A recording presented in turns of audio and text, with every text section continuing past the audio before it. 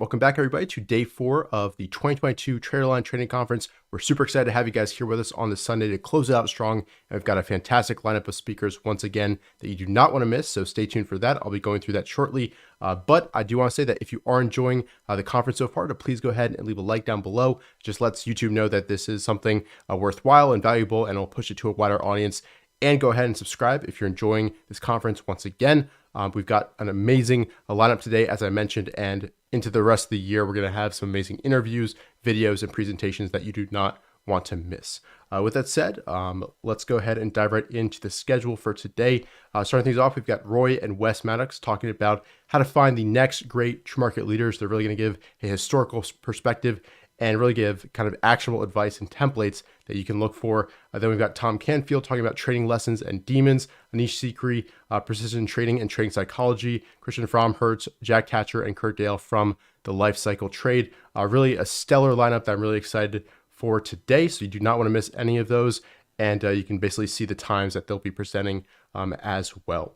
Finally, before we get started, I do want to give a quick plug to St. Jude Children's Research Hospital, which is the fundraiser we're doing throughout this conference. We just met our goal yesterday, but that doesn't mean you can't continue to donate if you're finding this conference valuable. So go ahead and do that if you haven't already. And with that, stay tuned, and we'll be right back with Roy and Wes. And yeah, let's close this out strong. And remember to leave a like down below and subscribe if you're enjoying this stream and conference. And yeah, I'll be right back.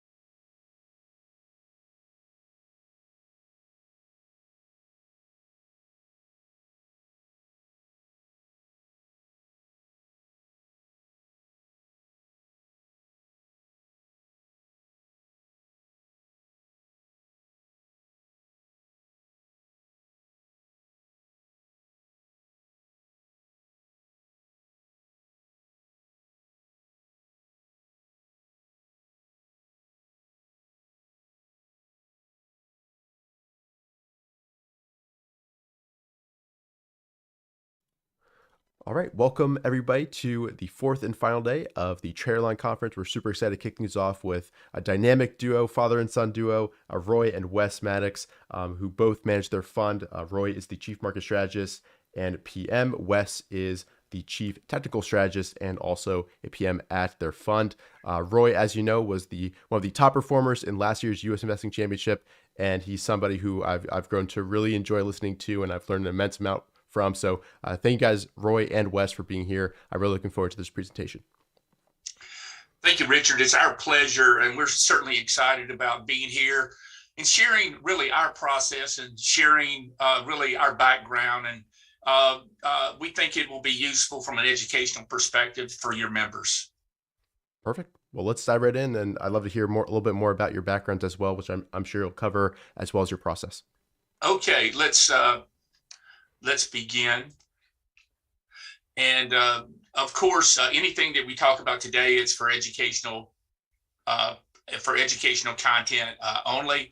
So be sure and keep that in mind, of course.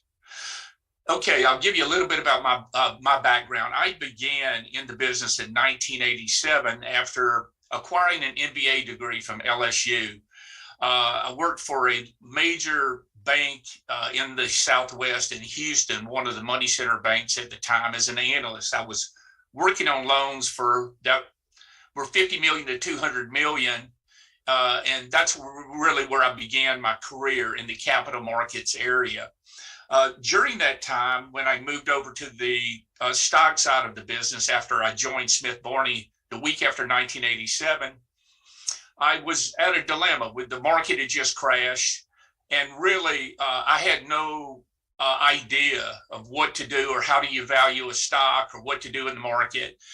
And I felt that security analysis by Graham and Daill was insufficient in terms of how things worked in the real world.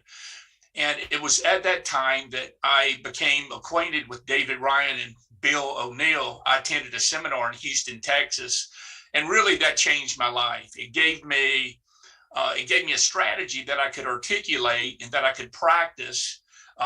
David Ryan won the U.S. Investment Championship that I was involved in last year, and he won it for 3 consecutive years in the 80s. But everyone that I talked to that worked for brokerage firms, Smith Barney, Goldman Sachs, Merrill Lynch, et cetera, all they had was about 200 names on a buy list, but they couldn't articulate a strategy. So it was at that time when I met David, and I have the first edition of the book, which is a treasure of mine. And David and Bill laid it out clearly. So it was that's where the love affair started. So 35 years ago, that's how I built the framework and the process that Wes and I are using today. That's how I built it from the ground floor 35 years ago. So it's pretty simple. We think that an investment process should really be based on 3 different factors. One, it's the technical analysis factor. That's looking, observing, watching, interpreting what a chart says, the way that a doctor reads an EKG. We also feel that fundamental analysis is extremely important. And as you know, Bill O'Neill was a stickler for the fundamental side, but he was one of the first guys that put it all together, the fundamental aspect of the business. And you put that together with the technical analysis, and then you have the framework to really have an investment process. Wes and I, over the years, have adopted the macroeconomic analysis part of this stool, and we think that that's important. In today's presentation, I'll be talking a little bit about the technical analysis and the fundamental analysis, and Wesley will be talking about the macroeconomic analysis. And then we'll come back and we'll look at some real world examples of leading stocks and how do you find leading stocks? Where are the leaders? Because all your performance can come by having a concentrated position in 1 or 2 or 3 leading stocks. Now, currently, there's not a lot of leading stocks out there. So that's telling you a little bit about the health of the market, Richard. So let's take a look at the technical analysis piece. So we think that this information is also vital in determining the direction of stock market moves. I think that looking at price and volume is crucial in terms of making an investment decision. Price is important, volume is important. I think if you study those two concepts, that will definitely push you in the right direction. We also think that the trend is important. And we look at the trend, when we look at the trend as explained short term, as a crossover of moving averages of a short duration, an intermediate duration, and a long-term duration. The market is currently in a downtrend. When the downtrend ends, no one knows. It many times bottoms happen when there's maximum pessimism and when the breadth is very poor. And we have a lot of those variables that are currently showing in the market. Our job is to determine when the trend changes. And from a long-term perspective, the trend won't change until the indexes trade above the 30-week moving average. So that's something that I'm looking at from a long-term perspective. And it's very, very useful when you go back and you look at the 2000 to 2000 bear market and the 2007 to 2009 bear market and compare it to the bear market that we're in today. I view today's bear market as one of the most difficult to maneuver in and one of the most treacherous bear markets that I've seen in 3 decades. So get back to the technical indicators. Now, Bill didn't use a lot of technical indicators, but I do find it useful. And some of the technical indicators that we use to determine short-term trend changes are the MACD, stochastics, point and figure, RSI levels. So we think that those can show you if the market is overbought, oversold, and it just gives you a contextual layer that you can describe, that helps you describe the current market position. We also think that breadth is important. And we look at the percentage of stocks above moving average, the 50-day moving average, and also the percentage of stocks above the 200-day moving average. Now, that doesn't tell you anything unless you can compare that at other market cycles going back the last 30, 40, 50 years. So we think that when you have that information, you can compare it to the past, you get an idea of where the market stands currently versus historically when the bottoms particularly occur. We also look at the new highs and new lows. It's very, very difficult to make money when the new lows are dwarfing the new high list. And that's currently the case. And we have a couple of charts to show you how difficult and why the market is difficult to maneuver in today, because the new high list is virtually non-existent.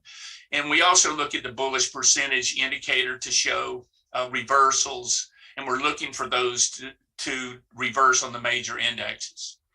In terms of sentiment, we look at the NAAIM exposure index. That shows you the amount of active managers, how much they're invested in.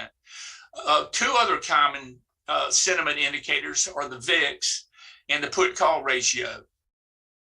Now, we think the market is set up. We think the market is set up to have one more down leg, but we're simply going to follow the trend. It seems like the camp is that this market hasn't washed out enough. It hasn't washed out enough people, but enough people are bearish that the market can make a meaningful tradable bottom. The problem is we lack many stocks to buy currently. So that's important to look at. But we do think that the VIX will spike over 40, and the put call ratio will go over 1.2 to 1.5 before the bear market is over.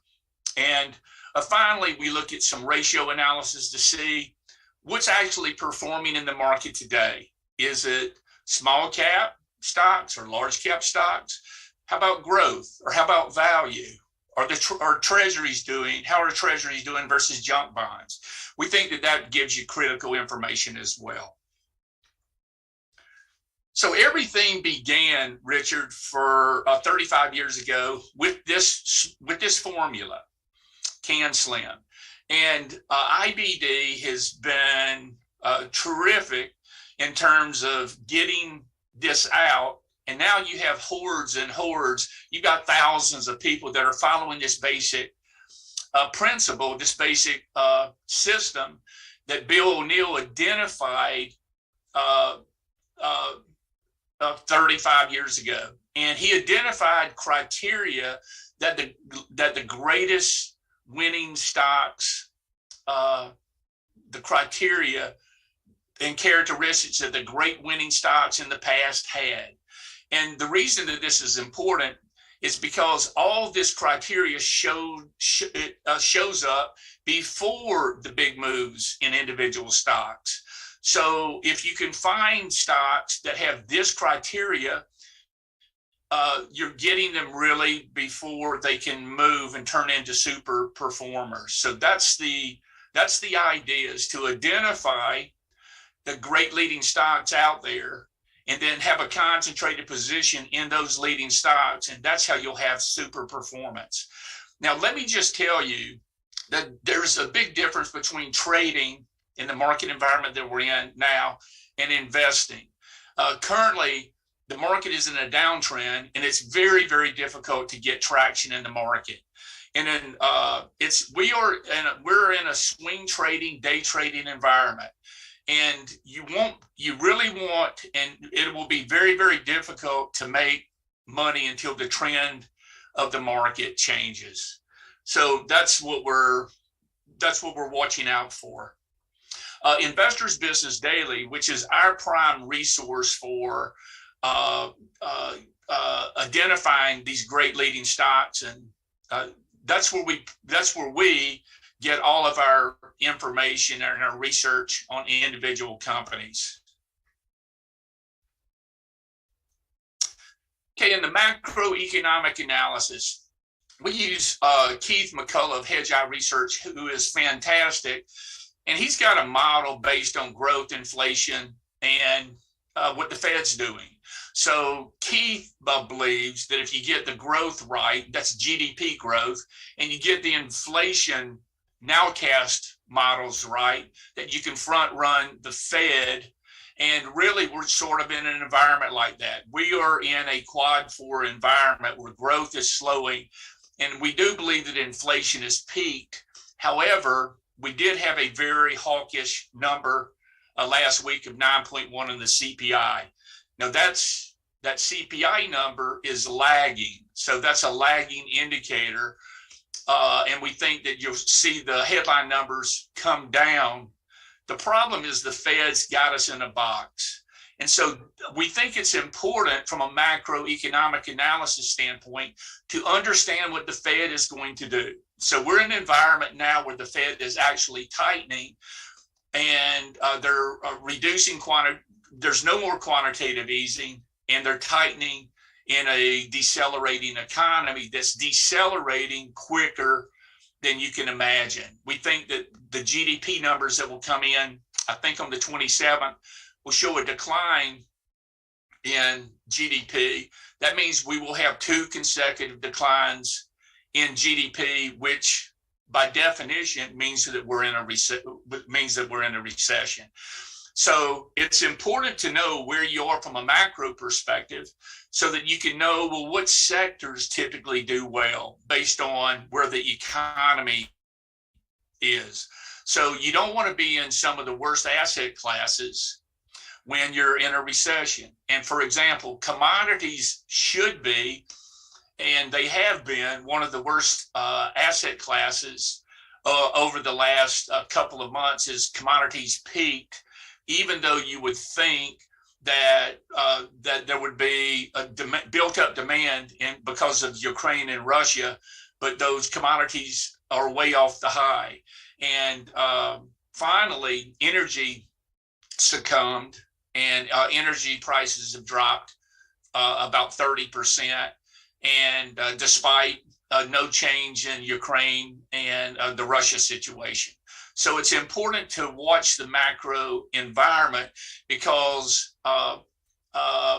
the market will be discounting how bad it is, but until the Fed pivots, we think there's going to be a lot of macroeconomic risk in the market. Now, remember in 2007 to 2009, we were in a downtrend, and the information and the news in the downtrend just got worse and worse and worse. And so we don't know how bad the news is going to be. You know, earnings are just beginning, and JP Morgan had a rotten report, big financial company. But Citigroup, on the other hand, rallied significantly on their report on Friday, and we think that that's important.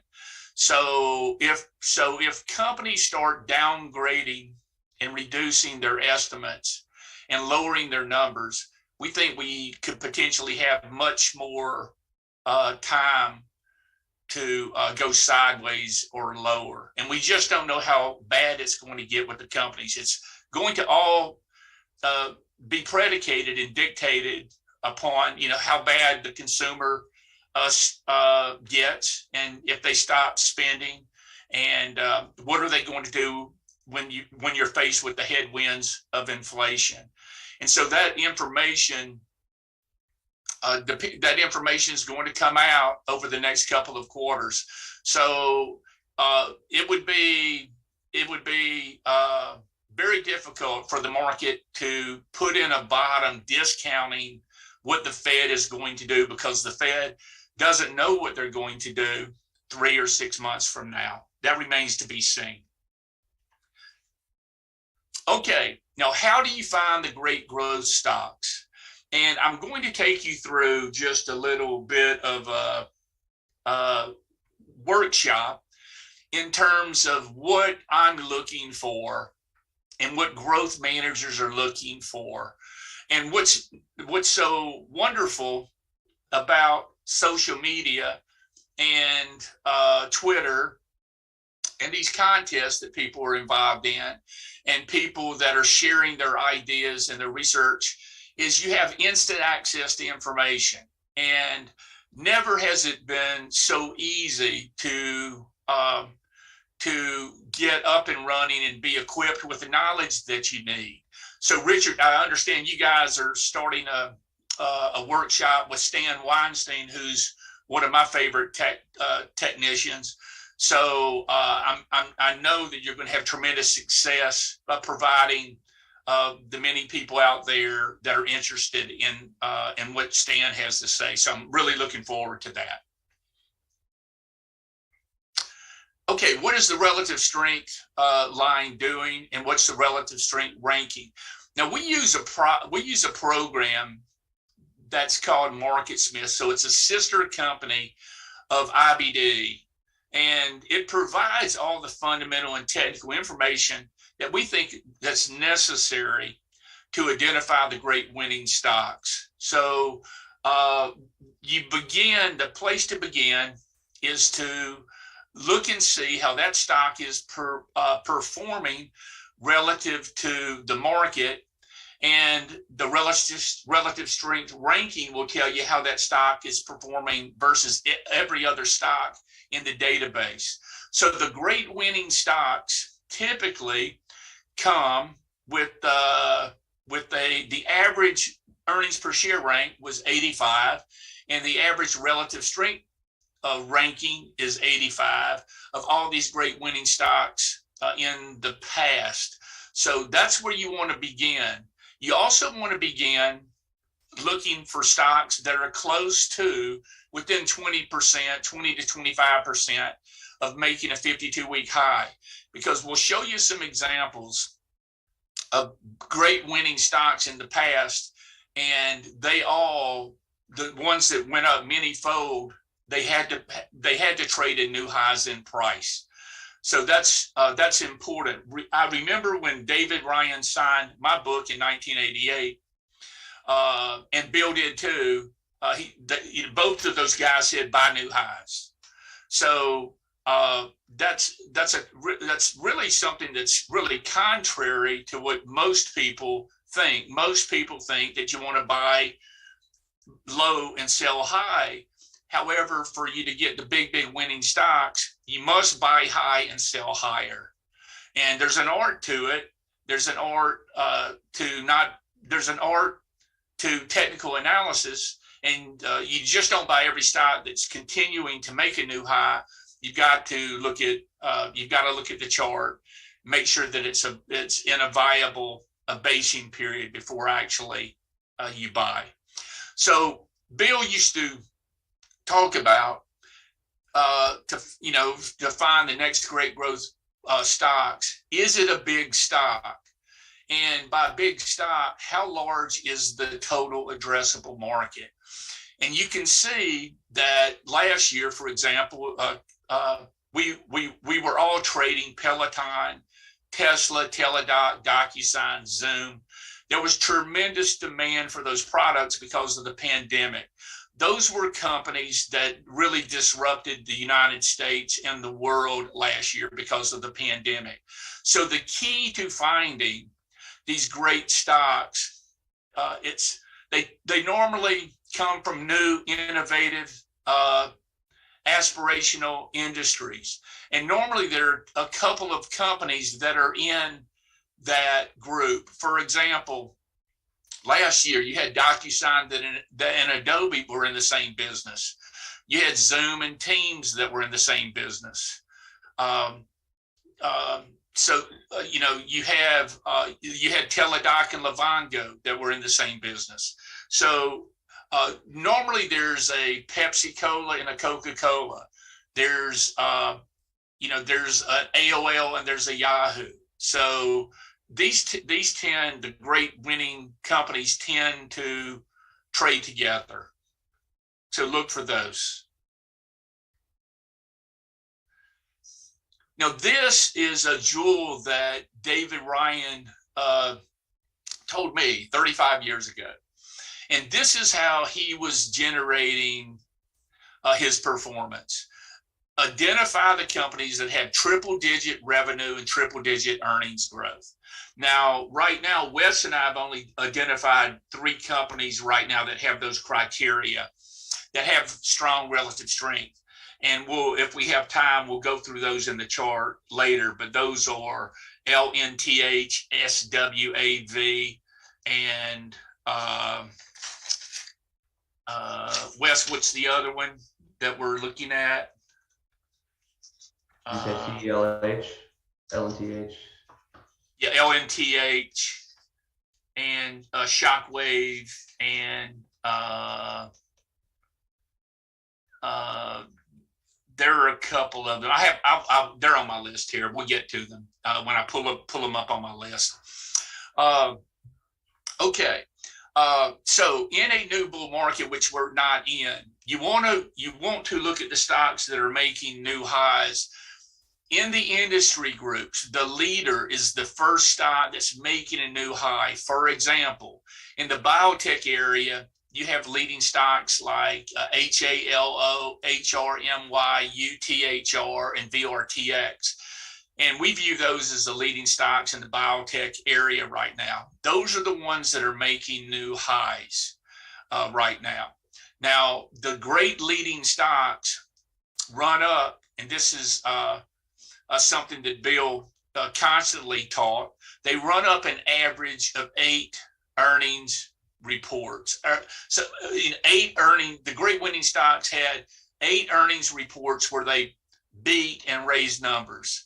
So great winning stocks last a couple of years typically, and we haven't seen any stocks like that for a couple of years. So it's been a very unique market because we haven't had great winning stocks. The last great winning stock that we had was Tesla. And in my career over 30 years, it's been the only stock that I've seen that actually led to new bull markets. So it led in the bull market before the pandemic, corrected 50%, then it came back and it led after the pandemic, when we bottomed in March of 2020, I haven't seen that in 30, 35 years. So it's very rare that you have a stock that's able to perform that way. That means that ideally, you're going to, coming out of this bear market, whenever the bear market ends, it may be companies that you've never heard of, that you have no, you don't even, you can't pronounce the name, you've never even heard of it, hasn't hit any of your screens, but you will find them if you know what to screen for. And we believe that you have plenty of screens to find these in Investors Business Daily and using the MarketSmith tool. The MarketSmith Growth 250 is a screen that is comprised of 30 other templates and 30 other screens that are compiled to identify the great winning, the best performing growth stocks and the best performing industries that are currently in the market. The IBD 50, which has a very high turnover of 1,000% per year,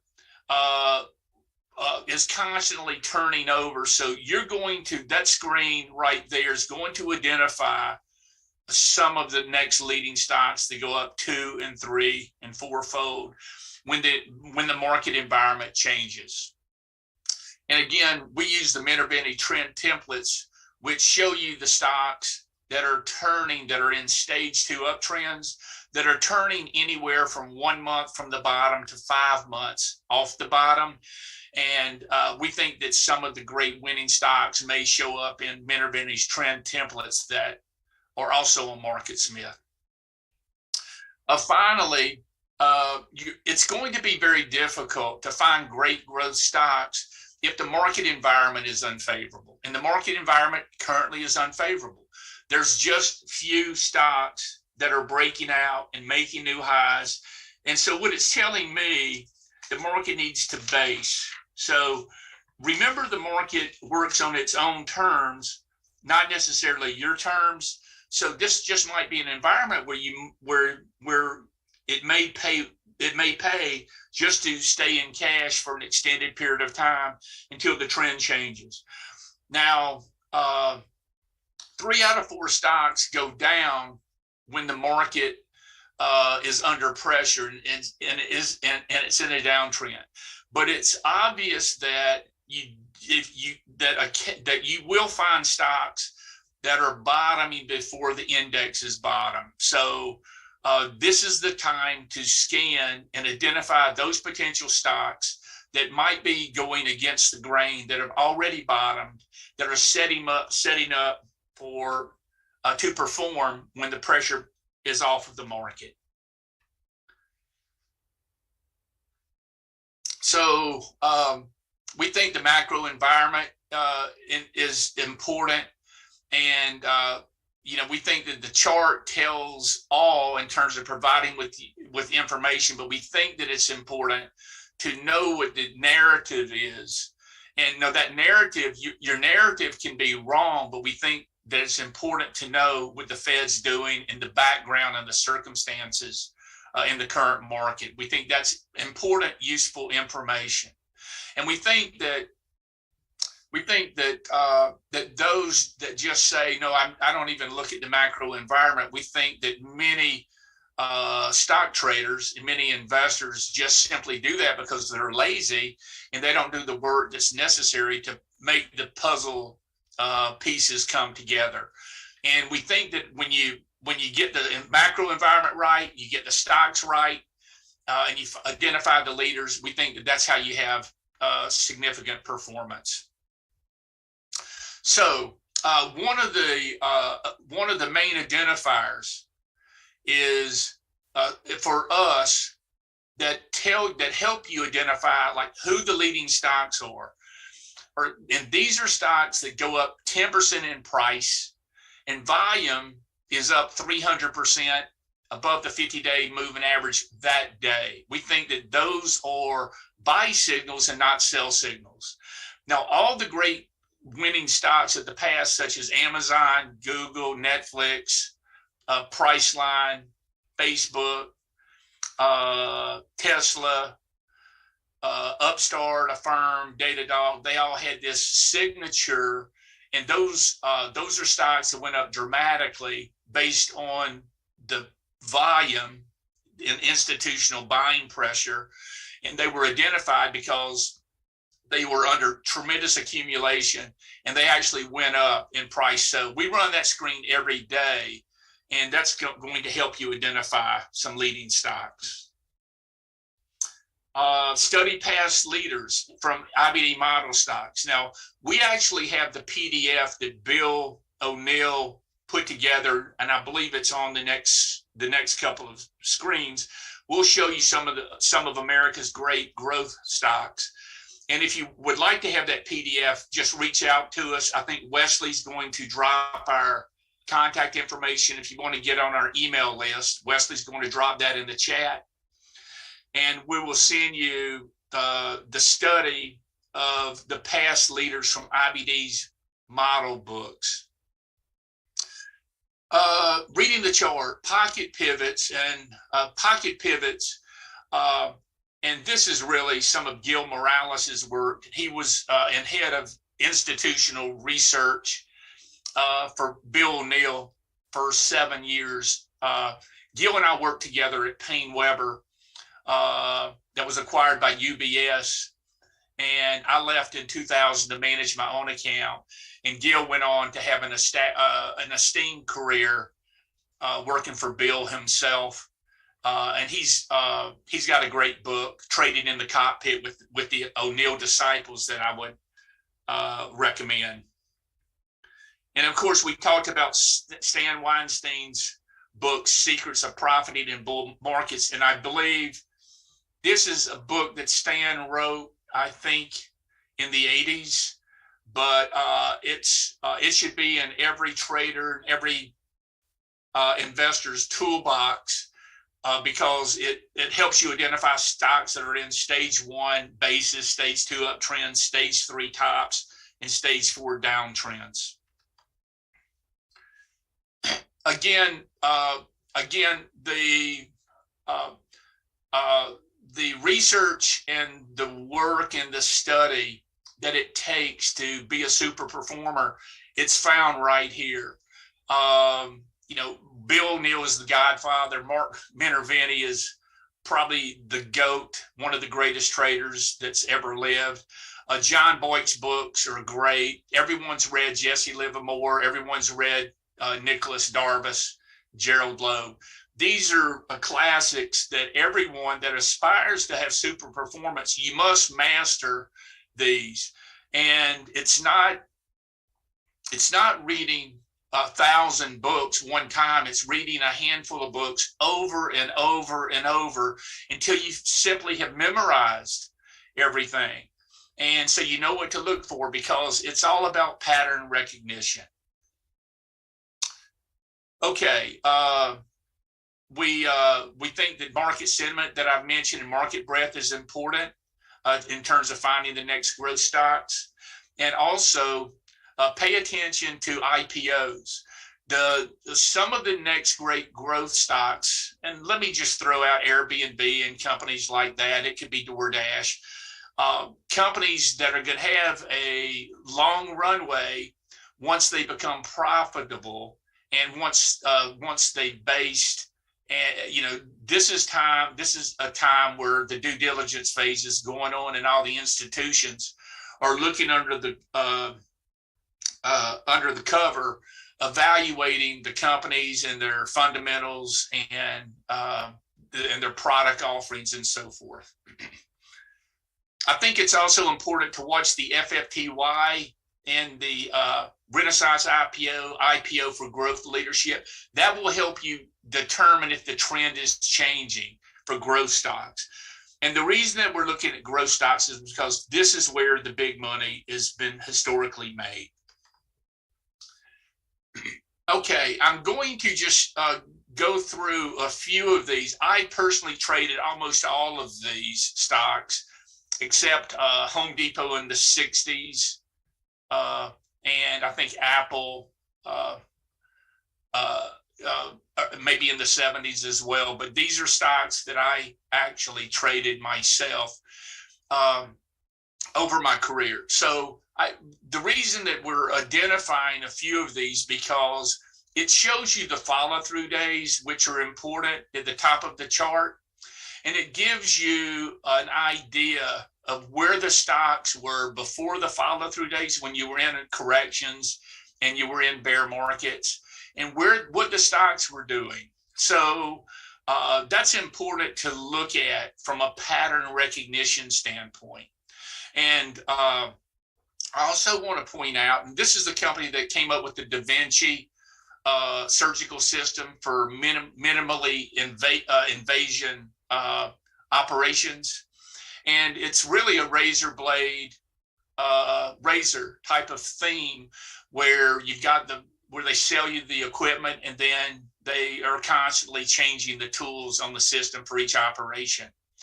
So that provided the hospitals additional income, continuing income coming in.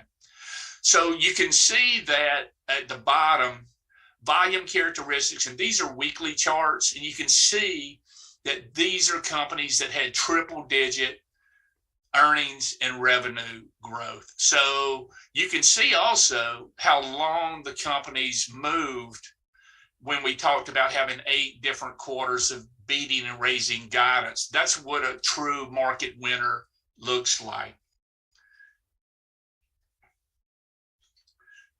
American Power Conversion Company, I remember buying this in 1990 and 1991. It was one of those stocks that I purchased with Microsoft coming out of the 1990 bear market. And they provide the power supply strips that you plug your computer in. So computerization was being adopted widespread. And of course, you needed temporary backup and power supply units to safeguard your computer. So you had tremendous growth that lasted meaningfully for a number of years, and the stock performed great as well. Notice where the stock early in its after the stock IPO, early in its move, it took about a year before the stock broke into 52-week highs. So you want to find the stocks today that are breaking in at 52-week high breakouts. They're going to look like this. So, this is, obviously one of the greatest stocks of all times in the 80s. And notice how the stock went straight up for the IPO. And Google had a nice advance phase right off of its IPO as well. And I think that I have the Google chart in here. But if you get a stock like this, and like I said, the only one that I really have seen in the last couple of years has been Tesla, which is now performing poorly, and it's presumably peaked because the run has taken place and they've got peak numbers. But notice how long the Home Depot run lasted, and every opportunity where it went 3 to 4 to 5 weeks sideways, that gave you an opportunity to continue to do your work, your research, and then buy the stock breaking out of the bases. Notice O'Neill's favorite tactic. You can see that he's buying after a consolidation into new high territory. And I've had some of my biggest years by adopting this same type of tactic and finding, those winning stocks and then pyramiding into that winning stock. That's all you have to do to have super performance, but it rarely happens. And I don't see stocks that are setting up right now that have the earnings power that you need to be in a brand new dynamic bull market.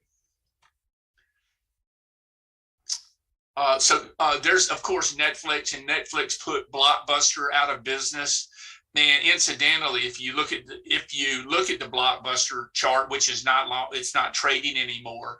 It actually had just really, you could see where Blockbuster went down when Netflix came out of their IPO. So they disrupted the entire business, and that's what you're really looking for. You're looking for companies that can disrupt and innovate through and have brand new products, brand new industry groups that solve a problem. So you'll get some of your biggest winners if you're looking at companies, and you can see that, hey, the total addressable market for this is the whole world. So it doesn't get any bigger than this. The way that the same thing that happened with Google when it came out on April 25th, 2005. And here's Qualcomm, one of the biggest winners from 1998 to 2000. You can see the stock went from 7 to almost 200, and that was one of the biggest winners that I've ever had in 30 years. And I just pyramided up the whole way up until it had the climactic run at the top in 2000. AOL was one of my biggest winners from the 1998 correction. In 1998, that's when 1998 is we were in a bear market, and there's the shakeout in the bear market. And but look at the earnings growth down at the bottom, and it came back. It was not over. The run wasn't over because the earnings weren't over yet. So we don't have companies out there that are growing at 129, 500, 200, 250, 350%. Not a lot of those that are growing currently. They'll show up, but they're just not there yet. Apple, this is Apple in 04. And notice it's all about the pattern. It's all about the pattern, getting the stock right, and then having a concentrated position in the stock. For our clients, we're just looking to have 2 or 3 or 4 of these, a couple of these in the whole portfolio. That's how you'll get your 20 to 30% years right there and compound it. Here's Apple. Actually, in 2010, we featured this because it was a different correction, different market. But you can see, you can look at the follow-through portions on the chart and what the stocks look like at that particular time. We think that's vital information to have and utilize. There's Priceline, which was renamed to Booking. I think they changed their name back to Priceline, but they dominated the travel business along with Expedia. Great winning stocks with triple-digit numbers, you can see. Cisco Systems was one of the biggest winners of all time too in the 90s. Now, what's interesting about the Cisco Systems chart is when it peaked in March of 2000, it went sideways. This stock still hasn't taken out its all-time high. And Microsoft, for example, I believe when Microsoft peaked in 2000, it took 16 years before it broke out again. So you have to be careful in all these stocks like Amazon, Google, Apple, because they can be great companies, but the run can be over. And that's what you have to be prepared for, and be careful in ETFs such as the QQQ when growth has slowed. There's the Walmart chart. And of course, Google, Monster Beverage, Henson. So they all have the same type of technology. So we do have this PDF that we would be happy to share with you. We think it's valuable that you can get more out of studying these charts than getting your MBA. So this is what it's all about. It's about price, volume, concentration, identifying the great winning stocks, and knowing what to do with them when you see them and you have them in your portfolio. So let me turn it over now to Wes, and Wes is going to talk about some macro concepts about, well, what's going on in the market today, and we'll slide through this part of the presentation. But we think that Wes is going to provide some very, very useful information in terms of looking at where the market is contextually speaking today. So with that, Wes, let me turn it over to you. All right, thanks. And if you could stop sharing your screen, I'll be able to share mine and take over here. Thank you.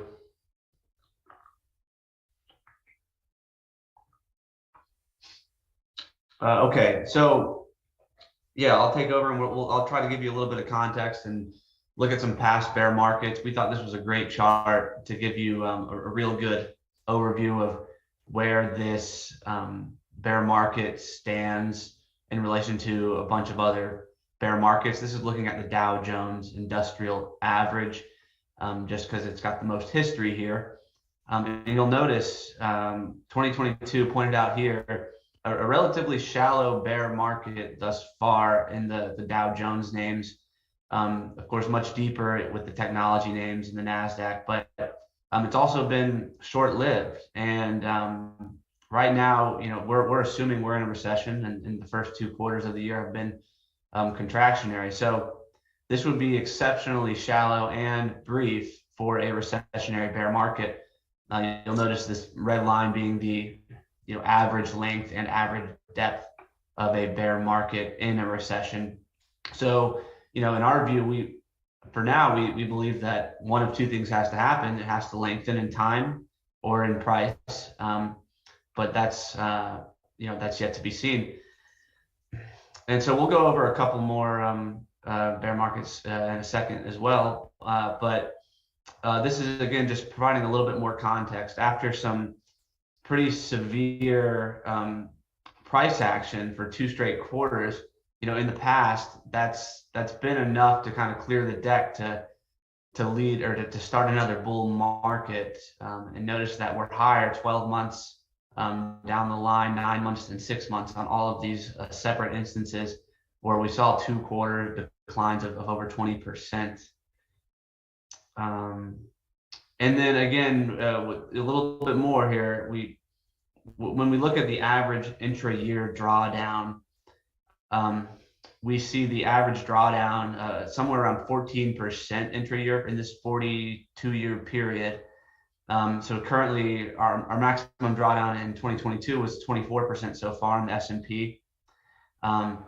And the average drawdown in a down year, so these red bars, the average drawdown is actually around 23%. So we're at that point where we wouldn't necessarily expect to have reverse and have an up year in this year, but again, still a lot of year left to go. We're only halfway through.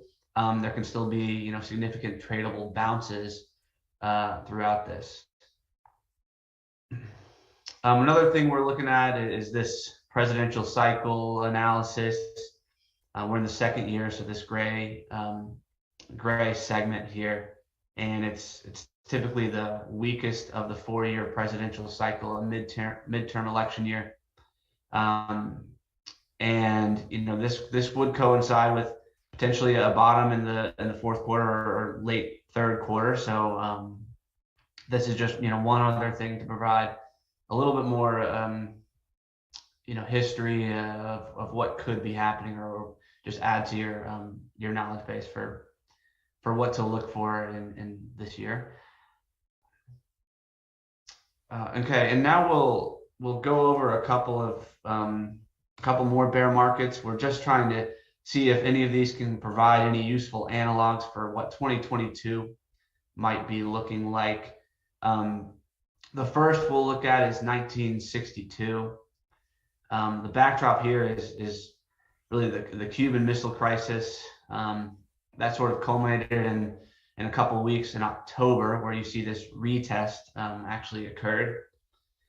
But it lines up pretty nicely with a pretty steep decline the first 2 quarters, a tradable rally, which we could be getting right here, and then a retest later in the year. Another bear market we want to look at is 1990. 1990, a little bit different environment, of course, and this sort of began when Iraq invaded Kuwait on August 2nd, 1990. And similarly to that environment, we had high energy prices.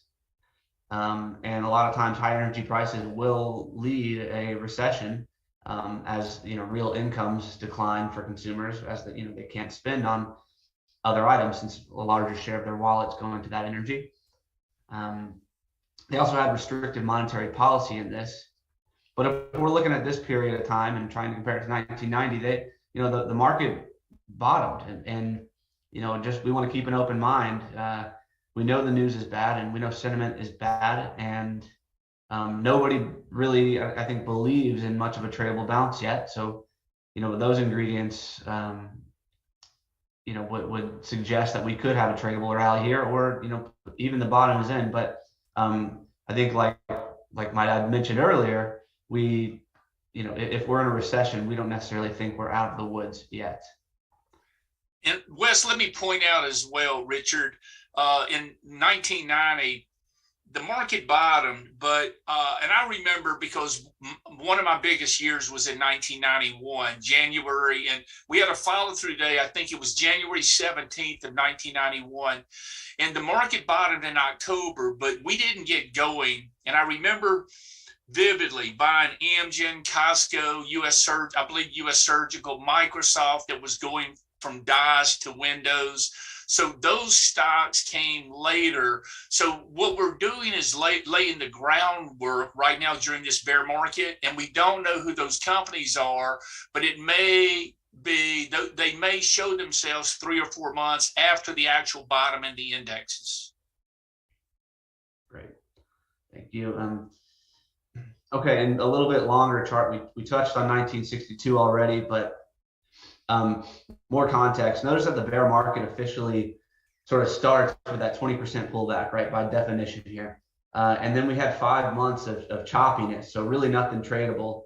And like Roy just mentioned, there's still some time, right, for leadership to emerge, and we wouldn't see leadership necessarily until we're really out of the woods. And so there's a lot that can happen over the next several months. And we're just now really by definition in a bear market for the S&P. Here's another example of 1970. There's the bear market by definition, again, starting in February or January of 1970. And then we have another leg down beyond that. And 6 months later, we're really just consolidating and getting out of a bear market.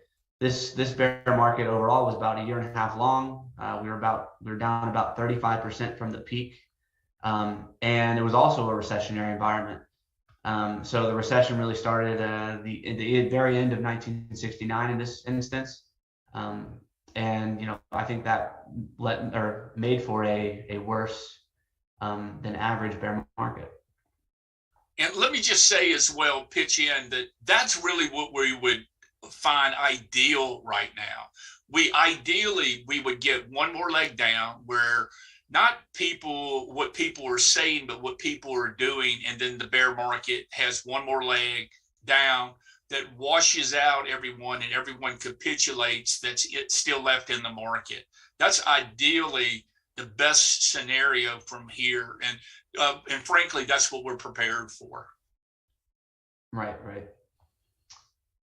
Exactly. And so 1974, another example of a bear market we're trying to study.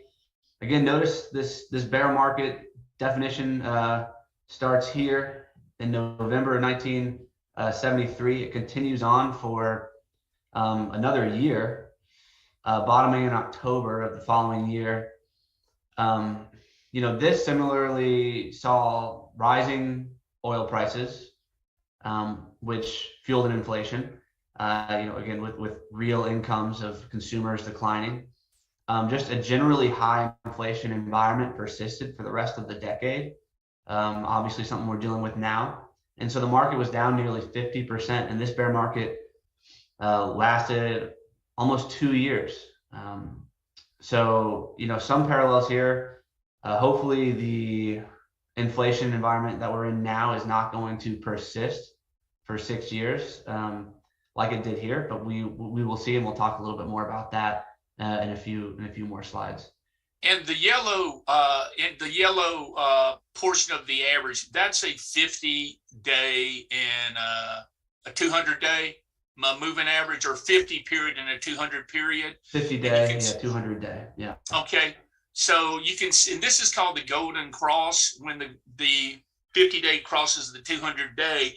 This is a lagging trend following indicator, but you can see that this lagging indicator got you out in 1973 and got you back in when the market had convincingly made a bottom. And we like to use the 30-week moving average, 2 consecutive moves over the 30-week. That's why I'm not in any hurry whatsoever to buy now, because the trend is weeks away from that potentially happening. And that's just important to know from a trend perspective. And again, the 10-day crossing the 21-day, that's a very short-term indicator. 21-day crossing the 50 intermediate, and then again, the 50 crossing the 200-day is a long-term indicator. Right. Okay, so we've got a couple more to go through, and this is the 2002 bear market. We're calling it the second bear market after a meaningful bounce in late 2001. In this bear market, we were down about 35% from that peak bounce in early 2002. This followed, the bounce was really fueled after a rally after September 2001, and we bottomed about 10 days after 9/11. So, around where the markets reopened following that. But again, just, after you enter that bear market, this bottoming could be a process. It could be several months down the line when we get a real meaningful and sustained bull market. And so you have to be careful to not get chopped up and potentially, buy capitulation events like we see a couple that look capitulatory here on this chart. Okay, and then 2008 to 2009, a prolonged bear market as well. The market dropped over 50% here, and of course a deep recession during this period fueled by the housing crisis. And like we talked about earlier, this is a bear market starts here, and we're looking for that last leg down where there's certainly a lot of panic in this last leg as firms started to fail, and the banking crisis occurred with that as well. Okay, and then now the current bear market that we're in. Notice right here, we're in this bottom right-hand corner of the chart.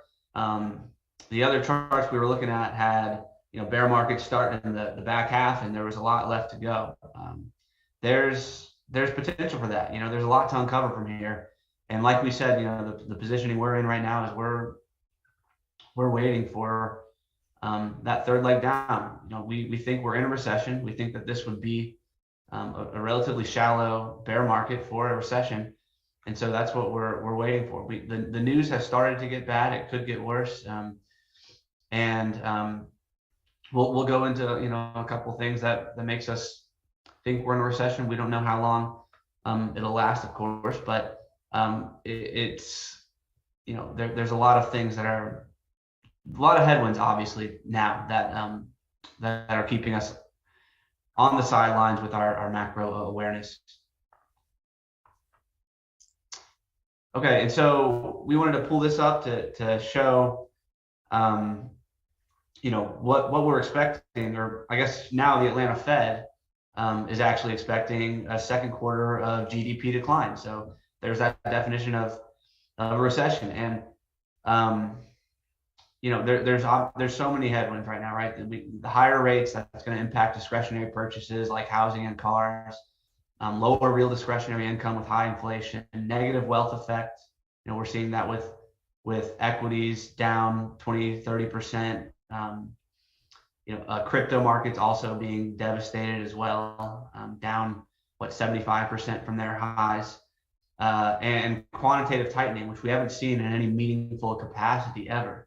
I think last time when they started tightening, it was extremely short-lived, and we'll see how long they can actually stay on that path. But these are the things that we're all aware of now, and are keeping us again on the sidelines for now.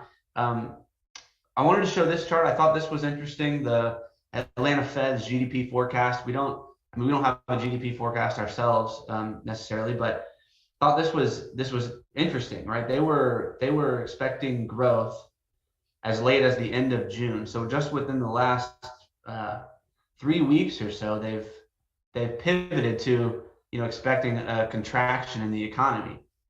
This is something that we kind of expected for I think prior to them adjusting their forecast, but it shows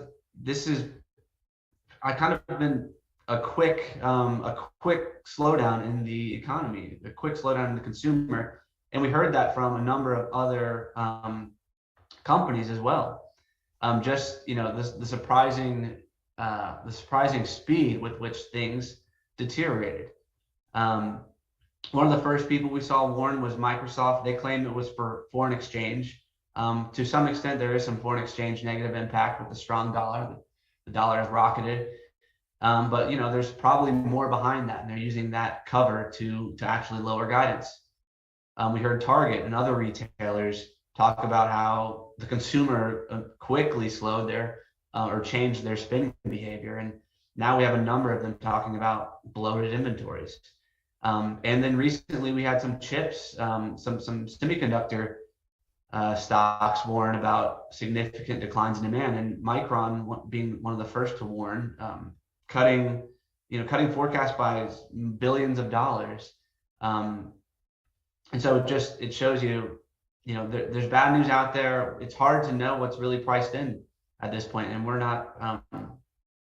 It's hard for markets to discount that when companies certainly don't know, and they're just now starting to realize that business is going to slow. Some other things we'll just touch on: the real money supply in contraction. So less liquidity, not good for markets in general. And really the biggest macro factors to be aware of is the Fed funds rate path. Right now, this was maybe Thursday, we saw it ramp to near new highs of what people expect for the Fed funds rate by December. So we're 3.75% or so.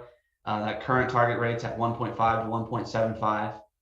And following the CPI and PPI last week, that next rate hike could be somewhere. It could be 75 basis points or 100 basis points, in I guess the next week or 2 weeks when they meet and raise rates again. And I took a snapshot. I plotted this a week ago, and then I plotted this a couple days ago, just to see what people were expecting for the next several rate hikes. Notice that now the implied Fed funds rate in December, that went up in just 5 days following CPI. In February, we also saw the implied Fed funds rate higher than what it was just a week ago. However, we are actually starting to see rate hikes or rate cuts being priced in more significantly. So notice March is lower than what it was 5 days ago. May is also lower. All of these are now lower. So people are actually expecting, the tighter monetary policy in the near term means, looser in the long term. So we might be pricing in quicker rate cuts if people are convinced that the Fed will be aggressive enough to actually meaningfully slow down inflation. And it needs to happen in the next few months if we're going to actually consider rate cuts sometime next year. And the question we always consider too is are they actually serious about it? There's always political pressure to keep jobless rates low, right? To keep unemployment rate low.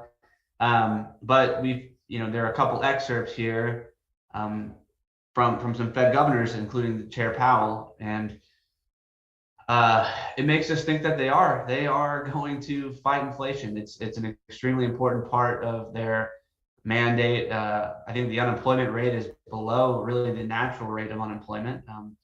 It's safe for that. They have some buffer room to allow unemployment to creep up.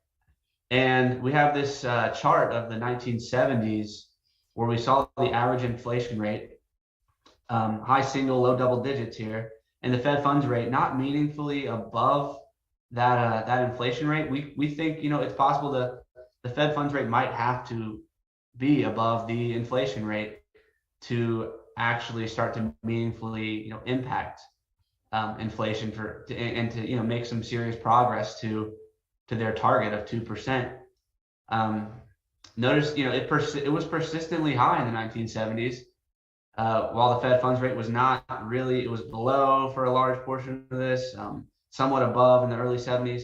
Not until the 80s when we saw, a 600 basis point gap in the Fed funds rate and the inflation rate, and here's another 600 basis points, that we actually saw a meaningful, impact on inflation. So we do think they're serious. They're certainly saying that they are serious.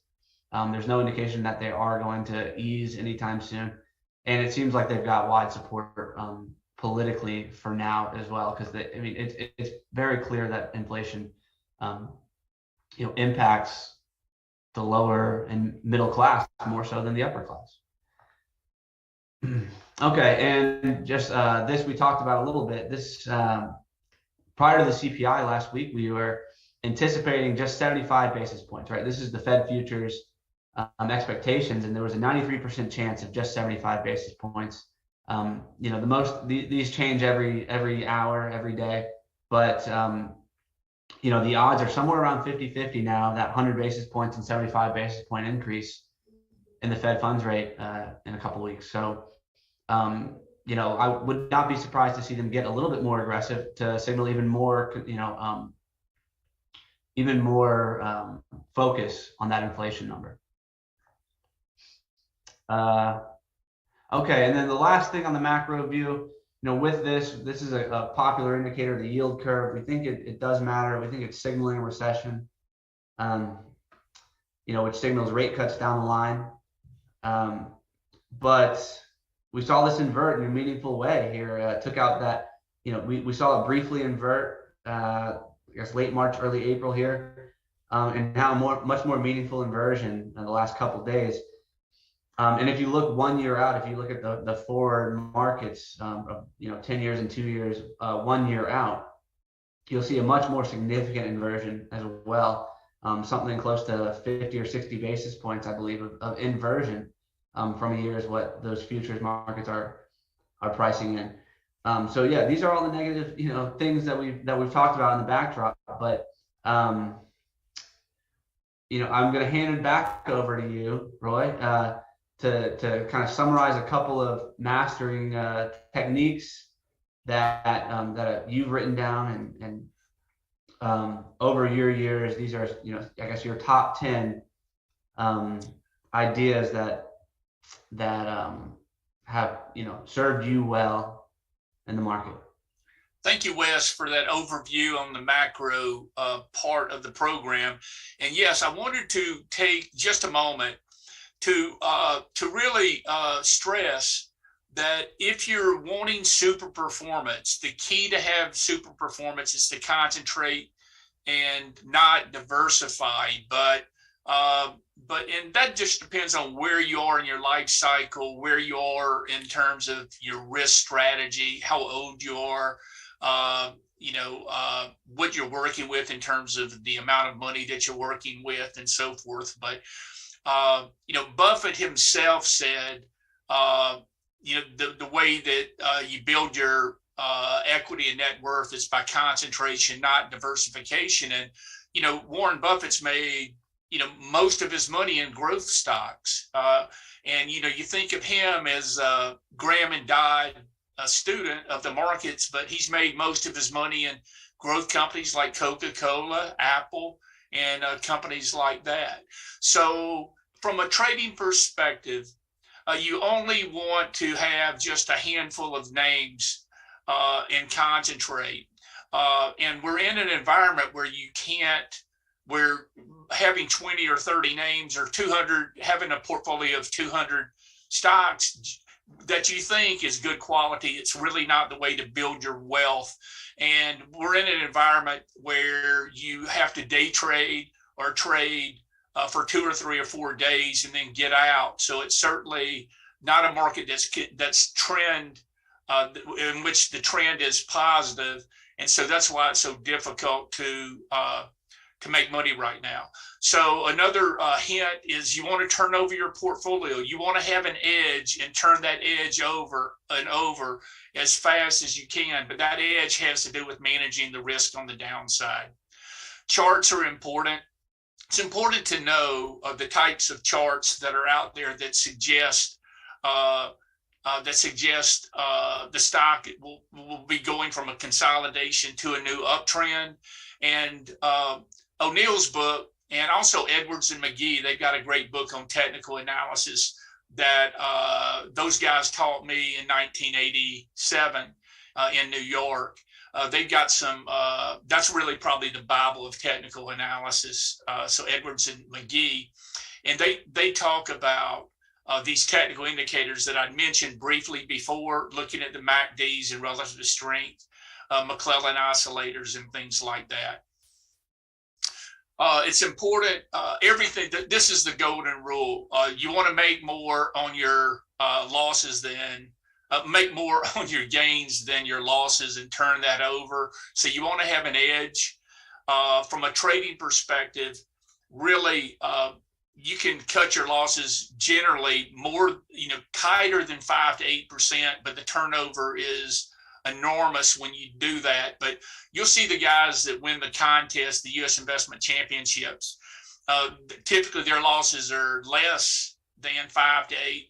My typical stop is the day before. So if you buy a stop breaking out, you use a 1-bar stop, and that's but the turnover on managing an account like that is just tremendous. Trade directionally, never average down. Buy stocks in uptrends, not downtrends. Darvis was famous for buying the breakouts and then having the stocks come in 3 to 4 days and then turn back up and then add to the position and pyramid into the position as the stock takes out another box. That's a great strategy in a bull market. This is really a great hint. You want to trade your largest when you're trading your best. Minervini talks about this, and he calls it progressive exposure. So you don't pile in. If you see that the market is turning and potentially the market's turning, you have to incrementally add exposure, because we've had 4 or 5 follow-through days that suggest a trend is changing, and none of them have worked. So I think we'll have a presentation by one of the team from the life cycle trade, and they'll probably talk about follow-through days this evening. I can't wait to see that, because they've done some outstanding research in uncovering those follow-through days in conjunction with bull and bear markets.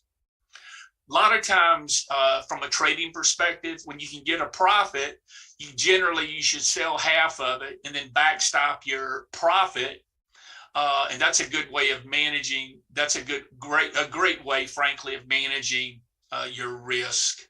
So as soon as you can get a profit from a trading perspective, if I'm up 3 to 5%, then I'll move my stop up to break even immediately, and that reduces, that keeps you in the trade, gives you the opportunity for a gain, but it allows you to not lose money on the position. So when you can get an edge like that, you just do that, you turn that over and over again. But if you're managing a fund and managing millions and millions of dollars the way that Wesley and I are, it's very difficult to put millions and millions of dollars in one day and then take it out the next day and constantly do that. We're in an environment, if you do that, you'll get chewed up. Study your winning stocks, study your losing stocks. It's important. The TraderLion team had some great behavioral presenters that talked about the behavioral aspect and the mindset in terms of trading. And I think that that's very important. And it's very important to help you so that you can trade the best. And you can, when this market does turn, you can move money back into the market and not be afraid of losing money. So that's all about mindset. And again, there are many different ways of trading. You can be a value trader, you can be a growth trader, you can buy weakness, you can sell weakness, you can buy strength. There's all types of ways of making money in the market, but just try to be a specialist and try not to incorporate style drift, because what that will do is that will get you out of your trading, your long-term trading tactics right at the time when it's changing. So managing your losses and cutting your losses is the holy grail in trading. Richard, that's all we had. Perfect. Thank you both for that excellent presentation. And I definitely want to dive into some questions now. And first things first, Roy, I'd love to ask you, you mentioned you want to concentrate in 5 to 6 names. How do you focus and find those 5 to 6 names once, everything starts moving off the bottom, breaking out of bases again, we're in a new uptrend? How do you focus on those top 5 ideas? Richard, let me share my screen with you. Sure. And I'll show you sort of what we're looking at. Let me find the share button again. Share screen. Yep. And while Roy's doing that, if you have any questions for Roy, let us know down below in the chat, and make sure to drop a like for that excellent presentation and subscribe if you haven't yet to the channel. And yeah, we're right here. Okay, so, and I mentioned the other stock that I was thinking of is Celsius. Yeah. So they're going to show up on your screen. So Market Smith, I've got screens such over here on the left-hand side, stocks that where earnings are up 20% this year. The IPO screen, sales. This is Pat Walker's screen. Sales and earnings that are up 40% from the last quarter. Here's your 10-300 screen. I run all types of screens to identify finding those leading groups. Like this is one that I just forgot when we were talking about the 3 that we're identifying. And I'm looking for stocks that have high relative strength. So you can see the relative strength line is making a new high. But what's got my attention, it's the earnings and revenue growth. So you can see that the earnings and revenue growth, you've got triple-digit earnings, triple-digit revenue growth, and these are the characteristics of great winning stocks. So you can see on the Market Smith chart that this company's got 800% earnings per share growth expected this year, and 99 cents next year, up 120%.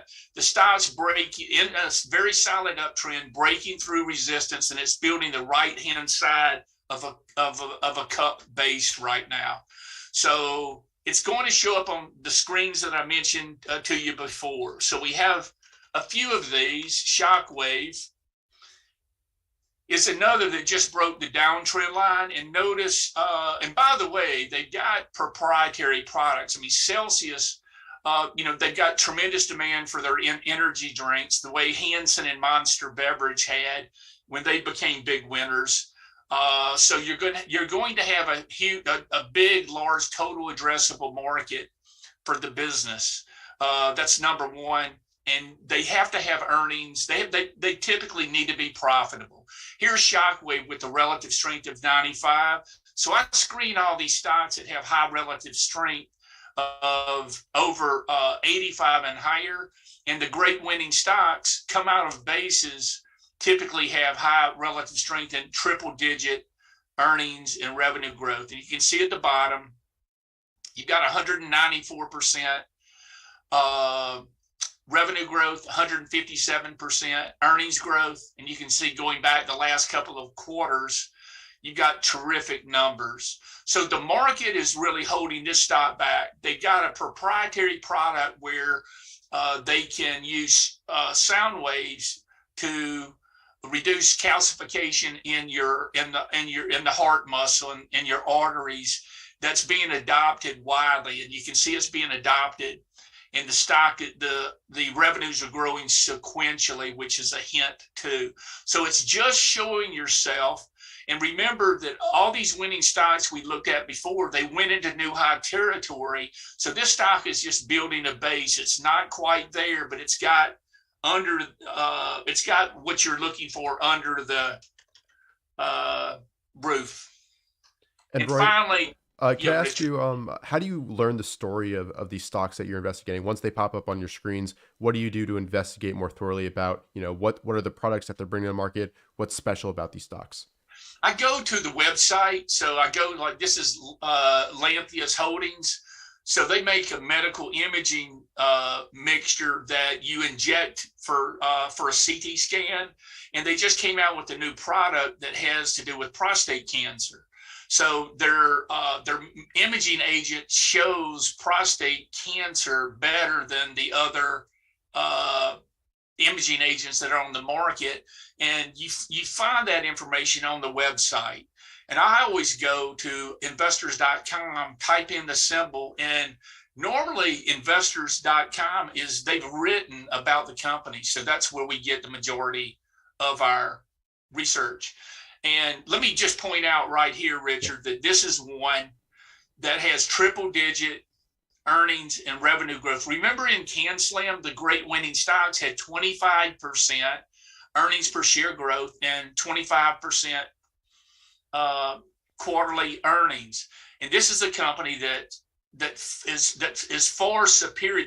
The three companies that I just showed you before, they're superior, much superior than 25%. So this is where the big winning stocks typically come from. And there's the 10-300 that I talked about before, and that was an earnings report. So we're going into earnings period.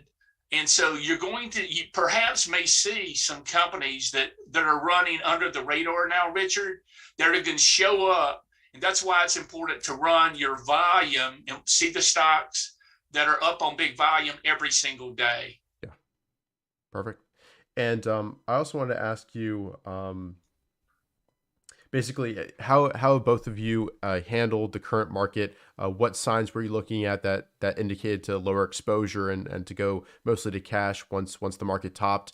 And if you have traded at all this year, have you been hedging? What size positions have you been taking? Basically, how have you handled the current environment? Okay, this is the NASDAQ composite, and there's the break. And so what happened at the market top was distribution was taking place. By distribution, those were days where the market, where volume was higher than the day before and the market was down.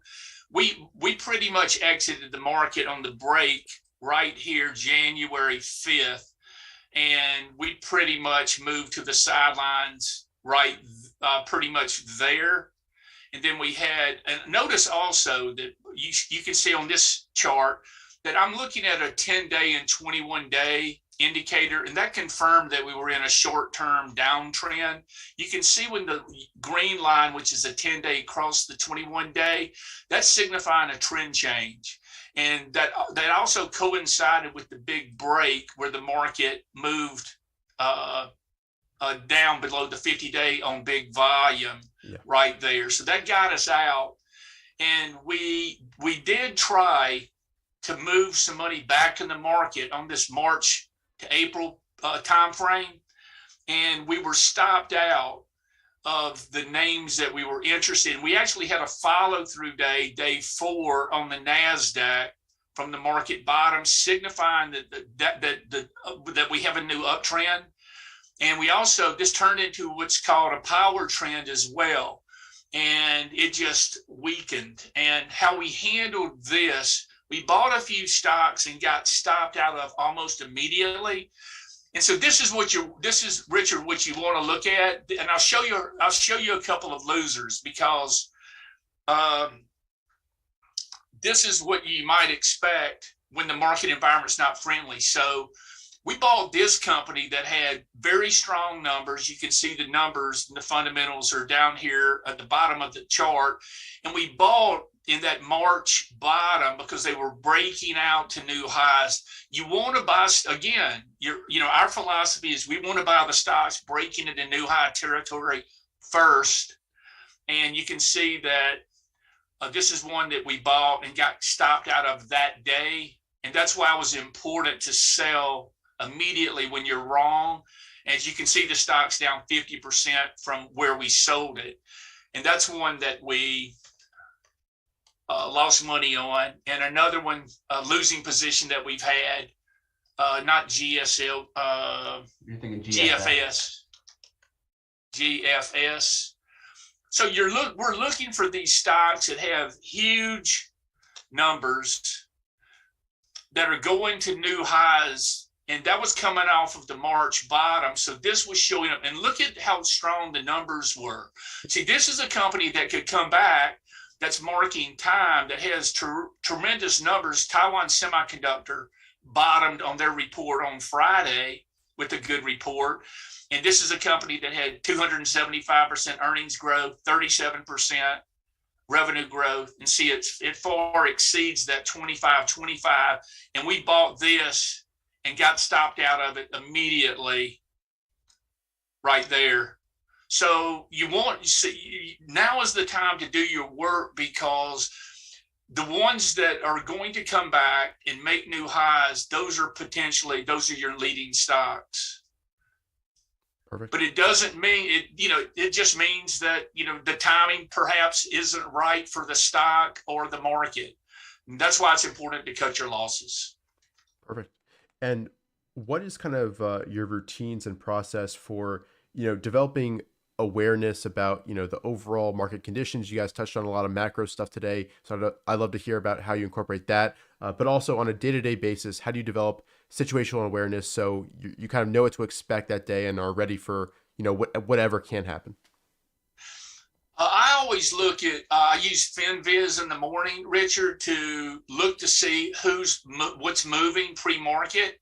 So, I go to FinViz, and there's a free and paid version of it.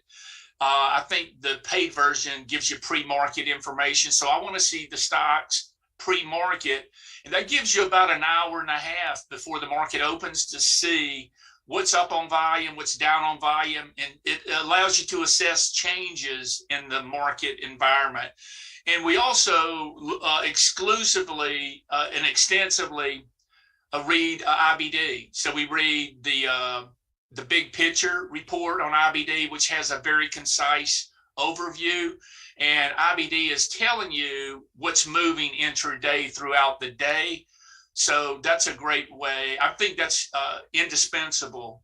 You must have that, or have a service like that provides you updates throughout the day. And we also use briefing.com, and they have stories all throughout the day on your stocks and on the market, on the internals.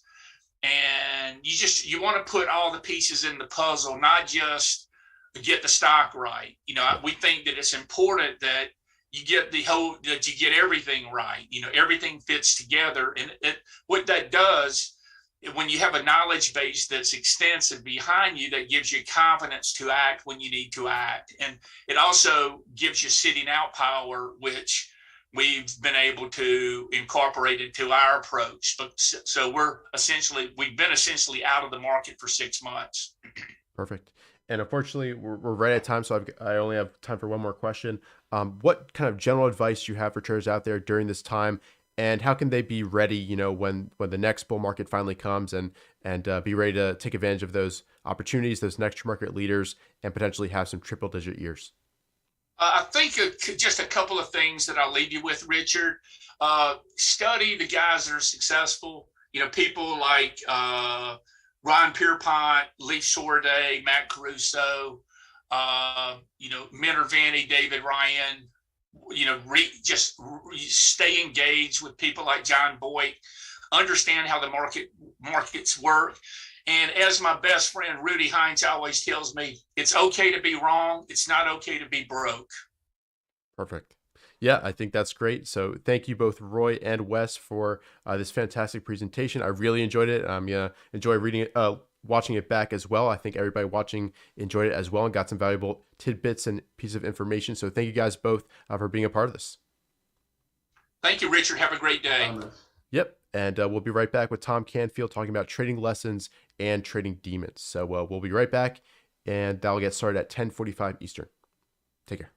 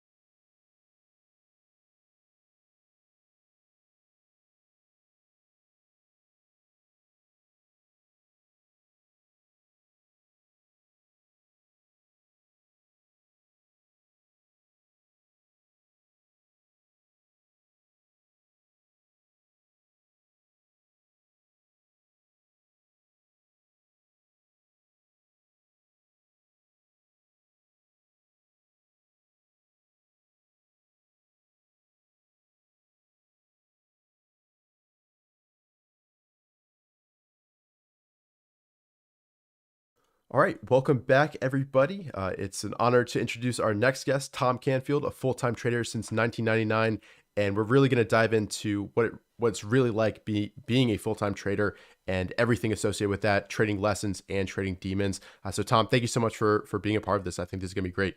You bet. Thanks for having me, Richard. It's a pretty cool event. You've had some amazing speakers. I got to listen to David Ryan yesterday, which was a real treat.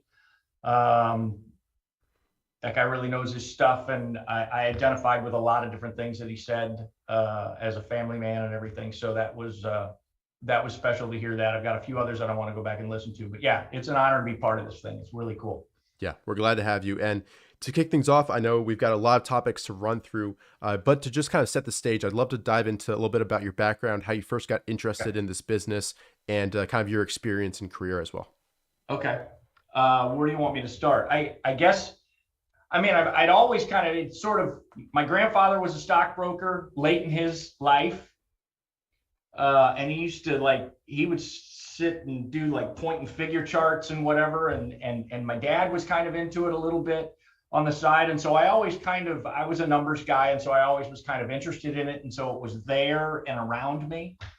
Then I went to business school. And after business school, I took a job with a investment bank called Kidder Peabody and ended up trading on the fixed income side. I was involved in a lot of mortgage-backed securities.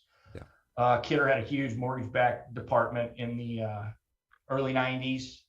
And so I was there for a couple of years. But then I was fascinated with the numbers, but I was a salesman. And so I was like there with this inhuman, trader in New York and this inhuman portfolio manager of a savings and loan like this, yeah, trying to, because they can't talk to each other because they're miserable people, and I'm the go-between, and that exhausted me. Yeah. It was like I loved the math and I loved the products and all that stuff, but so I ended up leaving finally, for a variety of reasons, and I started a restaurant business. Called Bagels and Java, where I was bagel bakery, from scratch bagel bakery and coffee shop kind of concept, kind of like Einstein's. Yeah, that's around the country, and there's tons of them, especially up in New York. But anyway, and then I started having kids, and the restaurant business and kids didn't mix real well because it's just you're 24/7, and it exhausted me. And my dad, I guess probably is like a father-son, hey, let's connect sort of thing, took me to a Wade Cook conference, which I don't know if, that's olden days, and I don't know if you've ever heard of Wade Cook or not, but he used to put on these seminars about covered calls and ringing the register and all of that. And even though that was a complete fail in terms of building a fund strategy for investing or whatever, it was fun to kind of go through it with my dad, but it gave me the bug. Right. It reignited the bug. And this was, I want to say it was either late 96 or early 97. And so as 1997 went along, the internet had finally come along. And so I could do at home on the equity side what I was doing or working towards in the fixed income side. And so I kind of started playing around with it and started while the restaurant business was going. And the restaurant business was failing because I was spending less time, and I was spending more time with, I had 3 kids in diapers at once. So it was kind of it was chaos, and my wife needed more support, and I was burned out from the restaurants. And I was really fascinated by this whole concept of trading. And so I kind of dove in. And the restaurants actually failed a lot faster than I wanted them to. And so I was sort of forced into full-time trading because it was kind of like either I got to go get a job or I got to pull this off. I got to pull this off. And I had a little bit of capital and whatnot. I got about 50 grand in capital or something. And so I'm like, all right, here we go. And that's how it started. I would not recommend that path to anyone, because I probably started full-time before I was ready. And so I put $10,000 into a trading account, and dude, I blew it up like that. Like, I've been having some success and whatever, but all of a sudden, once I switched over to full-time, it's like the whole emotional profile changes. So any of you out there that are like having good success as a part-time trader, side hustle, whatever, while you still got a full-time job, don't be in a hurry, because that shift changes so much of your perspective that you need years of repetition to be really ingrained and confident in what you're doing, because all of a sudden the pressures and the responsibilities and the stresses of, okay, this has to work, as opposed to, you know, the thought of playing probabilities is really easy when you got 100 grand coming in the door from something else. But when all of a sudden that 100 grand has to come out of that trading account, probabilities kind of get thrown out the window in your head. You're like, I need this stuff to work, which is not the right way to be going in. You're no longer objective is a fair way to put it. So that was my wake-up call of just how hard this was going to be. And it probably took me from that point about 2 to 3 years to kind of figure things out. I had success, and then I'd have failure, and I'd back up and whatever. And thankfully, I started getting better and better. And I was making progress with my accounts. I had a horrible experience with a stock called QLogic, where it had earnings. I didn't know it was earnings. Yeah. I mean, there was all kinds of fundamental things wrong with everything that happened in this trade. But I had grown an account from 50 grand up to about 80 grand. And I'm rolling and I'm feeling good about myself. And this QLogic trade came along, and for whatever reason, I'm like, that's way too high. It was up like in the low 20% or something like that.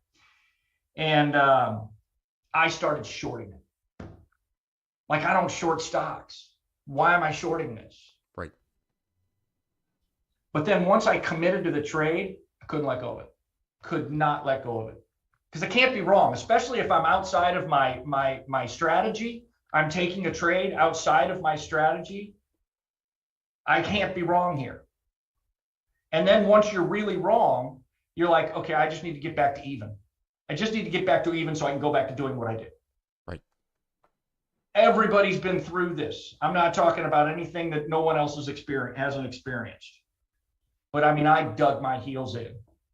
And I just kept shorting until the computer said, you can't short anymore. And I took an $80,000 account down to 40,000 in a day. Wow. That was a wake-up call. After that, I took it from 40 down to 30 and was like, what am I going to do? Because I'm taking money out of this account every month to cover expenses. Thankfully, back then, life was really cheap, and we didn't do much other than feed baby formula or whatever. So I got a lifeline from my old man, who loaned me $100,000. And it was that accountability that cleaned me up from a lot of my sloppy habits, gunslinging habits, whatever it was, really quickly. And I started to methodically chug along,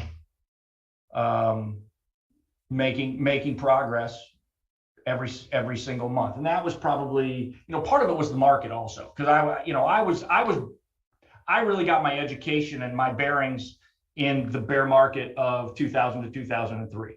Yeah. Like that was my, and that experience has stayed with me to this day. It shaped who I was as a trader. It taught me everything about how cruel the market can really be. So what we're going through right now, even though there's a lot of traders out there that are super frustrated, you're getting the education of your lifetime. Don't let it pass you by.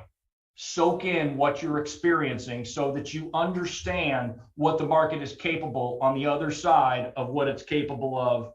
Good. It's capable of some amazing, awesome stuff.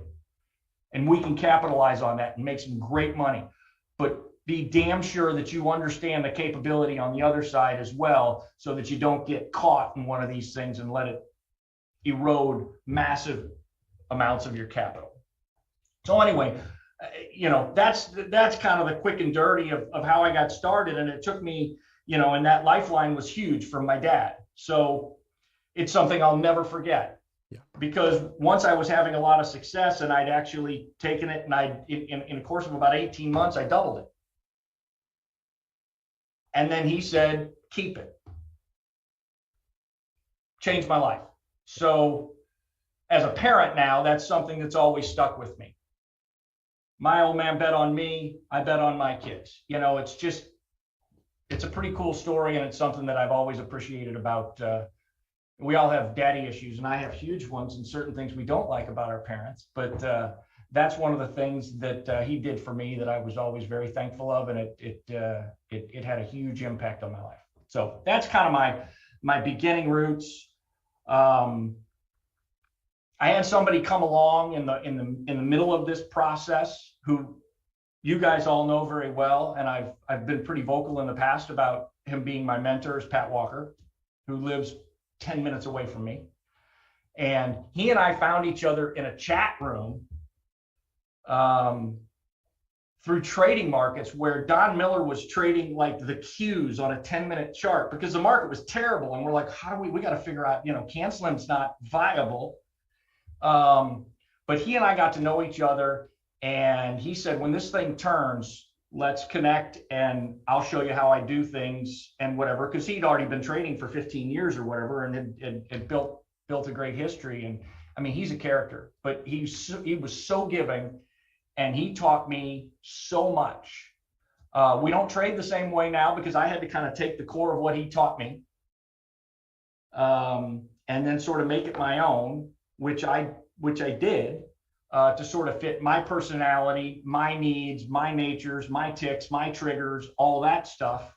And that kind of bore out the system that I have and now teach in my service, that has allowed me to raise my family and be with my kids and coach their hockey teams and do all that. Because at the end of the day, for me, and we'll get into this later about life balance and all of that.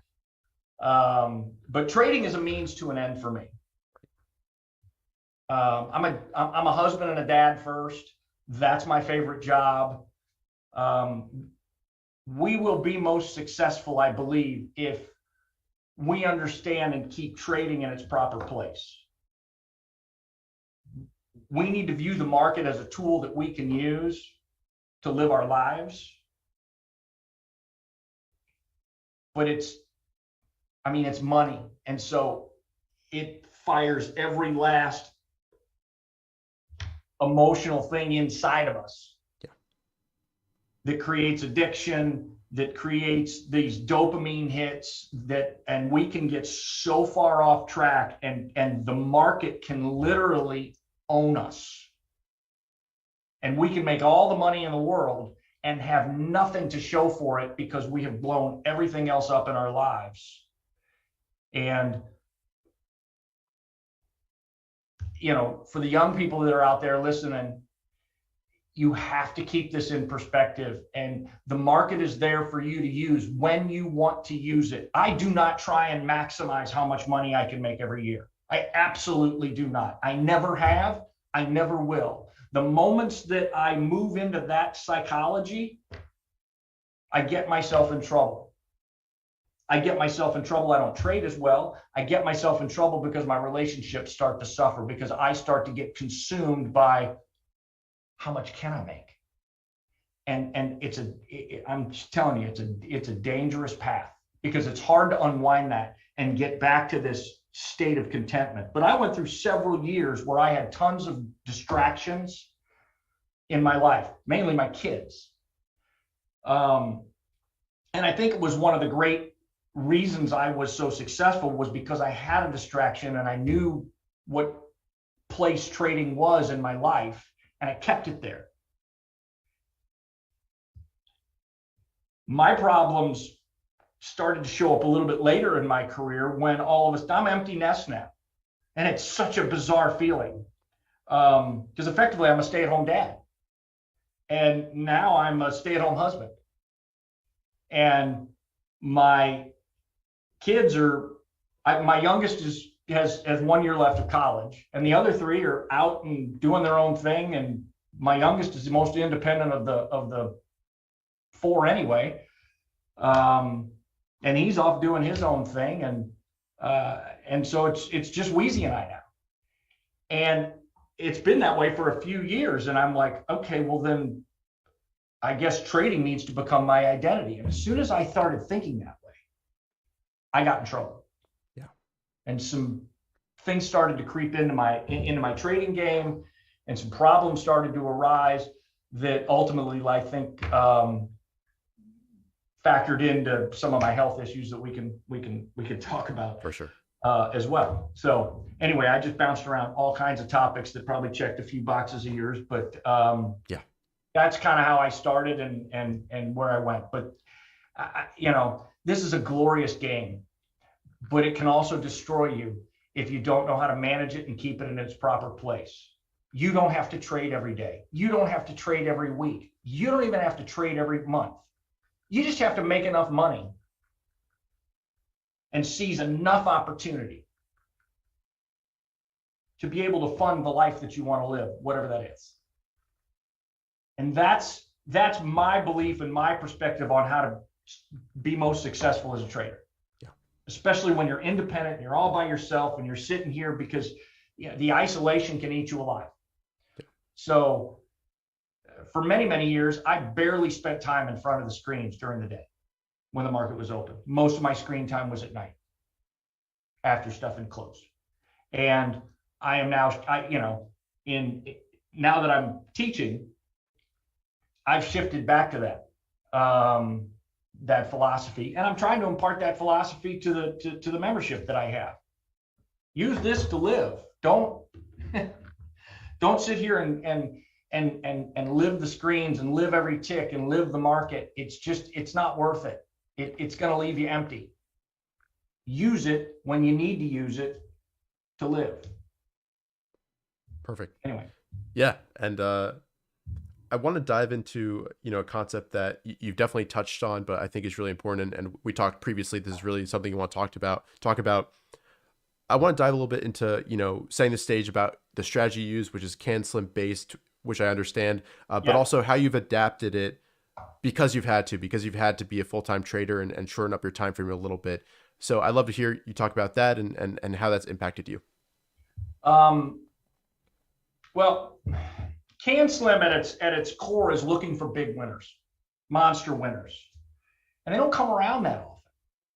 In 2020, a lot of them came around, but in general, they're more few and far between. And so but there's an awful lot of stocks that are in uptrends. Yeah. And so what I started noticing through experience is you buy these breakouts and they come in with volume and all that looks great. And you get this 2, 3, 4, 5 day surge. Or you get a 2-day surge and a quiet pullback and another surge. From that point, very few of them go on to be monster winners. But most of them, comfortably more than half, when the market is in a healthy condition, give you that explosion move. Yeah. Well, I got bills to pay. And, early on when I was doing this, psychologically, it was really destructive for me to get into these trades. All of a sudden, I'd get 8, 10, 12, 15% into a trade in 3 days. And I'm like, oh, and then have it come all the way back down to the pivot. That loss of paper equity for me, because it's like, I need that 10%. That's groceries, that's mortgage payment, that's car payment, whatever it is, you know. Yeah. I can't see that disappear, because I don't know if that's coming back again. If it falls down, then you so you go out, you just clip out and you break even, and that's just one of the trades that doesn't work out. Well, that messed me up, because I knew I had $8,000 in that trade. Yeah. And that $8,000 covered my entire month. So I'm like, okay, I gotta kind of turn this on its head, and I gotta start just taking that, because what I'm realizing is that happens a lot. Yeah. The explosion move, I don't know, what, call it 5 to 12%. Stay conservative. Happens very frequently when things are set up correctly. Beyond that, maybe not as much. So I just started taking that trade and taking my money. And then I would wait for a pullback. And if it exploded again, I would take that trade. And they would be 1, 2, 3, 4, 5-day trades at most. And after 2 moves, I'd swear off the stock until it based for at least 3 to 6 weeks. And if it runs 60%, I just train myself that that's okay. I let that go, because I want the constant, I called it chunking. I want that constant chunk. I'm going to just keep taking that chunk, because that's the most reliable part of the move. And then, so it's on my list. So take like ZM, for example, in 2020, it goes from, 90 to 600 ballpark. I probably got 50 of those points, but I got 50 of those points in probably 5 different trades where it set up just the way I wanted to, and it pivoted and it moved quick for 2 days. And then I took it, and I'm like, good enough, next. And so in a healthy market, I was just moving my money. I move it from one stock to the next stock to the next stock that's breaking out and doing these 1, 2, 3, 4-day moves. And then I'm just taking that. And then I'm waiting for it to reset up. And you just kind of keep recycling that money. But as a full-time trader, it became so important to me to constantly be booking profits, because I needed, for my psychology, to know that my bills were paid. Right. And so I had to adapt. I believed in the Can Slim methodology. It made a ton of sense to me. We're buying fundamentally great growth stocks that are technically triggered, that are set up technically in an uptrending or at least sideways market. Because the cool thing about these stocks is they go even in a sideways market. You don't need a roaring bull. You just need something other than what we're in right now, which most of the time, I mean, these harsh bears don't last, and they don't come along very often. So sideways markets, great. Hard uptrending markets, great. Hard uptrending markets are actually, to me, trickier, because you're chasing a lot of shit. I mean, you get really, really sloppy, and you get paid to be sloppy, which is the crazy thing. In 2020, there were so many bad habits built by so many people because you got away with being sloppy.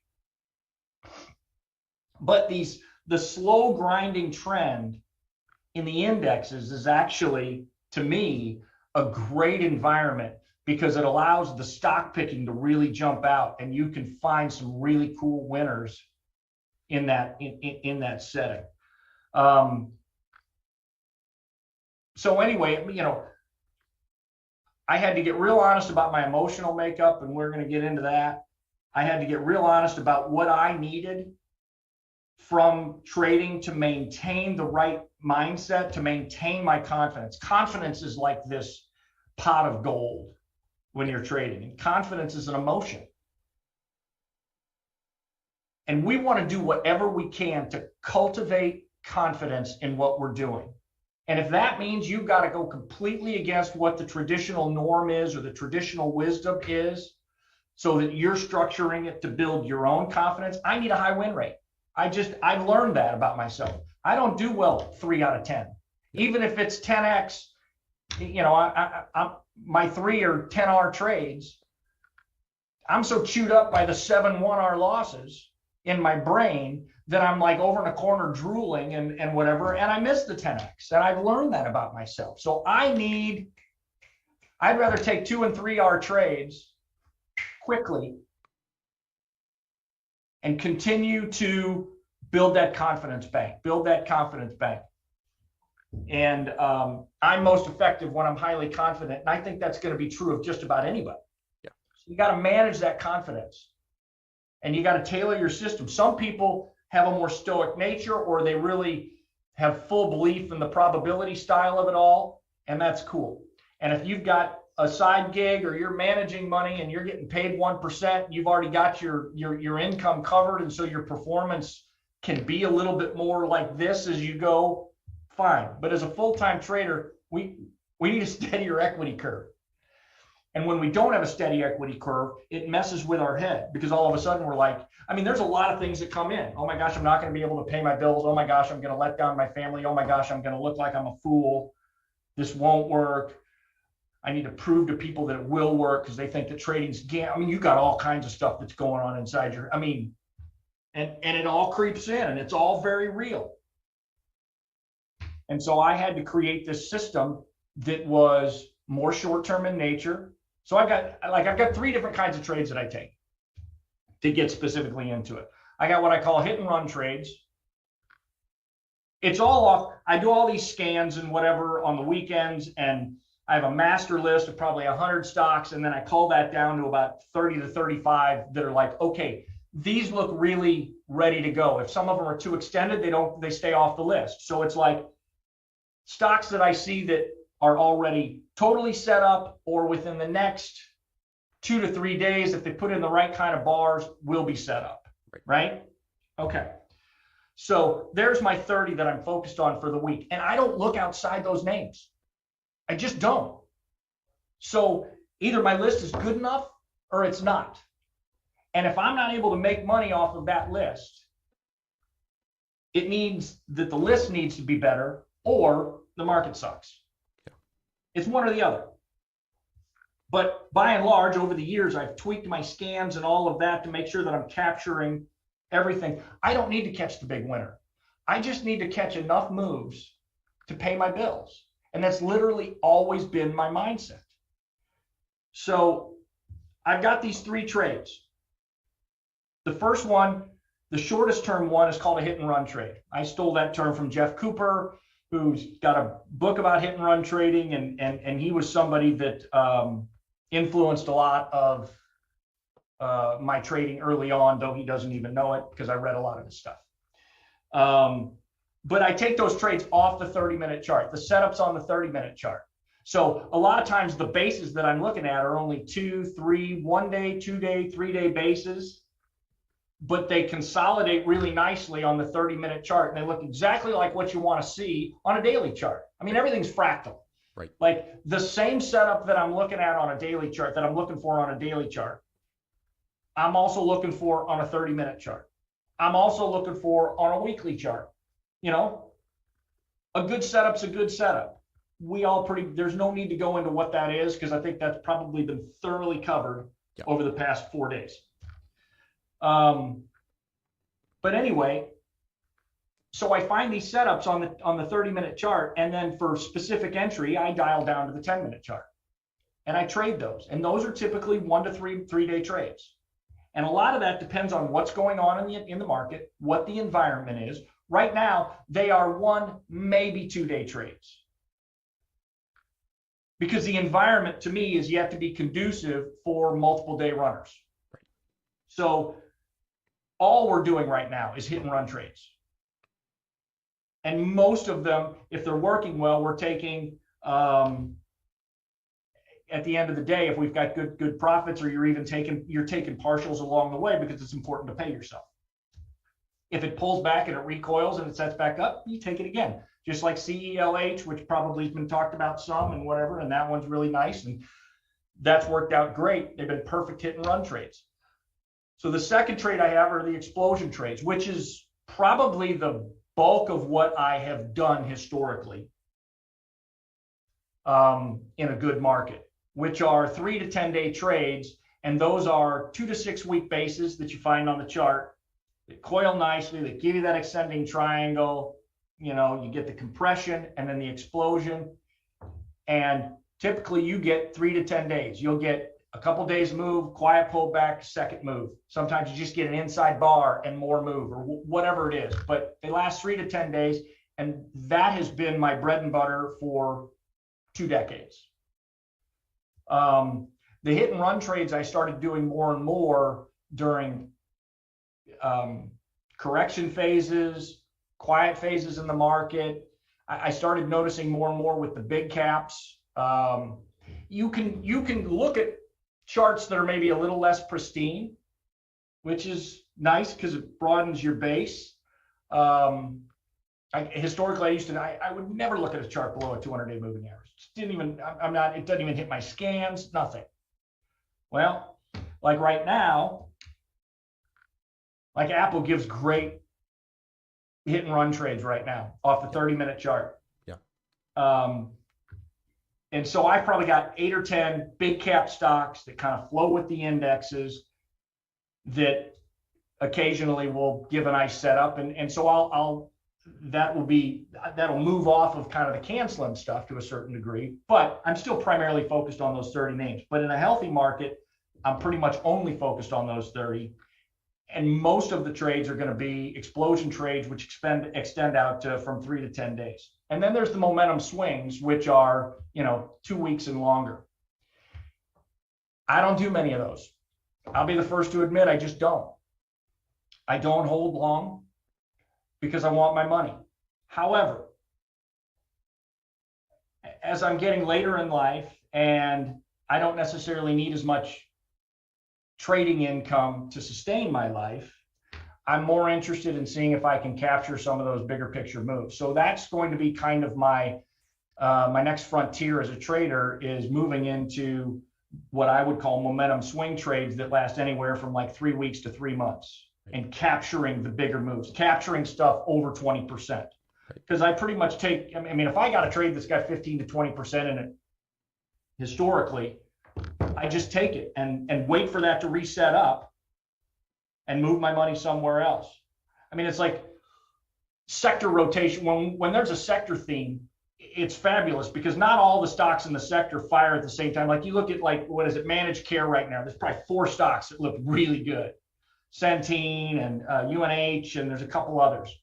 And they all kind of have the same setups, and some of them are going to fire faster than others. You got VRTX and UTHR, both those are the big biotechs. I think VRTX looks better right now, so that's where my focus is right now. And that's if that takes off, I'll play that one for whatever it can give me, and then I'll take it out, and then all of a sudden UTH will take off. Because the reality is sometimes you get in these markets where you got 10 setups that fire at the same time. You can't take them all. So you take what you take, you get what you get. You can't sit there and play woulda, shoulda, coulda. You just do your best, see what it yields, and then wait for it all to set up again. So anyway, I'm kind of rambling on, although I think that's probably my job today. I think that sets the stage really nicely. So perfect. But the full-time trading changes your perspective. Yeah. There are some techniques. Let me dive into it a little bit since we're on the topic. Some of the strategies that I've used to help manage psychologically full-time there's strategies that I've done to manage being full-time, and there's strategies that I've done to manage how do you deal with your pot growing, because mentally you get to a point where position sizing gets too big and you become psychologically ineffective because you can't push yourself past a certain position size. One of the great shifts that I made trading is, instead of worrying so much, because the profit lines are fairly inconsistent. You don't make the same every month. Some months you don't make anything. Some months you lose. Some months you make big. Some months you just make a little. You got to be a hardcore budgeter. And so I go into every single year and it's like, okay, this is kind of what I'm projecting my costs to be for the year. let's say my cost for the year is $100,000. That's what, 8 grand, 882, whatever the math is, 80, 83, I don't know. We'll just call it 8,500 a month. So I got a $3,000 trading, a $300,000 trading account, for example. I'm just making these numbers up. So every month, 8,500 at the first of the month, 8,500 goes out of my account and into my checking account. Whether I make money, lose money, doesn't matter. And so my bills are covered. And that pulls out at the first of the month. And then my goal at the end of the year is, okay, my goal is to have 300,000 in that in that trading account at the end of the year or more versus my expenses. And so I don't get that edgy if I got a month where I don't make any money, because I know that I'm going to have some months where I'm going to make $20,000 or $30,000. And then some months where I'll make nothing. But by creating that structure, as opposed to, I'm going to take all my money out at the beginning of the year for expenses, or I'm going to pay myself as I go with my profits. Now, all of a sudden, you've got, okay, I have to make money this month. That system allowed, at least it allowed me to step away from that process and treat it more like a business, like it was a paycheck. I literally was just, I'm paying myself $8,500 a month to do this job. Right. You know, I remember I started and that was $3,000. And then it grew. And then it got big because I got 4 kids in school and then 4 kids in college and whatever. And that number really grew. And I was, you know, my accounts had grown because I'd had so I'm thankful for the success that I've been able to have. You know, but my position sizing got to where I was like, you know, it got too difficult. And so the second thing that I did was I started opening up multiple trading accounts because I found that there was a sweet spot of size that I could handle psychologically. Yeah. And so instead of having one account where a huge amount of money was going out, I'd have 3 accounts that were all paying me $5,000 a month or whatever, and managing those appropriately. And so the numbers never bothered me because for whatever reason, I was able to just look at one account and not get spazzed out by the fact that, you know, if I've got 2,000 shares of a $20 stock in this account, and I also have it in that account, and I have it in that account, but I just look at this account. Right. And so I stay within myself. And you know, it's trickery, but sometimes you kind of have to figure out what works for you so that some of your bigger triggers don't show up. Because I was noticing having difficulty if I was carrying 8 or 10,000 shares of a position, I became a little dysfunctional. I'm like, oh my God, this is huge. If I'm wrong here, that's going to be X. And that started to creep in and mess with me. So anyway, those are some of the little tricks that I have migrated to in my career doing full-time trading. Perfect. Within the CanSlim stuff. Yeah, absolutely. And we were talking about this earlier. I really want to dive into some of the trading mistakes you've made along your career and maybe continue to make as well, and some of the demons that have kind of stayed with you because of those mistakes and how that continues to impact your trading. So I'd love to hear about that. Okay. Where do you want to start? Probably about, you know, a lot of our viewership is probably a little bit newer to this. So maybe some of the mistakes you made earlier in your career that you had to fix. The big one, and I mentioned it earlier, the big one that really shaped me early on was the Q Logic trade, where I moved outside of my system. Yeah.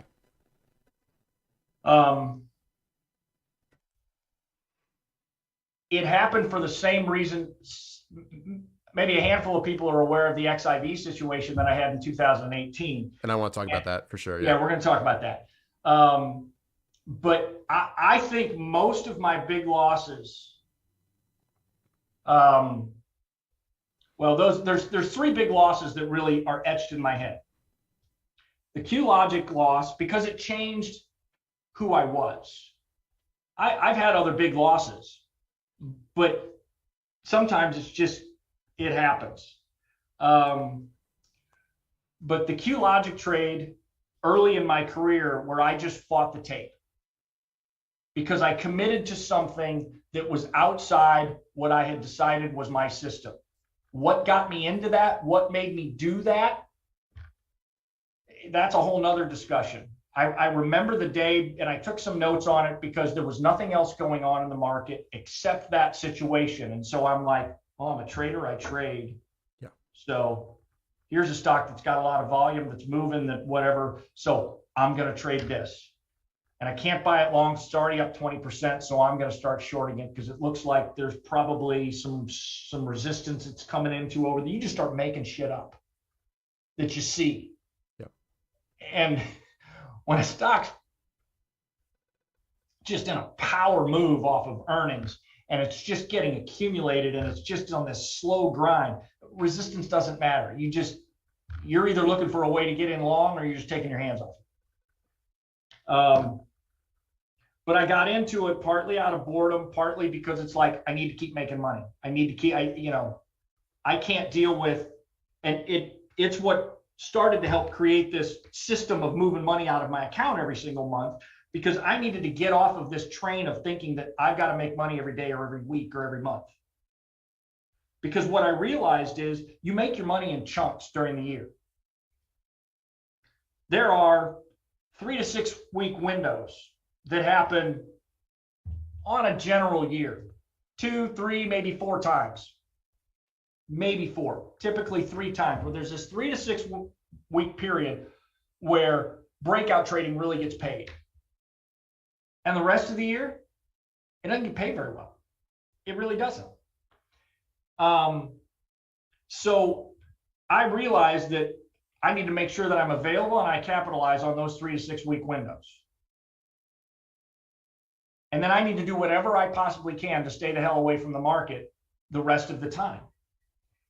And the hit and run trading kind of evolved to create like link those stop gaps between those periods, right, where I could just kind of chunk away, take a little bit, take $500 here, take $500, and it kind of adds up as long as you're thoughtful about what you're doing. And it was psychologically helpful for me because it kept me from having, sometimes you'd have these 3-month periods where, like this time of year, July, August, September, terrible trading months historically.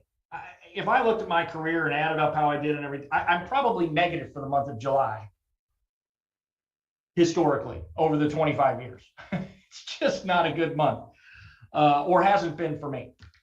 So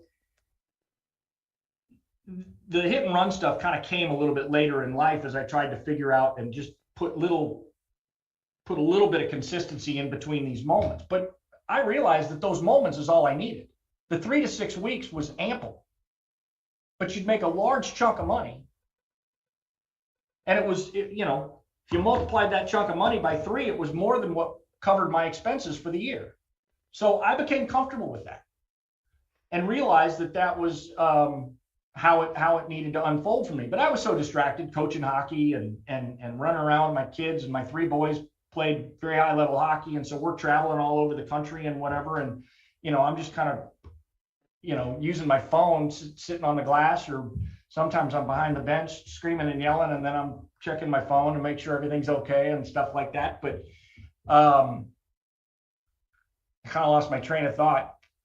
What were we talking? Talking about mistakes. Yeah. Right. So Q Logic kind of informed that. The one that taught me about the cruel nature of the market was a stock called NQ. Number 1 IBD top 50 stock at the time. I was really excited about how I entered it. I was probably a little bit bold at the time. I'd been having some success. I probably got myself a little bit bigger than I should, and I'm riding this trade up. And then boom, I think it was Muddy Waters who came out and said, this thing's a total scam. And it went from like $26 to $8. Wow. Overnight. And you just go, oh. And so that was about a $100,000 loss. I think I had 8,000 shares. And it was about a little over $100,000 loss. I don't think there's anything I could have done about it. I probably shouldn't have been too big. I probably should have been paying myself along the way. It was kind of a reminder. I forget the year that it was, quite honestly. I want to say 2011, 2012. I could be wrong there. I'd have to go back and look. I bet Mike Webster could tell me, because I know that he remembers that trade too. But that trade really ground in how I needed to make sure that I stayed short term, because I'd been in that position for probably 3 weeks. And I think my average cost was about 18, 19, and it was up around 26. And I'm like, look at me go. And I think it's going to 30, and that nice round number, maybe, you know, and the pattern was nice. And then that news came out. And so that loss sticks with me.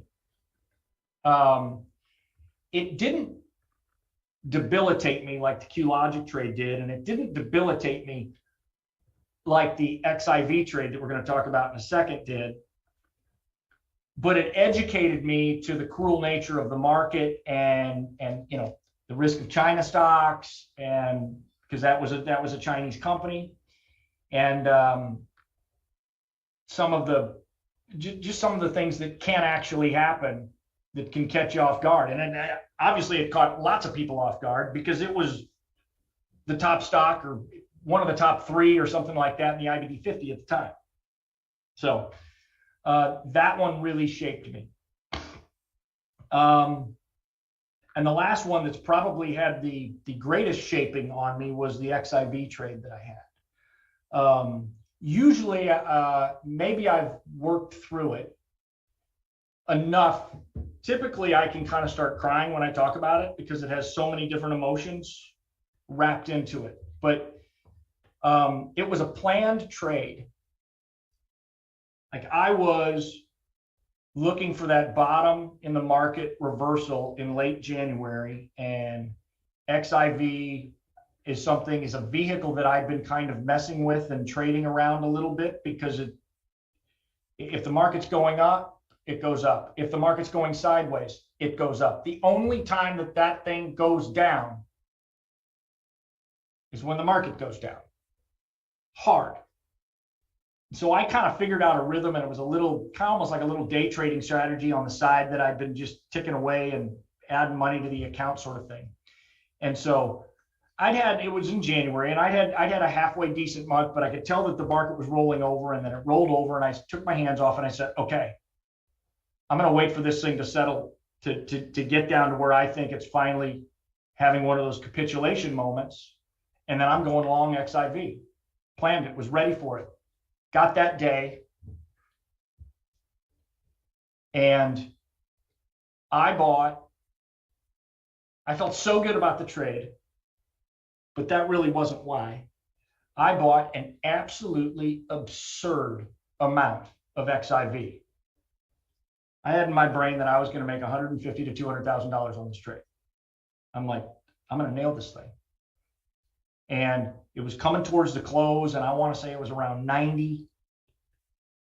And I'm buying it in 1,000 shares at a crack. And I buy in 6,000 shares.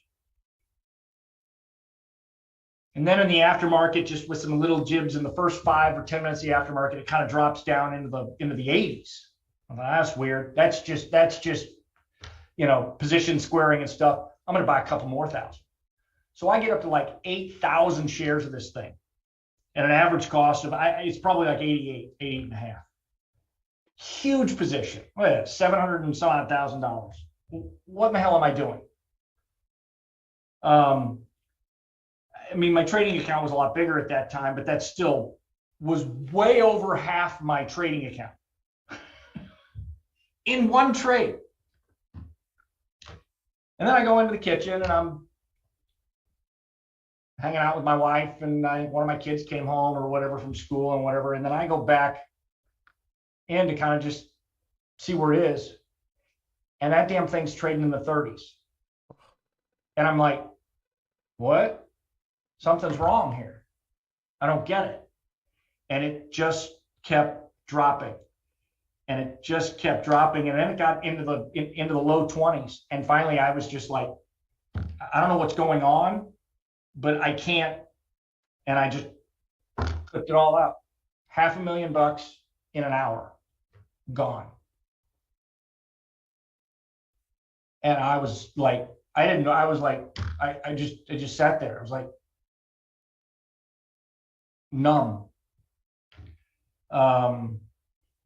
Came into the kitchen, stared at my wife, and then just started bawling. She's like, what happened? And I explained it to her, and she was like, why'd you buy so much? And I go, I don't know. I don't know. I know now, but this is the stuff that creeps into our trading. I had, like, see, this is hard. Can I do it? Can I do it? Yeah. You probably heard the story.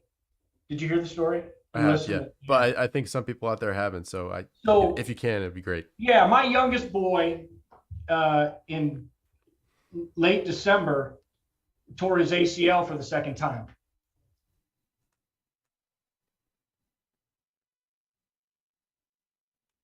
See if I can pull it off.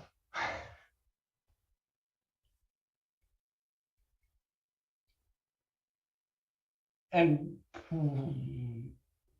we had invested a lot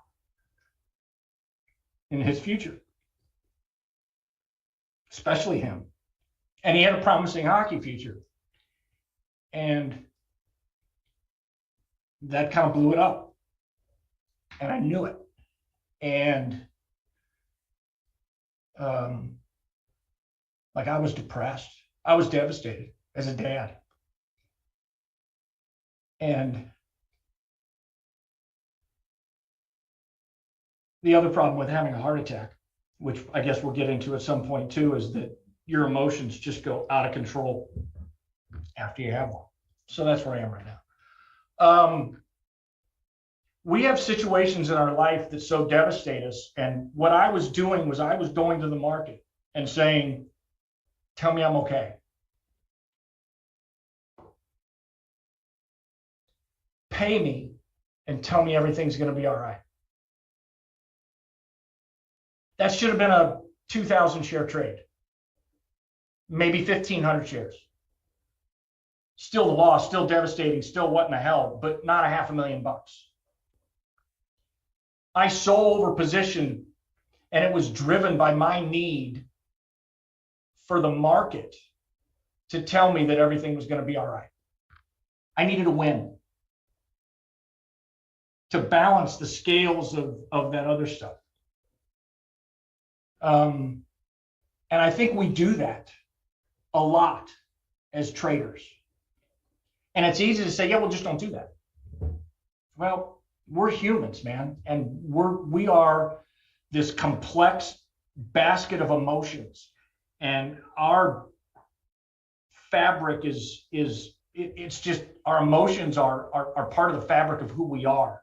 And our highs and our lows and our experiences and our joys. And I mean, all of that has emotion attached to it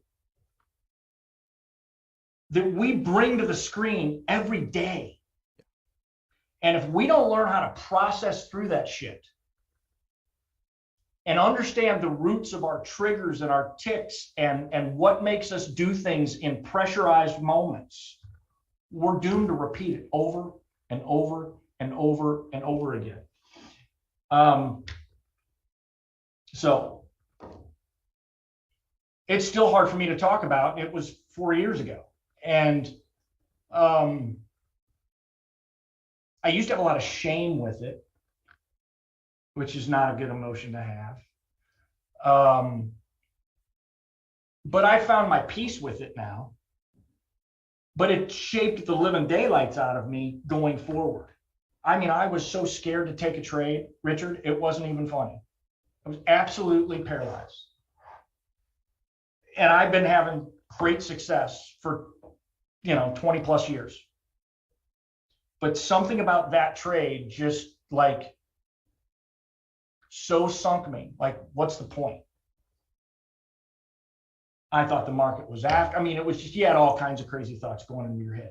And every single time I sat back down to trade, all I could think about was, I got to get my money back. I got to get my money back, which only led to more losses. And so I quickly realized I got to just stop trading. And I took a week-long vacation out to Colorado and went skiing all by myself. And then came back and thought, okay, that's going to refresh me, and kind of slowly started to get back into things and started having a little bit of success. And then as soon as I felt like I kind of had a handle on things, I just started sizing up massively because that trigger was still there. I got to get my money back. I hadn't accepted the loss yet. I hadn't accepted it.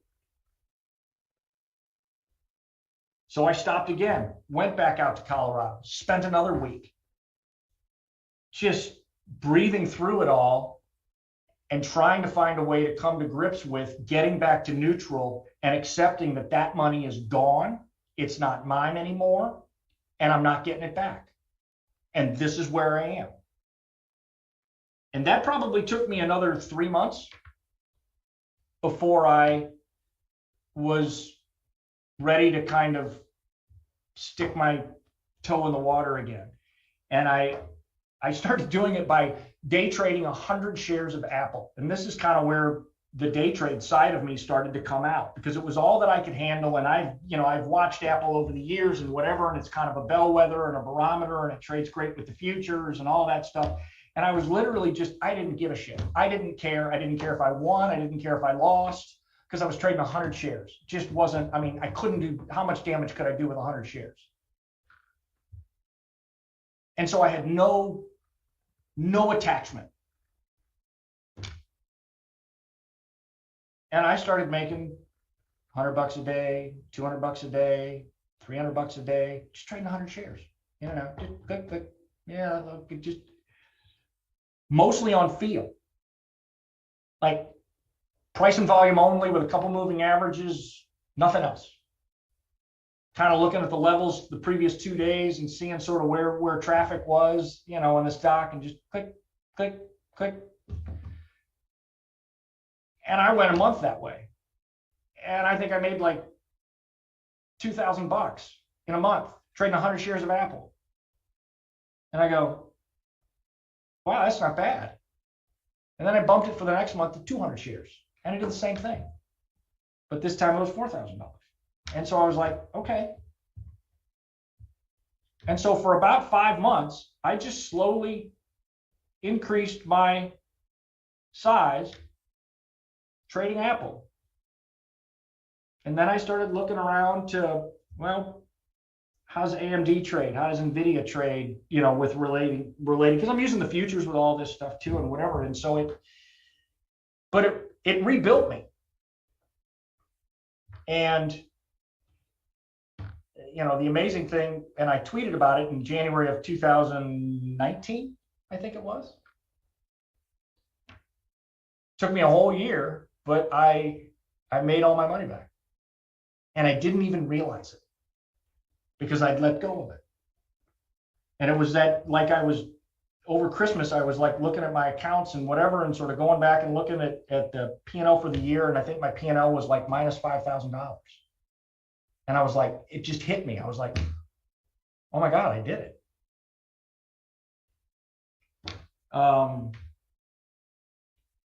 But it didn't start until I accepted the loss. And I think a lot of us don't accept our losses. Our first reaction is, I got to get my money back. And it builds a lot of really destructive habits. So for all of 2019, I was basically I said, okay, I'm going to do this day trade thing. It's totally divergent from everything I've done, but I'm so damaged from this trade that I can't do that right now. And towards the end of 2019, I started bringing my CanSlim stuff back in addition to it, because I had finally rebuilt and I'd gotten myself on better footing, and day trading was exhausting. I was feeling it physically. Yeah. And then 2020 happened. This is the other thing about, if we want to talk about missing bottoms. Like, I missed the COVID bottom so badly, it wasn't funny. I spent 3 months going, there's no way that's the bottom.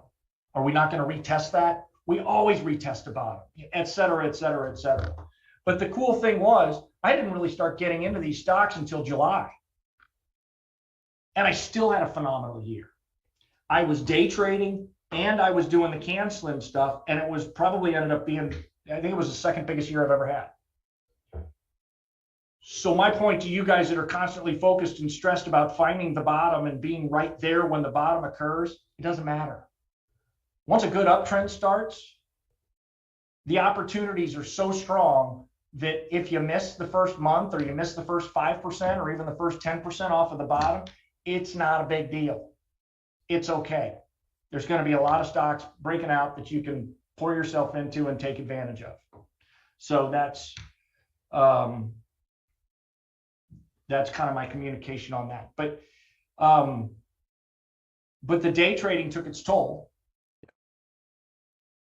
and that mixed with just life stress, and I'm a pretty intense guy, and I was an intense hockey coach. I'm a very emotional person. Emotions are a big part of who I am, and you have to, you cannot deny yourself. And that's a whole nother topic, and I really would love to get into it if we have time. I just don't know how much time we have. I'm looking at the clock and I realize not a lot. I think we've got lunch after this as well. So we've got about 30 more minutes of normal time, and then we can dive into lunch a little bit. Okay, so we got plenty of time. Well, I got to leave in about 25 minutes anyway, but that'll work out. So in 2021, the trading environment kind of shifted. Wasn't as easy to make money. The breakout stuff wasn't working nearly as well. A lot of the stocks were starting to fail and whatever. And so I kind of backed away from that. And I was just sort of doing my day trading a little bit while the market wasn't nearly as advantageous. And that was great. And that was working, but there was a lot of stress. We were trying to figure out where to move.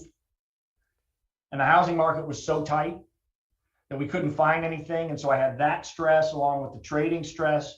And apparently, and I've always been an exerciser and whatever and eat pretty well, but I also have a genetic thing where I don't process cholesterol. I've got something called familial hypercholesteremia. So I don't process cholesterol very well. And that plus 25 years of parenting and trading stress and not keeping things in their proper place caught up to me. And in June of last year, I had a heart attack sitting on my couch. There were plenty of warning signs the 3-4 months prior to that I kept chalking up as panic attacks or anxiety attacks or whatever in my body, but they weren't. They were warning signals that I refused to listen to because, I'm invincible. So I had a heart attack in June 26th of 2021. So it's just past a year, and I feel amazing. I'm on as little medicine as possible, but on medicine to kind of control my cholesterol, and my diet and exercise is great, but I'm very focused on maintaining a low stress life now. Yeah. And balance, right? And balance. Yeah. I always was, but not by design of stress.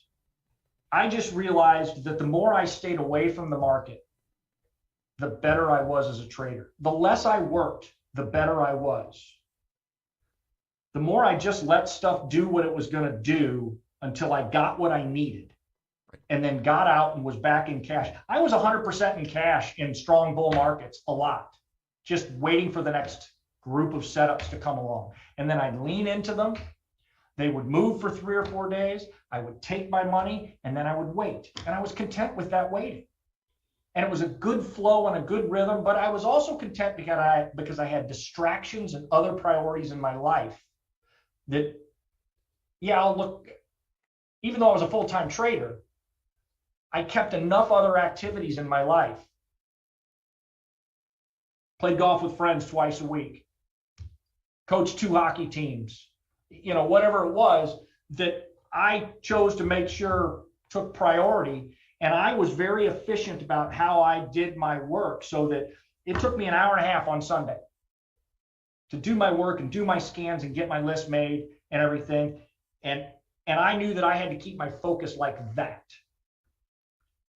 But it was also part of my power, because I kept my focus like that. I looked at 30 stocks and that was it. And I didn't look at a single other stock the entire week. Yeah. And so if something else was flying, I didn't care. But I think that's something that as traders, we need to realize that we have to narrow our focus. And I've tweeted about this a couple of times, once recently. And the more we narrow our focus to make our decision-making super simple, and we stay in our lane of what it is that we choose that we are going to be, the better off that we're going to be. And Twitter is an absolute train wreck for this kind of mindset, because you have a little bit of struggle and all of a sudden you start looking around at what other people are doing. And there's plenty of people out there that are willing to sell you a bill of goods about what they're doing that's absolutely unbelievable and how they're crushing it and all that shit. And it just absolutely drives me crazy. So focus in terms of what it is that you're doing. Like, you need one setup that you master, and you can make a hell of a living for the rest of your life as a trader. I have one setup, basically. I just use it on the 30-minute chart and the daily chart. So on the 30-minute chart, it shows up a lot more frequently. On the daily chart, maybe not quite as often. In a good market, we get more of them. In a bad market, not as much. So I got to lean on the 30-minute chart setup. Sometimes I'll wire down to a 15 or a 10-minute chart if I really want to get after it. But I have one basic setup premise. It's real similar to like what Minervini teaches, and obviously it's CAN-SLIM based. It's you're finding a consolidation that reduces in volume, reduces in volatility, and then explodes out of there with expanding volume. That stuff happens on a 10-minute chart. It happens on a 1-minute chart. If you really want to get down to it, you can find that pattern anywhere. It repeats over and over and over and over and over again. We all look for it. And I've adapted my trading to my lifestyle, my personality, my ticks and triggers, my needs. And that's what I teach. And everybody's, there's a ton of freedom in this job if we choose to take it. We haven't really explored the concept of how important it is for us to be in touch with our emotions. I was going to ask that next. So yeah, it's I don't want to say it's a touchy subject for me. It's just we're such emotional beings. We attach emotion to all of our experiences in life. We like something or we dislike something, it's an emotion. Trade with confidence, that's an emotion. Don't trade with fear, that's an emotion. And I also disagree with that. You should trade with fear. A little bit of fear is really good. Like if you walk up to the edge of a cliff, I want you to be a little scared. Yeah. I want you to be a little careful. If you don't have fear, bad shit happens too. So fear is actually a good regulator sometimes. It's just excessive fear that you don't want to get consumed by. But you have to look at the emotions that you have that are productive, that move you forward. And look at the emotions that you have that hold you back. And you have to figure out how to diffuse the negative emotions. And a lot of that is by asking tough, honest questions. Why do I feel that way? Like if you're about to go into a trade and all of a sudden you're a little hesitant, you're not sure you want to do it. It's fear. Why? Like, why do you have fear sometimes entering a trade? Because Yeah, I don't know what's going to happen. I'm uncertain. Right. Yeah. And why does uncertainty cause us to be afraid? What is it? I mean, we're all different. Like the reasons that it triggers in you is going to be totally different. I'm pointing at you on the screen and my hand's not even on the screen. I got to go up here. The reason it triggers in you is totally different than the reason that triggers in me. Or something breaks out and comes back, but it's not at your stop. But all of a sudden you're like, do I front run this and take it? I don't want to go all the way to the stop. I don't want to lose that much. Why? Why do you care? Well, what is it what's actually happening inside you that is triggering that fear? If we just say, don't fear, or just be objective, or play the probabilities, or trade without emotions, or whatever, it's such a farce, because we are emotional humans. Our entire existence is filled with emotions. So as traders, we can't deny that side of ourselves. We can't. We have to learn to work with it, figure out how to exploit the stuff that really helps us, and diffuse the stuff that doesn't. Otherwise, we're doomed to repeat the same triggers over and over and over, because that trigger's not going away unless you figure out what's at the root of the trigger. Like I'm very competitive with my father. I have a comparison problem with my dad.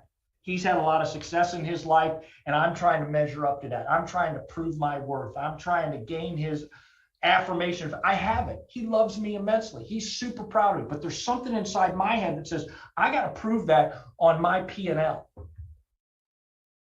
Why? What do I care for? He already thinks I'm amazing.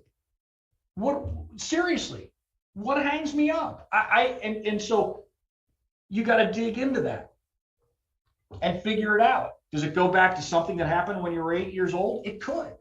I mean, that's the stuff that we have to figure out, because all that stuff kind of comes into us. So we're just this basket of complexity and emotions. And for us to disregard that as traders, because it's very powerful if you can use it the right way. Yeah. Sometimes when I get angry, I'm at my very best as a trader.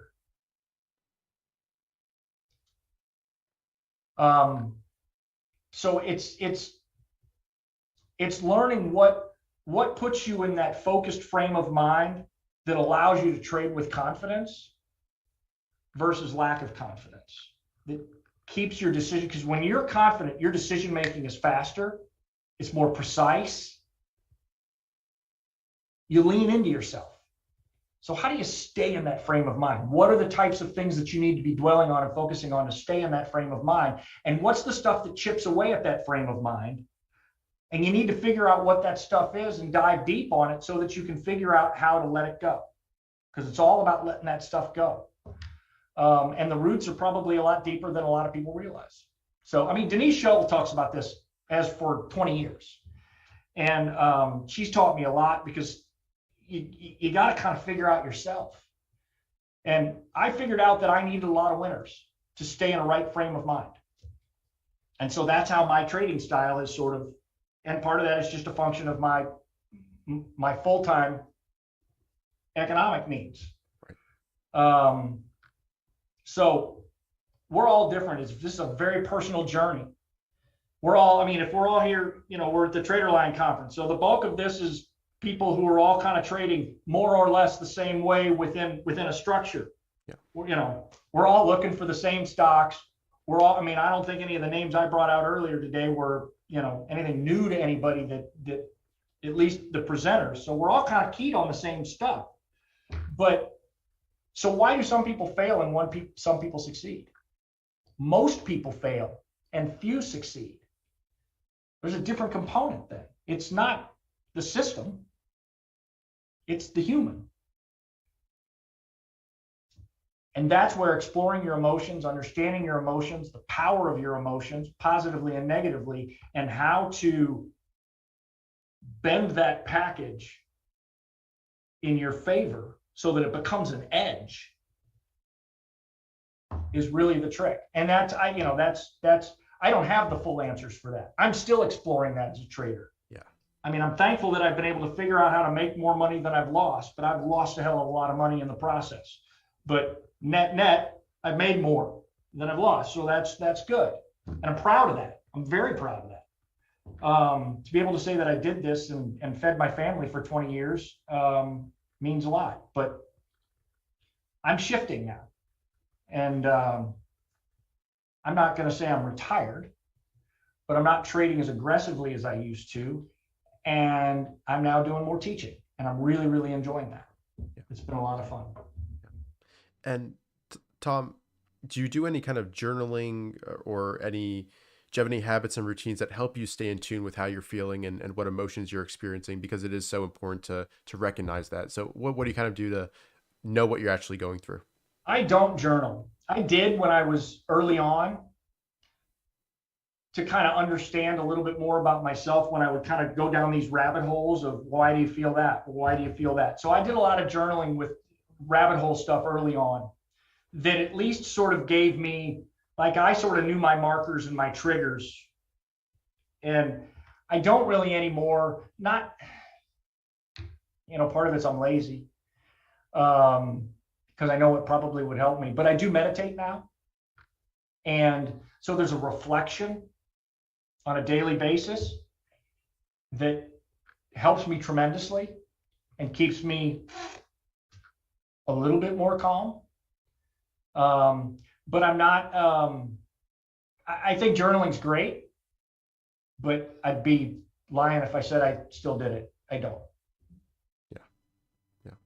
And what kind of general advice do you have for people out there who want to become full-time traders, and what can you tell them so they can know what to expect and know kind of what they'll go through, the stress you've talked about? What would you say to people like that? Take your time, number one. Stay in your job as long as you can possibly stay in it while you continue to build this bank of experience that teaches you about yourself. Just because you've had 1 year of success, I mean, you've only seen one kind of market. If you've had 1 year of success, you've seen one kind of market. You kind of want to, you want to expose yourself to as much as possible in the market and yourself. And that's when the journaling is key, is at that time, in my opinion, where you're really starting to understand your ticks and your triggers. Right.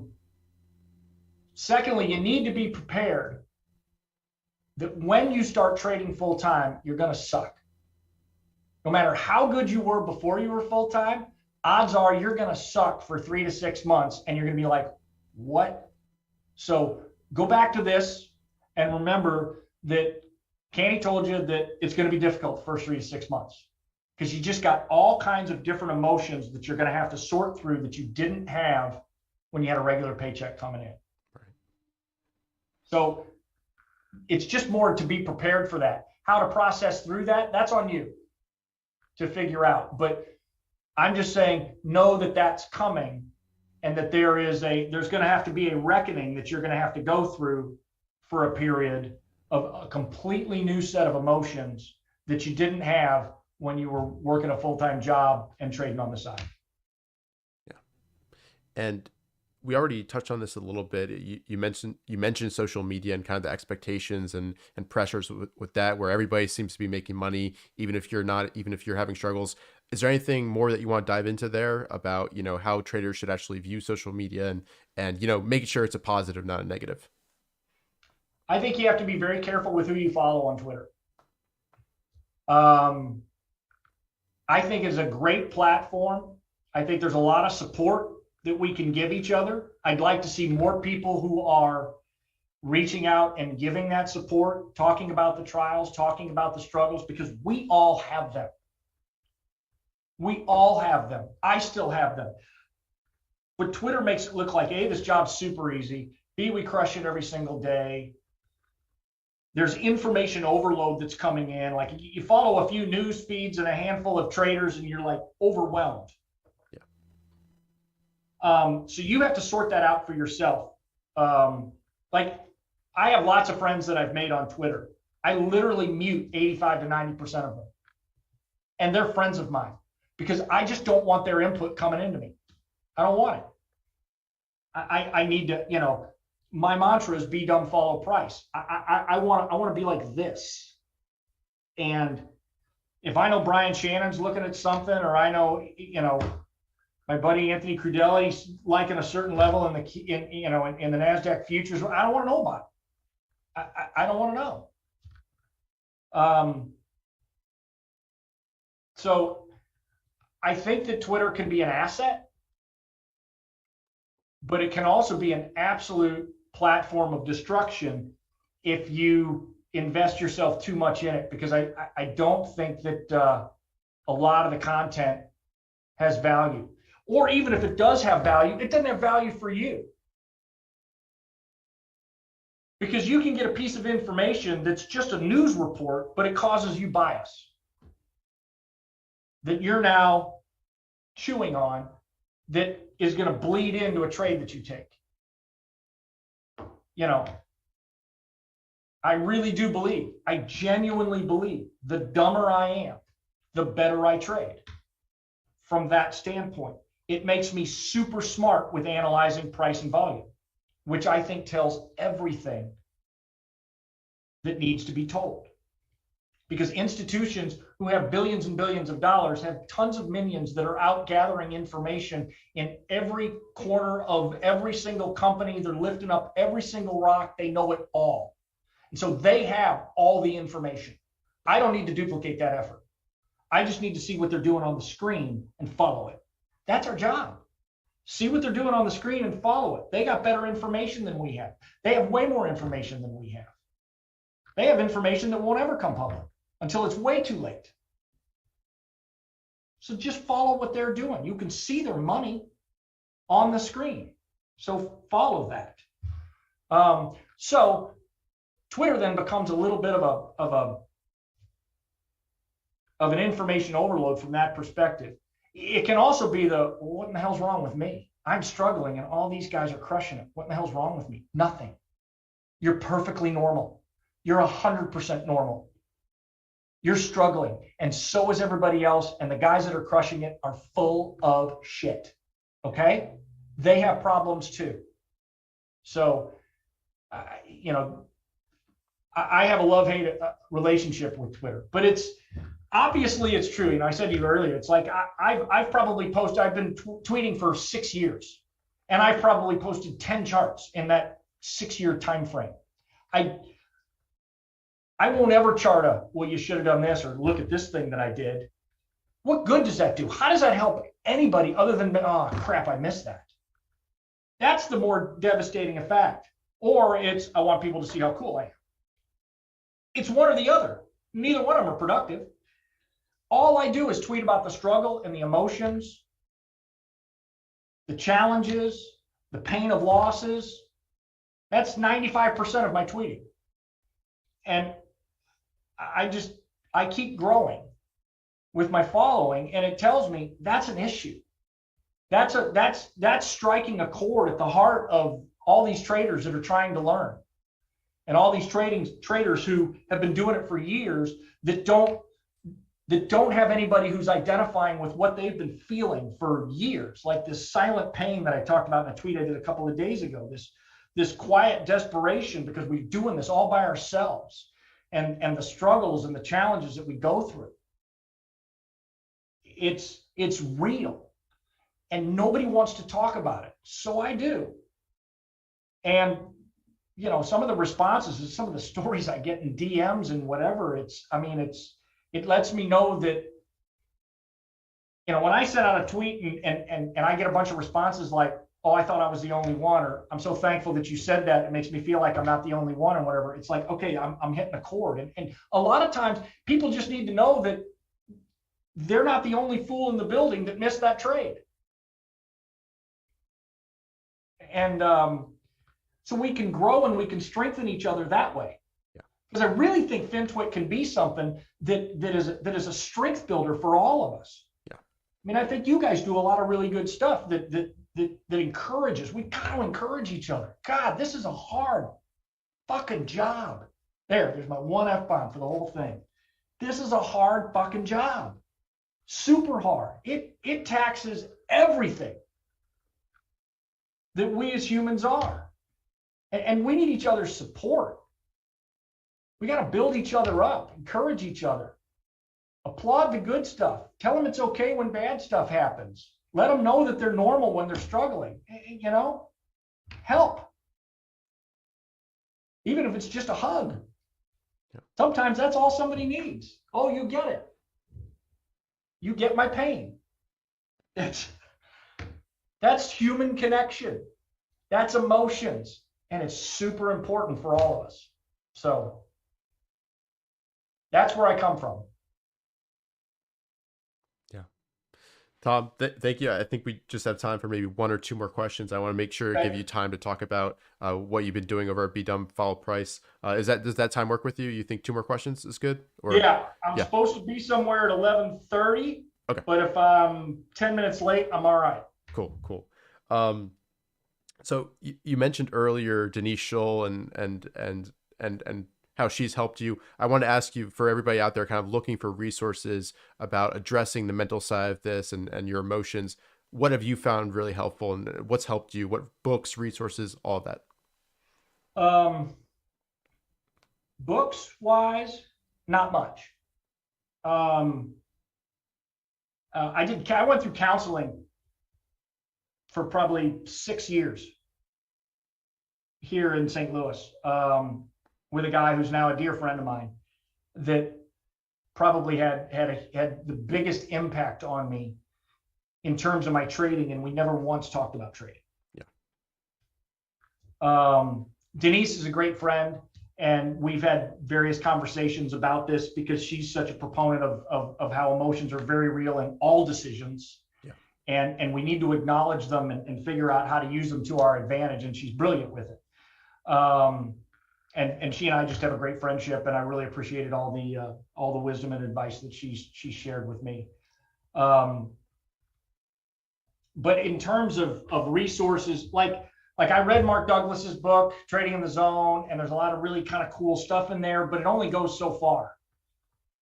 And it never really touched on what I considered my personal issues, because we all bring a lot of who we are outside of trading into our little trading world. And a lot of the conventional wisdom is just leave that out there and just make unemotional decisions. Okay, there might be a handful of stoics out there that can do that, but the bulk of us bring I call them the village of idiots, sometimes. And I've said, you bring your village of idiots and you stack them up on the desk and you greet them so that you're aware of who they are, and you get to know them, and you make sure that they're in plain view. So that when you're making decisions, you're making decisions with these things operating on you. Instead of, sometimes if we're not intentional about accepting who we are and the nature of our beast, and we just kind of sit down, because sometimes I get in trouble because I just sit down and just see a pattern and start trading it, and I forget to acknowledge all my little friends here that want to destroy me. So there's an intentional moment that you have to take, in my opinion, before you sit down and before you make trading decisions, to acknowledge what's going on. Yeah. What's going on in my life? How am I feeling? Check in with yourself. I think that's a big, and I've started being much more intentional about having a 10 to 15 minute sort of meditation process first thing in the morning that is really I've just started it since my heart attack. And, it's been for me, it's been really, really affirming and helpful, and I make, my decisions on a consistent basis are much better. Yeah. So, any of that type of stuff is really where you're diving into your own self-awareness is going to make you a better trader. Yeah. I think the worst few weeks of trading that I've ever done, considering the context, it was right during final season, my senior year of college. And I don't think I realized how much stress I was under and how much all that stuff factored into my decision making. And I made some bad trades, took some losses that I shouldn't have. And yeah, you got to be aware of all that stuff. If you're traveling, all that, you're not going to be up to snuff. That's a great, yeah. we're now traveling a lot more. Like tomorrow we're heading down to Florida, and I've realized if I travel the next day, wherever I am, like when we get to Florida or if we come back to St. Louis or whatever, I don't trade for a full day because my bearings are off. Yeah. And you're in the middle of finals. You're probably, you've got the trading thing. Because one of the problems we run into is we're in a flow, we get what we do and whatever. And we kind of think we can do it on autopilot. We sort of get this, I'm invincible sense about us. And we think we can take on a lot more than we can. And the market shows us exactly where we're at on that. Yeah. So there is a certain level of respect that we have to have for what the market is capable of versus what we're capable of. And sometimes we underestimate the market and we overestimate ourselves, and we create that gap that causes us to get our ass handed to us on a fairly regular basis until we bring that back in balance. Yeah. Tom, just one last question for you. What are some of the key takeaways that you want people watching this discussion to get from, everything that you've talked about? I know that's a big ask, but what is the overarching message and theme that you want to bring? Struggles are normal. The more you can get in touch with who you are, whatever that is, be at peace with who you are. Find who you are and be at peace with it. Again, back to acceptance. And then build your trading around that, finding ways to exploit the things that make you strong and finding ways to diffuse the things that cause you repeatable destructive habits. You got to dig into those. So you got to kind of know your ticks and triggers. I think that's probably the biggest. It's personal. You have the freedom to do this however you want to. You don't have to maximize.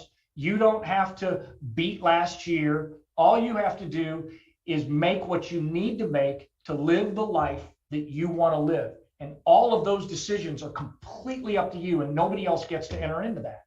And I think we get into comparing. Our competitive natures get going. Our comparative natures get going. We want the Lambo. We want the watch. We want the whatever. I get caught up in wanting to buy a house in Colorado. That's a big trigger for me. And right now, that's way more expensive than it used to be.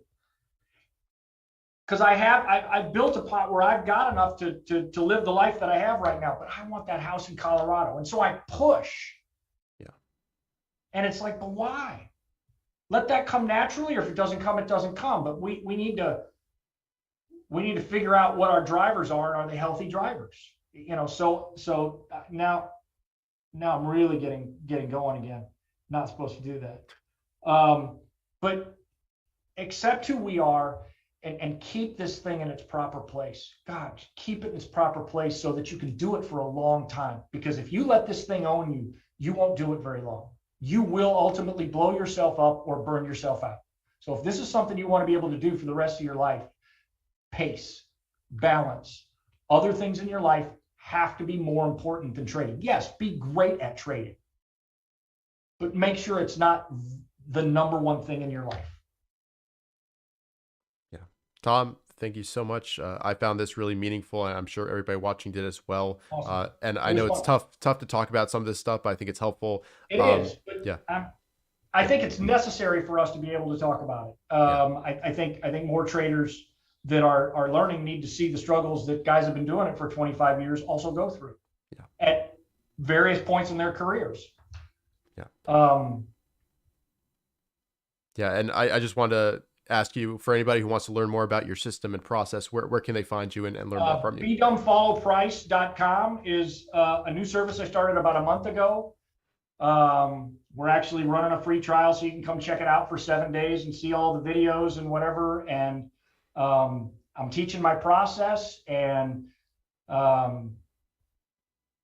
there's a summer special that we're going to run until the end of the summer for the the initial people that's won't ever come along again. And I mean, the feedback's been great, but that's where I'm spending most of my energy right now.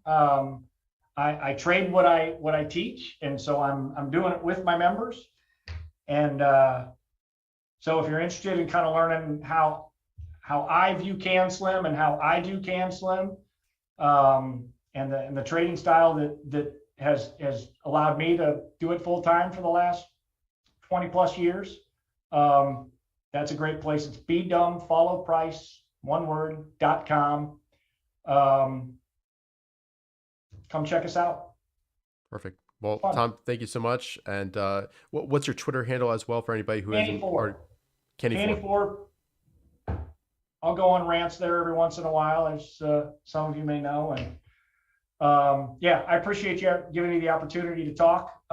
Emotions are a big deal, and trading's personal. And I hope people got something out of this to understand more the soft, squishy side of trading, that the underbelly, so to speak, of what we all go through when we're doing this.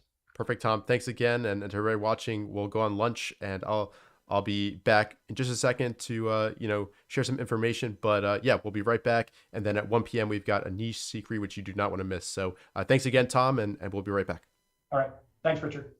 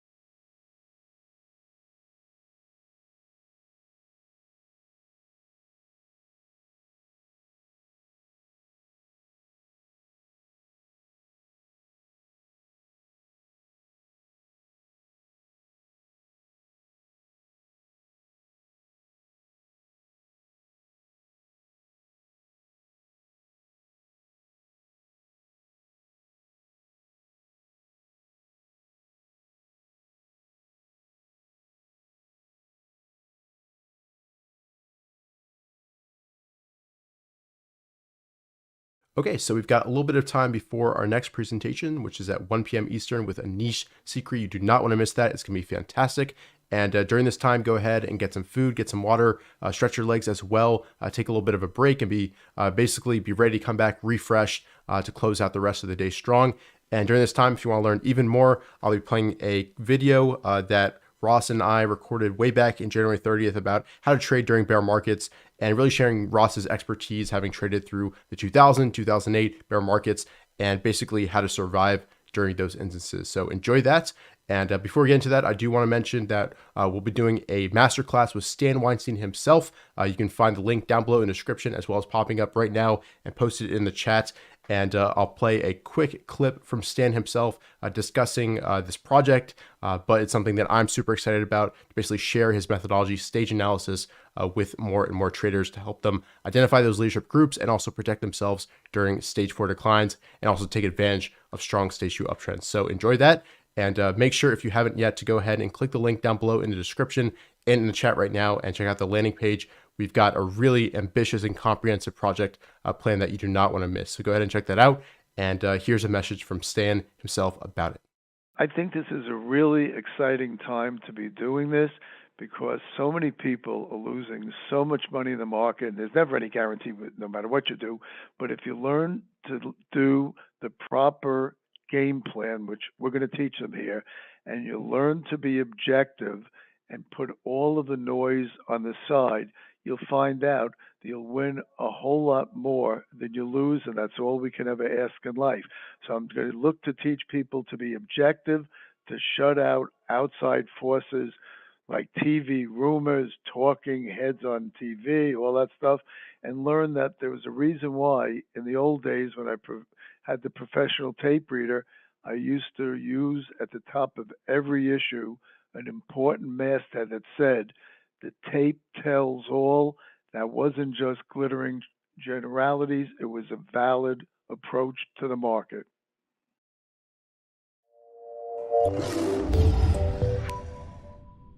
Hey everyone, welcome back to the TraderLion channel. This is Richard here with Ross Haber, and today we'll be talking a little bit about how to handle market corrections, and also picking Ross's brain as to what it was like trading during that 2000 bear market, and basically tips and things you should be doing during bear markets to make sure you're not chopping yourself up, getting into trouble, and staying ready for that next uptrend. So Ross, first of all, I'd love to just kind of hear your thoughts about the current market correction and any tips or guidance you have for people who maybe this is their first extensive correction that they're going through, as to how to handle it, how to think about it, and what to look for as to a potential new uptrend. Sure, absolutely. I would say this, once we're in a correction like we are, and leadership is clearly, let us know that it's in nowhere ready form. Last couple of top 10 reports I've struggled to come up with just stuff to keep an eye on that's showing some relative strength. Maybe it got a little better since the last report. I found a couple of decent stocks with relative strength at new highs, but again, you just need a stock not to sell off with the market, and that relative strength line becomes super strong on the few that hold up, right? So it's not really telling you a whole lot. I would say this: during a correction, it took me a long time. Between the FOMO and the anxiety of not trading, and you want to make, and all of that, it's taken me a very long time to finally come to that conclusion. You hear me talk about counting cards all the time now, and the deck is hot or the deck is not hot. Right. So for me, at this point, I look at it: am I gambling or am I the house? Am I picking up nickels in front of a steamroller, or am I, do I have a hot deck and really have a chance of making some money? And as simple as it sounds, and as crazy as it sounds, it's taken me probably to the last, 5-10 years to realize that, that the importance of keeping my brain neutral and positive and ready for when the market does follow through. I would say this, right? I've been putting food on the table trading since 1998, right? So I've definitely, between 98 and 2000, I was very lucky to be at Bill's. And at that point, right, I was a portfolio manager. I'm managing my own money, but I've got a salary from the firm. Let me tell you something, that goes a long way when the market goes straight down for 2.5 years. It's very difficult if you're just beginning, you don't have enough money put away and a family to take care of. Listen, I was young, I was single. I could live on very little. Bill made sure you had just enough to, get by. He wanted you had every opportunity in the world. There was no reason you shouldn't have been able to be successful there or otherwise. So I would, during that period, let's just, going back to some of those big bear markets, the prolonged ones, I would say, during those times, you're not getting far enough ahead. Like, I've learned what the deck has to look like when it's hot. I don't care about catching it a week early or a few days early, because what I'm looking for is the market to set up and go on a sustained long-term uptrend, new bull market, whatever you want to call it. The few days or even a couple of weeks, if you came a couple of weeks after the follow-through day, after leadership was already showing you that it doesn't matter, you'll make a fortune anyway. The most important thing is not losing money until that happens. I can't stress that enough. Forget FOMO. I mean, FOMO should only exist if the market's in a solid uptrend. We're nowhere close to that. I would also say I try to stay as neutral and positive as I can, right? You want to stay neutral and just look at the clues as they come through, right? You don't want to have any bias there. And honestly, it's to be positive, ready, and feeling good when the market actually does follow through is more important than any few dollars you think you're going to make during that time. And I'll tell you, even if you were late for a family emergency, you got whatever, who cares? If we go on when that time comes, even if you were too late, 2 weeks, 3 weeks late to that bull market, you'd be surprised. Between volatility and the way things happen, I've been that guy and come back and I go, wow, I was actually pretty fortunate to have missed that because of this, that, and the other. You never know what's going to happen. Don't drive it's taken me a long time. I come from family that drives themselves crazy, right? So it's been a struggle for me. That's my mom's nature. It's my nature, right? In general, like, I've noticed that. I'm just saying. So that has been the biggest thing for me, to learn to be patient. Don't touch until the deck is clearly hot. And I'll tell you that a big part of why the canceling methodology works is because we are timing the market. We are going to cash because we have the ability to.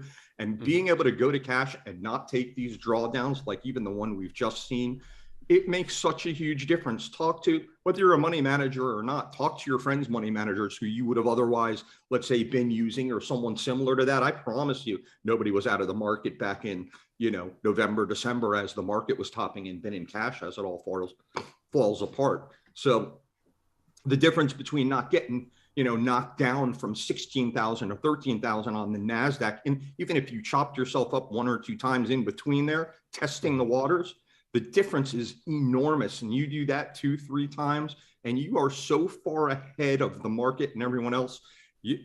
Once you prove that to yourself, you realize where, and as I get older, I like less aggravation, right? So right. I try to figure, I'll be honest with you, maybe when I was younger, and I wanted to try every little thing. I look for the most aggravation, high probability, aggravation free, high probability trading I can get. So, this is one of those times, unfortunately, where I'd say do anything but sit in front of your screens. And whether exercise, yoga, read a book, right. Spend some time with your dog, your kids, your whoever it is. I mean, really do something good for yourself. Get out in nature, go to the beach, take a walk in the woods, take a walk around your block, go get some sunshine, anything constructive other than burning yourself out, sitting in front of the screens and, churning up those bad emotions, because nothing's going to good is going to happen sitting there, right? It doesn't matter who you are. When the deck is cold, the deck is cold. The same way when the deck is hot, it cleans up your mistakes. When the deck is cold, it doesn't matter how great you are. It's going to make you look like a big dump. Everything you've learned, everything it doesn't matter if you don't have the market, right? Just very simply, Bill's already proved to us 3 out of 4 stocks follow the general market trend. Why do you want to be long when 1/4 of the stocks, if you're lucky, and none of the stocks that we look at are going up? It makes no sense, right? But we always want to try. So that has been my big thing. I would also say this: I try to never get too negative. You could see this go on, right, for another 4 months, and it wouldn't be the end of the world. See a nice 4 to 6 month correction, really get it cleaned out before we go again. But it's usually right when I'm saying that and want to see that and start thinking the market looks terrible. I was discussing with you before we started, right, how badly I wanted to short FTNT on Thursday. And that's no joke. I mean, it's uncanny how close to dead bottom it is that I didn't do it, but I was like, man, I should just short 100 shares just to see what happens. And I'll tell you what happened. I would have been up for like 37 seconds and everything, right? And then you see everything reversed. So while I wouldn't be surprised to see it go on for a few more months, I also wouldn't be surprised to, be back on another video with you in 4 days going, isn't it amazing how fast everything turns around? It looked like the market, was going to be dead forever. And wow, and look at all the setups. And so do your best to stay neutral, look for the right, keep your mind clear, but neutral and positive. Make your brain feel good, be ready for when, rather than trying to be early and figure it out first. There's no award for it. You're not going to get far enough ahead, even if you did figure it out. So, be flexible. Yeah. I mean, do not stop keeping your lists of stocks, because you just don't know. And that's where you're going to see it anyway. So that to me is but you don't have to be in front of your screens to do that all day. At this point in the market, you can look at your screens at the end of every day and figure out what's going on until it's time. And like I said, you can even be late. It doesn't matter. The important part is don't touch now, right? Because you're not going to get anywhere right now. Perfect. So that's that. And Ross, please go ahead. I've gone on forever. No, that's perfect. As of right now, that rally attempt is still valid. We haven't undercut Monday's low, so we'll be watching that very carefully. But I'd also love to know, you've talked about waiting for that deck to be hot a couple times. What does that mean for you? What are you looking for in terms of group moves to develop? What does a hot deck look like? All right. So for me, I feel like I've said it so many times, people probably, the peeps, I apologize for everyone who's heard me say it 6 times already. Very simply, I want to see at least a couple of, ask Bill what he thinks about his methodology for technicals versus fundamentals. I've heard him say it more than once. He'll tell you, can't slim it, it's 70% fundamental. So unless you have that in place, that's another, right? So you need to have the market behind you. You also need to see, right, the right stocks in place for the right reason, meaning, you know, you're going to have a much easier time and bull market when you have two or three or more, some sound, solid, fundamental themes in place, like we've been discussing. Let's call it the metaverse and electric vehicles, which still have huge potential moving forward. And then I want to see traditional slim growth stocks in, you know, your traditional, you know, industries, a lot of the technology, medical, but, you know, that the stuff that changes the way we work, the way we live, the way we communicate. Now I need to see I want to see all of the groups that pertain to those fundamental themes, from the semiconductor chips, the software, the components, like, you know, that push like we saw in 98, 99, that big internet boom. Will we see a metaverse electric vehicle boom? You know, we've seen a ton of action already in, you know, electric vehicles from Tesla, right? But there's still a ton, right, to be done there in terms of electric. The metaverse, from what I've been reading, seems to just barely be getting started. For the science fiction people out there, it looks like Ready Player One will be reality in about 10 years. That'd be pretty cool. Right? I mean, as the technology catches up, it's pretty amazing. As I just started educating myself on the metaverse, and my mind is blown. But anyway, so that I need to see and what will happen when all of those groups that I'm talking about, the legitimate growths, you know, with the canceling fundamentals rallying, because you're going to need, at the end of the day, without that breadth and all of those stocks supporting a legitimate fundamental theme or two, you're not going to get a sustainable, smooth, you know, that uptrend in place. I mean, so that's ultimately what you're looking for, and what I've learned, and I talk about it all the time. And, you know, we can look at it time and time again. What I wait for is, before all those stocks start moving, and again, I'm running screens all day, I'm keeping lists in, I know where that rotation's going before it happens, and I try to, you know, call it out along the way, you know, to help people along. But at the end of the day, the proper groups, the first ones to move, are going to be the ones that have contracted their volatility, started putting in a bottom, coming up the right side. Volatility starts to contract as it comes up off the bottom and builds the right side. All of those moving averages start to converge to the upside and get tight behind price. And for me, that's the spot. When I see groups of stocks doing that, and the market, you know, let's say we get a follow through day, that is my sweet spot. Then, you know, that's a hot deck. And when the deck is hot, the same way you want to be out when it's cold, you can pile it on. You want to use margin, that's the time to do it. That's, you know, that's the time to let the trend and the super environment work for you and help make up for however long you've been sitting out. I would say this, I started saying it earlier, right? Let's say I've been in the industry since 94, 95, been managing money for a living since 98. And I've only had, the longest I've sat out of the market to date is that, you know, 2000 correction off the top, which technically was, you know, closer to 2.5 years. Let's say started in March of 2000, ended in November of 02. Dead bottom, keep in mind, dead bottom was in November of 02. And I know we're going to go back and look at this. You couldn't make any money. You know, I've been telling Richard this forever. The date is clear in my mind, because I remember the stock I made money on when the market turned. Market bottomed in 02. You couldn't really make any progress until May or June of 2003. So dead bottom, November 02, that's a lot. That's months of frustration. And we'll go back and look at it, and you'll see. It's funny, we just looked, I'm like, Richard, look in May and June of that time. What are the moving averages doing? And I honestly didn't, I have never looked at this before. It just, because we've been talking about it so much. And sure enough, that, you know, I wasn't looking for that specifically. I hadn't figured out that this is what I was looking for yet, but sure enough, market was doing the same darn thing, right? It had put in a bottom, moving averages were all tight, coming up beneath price. And when you see those groups of stocks lining up with the market doing that, you can't get any better than that. It's not a guarantee, but that is your hot deck right there. That's when you can start taking some early positions. Obviously, doesn't mean you can't.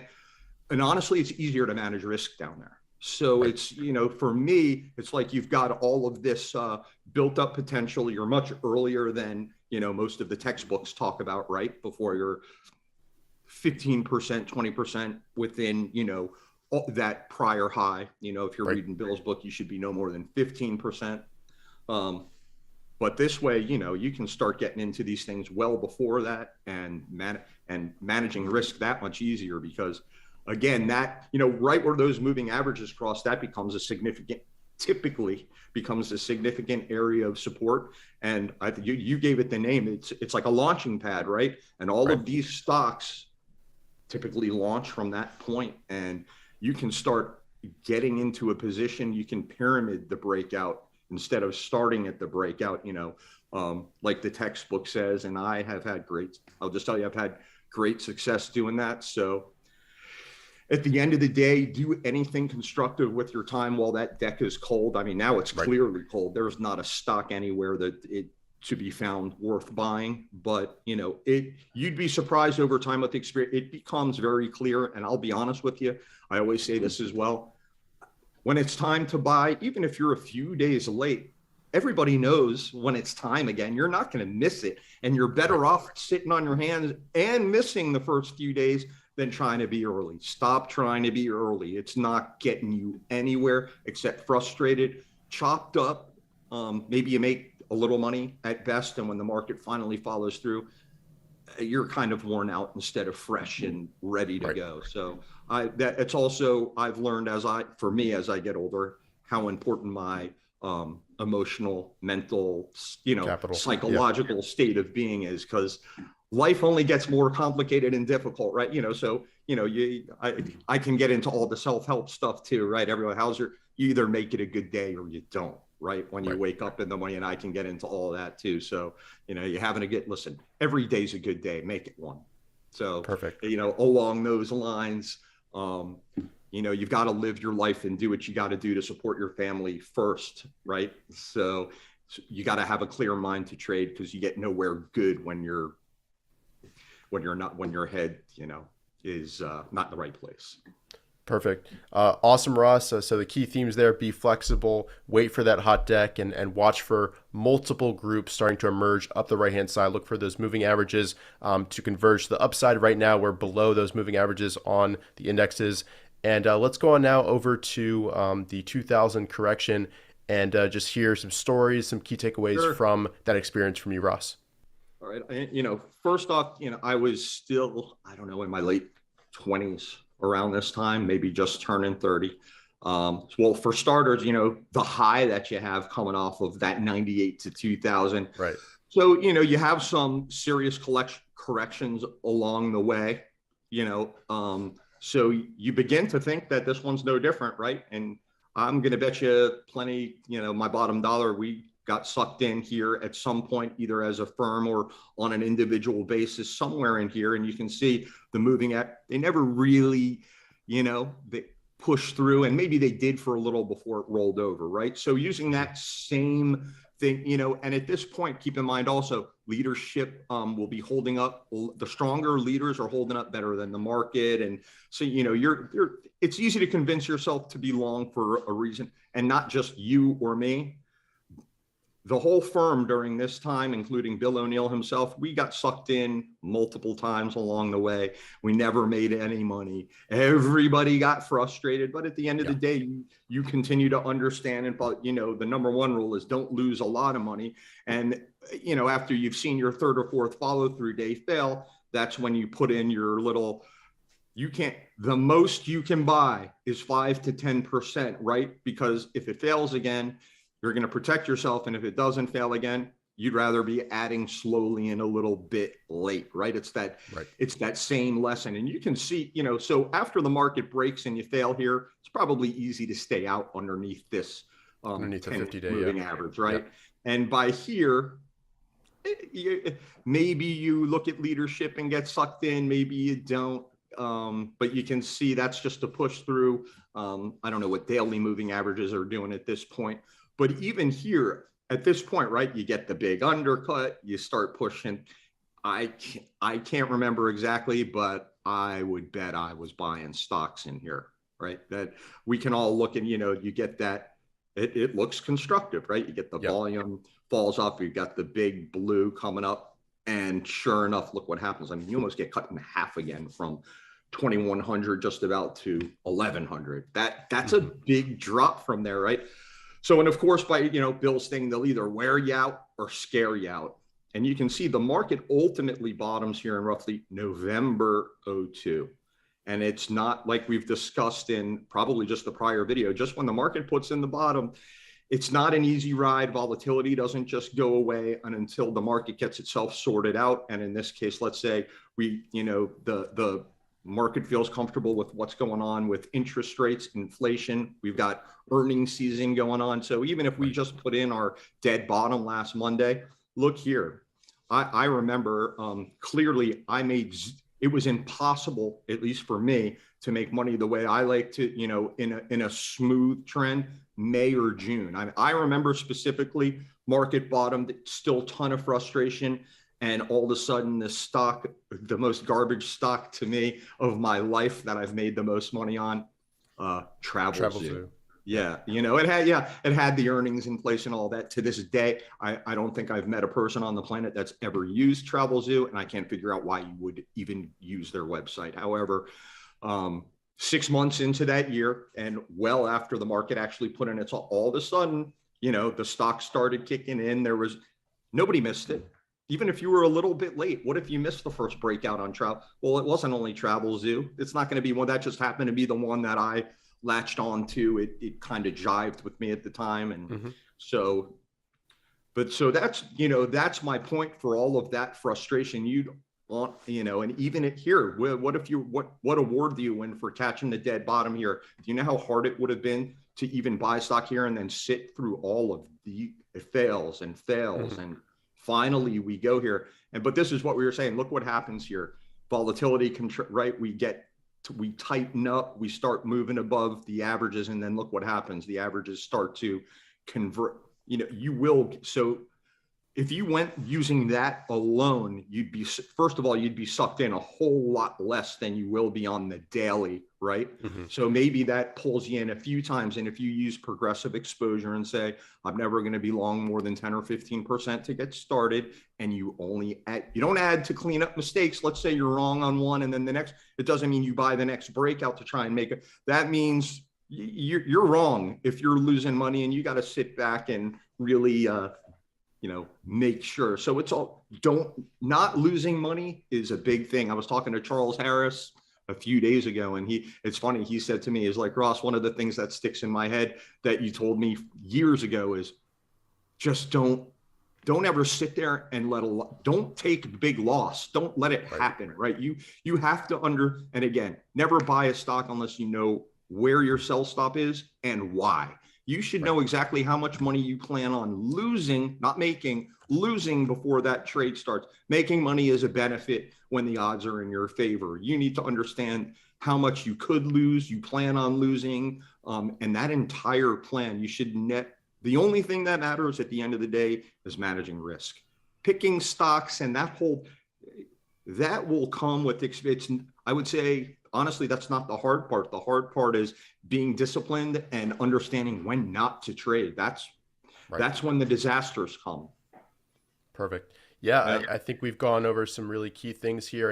And even if you were sucked in, manage risk along the way, as you said, and you won't hurt yourself. And obviously, we're not saying 2000 is going to happen. We have absolutely no idea, but just be aware of the possibilities, protect yourself, manage risk. And if you're a canceling trader, wait for that hot deck. So with that, Ross, any last words that you'd like to say? Or no. And like you said, I'm not trying to be a mega bear here by any means. I've been at this for close to 30 years, and this is the longest correction that I've seen still. Right. So be flexible, be ready. Yeah. Right. I'm not predicting a big correction. Again, it could be another few months. We could turn around next week or the week after. Let's see how earnings season plays out. Let's see what happens, how people start feeling and talking about inflation and interest rates and that sort of thing. But at the end of watch here, you ready for this? I haven't said it the whole time. Watch the leaders, watch the rotation, watch how that's shaping up. You will not miss it. Nobody, you will not miss it. I mean, start keeping that in mind. If you're at the beginning of your journey, the experience will help. The more charts you look at, it will eventually catch your eye and you're going to go, oh, it almost seems too easy once you see what I'm talking about. Right? It really does almost seem too easy, but I'll tell you, if you can do that and not lose big money, you will get so far ahead of the market and everyone else. And again, it's not a competition, but that's the reason you're doing this, right? You don't need to add, you can do this on your own and stay way ahead of the pros. And let me at least, I'll tell you this. I started off in institutional sales. I watched a lot of Harvard Business School portfolio managers with entire Harvard Business School teams of analysts turn billions to zero, out of business. Bye-bye house in the Hamptons, bye-bye helicopter to the house in the Hamptons, all gone. So your mind would be blown at how many professional guys out there like that make billions disappear for whatever reason. They don't do the technical. I mean, I watch guys do this with me and Bill O'Neill shouting at them, you got to get out of the market. And he's like, no, they'll brag about their education and their analysts and Harvard the whole way down until they're out of business. So I would never mention a name, but you'd be surprised. Perfect. Awesome. I think we'll call it there, Ross. We've gone over some really key things in this video. And to everyone watching, I hope you enjoyed. If you did, please go ahead and leave a like down below and subscribe if you're new to the channel. And we'll see you guys in future videos. Thanks.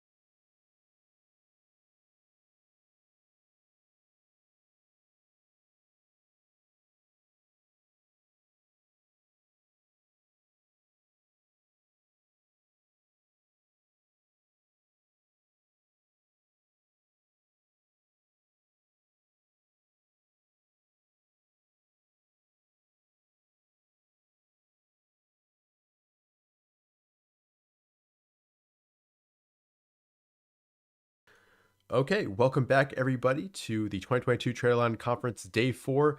It's my pleasure to introduce my good friend Anish Sikri, top performer in the U.S. Investing Championship and also the head of the District IBD Meetup. He's going to give a really amazing presentation on precision trading, trading tactics, and market psychology, which I'm really looking forward to. Anish, thank you so much for being a part of this and welcome.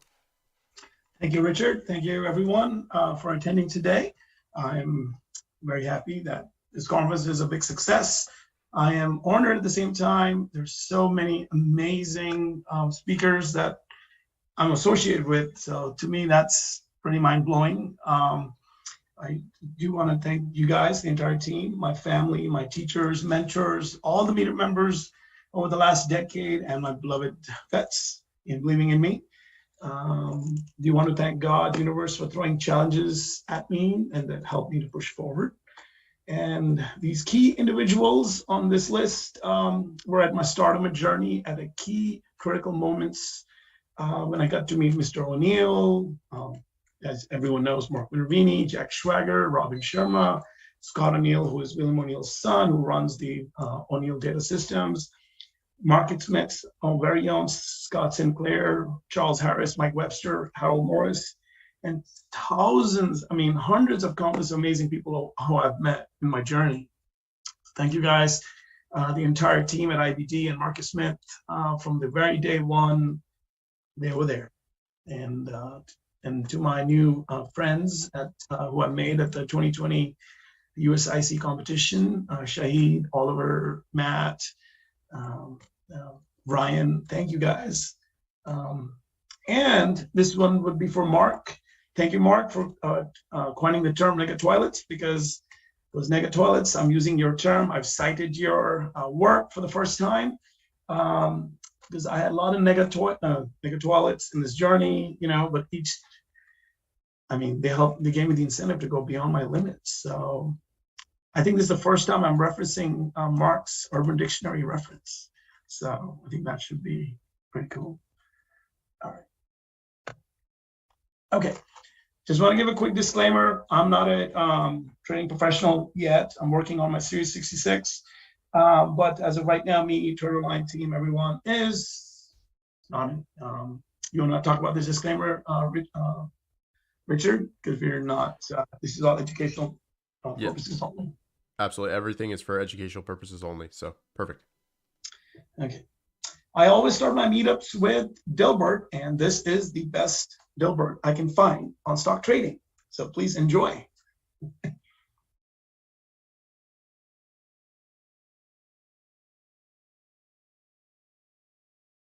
think it's spot on.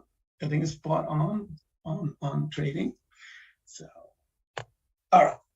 So I'm gonna give a quick bio. Everyone is wanting to know what I've done.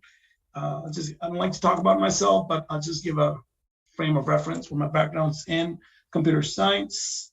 I worked at IBM in college. Post-college, I was a corporate hacker for KPMG and Price Coopers.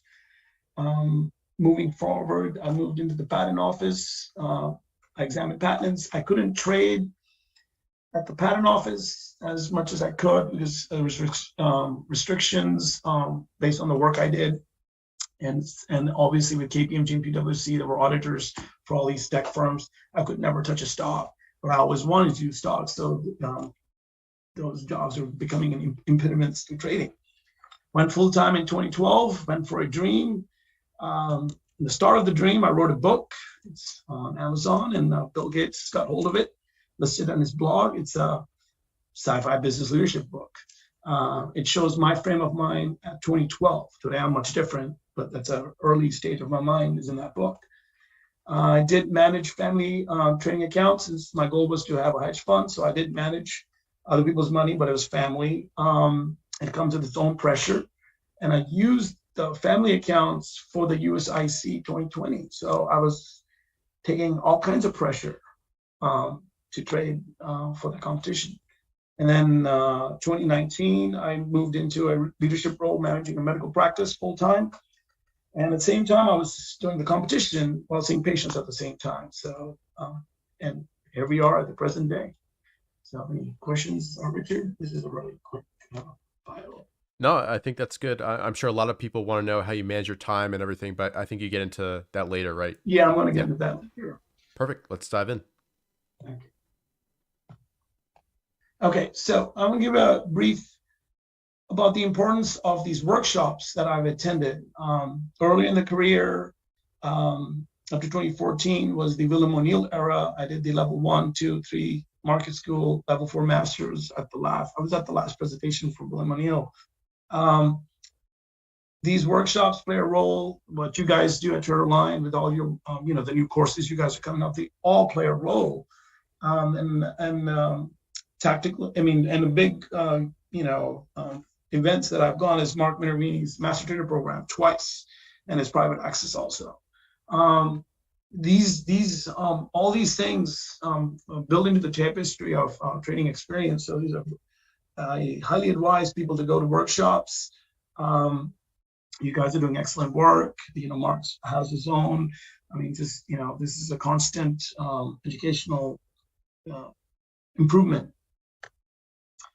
So my general trading style, about my style is 2008 up to 2014, I was trading strictly by the book, can't slim. I wasn't mixing anything else. At that stage, initially my stops were at 8%, but then as I gained some experience, it moved up to around 65%. But it was strictly by the book, everything by the book. 2017, Mark enters the picture. When the student's ready, the teacher comes. Scenario happened. There's a big story behind how all that happened. And then his incorporation of his VCP and SEPA methodology was incorporated on top of O'Neill's work. And in the process, I've added elements from Stan Weinstein, Paul Tudor Jones, Peter Brandt, Dan Zanger, and Peter Lynch into my stock analysis when I'm looking at all the pieces together.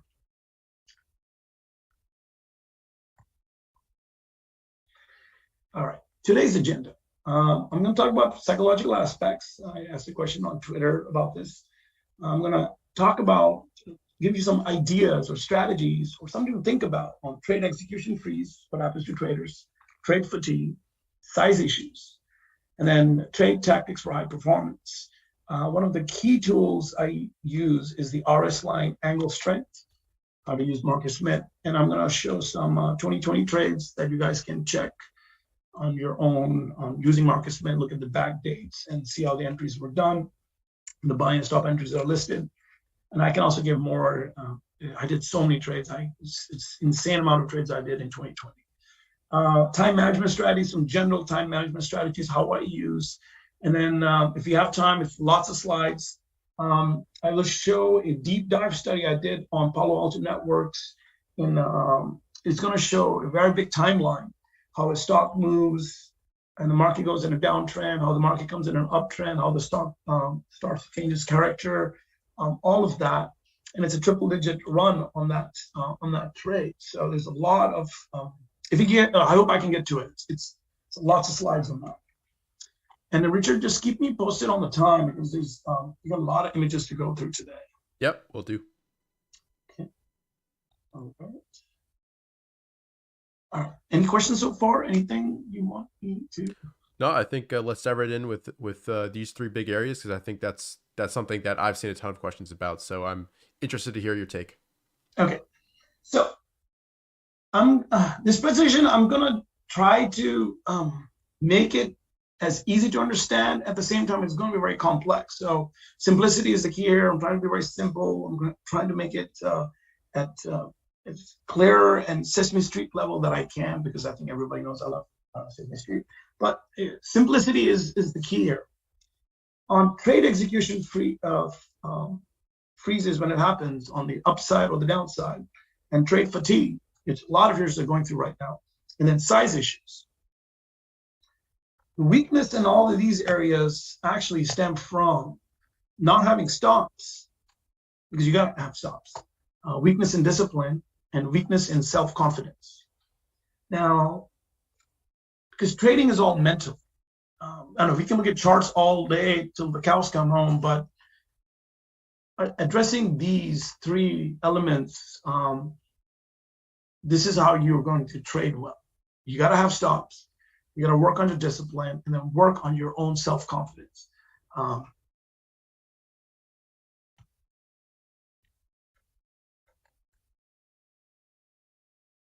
Okay, on trade execution freeze. When you're not having stops in place, when placing a trade, you have to know where your stop is. You can't just randomly buy something. Let's say it's on Twitter or someone's talking about it. You feel the FOMO coming in. You can't just buy it. Even if you buy randomly, you need to know where your stop is. Usually, if you're not buying it right, your stop is also placed wrong. So, as they say in real estate, location is key, and same as it is in stocks. Location is key. Where are you placing your buy order, and where is the stop placed? And you also have to plan for contingencies. Mark chapter talks about contingency planning. I'll bring a story about him. This is his story. He had a space event. I would say you ask him about it because he talks about it in the book, but there's a lot more to the picture. He lost his entire data feed. He drives to the broker and he's trying to figure out what happened. Did the market crash? In fact, the broker went down. The market was still active. So after that, he has, dual internet connections. So do I. I have dual internet at my office. You have to plan. You can't plan for everything, but the best thing you can do is put a stop as soon as you buy a position. That's the best thing you can do. As soon as you buy something, place a stop. And do not worry if it gets taken out, because it's better to have that or have some catastrophic losses. Matt Caruso and I were talking at the competition time about some Chinese stocks. I actually had made prior year to the competition, I made 30% in one of these Chinese stocks. And I was like, okay, let me try this again. And I had a stop in place, but I didn't realize the risk I was putting in the competition with this type of a stock. And Matt told me, this is a story, I'm sure he's going to bring it up. He's brought it up a few times. We were on a Zoom call, and the look on my face is because he says these stocks can go to zero. He was absolutely right. A week later, that stock went to zero or failed. It would have been a catastrophic hit at the competition because I had a size position on this trade. So I've also learned that whatever stocks you're buying, they can go to zero, and you have to know how you're placing your size, what your stop is. That's the first step. You need to know where your stop is, and how you plan your trade, because things can go south in a moment's notice. Any questions, Richard? Anything? No, I think we're good. Okay. So I'm sure everyone's heard this or many times on Twitter or TV or, Warren Buffett's rule on money. First rule, don't lose money. Second rule, don't forget first rule. It's kind of similar to the rules of Fight Club, but this is key here. Trade execution happens because there's a lot of, you haven't planned for, it's like your eyes are, it's like a deer caught in a car's headlights. You can't be in that situation. You have to have a game plan at all times. There's no other, I don't know how to simplify this. You gotta have a stop. Okay, let's do some charts. Current trade. Richard, if you have questions on this one, I got animations on this. All right, let me do a pointer here. Okay. All right, guys, I'm gonna go through trade execution. How would you trade? What would you do with this trade? Now, people who have traded this, just think about it. Richard, where would you place a trade on this? I'd probably wait for it to establish a range right near that low that it just set and tighten up a little bit, and then look for it to make a significant higher low and then buy the breakout from that range. Are we talking about this range or this range? Down below where it's at right now. Or you could wait for it to push through 70 on heavy volume, but it'd be a little bit tougher to manage your risk when it's up there. Yeah. Okay, that's great. That's actually, that's good. Let's say in this case, it did break out in the daytime and it closed end of the day. If you're using this cycle VCP here, it's tightening up. Let's see the next slide. Let me show you what's going to happen next. Okay, there. It breaks that resistance on the top around $69, goes up.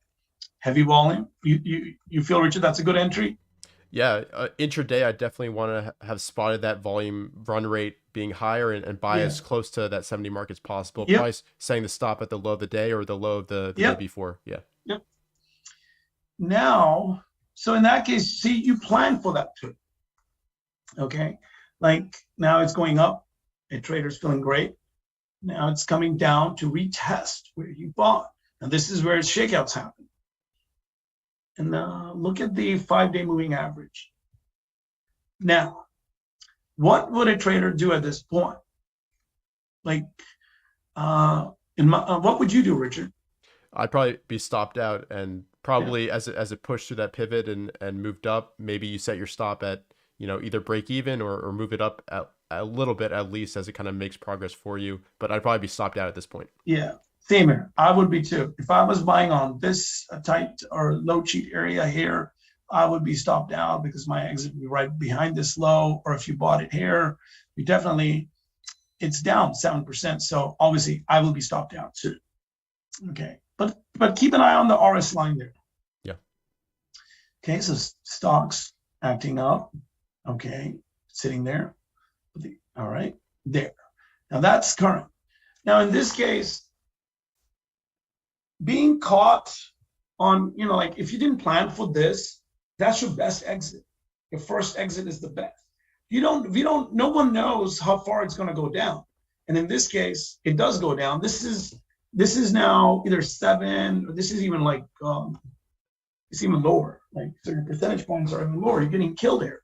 Yeah, it comes back up, but we don't know that in hindsight, on the open, the stock was down.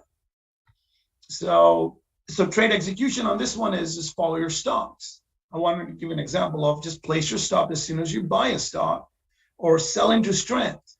But that goes more into your batting average, what your average gains are and what your average losses are.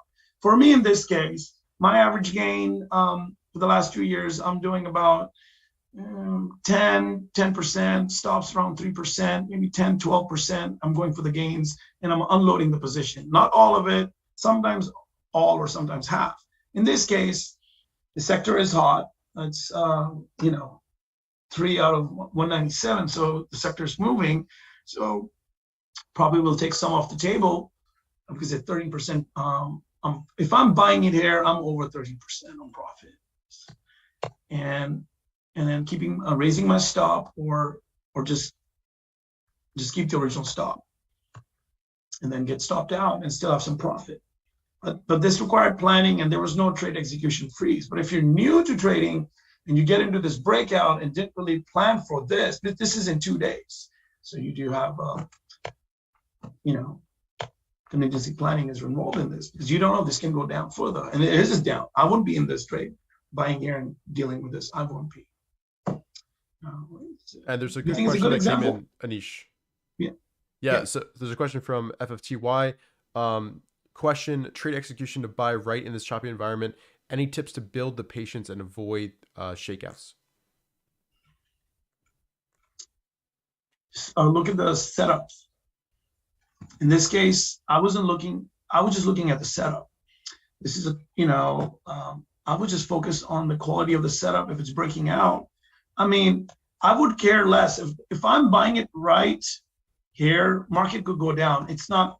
I'm looking at this action, and then I'm looking at this, and I hope that answers. And have my stop in place. It's literally automatic for me. I'm actually at work when this is happening, or right at 9:30 if it gaps down, my stop's executed. I'm just not at all stressed on this trade. Does that answer that question, Richard? I hope I answered it right. Yeah, I think it was more about, knowing the environment and whether you're going to decide to press it, take a lot of trades, or, hang back and be a little bit more patient. Yeah. Okay. So if you're starting like fresh, I would be trading small right now, slowly incrementing your size once you have traction in your portfolio. I wouldn't be hitting the gas if you haven't had a profit in your account the entire year. I would be like, okay, let me plan it out. Let me plan my, if you watch my art of position sizing, I would plan the trade and go step by step till you get some profit in the account. I wouldn't get greedy all of a sudden. I'm going to, go, yeah, I'm going to, hit the margin on this trade and go all in.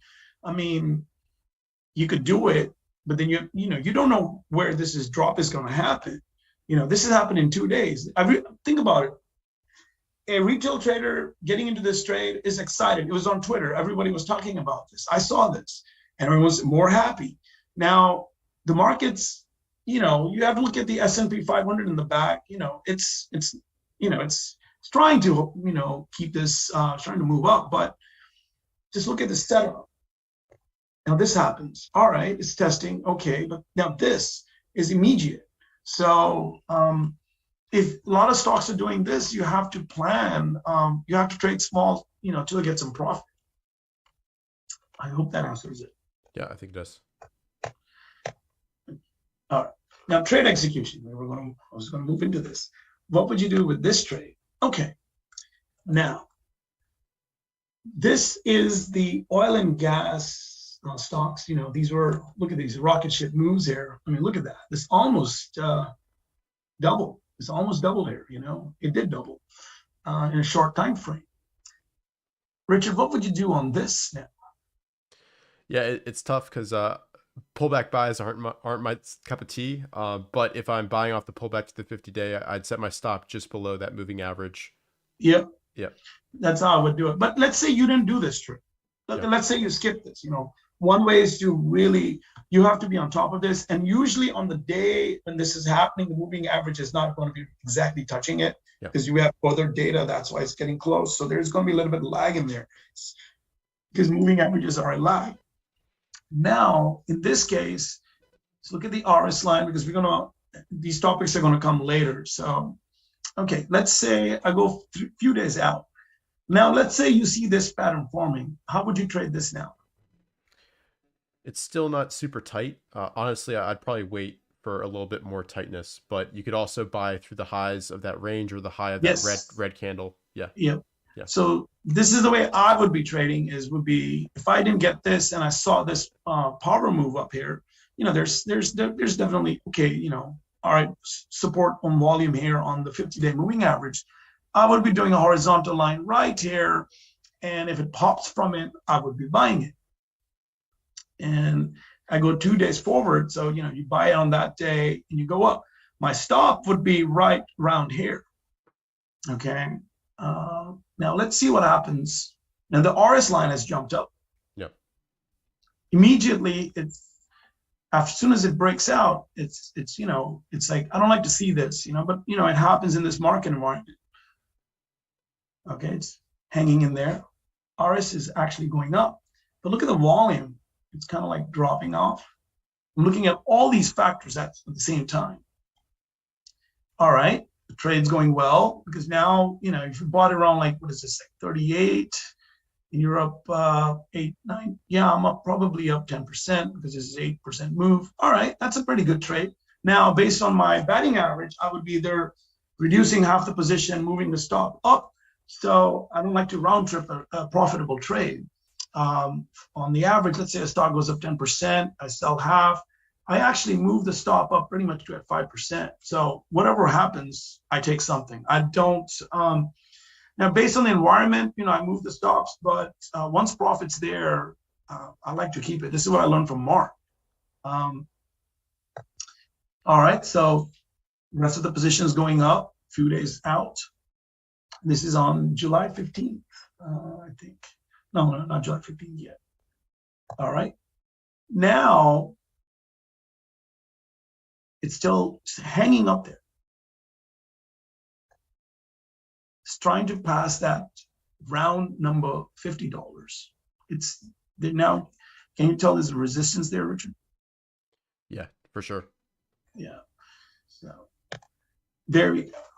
Now you as a trader, you have to be always thinking of, you can't be, you can't be frozen here, is looking at the 5-day moving average. I think it's the 5-day moving average or 10-day moving average. Yes, 10-day moving average. So there's definitely resistance at 50, and you bought it here. You have to think about what the environment is. The market's down. This is going up. You do have to lock profits. It's just the nature of the environment. Because if you don't, this is what's happening. It's going sideways. But look at the volume. Look at this. We have this heavy red volume right here while it's moving up. So somebody was unloading it while it's moving up. Then all of a sudden you have no volume coming in. And look at the price action. Yeah, the RS is up, market's down, but this volume, is showing you something's going on here. Now this is a weekly chart. You actually have a stalling action happening on a weekly chart because this is a red bar here, and this price action didn't move. This is in William O'Neill's book. So you have to kind of read what happened a week before because this is the current week you're in right now. And this is actually synced date to date. This is Friday's action of May 10th. This is also May 10th on the weekly chart, or 6/10. I think 6th. It's 6/10. Yeah, it's exact. So, but you have to figure out this stalling action. And there you have a change of character on the 21-day moving average. You didn't unload or reduce. This is what happens. This is a 9% drop in one day. It pierces the 50-day. The entire move, it finally pierces the 50-day. And then, you're even down further. So I think this is like more than 40% down. So things change really fast. You have to have your stops in place. You cannot for everything's going to go up because you have this change of character happening. It's very subtle. It's very subtle. And seeing how a stalling action is happening while the RS is up and the market's down, there's people are sitting here. It's very subtle, but that's the art of trading. I mean, you have to go through charts to see that.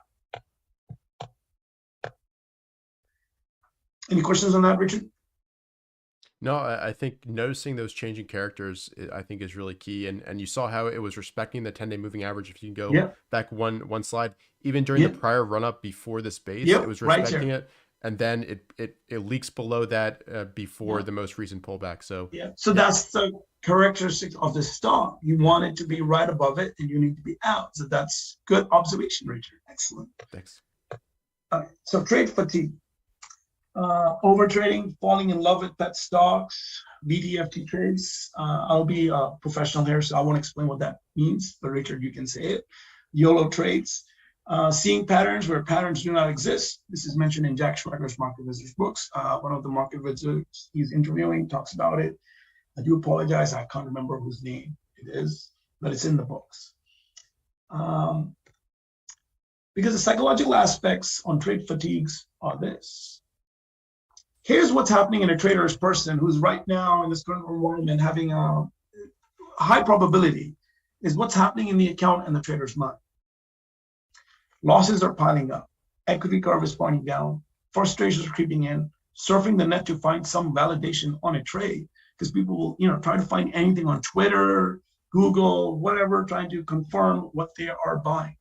Angry with family and friends, bad habits forming, like getting drunk every day, just every bad habit you can imagine, they start to creep in, small, it comes slowly. Can't sleep well at night, going on Twitter and giving good traders a hard time, like going on Mark's Twitter feed and giving him a hard time to Oliver, all these guys, they always, I feel bad for them because they have to deal with it sometimes, and then the person is becoming a negative formation is coming. Positions may have stops, but a trader wants to revenge trade the same stock because of falling in love with the same stock. And then positions may have no stops. I have gone through this.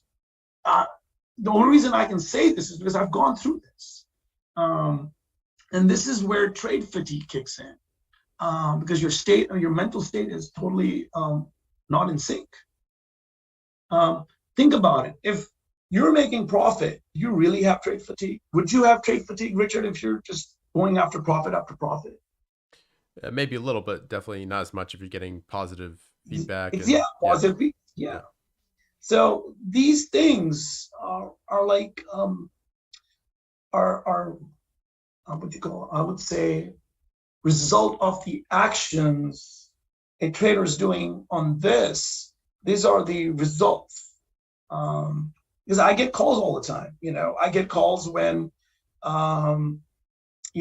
person's defending their position and they're already down 40%. This is exactly what's happening. They're defending a position, not having, the stops in, not buying it right, falling in love with the stock, the story. In the end of the day, you have to see what the chart's doing and what the stock is doing. So I'll give you a good example of myself. In 2014 was a significant year on my tactical trading. It was this is before Minervini era comes in. This is the O'Neill era. If I had to give a timeline of my trades, I did insane performance in 2014. I wish USIC was there at that time. Anyway, so I bought Gilead here in August and rode this trade up, and this was a really aggressive move all the way. After that, I moved into Alibaba, GoPro, bunch of other trades. Then I came back to this trade in around January. This time, I'm just like, I want to make this return just like this. It's based on what I achieved in 2014. So my mind was warped. I'm trading between this, totally seeing patterns that don't really exist. And in this entire chart, it was a total epic loss. Epic win on one side, a few months later, epic loss. And totally missed this. Now looking back, I can see a tightening up here, VCP, you can buy this, you can, buy it right on this resistance, takes off. Totally missed this. But I got chopped around because I fell in love with the stock. I was going through all of this, So I didn't do this. I was on Twitter and I wasn't, but this was happening. So you can't fall in love with the story. You have to look at proper setups. You have to be objective. You can't be attached to a trade. Detachment from a trade is mandatory. It's just, this has all happened in, I had ultra high triple digit performance in 2014, ultra high. In 2015 was a total disaster because I fell in love with the stock. Any questions on that, Richard? There's a question in the chat about kind of your period before you found Mark in the VCB style. Question for Anish: having followed Canceling by the book for so many years, did he incorporate any other concepts on top to fix any specific problems? Could you elaborate that more? Yeah, I think he's asking basically, how did you adapt your style after being a strict Canceling type trader? How did you adapt your entries, your exit, all of that, so it more suited kind of your personality and your system? That question is about to come. Can you hold on to that? Can you come back? There's a slide on that. Perfect. So, okay, just make sure we answer that question. Okay. Now I want to talk about size issues. A lot of people don't address this. This is I think a very under addressed topic. Majority of new traders believe that one needs big size to make money. Do you agree, Richard, or do you agree with that statement? Yeah, I was talking with Tom Basso yesterday, and he said, everybody comes in, they want to make so much money, they size up huge, but if you don't have a logic and a reason behind your sizing, it's going to lead to some type of problem. You're either going to not perform well enough because you're undersizing, or you're oversizing when you shouldn't be, and it's going to lead to blowups, it's going to lead to big losses, all of that. So yeah, I 100%, you have to have a system around this. That's super important. You answered it really well. Yeah. You actually answered it really well. I mean, you said the same. You can't just come in with big money to make money. You can start with a small account and you can make, huge returns. But you have to have a system and process and trade step by step. So small account has a tactical advantage when you're new to trading, because you can get out faster than anyone else. Because that's the key. When things are about to go south, you want to be the first one out, not the last one out. Focus on the process and the rest will take care of itself. For a lot of traders, people think, if I had $1 million trading, but let's say you get into a trade and the average, the volume is not big enough, but you can get in. Brokers will take your shares. You will be the volume on that day. But if you didn't get out when the selling happens, you can lose $1 million so fast. And it gets worse if you start doing option trading on top of it. So it's the process, as you said, is the key, and these things should not matter. Yeah, for for swing trading, you need a margin account minimum, so there's some SEC restrictions on that. So talk to your broker. I can't give advice on that. Okay, issues with large accounts. If you're new to trading, haven't really made a profit in trading, and you're starting with a large account, chances are your account's way too big for you to mentally handle the drawdowns. For example, someone says, I want to go into trading, I'm going to put 100K in an account, but are scared to lose 5%. In that case, that'd be 5% drawdown. You're trading, that trader is trading way over his or her sleeping point. Because if think about this, every trader wants to make money, but it doesn't matter where you start off. But let's say someone comes in with a large amount, have never traded the psychological aspects of seeing 5K go up and down in a day. On some of these stocks, let's say you had the previous stock, EQT, it dropped 9%. In that case, let's say it dropped 10%, you would be at 10K, loss. I'm not saying the entire account's on one position, but I'm just, giving an example here.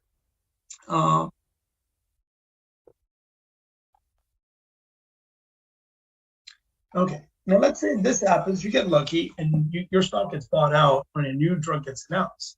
Now your account overnight is up 50%, 100% in one shot. And, you could get lucky, or some stock tip on Twitter or Reddit, or, got something.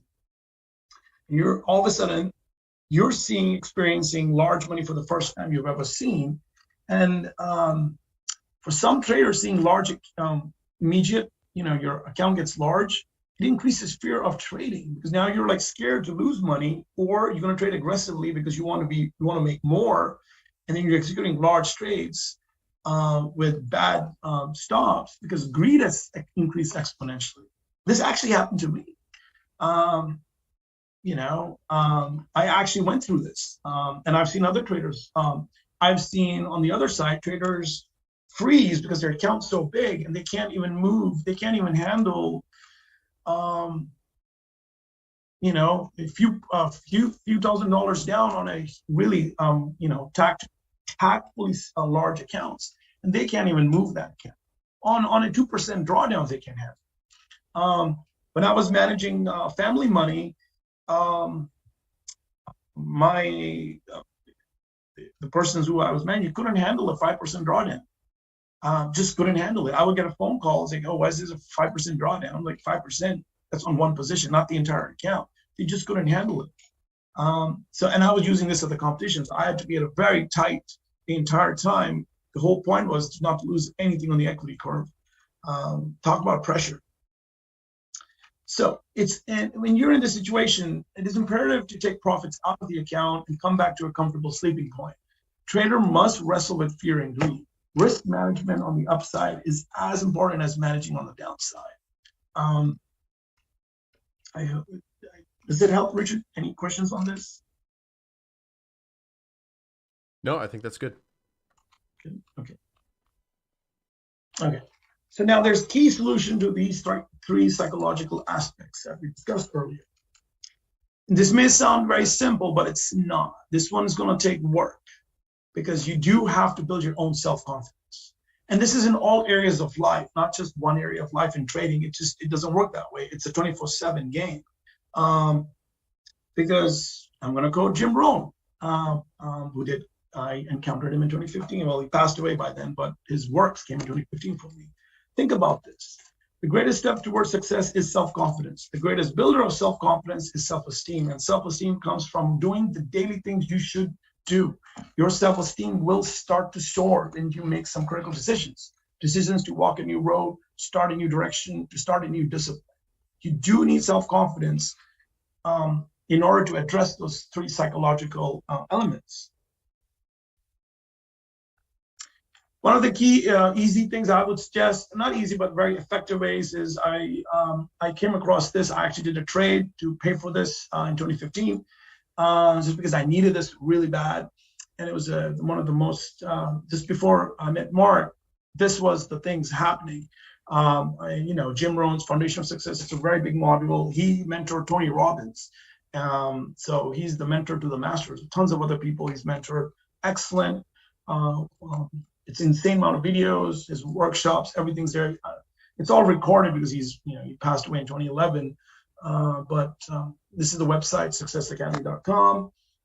And then in my journey, I came across these two gentlemen. I met Robin Sharma in 2013. I actually went to a conference where I was the second youngest guy there, and it was a room full of about 50 people, and at least there were 10 billionaires there. I didn't even know who the billionaires were. So I learned about leadership with him, and then moving forward, I got introduced to Darren Hardy's work because I employ all their strategies at my own practice, when I'm seeing patients and managing employees, because the L of Can Slim applies to you also. It's not just on the best stocks. If you want to get the best stocks, you have to think like a leader also, because you have to think fast. It's all about execution. You can't be, I haven't, like when COVID, when Omicron hit, I had no staff. I had to think out of the box. How do I handle this? When I'm at the competition at the USIC, I was seeing patients all day, but I had to think of getting supplies. I had to, you have to be on top of things. You can't, be procrastinating at that time. So, but a lot of other qualities that I had to learn after my 2015 to 2017 era is very unique. And in those years, I was learning about all this, because you have to improve yourself if you want to be a very good stock trader. Any questions on this, Richard? No, I think that's a really good message. I know this may sound easy, but this is not. This is the hardest part as a trader, because your mind has to change. These two books are critical. I would say every entrepreneur out there has Think and Grow Rich. I even have a signed copy from Mr. Hill. And then Mindset Secrets of Winning. This is a phenomenal book Mark has written. I wish this book was written around my 2015 to 2017 era. It came later, but what a fantastic book. I think everyone can tell how much Mark's fanboy I am too. But the work speaks for itself. Okay, so there is a cycle that I came up with over the years from looking at my meetup groups and the other meetup groups in the area. And I've met a lot of traders in conferences and stuff. There are these 4 things if you want high performance. Number one, you gotta have a positive mindset. And that feedback loop comes from doing the work, doing the charts, reading, books, studying. You have to do the work. There's no shortcuts. And then after you learn the theory, you have to execute the trade. You have to execute. You gotta place your stops in. It's a process. Everyone is different. There's no cookie cutter you can become. I can't be Mark. Mark can't be me. But I am learning from him, evolving on my own style. Same thing as I evolved from learning from William O'Neill's works. And then you get a trade feedback loop. How the trade does, good or bad, and that goes back to your positive mindset. If you have a positive mindset, you can handle those losses, and you can be like, all right, let me figure this out. Let me improve the process. Keep improving the process till you get it right. To get triple-digit trading, you're not going to get it in one shot. Let's say up to 2014, a big rule that I followed was William O'Neill said you have to be 2x the stock market return. Let's say the entire market from January 1st to December 31st goes up 20% with all the ups and downs, and it closes the year with 20%. Just by doing Can Slim, you should be able to do at least 2x, 40% at least. People say it's impossible. No, if you just read the books, the patterns are there. The work, the tools are there. Not executing the tools right, messes up the positive mindset.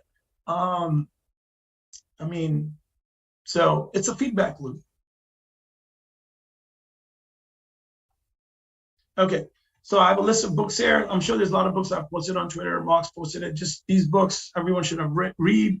If you haven't read, I would read definitely all these books. All of Jack Schwager's Market Wizards. I didn't put all the covers.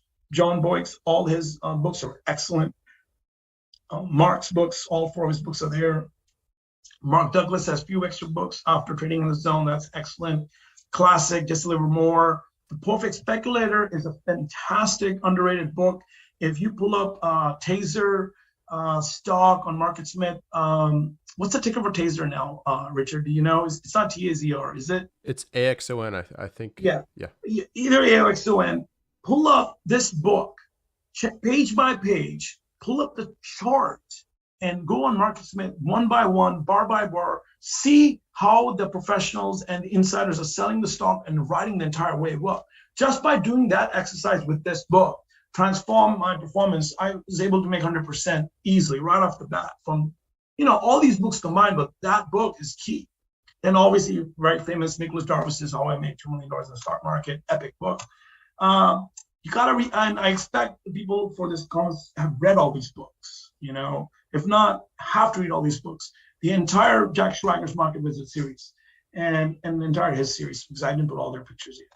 So this is a lot of work, but you can see how these, and apparently you guys are doing Stan Weinstein's workshop. It's so cool. You got him come out of from behind the scenes, Richard. I think you guys are pretty cool for that. Yeah, it should be pretty fun. I've got an interview just on Monday with him about his entry tactics. So I'm really looking forward to asking him like 40+ questions. So should be fun. Excellent. Yeah. Excellent. All right. So now we're gonna switch gears. I'm gonna run from the psychological. Any questions on that before going to tactics? This is going to be right technical. I think we're good. Okay. So part of my tactics, there's a lot of material. I can't put all in this one presentation, but I'm going to put some interesting ones for everyone to learn. And the first one, this part of the presentation is extremely heavily inspired by MarketSmith's Scott Sinclair. The credit goes to him and his team for this, William O'Neill's team. I was inspired by his presentation when I was at the level 4 with William O'Neill in 2014. This material is taken from that experience and insights. So please, if you want to give a shout out to Scott on Twitter, follow him. He's an excellent trader. He has played a critical role in my growth as a stock trader and the entire team at MarketSmith. So love you guys. Excellent. All right. So RS line, there is an art to this. You do need a positive state of mind because you have to see the nuances of the RS line in downturn market, especially like we are in right now. This is where the magic happens. In fact, the trades get easier because these are the stocks which are trying to push forward. And the current example in this market was BLTE. I think I posted on Twitter 30% in 3 days. Another trade on it, a very, very quick trade, like another 7% on it. This RS line was rocket ship. And how you perceive can make or break your trade. So quick insights. Excuse me. I learned from the conference not to use the term bull and bears, use the phrase uptrend and downtrend, just like the newspaper says, because bulls and bears can distort your market psychology. For me, I would say, oh, cuddly bear, like teddy bear, Winnie the Pooh, but it's okay. I'm a kid at heart. But understanding what the market is, the uptrend or downtrend. Because everything is how you think is everything. Because if it's downtrend, there are times I'm shorting all the time. So at that point, I want the market to be a downtrend if I'm shorting. So, but I'm not going to cover shorting today. That's a completely multi-hour conversation on that one. But let's focus on a few things here. Richard, am I doing good? Yeah, all good. Okay. All right. RS line. What is it? It is a stock's relative strength line compares to stock's price performance versus the S&P 500 index. The line is derived by dividing the stock price by S&P 500 index value. An upward sloping line means the stock price is outperforming the index. Now, MarketSmith had an update. You can change that to an index like NASDAQ, which I like to do that. But all the below examples use S&P 500. You can just leave it at S&P 500 and that's fine too. Sometimes I get very aggressive. I want to use NASDAQ, but for years, I've used S&P 500. That's the way default setting was, and it worked. So there's nothing wrong with it. Okay. But there are requirements to RS line. Just looking at a line without it is absolutely, you're not going to get, you're going to misinterpret the whole thing. You do have to understand all the books by William O'Neill and Mark, what bases are and what the stock is in, what stage it's in, stage 1, stage 2. Is it a basing period? You have to understand that. The more charts you look, the better you become. And I would say stick to Marcus Smith. It lays out really well. I don't know about the third party other charts, like I don't know the RS line in TC2000. I know Richard has more experience in it. How is it, Richard, on TC2000 RS line? I don't really use that feature on. Yeah, I think it's pretty much the same. I don't know so a huge difference. Maybe somebody who's used Market Smith for years, you're kind of used to that, but I think the TC2000 one's pretty effective. Okay, is the same good on Trading View also? Because we have people using Trading View, TC2000. Yeah, I think it's similar. It might be a little bit squished up in the upper panel, but I think it's fine. Okay. All right. Okay. So benefits of RS line, they do help detect before they break out, and it's also good as a portfolio management tool. Okay, so these are the 6 shades of RS line types. Credit goes to Scott Sinclair.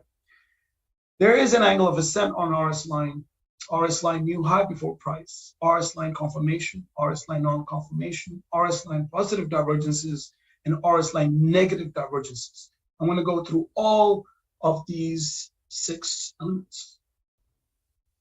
Okay, for angle of ascent, if you have a standard clock or a watch, the RS line on the chart should be between, imagine there's a clock there, you put a clock there, the line should be pointing towards 12 o'clock or 2 o'clock. This is for the best stocks. Look at the current example of that stock, BLTE, before it broke out. It was literally at 12 o'clock. You also want to pay attention to the RS line change of characters, very subtle. Like in the previous examples of this presentation, if you would, when the replay is there, you go back, look at the EQT, the chart I did, look at the RS line change in character on that stock. It went from up to down. And RS line can act to guide about strength of your stock, and you're not sure about the base. I'm going to have charts right after this, so it will make all sense. So these are some old charts, but they're properly annotated because I was looking at this. Now, this is everyone's, everybody wanted Facebook. This is the IPO where everybody was getting 2 shares for 1 from brokers. So public got sold into this. Professionals were buying here because you had a 30% move here. There we go. You had a positive move up, comes down, makes a base. Everyone's worn out because people got killed over here. Retail, it's all retail because somebody had to unload. But look at the RS line is going down, but the market's up in an uptrend. Excellent double bottom with a 30% prior uptrend. So just because the stock looks here, you have to see what the picture is, what it's doing here. This is a 30% uptrend move. It is correcting in an uptrending market. So the market's up, but the stock's not ready yet. But the RS line is 100% lagging the S&P 500, and this makes Facebook a laggard stock at this point. And it's 1 week before earnings. And this is a weekly chart. And you have massive double bottom base breakout on earnings.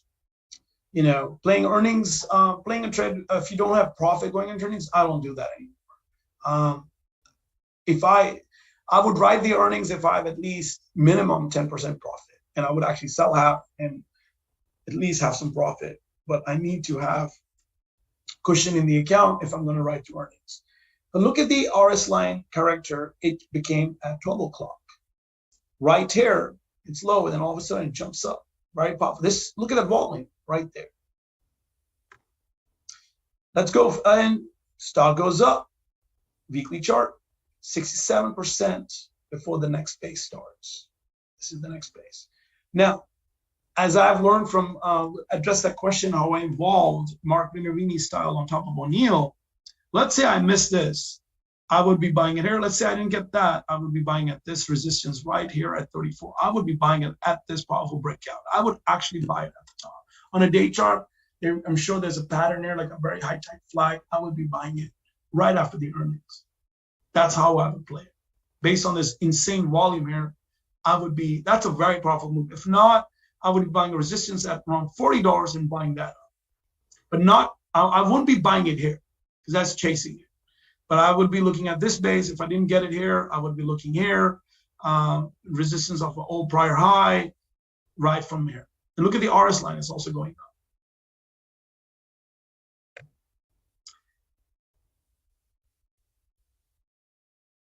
Now, I'm going to put this, I'm going to take to a stock before I was even born. Look at Intel. The RS line is up before the price is, and the market is in a 15% correction. It doesn't matter what time period, but the patterns go back in time. It's always the same. Isn't that fascinating, Richard? Yeah, this is a characteristic that Ross, talks about all the time. The relative strength line leading the price, making new highs, either, all-time highs, or even he looks at, a pivot point. And if the relative strength line has already broken out before the price does through that same pivot point area, that's something he really keys in on. So this is super important. I would be so aggressive on that pivot right there, low cheat area right there. I would be aggressively buying it just because I know this is leading. Oh, you stocks set up before the market does. This is a huge shift I got from Mark. I don't even look at the indexes. I don't even look at the indexes. I just look at the setups. I mean, you can even, say you could do that trade. I'm just moving the mouse because I have more experience now when I did. This is from my model books, these charts. Now I'm like, I visit these all the time, and I was like, oh, let me look at this pattern. If I remove this day, this looks like a traditional stock even for today's market. There's so many stocks like this. So there you have it. RS line goes 34% from the first base. Second base comes, pivot, 50-day bounce. That's a 10-week moving average, so you would just buy it. 29% from the second base, 74% from the first base. This is how you get high-performing trading, when you observe the RS line, character change, and the stock is there. You have to put all these pieces together. There's some, for homework, if you guys want to do this, I would highly suggest use Marcus Smith on this because you can go on the dates. I know TradeStation can go that far. Your paid charting tools can go that far. Study Amazon, weekly chart, 3/12/2009, and then 12/18/2009. The reason I choose 2009 is because this is coming out because the bull market's about to start. And it started on 3:15. These stocks were coming before the actions. And same with NTS, and I never can pronounce it. NTS, I call it NTS. What do you call it, Richard? Yeah, I would just spell it out, I think. NTES. Yeah. NTES, okay. So, okay. Okay, now we're going to talk about RS line confirmation. On this case, you already see the breakout happens, the RS line is going to be high grounds. I actually did trade this. This is a trade I did on EMS. I missed it, but I saw this trade. RS line coming, breaks out. Literally, I was buying in that pivot right there. Actually, no, right in this pivot. Horizontal line right there. Because this is before Scott O'Neill came to the meetup event, right there. Because I missed this, but look at the RS line. It's telling me power. And this goes up. It just goes up. So there's multiple entry points you can do it. And look, the change of character happens about this term. So the RS line breakout, look at the RS line. This is where the power is. These are the stocks you want to get. You need to get them as soon as they happen. You don't want to be like, oh, I missed it. Yeah, there are other entry points, but your slippage happens. Let's say these people who bought it here, they get shaken out on this week right there. Let's say you bought it right here when it's obvious, you get shaken out. And guess what? Now you're holding the bag here. Now the hope, the mental fatigue kicks in because as a trader, you'll think I missed this entire move. Go to the next stock. The RS line also changes character. You can actually draw a straight line here and it breaks. That's, your exit. Okay. All right, solar winds. So this is very interesting. The price is trying to move up. Volume is dropping, but the RS line is not climbing. Stage 4 base. This is, if you think about it, look, stage 2, comes here, goes up, it's riding now, it's becoming technically a moving averages. So it's stage 3, but it's stage 4 base on Marcus Smith count. But I'm just looking at the trend of the stock. It's on stage 3 right now on Stan Weinstein or Mark Minervini last week, stage 3. But look at the RS line. right there. Couldn't climb. Price goes up, but the RS line could not climb, and there you go. 45% drop. You know, stocks making all-time high here, but the RS line couldn't even climb up. Any questions on that, Richard? No, I think that's clear. All right, now this is your advanced trading tactics. Positive divergence. I exploit this. If I get to see this, I am exploiting this if I can. Now in this case, you'll have a shakeout, but the RS line does not make a new low. This is very subtle. You can't just look here and there. There is key points. Yeah, you can say it right there too. It's characteristic. It's doing the same thing, but it's very sharp shakeout, but the RS line didn't come. It's the velocity of the shakeout, and the positive divergence isn't coming down. That's key. You see, I mean, you would see it. Oh, it's doing it here. No, look on this velocity drop right there. The RS line does go down. On this velocity drop down, look, it's took out all these it was on the newspaper. Everyone's buying it, getting churned up, got taken out, but the RS line did not come down. Now, when the stock tries to recover, I'm trying to get back into a stock when it's recovered. You know, I can go on more tactics, but I would be like, just buy above this. There's ways to trade around this too, but there's tactics here. You can do a pivot right there, put a stop right there and move. But you got to be really sure on that type of trade. I wouldn't really trade when it's below a 50-day, when it's moved like this. I would wait for it to climb back up, tighten up here, and then go back up here. So you would want to see this, and it's going to go sideways here and then take it. That's how I would be properly buying it. You don't want to buy wrong, but you do want to see this is a very powerful indicator that stock will move up. Because, as I said, it comes right up here, takes off, 20% in a few short days. Can't beat that. Good chart, right, Richard? Yeah, absolutely. That was Celgene. And biotechs do move really fast. Okay. There are two examples here. BGRI. When you play this replay video, you guys can just pause it on this screen and then pull up the charts, study NVR and BGRI. These are the dates. There's two charts. We have October 1st, 2010, July 22nd, 2011, October 12th, 2001, and May 31st, 2002. So I'm going to go give you guys something, what happens in the past happens in the present moment too. Now, this is where laggards happen, negative divergences. You would always see the RS line is trailing down faster before the stock price can. Usually goes down. These are the stocks that you should be, if you've got advanced skill, you'll be shorting it right there, but you have to time it right. Shorting is not like something you place a position in. You have to time it right because brokers see your position when you're shorting because you have to borrow the stock. So if it's not a setup, don't trade it. Negative divergences. I found one stock from my model book, and this is one of them. All right. So to that question of the person who asked how Mark's Minerini tactics evolved, when I met Mark in 2017 at a meetup event, I ended up asking for, when we actually went out for dinner after that.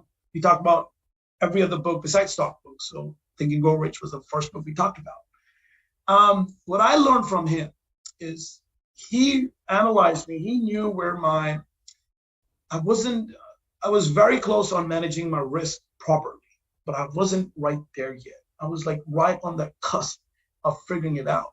And this is where the catapult happened. When I realized where I can take very aggressive positions, manage my risk really well, keep my stops even tighter, and this is on top of O'Neill's work. So it was because his work is built on it. O'Neill he's the greatest of all time. And so I was able to incorporate Mark's trading discipline tactics because he's extremely disciplined. And I needed a disciplined teacher at that time. And seeing him in action in real time, how he trades, accelerated my curve. I don't know if Mark will ever show it. On 2018, I'm at a conference. I'm asking him a question. He actually captured my aha moment. I'm sure that his crew was there. I was the person on the mic. And I asked him, with his influence, could he bring this feature on the stock chart? And he said that would hold me back because, and that was a very big aha moment, because I just need to look at the stock. I just need to look at the price patterns itself. I don't need to focus on other secondary or third indicators. And that was holding me back, actually. So my evolution really did happen on top of O'Neill's work, but going to the Masterclass program. Second time was even better because first time was overwhelming. It's a fire hose. Second time, a lot of things connected the dots, which was last year. Okay, MarketSmith. This is how I use MarketSmith. I've highlighted the areas that I look. The blue ones I go first, and then the green one, the section I go is my secondary list. I browse it later. Since my time is extremely short, the stocks I buy has to be in these lists. If it's not in this list, I'm not even wasting time.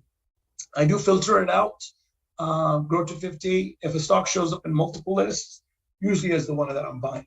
But I'm going to show you some of the qualities that I'm looking at on these variables. So these are the areas that I look at. I think I mentioned this on Twitter too. These are the areas I go through based on my time horizon. I need speed. I need to go through charts really fast. If you have time, I would go through MarketSmith really fast. How I look at things, you can do that too. Keep that in mind, Richard. Any questions coming in? There's some good questions, but they're not super relevant to what you're going through right now, so I'll hold them off for later. Okay. Yep. Okay. Did I answer that person's question about employing tactics from Mark on top of O'Neill's work? Did I answer that question? Yeah, I think you did. Okay, so I mean, the list is big. So out of that, there's a few more lists I look at the bottom. I wish they had sector leaders from the newspaper. That's the only list which is not on MarketSmith, and I love that list. The sector leaders at IBD newspaper. That is a very, at times, it's an ultra aggressive list. It's the best of the best, very aggressive stocks, and it's very tight filter. I do like that. If it's on the weekly newspaper, you should be able to see the sector leaders. But I do go through this. We don't have time, but the list on the top is the first one I go.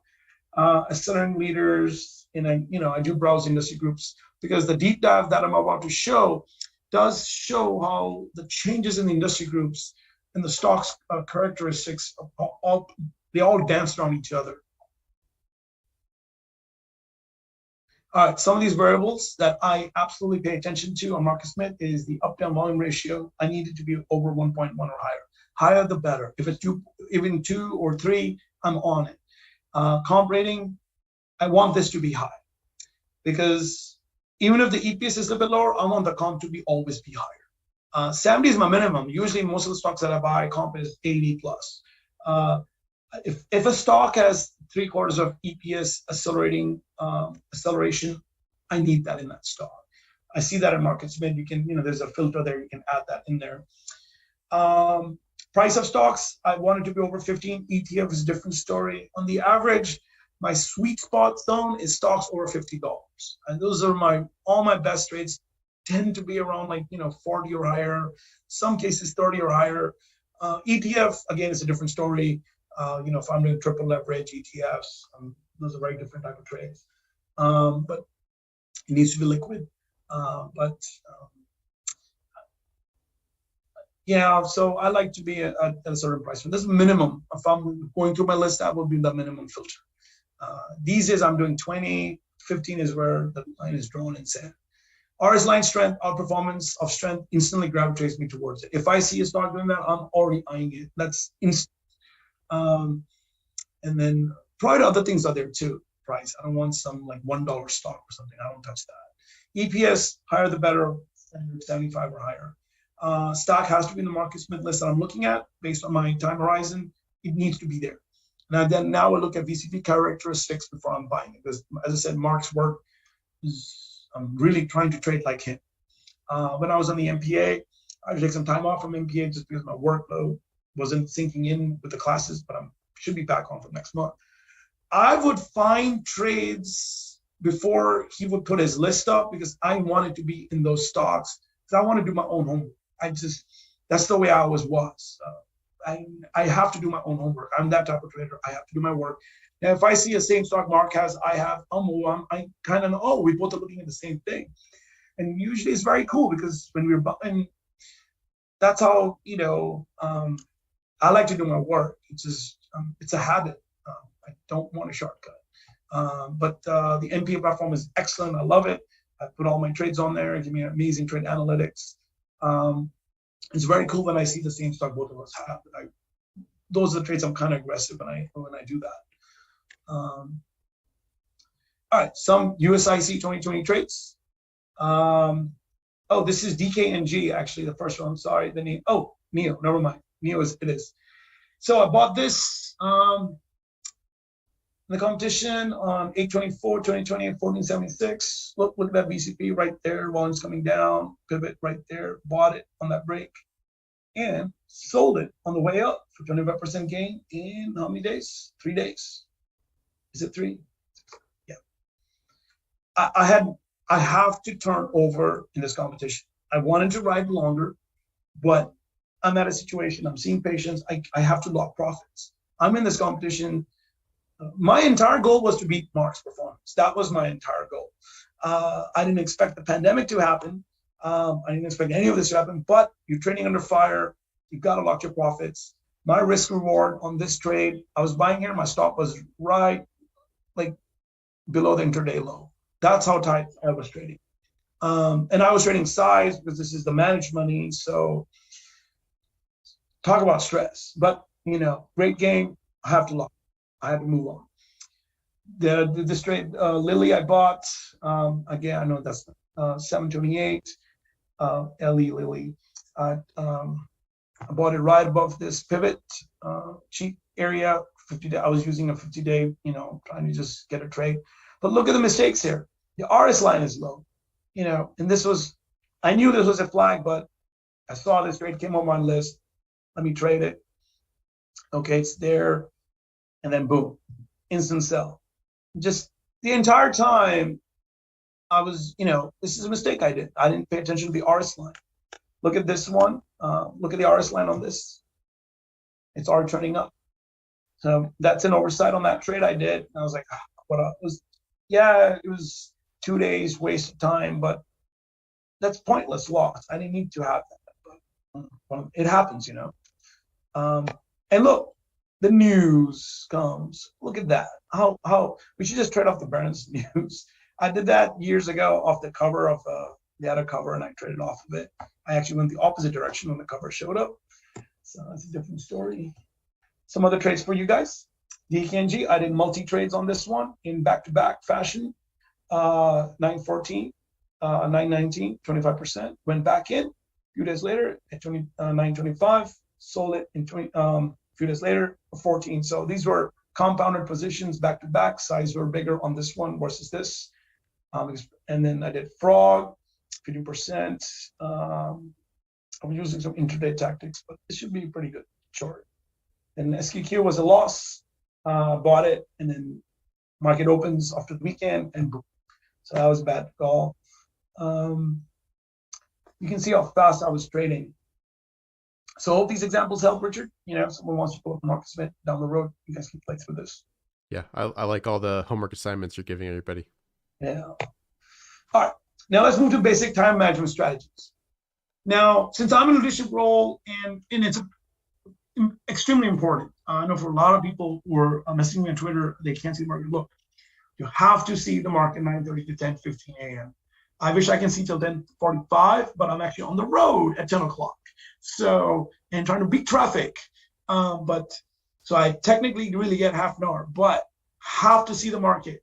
These days there's a lot of activities happen. Some breakouts happen right at that first 30 minutes. And that's your entry right there. You can't avoid it. You have to see the market. You have phones, you have iPads. Everyone has 5G, it's insanely fast. Have the toys now. Last trading hour, you have to make time. At least see from 3 to 4. If not, 3:30 to 4 p.m. is a must if you can. Friday is mandatory. or a last trading day before a holiday. Or Fridays, if you want to do more of a weekly trader, Friday is absolute mandatory. When I was doing canceling trading directly by the O'Neill style, Friday was the day I really made the moves because I preferred weekly charts. So because they would recover and I would get a better entry. So Friday was a fantastic day for me to see the recovery. Alerts on your phone, desktop should be required. All the tools do it. My TC2000 sends me email, text messages. My watch goes off. All things in the office, everyone's seeing one of those ringing happening on your laptop. I have alerts, audible alerts, contact place your alerts. And yeah, I have multiple programs. So if TC2000 is not impactful, I have Thinkorswim sending me alerts. And I also have eSignal doing it. You have to have, if you can't see the screen, you've got to plan for alerts.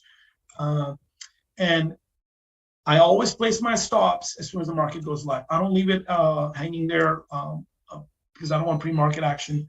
As soon as the market goes up at 9:30, I'm placing all my stops in. No question asked. And they stay there if they're executed.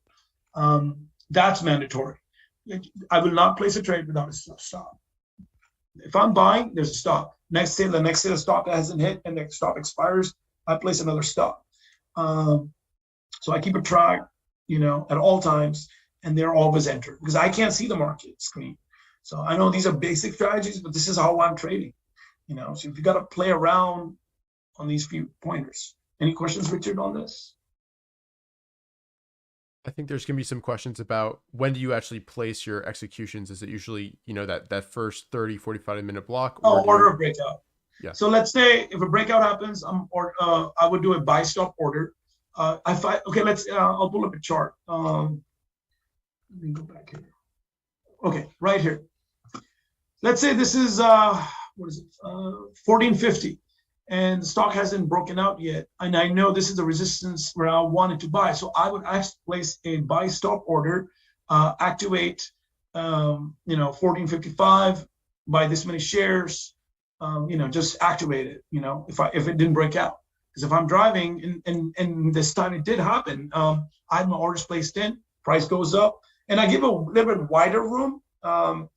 It just needs to activate the stop price. I'm not putting a limit order in. I'm doing a buy market order at this price. So if it breaks out, let's say it goes up 20, 30 cents higher, that's fine. I'll pay premium for it. I just need to get the position in where the pivot is. And there's slippage at times, it happens. But that's how I place my orders in.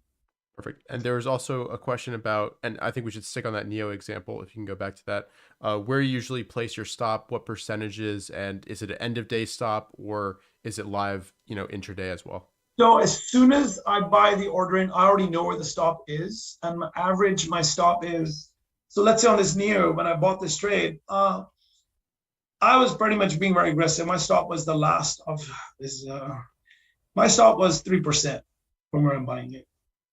Because that's on the average, I want my stops to be that tight. Because I was trading size and I don't want to go more than that. So it was a percentage stop. So I broke the order in 2 steps. I had it at 3% and then one just below here. So 50% of the position sells at 3% and then one a day before the previous day's low.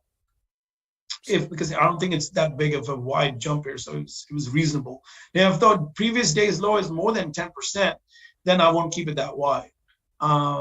It's usually is intraday or I'll do 3%. That's on the average. My losses are around 2.97 to 3%.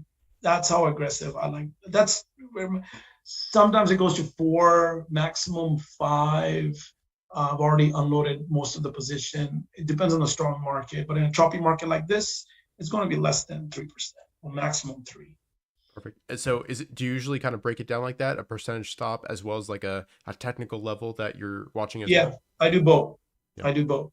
It depends on the stock that I'm trading and based on my time horizon. Let's say I got some time in the morning, or let's say I'm Friday, I'm able to see the market longer. Yeah, then I'll place it accordingly, but the stop is always placed. There's no position without a stop, if that makes any sense. I already know where the stop is because I do the homework before the market opens. So I'm already looking at the charts where I want to place a stop, where I want it, if it goes here, I need to be out. Like in this example, it's a really good example here. Let's say you place a stop. Let's say you just do it below the 10-day moving average. Let's say, just for example, let's say it's below it. So you just place the order below the 10-day moving average, end of story, So it just comes down, exits you out. There's really nothing to it. But it's always planned. I don't guess my stop when the market, I already know where I'm placing the stop, In fact, if you're a new trader, you should look at the chart and say where my stop is, then place the buy. Because you need to know where your stop is. Not knowing your stop is a recipe for disaster. Because, like in this case, the stop was the 50-day, because I did buy it here, and the stop was the red lines. As soon as it came here, I got, slippage happened. So that's why it happened, because this happened in real time. I think it gapped down in the morning, so I had no choice. But it was the first order out. It was the first order out. I didn't care. I need to be out. So there you have it.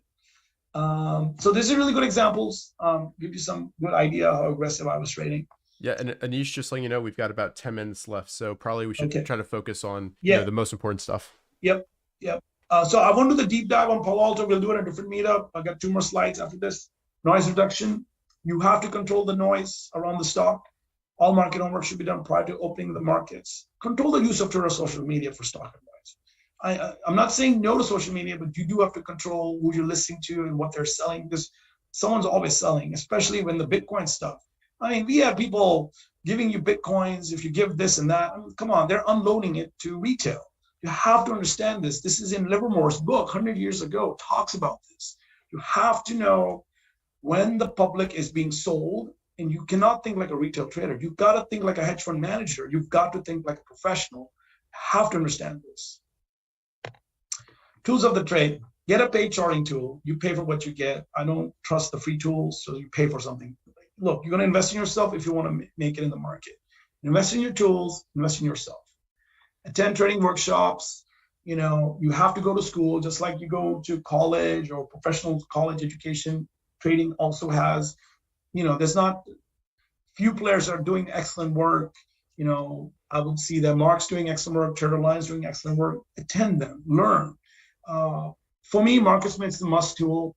I traded for many years. All I had was MarketSmith, and get a color printer. If you want an inkjet, I would say Epson, EcoTank printers are excellent. You can do 20,000 pages on $30 worth of ink.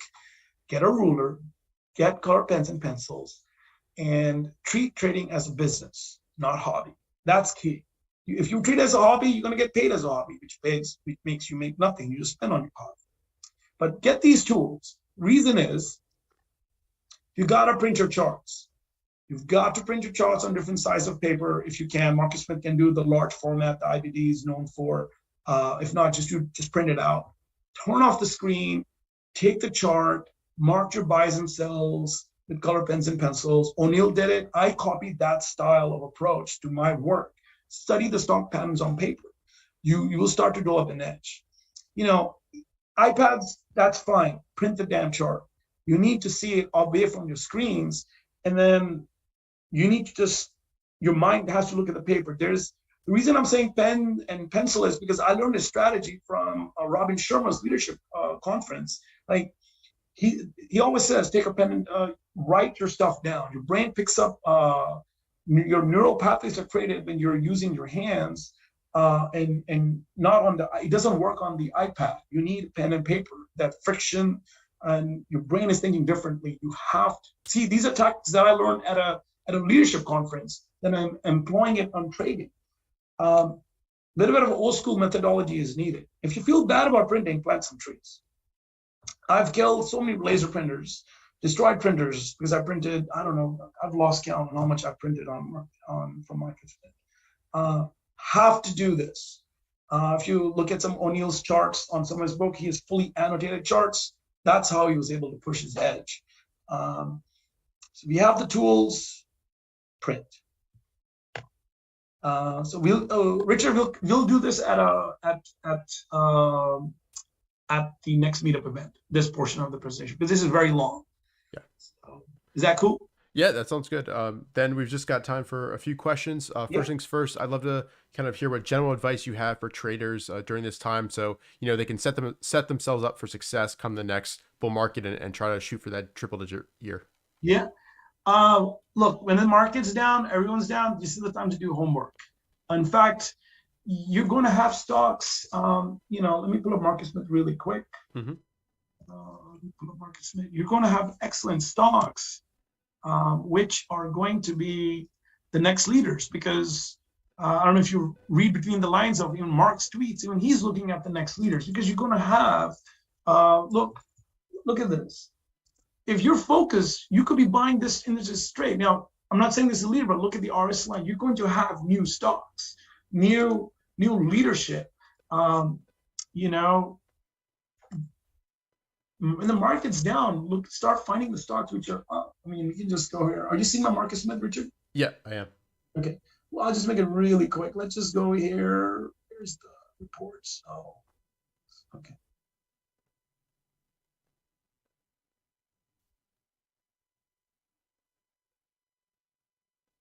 All right, just look at this list. All right. Just go this. I'm not even gonna look at that. Now, if you're doing your homework, look at this. This pivot right there. Boom. I'm just looking at the RS line. Just looking at the RS line. Let's do a weekly chart. Makes it even better. Look at the RS line. That's all I'm doing. Market's down, this stock's up. What is it? Medical services. Go to the next stock. Look at that. You want to look at the new stuff. And there will be new leadership. It's every market. That's why I gave 2009 examples on when you play the replay. Those charts, those stocks were forming when the market was, the world thought the world is going to end in 2009. And those stocks were about to take off. And that is where, in fact, the best rates come out of this time period. The best rates. I mean, look at this. I mean, just look at this. I mean, look at that. I mean, obviously, I won't be trading $8 stock, but I'm just giving you an example. Something's going on. But I'm just going through this list. Look, it's automatic. I'm not doing anything. Weren't people talking about this? Richard, didn't you bring this up on last week? Yep. Look at that. This is new leadership right there. Look at that. The stock goes from in the 20s is now in the 70s range. If this is not a leader, then I don't know what is, because this is a character change. This is now ultra institutional quality stock. Look, this is $20 stock. Now this is $70 stocks. This is where this stock has room to go up. I mean, I don't know the future, but this is This is institution buying. This is how the game is played.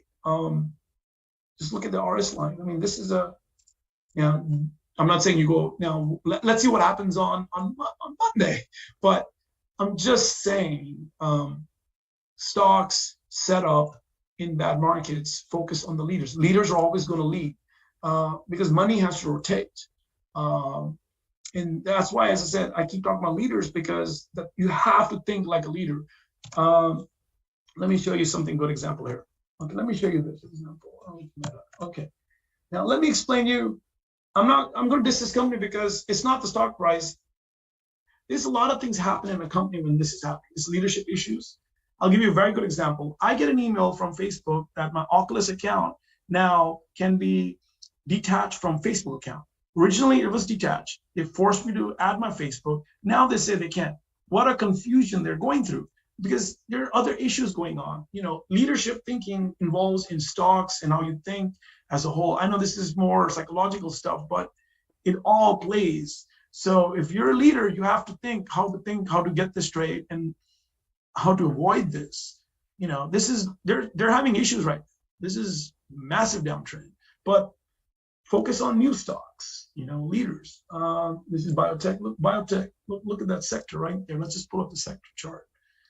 Okay, sector's not there. I mean, sector charts are different, but just look at the stocks. Hey, Anish, unfortunately, we're out of time. Yeah. But I completely agree with all that you're showing. Just focus on the leaders, wait for that setup, and we just got to execute. So, any last, quick bits of advice for everybody? We will do a part 2 for this, for the in-depth model study on a meetup event, Richard. But thank you for having me on there. I know I had to present a lot for this material. I had to gauge, but thank you everyone for giving me the opportunity to speak. and associating me with some amazing speakers that I've looked up to. And I can't believe today is the day that I'm presenting. Can't wait to do this in person because I love being on stage. So, but thank you, Richard. Thank you, TraderLion. Thank you, everyone. Yeah. Thank you, Anish. And we'll be right back with Christian Fromhertz talking about how to trade in this environment and also trading edges. So we'll be right back, and they'll start at 2:40. So I'll see you there.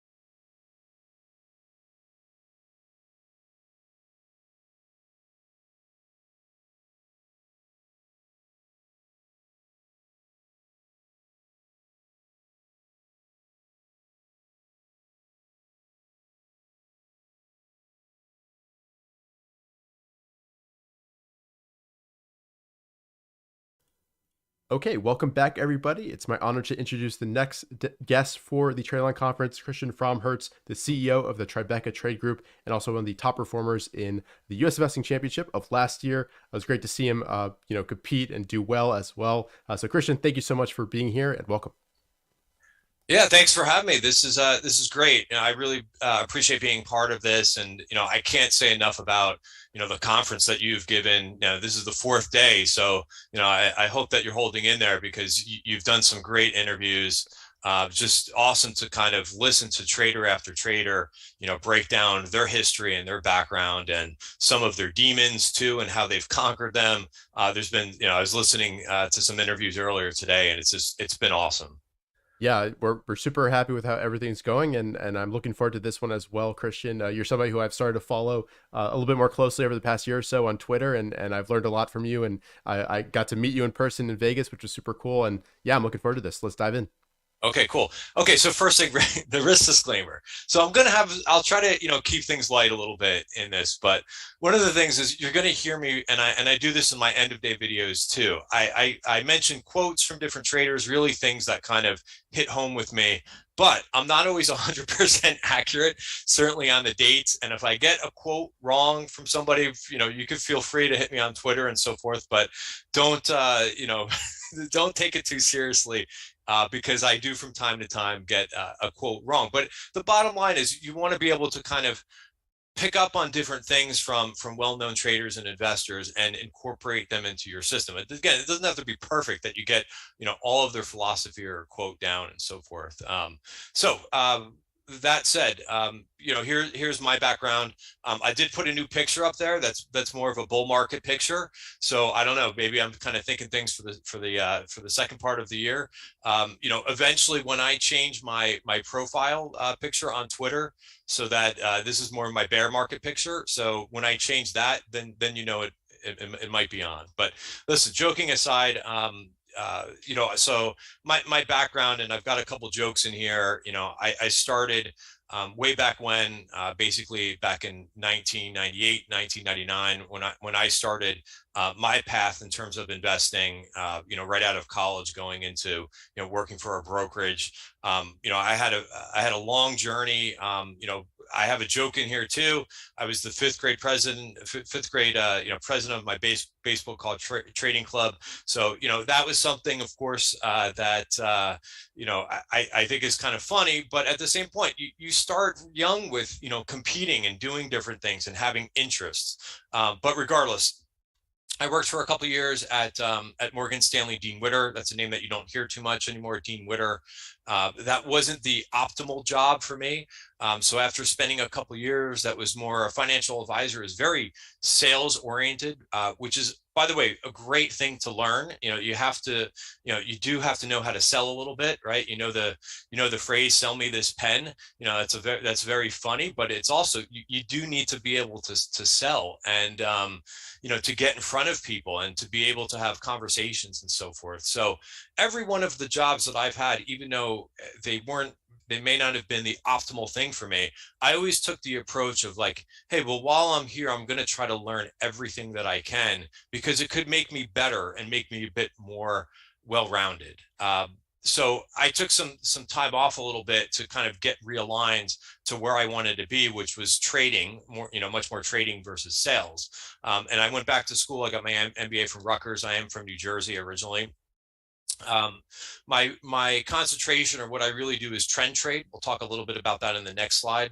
I did move from, sorry, that's kind of in the middle of there, but it's a little bit out of context. But after I did that, I did work my way up at Merrill Lynch, right? I wanted to get into institutional trading.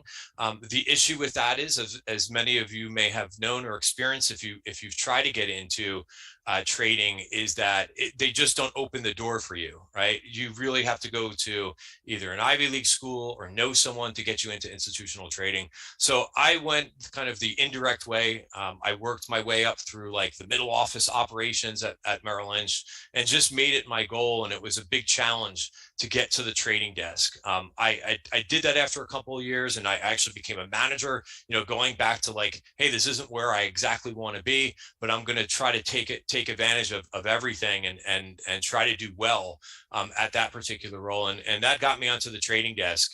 And I started doing that right around 2003, 2004, and experienced some great years trading at what's called the Delta One trading desk, which trades a lot of different products, all different types of things. And I made markets for domestic, international, fixed income, any type of ETF that's out there, which kind of goes, and I've built upon that in my trading as I've gone on. But, I went through many different interesting times as an institutional trader. The 2008, 2009, credit crisis, and seeing that prolonged bear market, that was a big eye opener for me. That was something, from when I started my career and seeing the dot-com bubble. So there's a lot of things that, it was a different type of bear market, different type of correction, but there are some things that rhyme, right? You hear that a lot about bull markets and bear markets, is that history doesn't repeat, but there's a lot of things that rhyme. There were certainly a lot of things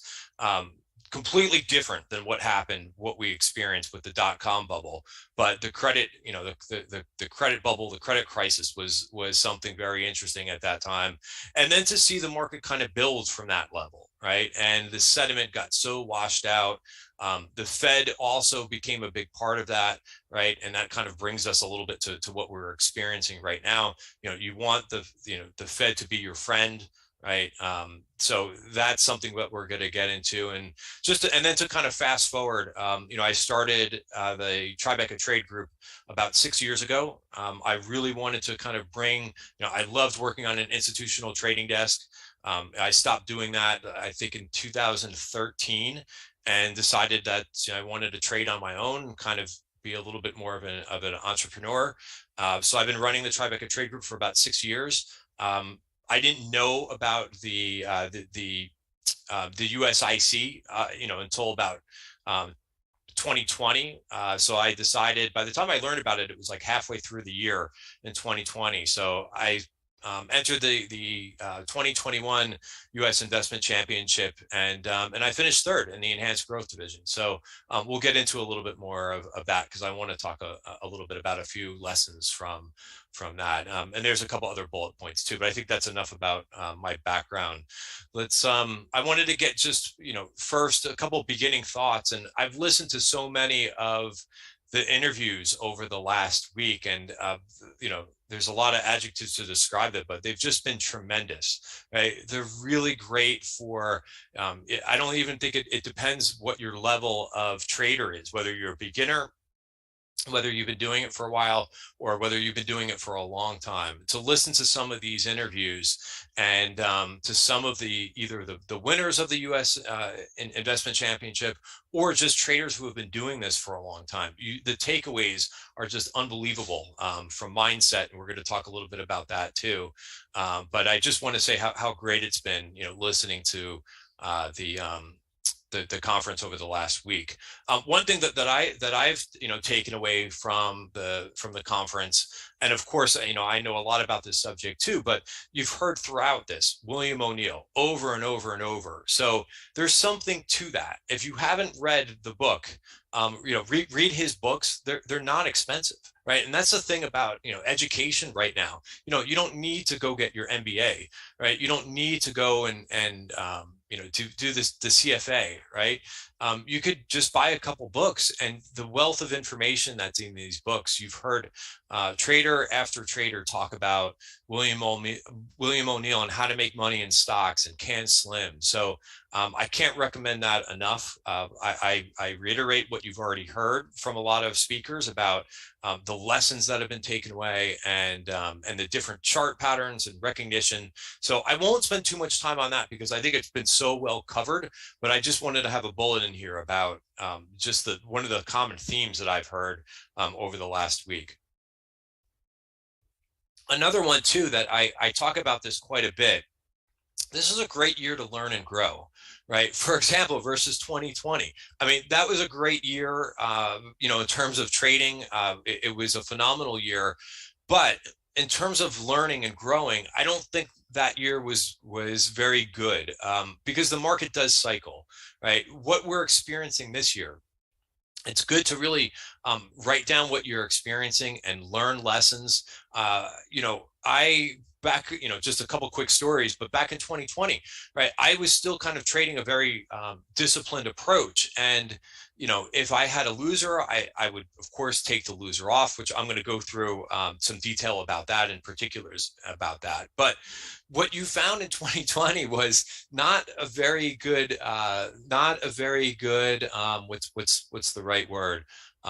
Approach. I saw a lot of people who had a loser and they weren't taking their losers off. They just felt that the market was going to bail them out, right? And that's not something that I thought was a great takeaway from 2020, that the market is always going to bail you out, right? And people just, oh, I'll come, you know, if it didn't work, you know, if a trade didn't work, you didn't hear about it anymore. Like, I was like, hey, what happened to that trade that you put on? How are you managing that?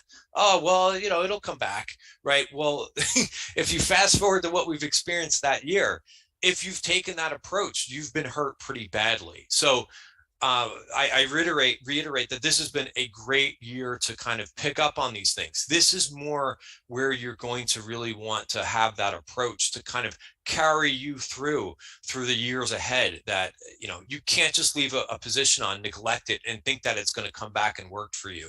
You have to actively manage your positions in trading. Okay, so and again, you know, if you're down about this year and so forth, you know, there's going to be some things I'll talk. So I'm trying not to get ahead of the presentation, but you know, you've got to keep a positive attitude at this point and realize that things are going to get better, which brings me to the next bullet point here. And that's, you know, all bear markets end. Right. I was gonna ask Richard this, but I'll ask him when he comes back on. Right. All bear markets end. If you go through any one of these bear markets, like 1929, all right, 1987, there was a market crash. You know, the dot-com bubble, which I already mentioned, the credit crisis, right? What we experienced in the beginning of 2020 as well with the pandemic, right? What happened at the end of all those? Well, the market ended up going higher. So, you know, it's important to be realistic and to understand that you really want to dial down your risk in bear markets, right? And be patient with bear markets. But, you know, in my opinion, you don't want to go all doom and gloom, right? Because I've never seen, and in the U.S. market, in the history of the U.S. market, you know, go down to zero, right? Every one of those situations, right, the market has ended up higher. So it's just something to kind of keep in the back of your mind. I'm not saying that happens tomorrow. I'm not saying that we make it back to all, you know, new highs this year. My point is, be patient and, you know, be somewhat, you know, in the middle, right? And not be perma bear, not be perma bull either, right? And just be open to the market in front of you. All right. And then I have another one in here too, which is kind of specific to me.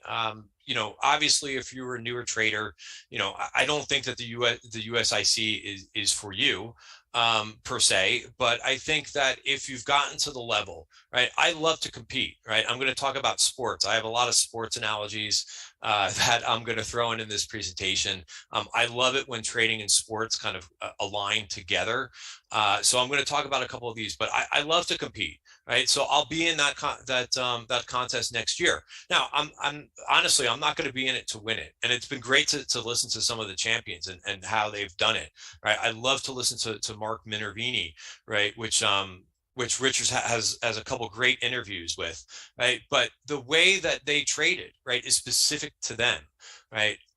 They went high into leverage and so forth. So my goal for next year, provided that I do compete in it, will be to finish in the top 5, because I know myself, right? Going into, you know, high leverage is just not going to work for me. I don't feel comfortable doing that, and we're going to talk a little bit about that. We're going to talk about, you know, developing your own system, right? You can't borrow conviction, and you can't borrow someone else's trading plan 100%, right? You've got to make it unique and personalized to yourself, right? You just can't do those things and think that you're going to replicate someone's system perfectly, because we're all unique and we all have different personalities. So it's important to remember that, and to pick up different tidbits from people's trading plans and some of the successful things that they've had, benchmark, right? But to think that you're going to follow someone's trading plan 100%, that's not going to work either, right? You've got to develop your own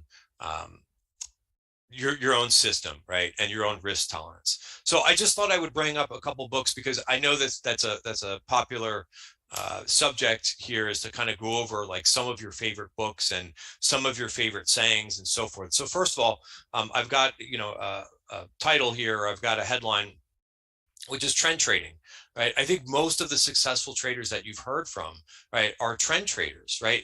The system does work. It allows you to be disciplined, right? I'm also a swing trader too, right? And that swing trading really does change with the market that's in front of us, right? So I like to be more of a medium-term, long-term swing trader, but if it's not there in the market, right, then you have to change that style a little bit. You cannot stay rigid, right? So a couple of books that really were really kind of the light bulb went off for me is when I read The Complete Turtle Trader. I had listened to Richard Parker do an interview like probably about 5 years ago with Bloomberg, right? And talking about, basically it just was a very, very interesting story to me that, and if you haven't read the book, it's essentially about taking traders off the street and, provided that they had some basis of discipline and so forth, but teaching them how to basically make money in stocks without a background in finance or economics and so forth. And,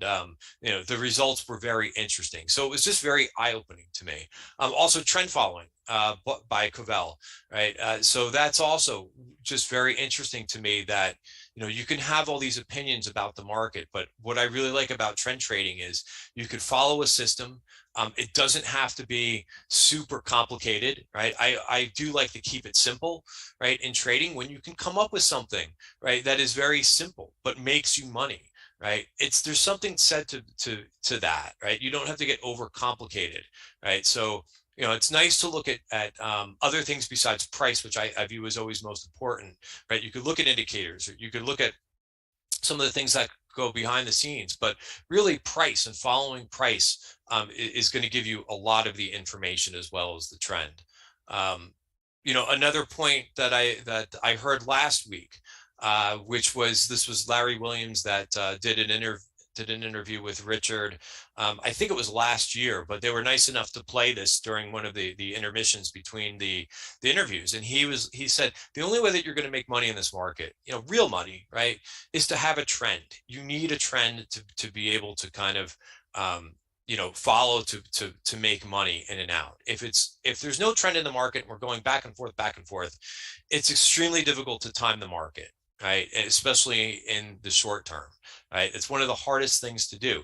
But if you've got a trend and you're sticking with it, right, it's just a much easier route. And that's I think why you've heard so many successful traders incorporate some type of trend following dynamic into their trading system.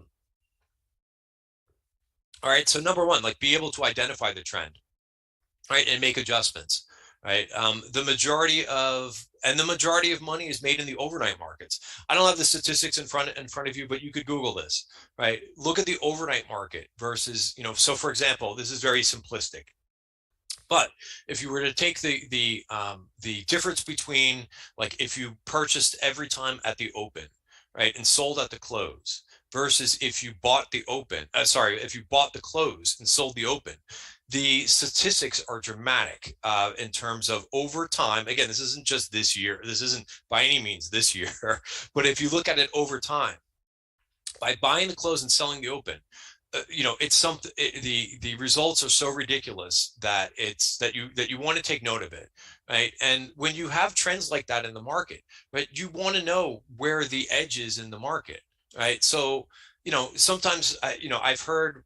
For day trading, and by the way, if you're a great day trader, stick to it. I'm not discouraging day trading, but if the majority of money is made from the close to the open, right? It's something to be mindful of. And I think what happened to a lot of traders over time is they were like, everybody has had that one loss in the overnight market where, a company came out and they gave results or guidance, and it wasn't very good, and the stock's down, and you're like, geez, I'm never doing that again, right? But that could be bias in the market, right? That's an outlier, right? And over time, you'll find, and it's funny, just the psychology of trading and investing. Those things stick with you when you've had that situation where you were long a stock and something happened, and boom, the market didn't even open yet, and you're down money, right? But really, when you think about it over time, those are the outliers, but they leave scars. So some people do make that transformation. They're like, oh, I'm never doing that again. I'm going to stick to day trading because I can see the market in front of me at all times. But I've found that the more money can be made when you're doing more swing trading and when you are holding through that overnight session. All right, so a little bit of a controversial subject there, but and then the last subject, the last bullet here is, it doesn't have to be super complicated to have rules based on trend trading. They could be moving average crossovers. They could be the 20-day moving average, the 50-day moving average. There's many different ways to make money, and there's no uniform way. It really depends on what you're comfortable with. All right, so here's the first the slide that I wanted to bring in that has a little bit of sports to it, right? And this is this is from Ted Lasso, and this just hit home with me. It was funny watching it, but in trading, you have to be a goldfish, right? You have to have a short-term memory in this market, right? You have to keep moving on, right? You can't dwell on things that don't work out. So this bullet point I thought is useful. Jim Simmons, right? So Renaissance Technologies. He's one of the most famous hedge funds investors out there, right? And you would think, right, if you didn't know what he was doing, oh, geez, he must have a 70-80% win ratio. Nope, his ratio is just above 50%. It's 51%. Right. So that means, of course, that means 49% of his trades are losers. So how does that make sense? Right. And I think putting that in front of, to hear that he's one of the best at this game. Right. And he's wrong 49% of the time. Right. How does that work out? Well, there's a couple things. You need to come to terms with, how you're going to manage that. Right. And that means, of course, that you're going to have losers in this market, right? And that's where you have to have that short-term memory. You can't dwell on, oh, geez, I did all the research here, the setup looked beautiful, and the trade just didn't go the right way. Well, you move on, and that's why you have your stop prices, right? And that's how you manage the losers, right? And it was talked about earlier in one of the interviews earlier about, Twitter and how Twitter can be, there could be some good things and there could be some bad things, right? On Twitter, hardly anybody talks about their losers, right? When they have a winner, they talk about, how the setup worked for them and so forth, right? But you have very little people talk about the losers. But I'll tell you, getting out of the losers quickly when you set that stop price, right? That is really, I love it when I see, hey, I got out of a trade that it looked like it wasn't going right. And then you look back a week later at the stock and wow, it went down another 5 or 10%, right? I actually feel really good, about that, about how I manage that. And specifically this year, I talked about, about 5 or 10 minutes ago about, the year 2020 and how this is not the same as 2020. This year is kind of, this is not how all years work, but if you kind of mesh the two, right, how you manage the losers could make or break your year. So this is a very good year to understand that. 2020 really allowed the market to bail you out of bad trading, right? And that happened to everybody, a couple of years ago. All right. So discipline is a big thing. So I've got a couple bullets about that. So cutting the losers, right? No big losers. That is a huge thing, right? That can really, in a year like this, where we are in a bear market and the trend is down right now, if you continue to pile up big losers, right, it's going to be very difficult to come back from that, right? To be able to either have a positive year or outperform the market, right? So it's, having the big losers, that's something that you do learn over time, that you just can't have a lot of them, right? And especially in a more difficult market environment. All right, so that's a big thing. Also, the paper cut losses, like I don't mind the, having those small losers, but you have to be careful of those too. You don't want to keep piling up the paper cut losses. If that continues to happen, right, that's going to turn into this, right? That's going to turn into a big loser by, that. So it could be just the amount of trading that you're doing in a bear market, right? So I'll get to that in just a second too, some tips about that. But riding the winners, of course, right? Yeah. So that also has to come into your trading plan, right? How are you going to have some winners, right? In this market, it's tough because you get a winner and you want to grab it right now, right? You want to take it. That's not the worst thing to do right now in this market. But when the market does get a little bit more constructive, you are going to need to have those big winners, right, to average out. And that's how Jim Simmons does it too. Again, I'm not speaking for him or something, but if you look at the percentages, he has some really big winners that level out that 49%, losses that of, trades that he takes on onset. Right. And this really comes in terms of defining your trade before you get into it. Right.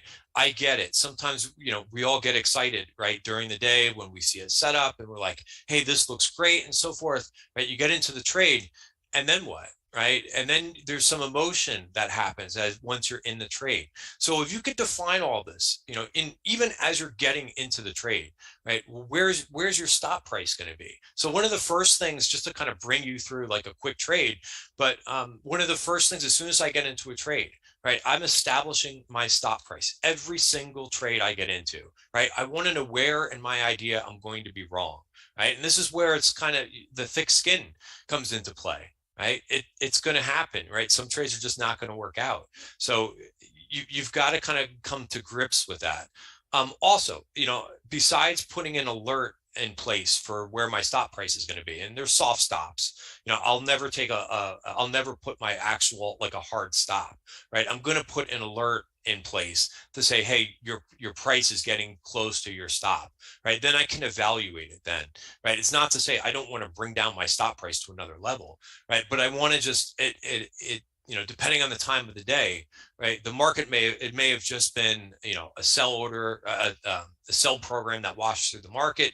So I want to give it a chance, right? The goal is not to I'll get these questions from newer traders. Hey, the trade that you put on, it just hit the stop price. How come you're not out of it? Well, I'm watching it, right? And, I'm going to give it a little bit of a chance to recover. And if it doesn't, and if the market looks weak, I'm out, right? But the goal is not to take the stop and to get out of the trade right away. It's to have a guide in terms of, hey, let's put together, let's have a trading plan for this trade, and let's monitor what happens, right? And if we get to the end of the day, so part of it is like, hey, let's see if the name can recover a little bit before the close. If it doesn't recover before the close, boom, I'll take the stop, right?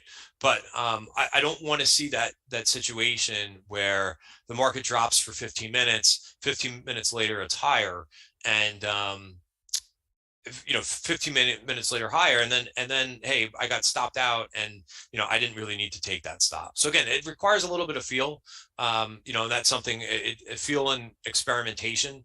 But the bottom line is make sure that you have a stop, right? And knowing where your idea is not going to work. The same thing with targets, right? I'm going to get into that with Trading Edge, right, and the system that I use, but setting targets along the way is very important. Right. So I'm going to move ahead a little bit. I'm just looking at the time and seeing how much time I've got left. But, we talked about soft stops as well. Right. So we talked a little bit about mindset. Another sports comparison that I like to talk about a lot with trading.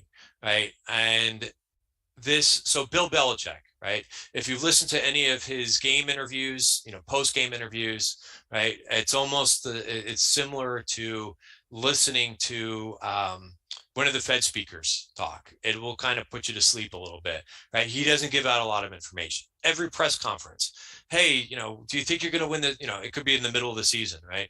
And they'll ask him, hey, do you think that you're going to win the Super Bowl?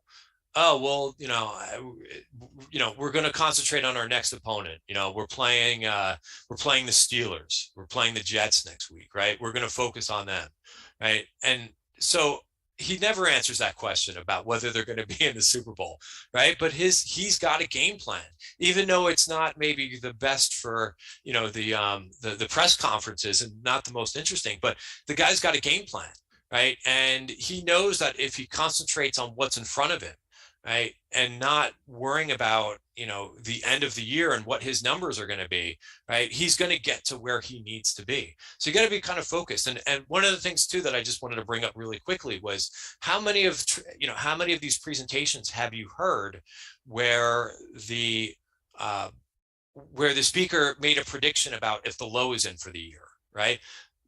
Nobody has a better crystal ball than anybody else, right? We don't know if the low is going to be in. We do look for indications and spots that we're watching, right? And how we're going to react to certain situations. But nobody's making that crystal ball, prediction that I think is a really successful trader that knows whether or not the low is in for the year or whether we're going to be at all-time highs at the end of the year, right? You trade the market in front of you. You play what's in, directly, in front of you. Another thing about Bill Belichick, other than he was a Giant coach originally, which I'll revisit that at the end of the presentation, but because I'm a Giants fan. But another thing is, halftime, right? What happens at halftime? Sometimes, the Patriots, again, this is not to say if you're a Patriots fan or if you hate the Patriots, you kind of just have to have a little bit of respect for what he does, right? At halftime, the Patriots may be losing, but they make adjustments at halftime, right? So they deviate from, hey, if their game plan wasn't working in the beginning of the week or the beginning of their game, right? They're going to make changes as the market changes, as their opponent may have done something. So again, just a lot of, I love the comparisons between sports. I know some of them are a little bit cheesy, but I think it's very important, right? And to win one game at a time, right? And I talk about that, win 1 week, right? Make sure that you do things to set yourself up for success rather than failure. And that's being disciplined, right? And that's putting in the time and the research, right? So let's see, I hope I didn't lose any. I think I'm okay. Yeah. Sorry, just had a flat. Yeah, you're good. Good. Okay.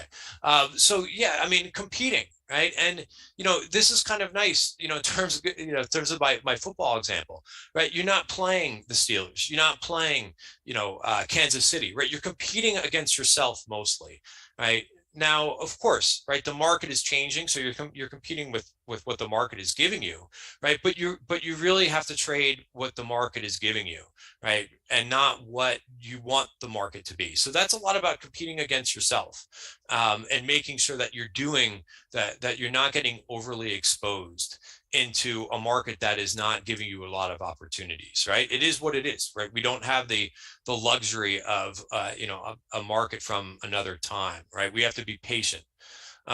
Also, we can't blame the market. We can't blame the Fed speakers, the politicians. We have to trade to the market that we're given it, right? And it's important too. Don't mix your political view, whatever it is, don't mix that in your trading. Right? They're two different things. So, be mindful of that, right? You want to trade the price action, the trend, and so forth. Forget about all the other things. It's important to note, what the Fed is doing and so forth. But to be angry and to you can't put the blame off. Oh, why'd you do bad this year? Oh, it was the Fed speakers. That's not going to work. At the end of the day, that's not going to work for your trading success. All right. So again, greatest competition is ourselves in general. So it's important to have long-term goals, right? But also you have to set the parameters on how to achieve them. So that's why I think, focusing on the short term, right? And, I send out, a P&L video to to my members, where I talk about at the end of the month, we talk about the review process, right? And I talked in depth about, hey, the month of July, what are you looking to achieve? Well, you've got to set attainable goals. This is not an easy market to trade. So saying that you're going to be up 20% for the month of July, well, that's great that you're going to put out that goal, but is it attainable? Probably not in this market unless something really changes. So thinking about how you're going to maybe beat the market, right? And outperform the market a little bit, but not getting over the tips of your skis in terms of taking risk to achieve those goals. So when I set my goal for this month, it's not to have extraordinary goals, right? It's really to be realistic, right? A lot of that right now is taking profits often, right? We're not seeing, right now I'd say for the last month and a half, 2 months, the market's actually gone sideways, right? Now, of course, it's in a downtrend, but when you look at different sectors and so forth, there's been several sectors that haven't taken out their lows. There's been some relative outperformance, and there's been, of course, some underperformance with some other groups too. But still, and when you're going back and forth like we have in the last couple of weeks to last month or so, even in a sideways market, you do have to take profits, right? And set those realistic price targets for your trades. And then one other thing too I wanted to say here is what's very important too, and I don't talk enough about this, but taking time away from the screens, right? For me, the weekends really help me reset and gain perspective, right? I tweet a lot, but I don't do a lot of tweeting on Saturday, right? I need a little bit of a break. I need to reset a little bit. And that, getting away from the market. And I actually enjoyed a couple of weeks that we recently had where it was a 4-day week. I was like, this is great. It really helps me say, okay, do some things away from the screens. And believe it or not, it really kind of gives you perspective, right, about what you're dealing with when you're in, when you're grinding like we are every single day in this market. It could really wear on you. And I think several speakers talked about that, right? So you have to stay fresh, right? I do think that we're going to get out of this bear market because all bear markets do end, but you've got to be fresh and you got to be ready to go. All right. So of course, bear market, of course, what is a bear market to me? We're trading, price action is below the 200-day moving average. It's also below the 50-day moving average. There's been many points that have been made over the last week. 50-day moving average is a great guide, right? When price is trading over the 50-day moving average, you've got some strength, right? If price cannot get over the 50-day moving average, it's just weak price action, right? It is what it is. The more that you see names underneath their 50-day moving average, right, you know that you're just dealing with a market that is just not ready yet, right? And you got to be patient. And again, that word realistic comes up again. Right now, you just have to be realistic with this market and be patient, making adjustments, right? So again, I would love to be doing more longer term swing trading, but that's not working right now in this market. So you've got to make those adjustments. Position size, right? That has to be dialed down right now in this market, right? It's just too much back and forth. A lot of times we've seen this year, I haven't even shown a chart yet, but I will, talking about like how many times that we've basically come up towards, a moving average, the 20-day, the 50-day, and right when we're about to break, right, it could be to, people are watching to the upside, we stall there, right? So, if that happens, right, and I talked about paper cut losses, right, but the bigger position size you have in this market, the more it hurts, right, and the more it hurts your bottom line. And at the end of the day, this is more of a, survive and advance type market as we go sideways, right? So, I have a couple other things in here. Of course, no chasing, especially in a bear market. You just can't do that right now. That's a recipe for disaster this year.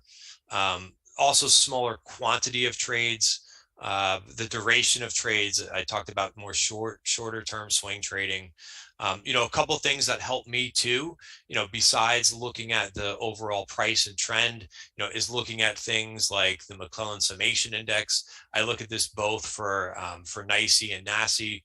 I like to know basically if we're swimming upstream or downstream. right? That's a expression that I use over and over. Also, is the wind at your back or is it in your face, right? You want to be adding more risk, in my opinion, when the wind is at your back. When things are easier, right? You don't want to be struggling. Sometimes it's one of the things that I find newer traders do, right? Sometimes the more complicated it is, like the harder the puzzle is to solve. People like challenges, right? But with trading, of course we like challenges, but we want to be trading when it's easier, right? And when the wind is at our back. And what I mean in terms of that is when there's more things going up versus more things going down.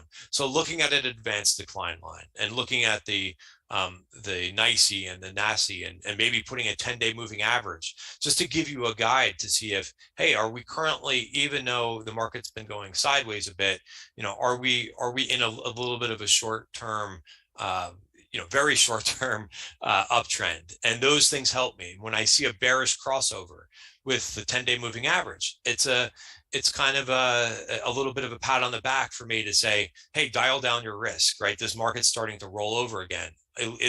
Even under the surface, right? Even if the price hasn't taken that turn down, right? When we start to see more decliners versus more advancers, sometimes it's a clue to say, hey, something's changing in this market. So on the downside and on the upside, that works very well, I think, for the summation index. All right, so this could be the last sports analogy. So it's wait for your pitch. I love baseball, the analogies with baseball and in trading, right?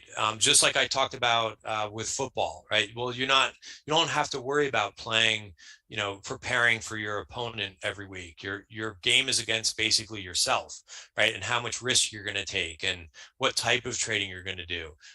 Same thing, similarly with baseball, right? You don't have to swing at every pitch, right? You could wait for your pitch. By the way, this is one of my favorite movies, The Moneyball. It's also a great book to read as well. I love books like this. And there's a lot of things there's a lot of parallels in this in trading as well. But yeah, wait for your pitch. Be patient, right? There's no one that's forcing you to say that you've got to, swing on an outsized pitch or a nasty slider, right? You could basically do that. So I wanted to talk about, basically a little bit more. So I've talked a lot about some high level things and mindset and some best practices and some things in a bear market, but these are also some things, in regular markets times. So first of all, watching, monitoring, and scanning, right?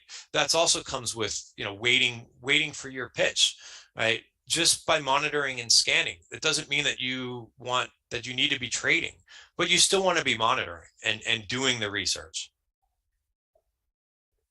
Right? These markets are a puzzle, right? We talk about some things like, even the NICE and the NASI that I just covered. Well, that's just a piece of the puzzle, right? There's not going to be one thing that is going to tell me, hey, that's it. This is, this is where you should go long or go short. It's going to be a combination of things. The Fed is a big thing, right? You hear that phrase all the time. Don't fight the Fed. Marty Zweig said that, right? It's very much what we're experiencing right now. Now, again, you still have to monitor for things because, look at what happened last week in the market, right? They were almost pricing in 100 basis point rate hike for coming in just a couple of weeks. The market didn't respond that badly to it, right? So there's some other dynamics going on right now. How much is already being priced into this market? What's going on with positioning? Right? Are people really leveraged to this market? Are they underweight this market? Are they short the market? All of these dynamics are different pieces of the market puzzle. So it helps to have some context to say, okay, yes, the Fed is still going to be raising interest rates. That doesn't make me want to go crazy into risk and putting on risk while they're still doing that. But, it could be that we're getting closer to the end of that, or maybe we're halfway through, we're some point. And again, I'm not making any conclusions by this, but the price action should be telling you something that, the market has been going sideways for a couple of weeks and even a couple months, right? We haven't, gone through the lows. Of course, little things like don't overtrade a tough market, don't short a dull market either.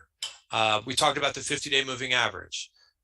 Stocks, this is a big thing, right? So going through the monitoring and watching, believe it or not, you will see some stocks begin to march higher while the indices are still going lower or going sideways. You'll start to see things begin to outperform, right? And it can't just be one or two stocks, right? It's nice when one or two stocks do that, but you want to basically watch for some different, for groups, right? We've seen that a couple times when the S&P or the Qs have approached the 20-day moving average or 50-day moving average. And yes, you start to see more setups, right? But they've been some traps, right? And that's because, the Fed is tightening, right? And we're in a tightening cycle. So you've got to be aware that, hey, just because you're seeing, more setups than you were a week ago, right? They have to carry forward, right? They all can't stall, after a day or two of rally. Okay. So that's important too, right? And dipping a toe in rather than going, 20-30% back into the market, because you've got to continue to monitor and watch and see how it plays out. Also watching the sectors, right? I'm going to talk about scanning. That's the next thing I'm going to talk about, but that's my first scanner that I look at, once over the weekend. How many sectors are below the 50, the 200-day moving average, right? If they're all still below the 50 or 200-day moving average, right? That's not a lot of green shoots in the market, right? But if you start to see 3 or 4 sectors begin to kind of break higher, even though the S&P is still going sideways, well, maybe you might be onto something, right? What sectors are they? Are they the utilities and the consumer staples, right? Then that's probably not what you want to see, right? That's not the best sign or the healthiest of a market, is to see the consumer staples lead. Doesn't mean you can't trade the consumer staples, but for overall market dynamics, it's not probably something that you want to see. All right, and the setups in single stocks. Another thing I always get asked, and I take the requests all the time, chart requests, right? If you have to look at a chart for more than a couple seconds, right, and if it's not jumping out to you as a really good setup, then move on to the next one, right?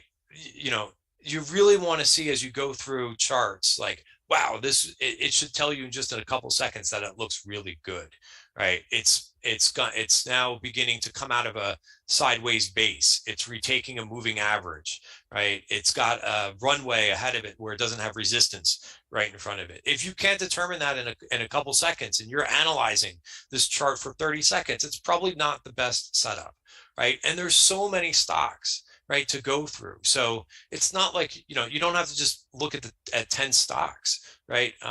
Widen your universe.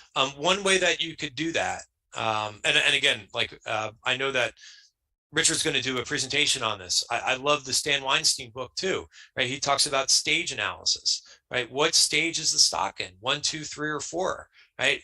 That's very simple. I think you should be able to see that very quickly, right? Going through your charts, what stage is this in? If it's still in stage 4, then, it may not be done going down, right? And I think that's another thing, going back to what I talked about in the beginning about, making sure that this year has taught you, right? Going after names that are still not done going down, right? I saw, so many traders over the last year. I don't see them doing it anymore, but, I saw PayPal over the last, going back 4 months ago. Oh, this is a great setup. I'm like, really? How is it a great setup? The stock's in a downtrend. It's below the 20, the 50, the 200-day moving average. That's not even looking at the chart. If it's below those, there's no way it's a good looking setup. No possible way. So not to pick on PayPal, but there's been I don't say a million either, but there's a lot of stocks.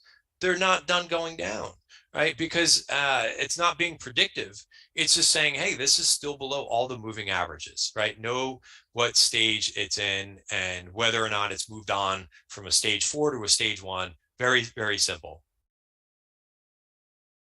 So scanning, right? So I think we're covering a lot of subjects here pretty quickly. But scanning, one of the first things that I like to do, besides the scanning of the sectors, right? And I do this a couple times a week, right? This is where the little bit of research and the work comes in. But just look at 20-day moving average. Just look at 20-day new high list, right? You don't have to put many other parameters. And I use FinViz, but you could use a lot of different trading applications to do this. FinViz, there's a free version. There's also, you could pay for the I don't think they charge much for the subscription, which lets you do a few other things, but just look at stocks. Maybe look at stocks above, the price of $15, $20. Make sure that they've got some volume to them. So average volume over 100,000 a day, and look at what stocks are above their 20-day new high list, right? First of all, is it a decent amount of stocks, or is it just a few stocks? And what sectors are they in? So that's something that should jump out, right? We're starting to see some areas kind of get above those, the 20-day and the 50-day, which is another scanner that you could use. What names are above the 20 or the 50-day moving average, right? We want to concentrate on relative strength, right? I don't want to concentrate on relative weakness, but I don't want to concentrate on, problem childs, that in terms of a stock that's going to take another 6 months. Time is money, and you don't want to be sitting with names that who knows when they're going to turn around. Right? Is it years? Right? I hear this expression, and I'm not mentioning any names, but hey, a 5-year time horizon. I bet you these stocks will be higher. 5 years, right? Who wants to lose money for 5 years, right? I don't want to lose money in any time frame. Forget it, the short term, a couple years or long term. Right? Who wants to lose money for 5 years just to say that they're right? Right? So that's a big thing, right? Traders, newer traders, investors confuse this point. There's a big difference between being right and making money, right? I could care less about, being right, or proving a point that I'm right.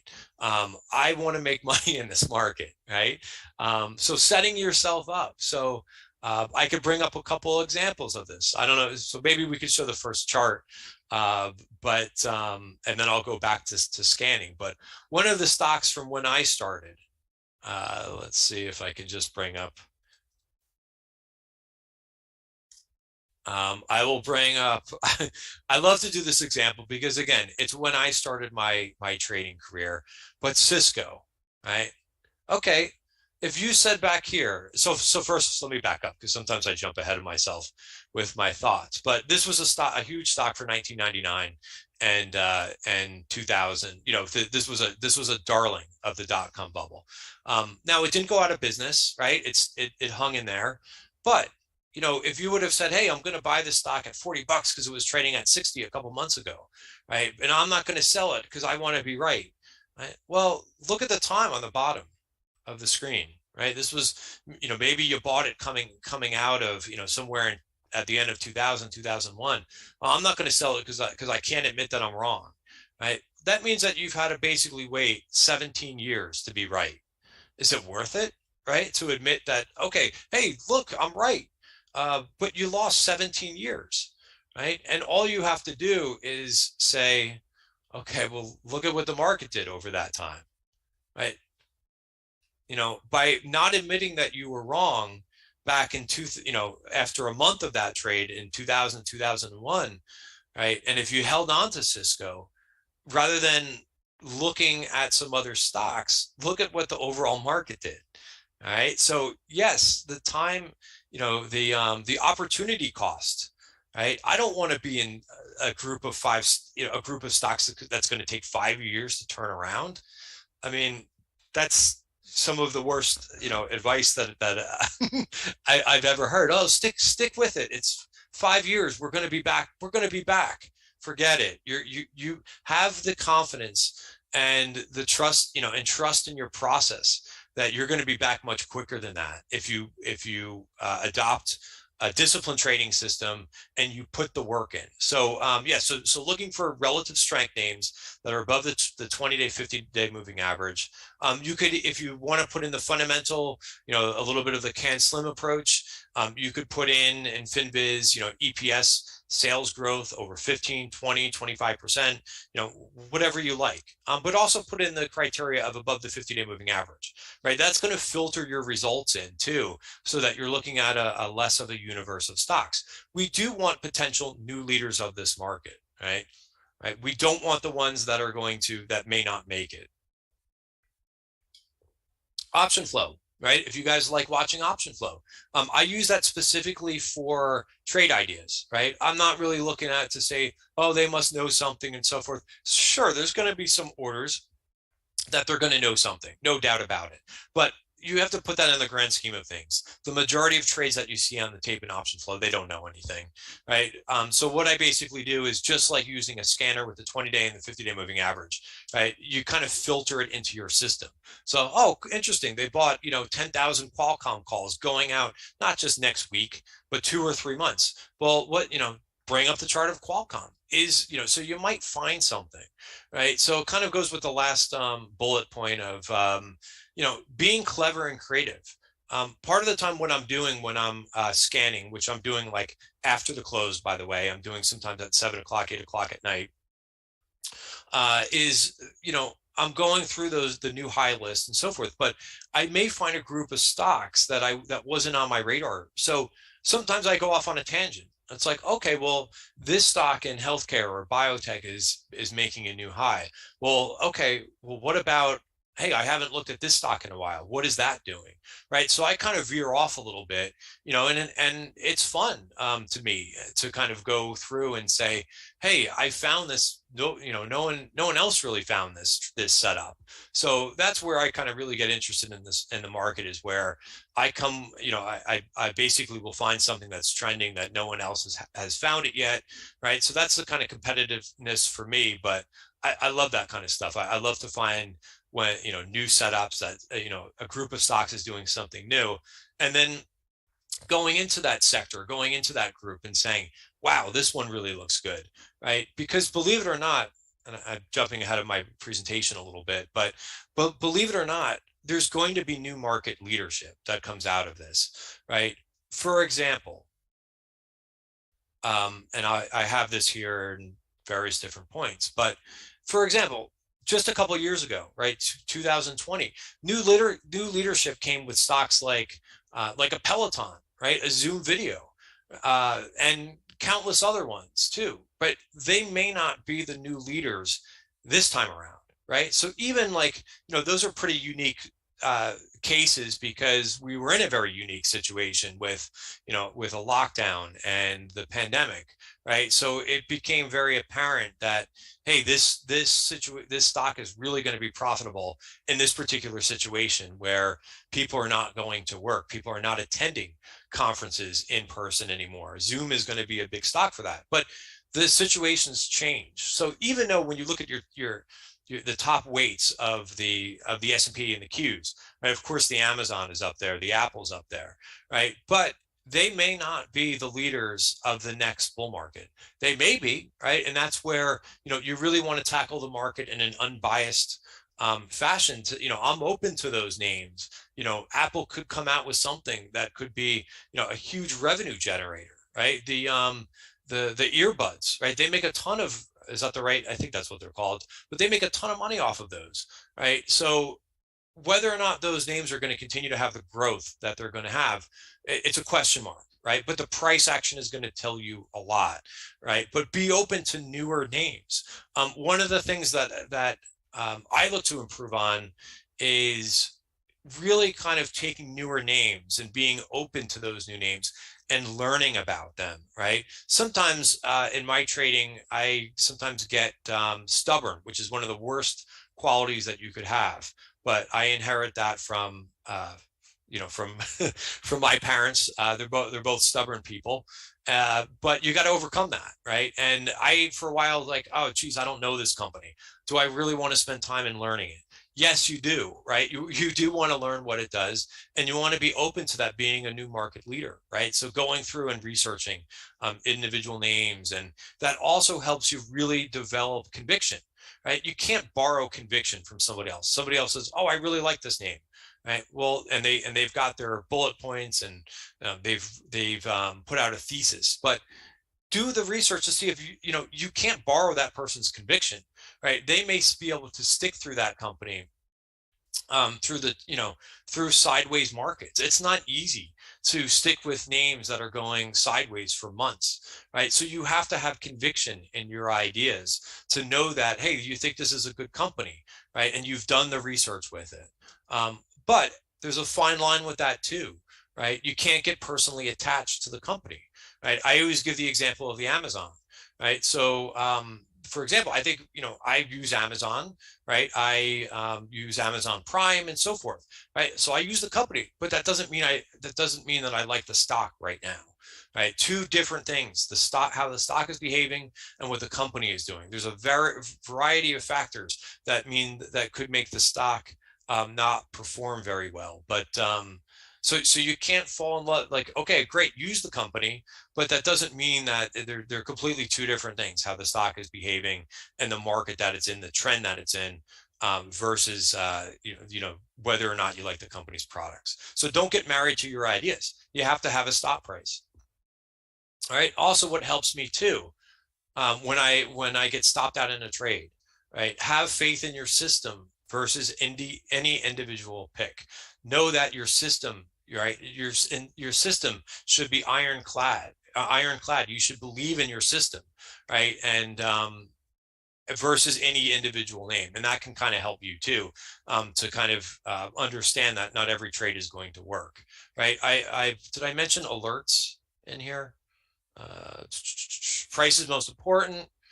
We talked about that. Setting alerts, right? So very, very important. When I go through names, right, and even in this market, right, that's been very difficult this year. Setting alerts, right, and knowing when a name is breaking out of a level, breaking out of a resistance zone, right? Having this way, you're catching things, right? This way, you also don't have to watch every name and every chart. Have the alert set. If they don't go off, you don't have to look at that name again, right? Or you can come back to it in a couple of weeks, right? But you're saving yourself time. You're scaling your efforts, right? By not having to watch every single chart while the market is open. Also, another important point too, with the mindset, I get stopped out of trades all the time. Don't get angry at it. Don't get frustrated. Sometimes I'm just early getting into a trade. So as soon as I get stopped out of the trade, right, you could curse, you could do whatever, but put an alert back on that trade, back on that name, because you may have just been early. I had a stock do that last week where I got stopped out of the trade. The very next day, the stock was up and started to trend and do what I wanted to. So don't get frustrated. Make sure that you, go back to that name. Don't get mad at the name, right? And that also comes with a little bit of experience and behavior too. Have faith in your system. Yeah, so I covered that. Review your results, right? You could either keep a trading journal. What I like to do is at the end of the week, I do a little bit of review of how my trades went for the week, but especially at the end of the month. Right, I look at my biggest winners, my biggest losers. Did I manage it well? What was the proportion? Right, I should have more big green bars on my P&L versus red bars. So that's an important step in the process. I also look, hey, what did the market do? Right, was I not catching the winners? Right, was I not being as thorough? Or did I do a good job? Was the market down for the month? Right, if the market was down 5%, right, and I was flat or even up a little bit, hey, I did a pretty good job. If the market was down 5% and I was down 8% or 9%, I did not do a good job, right? So these things kind of go hand in hand. So making sure you review your results. I post I've been doing this for a couple of years. It's just something that I've gotten used to doing, but I post my results at the end of the month, right? It really kind of keeps me honest, and it keeps me disciplined too. I'm not going to have a big loser, right? I'm not going to have something that sways my results because I held on to a stock because I was stubborn, right? If I know I got to report my results at the end of the month, sometimes maybe I'm too disciplined, right? And I get out of trades that end up being winners. But at the same point, right, in this market, it's important not to have the big losers. All right, so all of that, right? A lot of mindset, a lot of practices that I do either during the market, while the market's open, or the scanning and so forth while the market is closed. It's important, but you also need to have some type of technical system too, right? And that's very specific to me. I've given presentations just on the market webs themselves. It's using volume at price. I don't want to go heavy into that, but I do want to talk about some stocks today. We could talk about a couple stocks of last year. We could talk about a couple stocks, that I'm watching right now and kind of go from there. So let me just give you the background. The market webs, the technical system based on market profile theories. Again, like volume at price has been a big thing for me. Using volume, time, and price to determine a technical roadmap, right? This can be used with any product that has volume. Volume is very important to me, as of course price is, right? It really helps me to be a trend trader and follow a disciplined approach, knowing where it's breaking resistance, knowing where it's taking out support, so on and so forth. All right, so I think that's it also, I do look at the indices in the short term, right? I want to know when the indices are coming upon some short-term resistance, right? I could be a little bit more aggressive with taking profits when we're at resistance for the day, and then I can kind of monitor. So you could always get back into your trades, right? But right now in this market, there's been so many times over the last couple of months, and specifically June, that's how I kind of screwed up my results a little bit from June, was I just wasn't being aggressive with taking profits in trades. I also added to some trades at the wrong place. So again, it's always a battle of getting yourself aligned. It doesn't matter how long you've been doing this for. You still need to make improvements, and you still need to, iron out some of those weaknesses, right, and get back on track. And I think so far for me this month, right, I've kind of exercised some of those things and areas that I wanted to improve on. So I feel better about that. Even though my results this month so far are not sky high, but I've heard several different speakers talk about, hey, well, it's not so much about your results, but in terms of P&L, but it's also how well you traded and how well you followed your system. So again, this month I'm not looking to like crush it with 20% returns this month, but I'm looking to make sure that I adhere to my rules, trade well, and the results will follow. And so far I'm on par with that this month. The market webs also allow me to be an idea checker.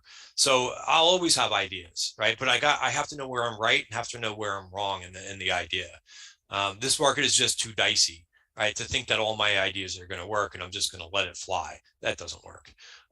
Overhead supply, we're going to be dealing with that as certain names are basing and starting to kind of move higher, right? They're going to deal with overhead supply. So taking targets, the market webs help me really, take targets at where I think that there's overhead supply, and they're really good for swing trading. So let me bring up a couple names, right? And honoring the trend. I've talked about that in the presentation, right? This was one of my favorite stocks, right? I fell in love with this stock last year. This was INMD. Why did I fall in love with the stock?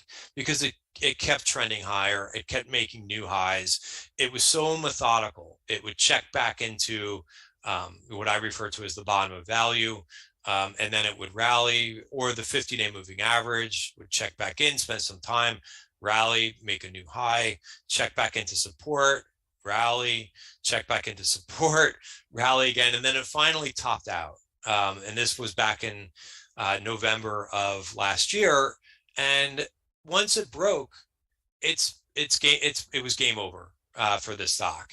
It never returned. So again, having a system that tells you, hey, I love this name, right? And I want it to continue. I want the trend to, no one knows how long a trend is going. That's the one beauty about trends. No one knows when or how long a trend is going to last for, right? So we want to stick with it for as long as it does. But once this thing broke its 50-day moving average, it was pretty decisive. And then every time it tried to rally, it had some counter trend rallies, but it was a very feeble attempt. There was something to trade. This went up a couple bucks from here, but the trend was down. And, so this is the first time that this name, since all the way back to November, right? And this is where patience comes in play, right? So just honoring the 50-day moving average, right? This is the first time that this thing has started to show that it could be stage 1, maybe stage 2, but it's not going to be easy, right? First of all, it's still below the 200-day moving average. So it's going to be a fight all the way through, in my opinion. So you got to know where to take your profits, right? And if you look, so I use multiple time frames I use the 1 hour chart. I use the daily chart. But you could see last week, make sure I've got this set up right, but you could see last week it kind of stalled out a bit, right? These red lines are version point of controls. They're where there's been a lot of there has been a lot of volume before. They often act as gaps, right? So the price action may stop there at different levels, right? And you could see this also on the daily chart. There's another one in front of it. So it came very close to taking it out, but I would be I would be a seller, right? Maybe not the whole trade, but in this market, I would be taking profits, 29.57, right? And then kind of watching and monitoring, right? But I just wanted to bring this, the main reason why I wanted to bring this stock up is you may think it's a wonderful stock, and it may be fundamentally, they may be still growing their revenue and their sales, right? But there's also valuation issue, right? And I'm not going to go into, valuation and so forth, but when the price action changes, it changes, right? And when the trend changes, right? So it has not come close, right, to, changing up until just recently this last month, right? So the best thing right now, when you see this type of thing and what we've seen over the last year, I'm kind of recapping this year, is to wait and be patient for these names. All right. So one of the sectors that I find really interesting, because it's not a consumer staples, right? It's not a utilities, right? But I love to see I love that biotech is making a move here, right? Biotech is a riskier area of the market, right? This started to break. This was one of the signs all the way back in here. And I believe that sometimes biotech does lead moves, right? So this topped out all the way into February of last year and hasn't really resembled any major move until recently. Now, I'm not totally convinced that the bottom is in here, but it didn't make a new low when the S&P did. So it was showing some relative strength, and you could look at the relative strength between, which I like to look at from time to time. I think I've got a chart in here of XBI and SPY, right? Here's where biotech really began to break down, right, and show relative weakness versus the overall market. But it's the last couple of months, it's been showing relative strength. Now, it's got more work to do, definitely. So it's tough to say right now that XBI, has definitely bottomed, but it's been hanging in there, right? And even last week, some other areas of the market started to participate, specifically on Friday. Biotech wasn't a huge, area the last couple of days, but that's okay. When you go through some of the individual names within this group, right, they need to kind of, in this market where the Fed is still tightening, you're not going to see these names just jump and go higher and higher and higher without pulling back some. And this is where patience comes into play. I caught this name when this name broke higher, and I'm like, geez, I don't know what to do. I don't have any position on, but I really want to get involved in it. So, this market right now is putting on a lot of starter positions, right? And this day I established a position, but it was pretty high up. So this is where you kind of have to use a little bit of your judgment and your trading experience to be like, hey, this market right now, do you really want to be chasing a name that's up 5 or 6%? And the answer to that is no. But I want to get just a feel for it. So I put a starter position on, and I was able to kind of quickly take some of the trade off into this. But now it's monitoring, right? And I love the fact that, the volume has kind of there's been bigger volume on the move higher. It's come back in and it retested this value area again, which looks at the volume and price of the previous period. So it's come in and tested quite nicely, and it's holding in. So, not to say that this is going to blast off to new highs, but it's, Richard, is this name in an uptrend or downtrend? They're uptrend, especially, compared to the rest of the market and where it's at. This whole sector, as you kind of mentioned, has been definitely outperforming relative to the rest of the market. Exactly. Right. And that's the key, is that, you're going to, to me, it's an easier trade than worrying about, I'm going to bring up a chart of roadblocks, but, roadblocks looks interesting here, but it's going to have to battle through overhead resistance. This is not, right. This is kind of almost in price discovery, right, where it's making new highs, right? And we want to find names that are trending, right? And when they come back into support, right? So we want to be careful about that. You know, we don't want to be chasing.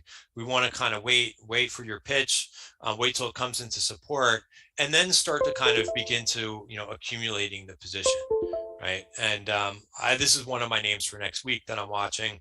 I mentioned roadblocks. All right, so that's the issue with this name. So, you know, going back to like, what stage is this in? You know, it has gone sideways for a while, right? So it's nice to see it go sideways for a while. It's starting to kind of move up, but I'm not convinced, right? I watched Zoom do the same thing, right? Zoom started to kind of come out of its base a little bit, right? And then it lost all of its momentum here, and it's back below the 50-day moving average. So it's a hands off. You know, I could put an alert back on this one, but it showed some kind of green shoots here, but not anymore. So I'm not convinced with roadblocks, but I know that we've got an area of high volume that this thing hasn't revisited at 44.68. I also know on earlier that as far as this thing went was another area of high volume, right? So that was a great place. So if you're trading this name, you know, you're going to want to know where to take targets. And that's something that I think, you know, my trading system kind of allows you to do, to kind of notice where there's some high volume areas that haven't been revisited, and they might act as overhead supply, where you've got what's called, you know, dead bodies lying around, people who are long that are like, hey, I'm going to get back, I'm going to get out where I originally bought, you know, hey, I'm back to break even, right? That may be somebody who wants to exit. So that's why we look at some of these trends where there's a lot of overhead supply, because somebody may be looking to exit rather than get into the trade at this point. That's, so again, just one good example. You know, another one that I've been in for a while, and again, this kind of goes to conviction, right? Even though this stock has been performing very well, it hasn't gone anywhere over the last, you know, going back to where it made its previous high. Certainly it's kind of gave a little bit of opportunity to buy the dip, but this is something where if you don't have high conviction in, you're probably not gonna stay in it, because it hasn't been easy, right? It's nice, it's been outperforming, right? You look at this in a chart of the Qs, or you look at the chart of the S&P, it's doing something different, but it's certainly not easy. So again, patience is key here, because, you know, going back to like, don't short a dull market, right? It really didn't break down, other than in here it was possible that this thing was going to start to move lower. But, you know, you got to be kind of relaxed in some of these trades that aren't doing anything, right? It's also nice to be a stock trader sometimes over an option trader, right? And in option trades, the meter's always running, right? There's always theta decay. It's nice to be in a stock trade, would be like, hey, set your stop, and if it doesn't, you know, you could bring up your stop. You could definitely use a trailing stop. That's important. I didn't really talk too much about that, but adding, you know, stop, setting them back to, you know, if it's a profitable trade, making sure that you don't give back those profits is very, very important right now in this market. Is always important, but especially right now, because the market is just a higher level of difficulty. But, you know, I'm in this trade. I did take a profit target on Friday, right? Because I know if we get a difficult market and it kind of checks back to maybe 68 or so, or maybe even a little bit further, I'll probably add back to it, as long as it looks somewhat healthy. But you can see it. I knew where to take my target. Took 72 is where I took my last target in this, and you know, my system basically told me to do that. Another name too that I find that's also on my watch list is Shockwave, right? In the same group, right? Also took out a VPOC, virgin point of control, right? High volume area, right? Where the market hasn't revisited. Well, it's digested.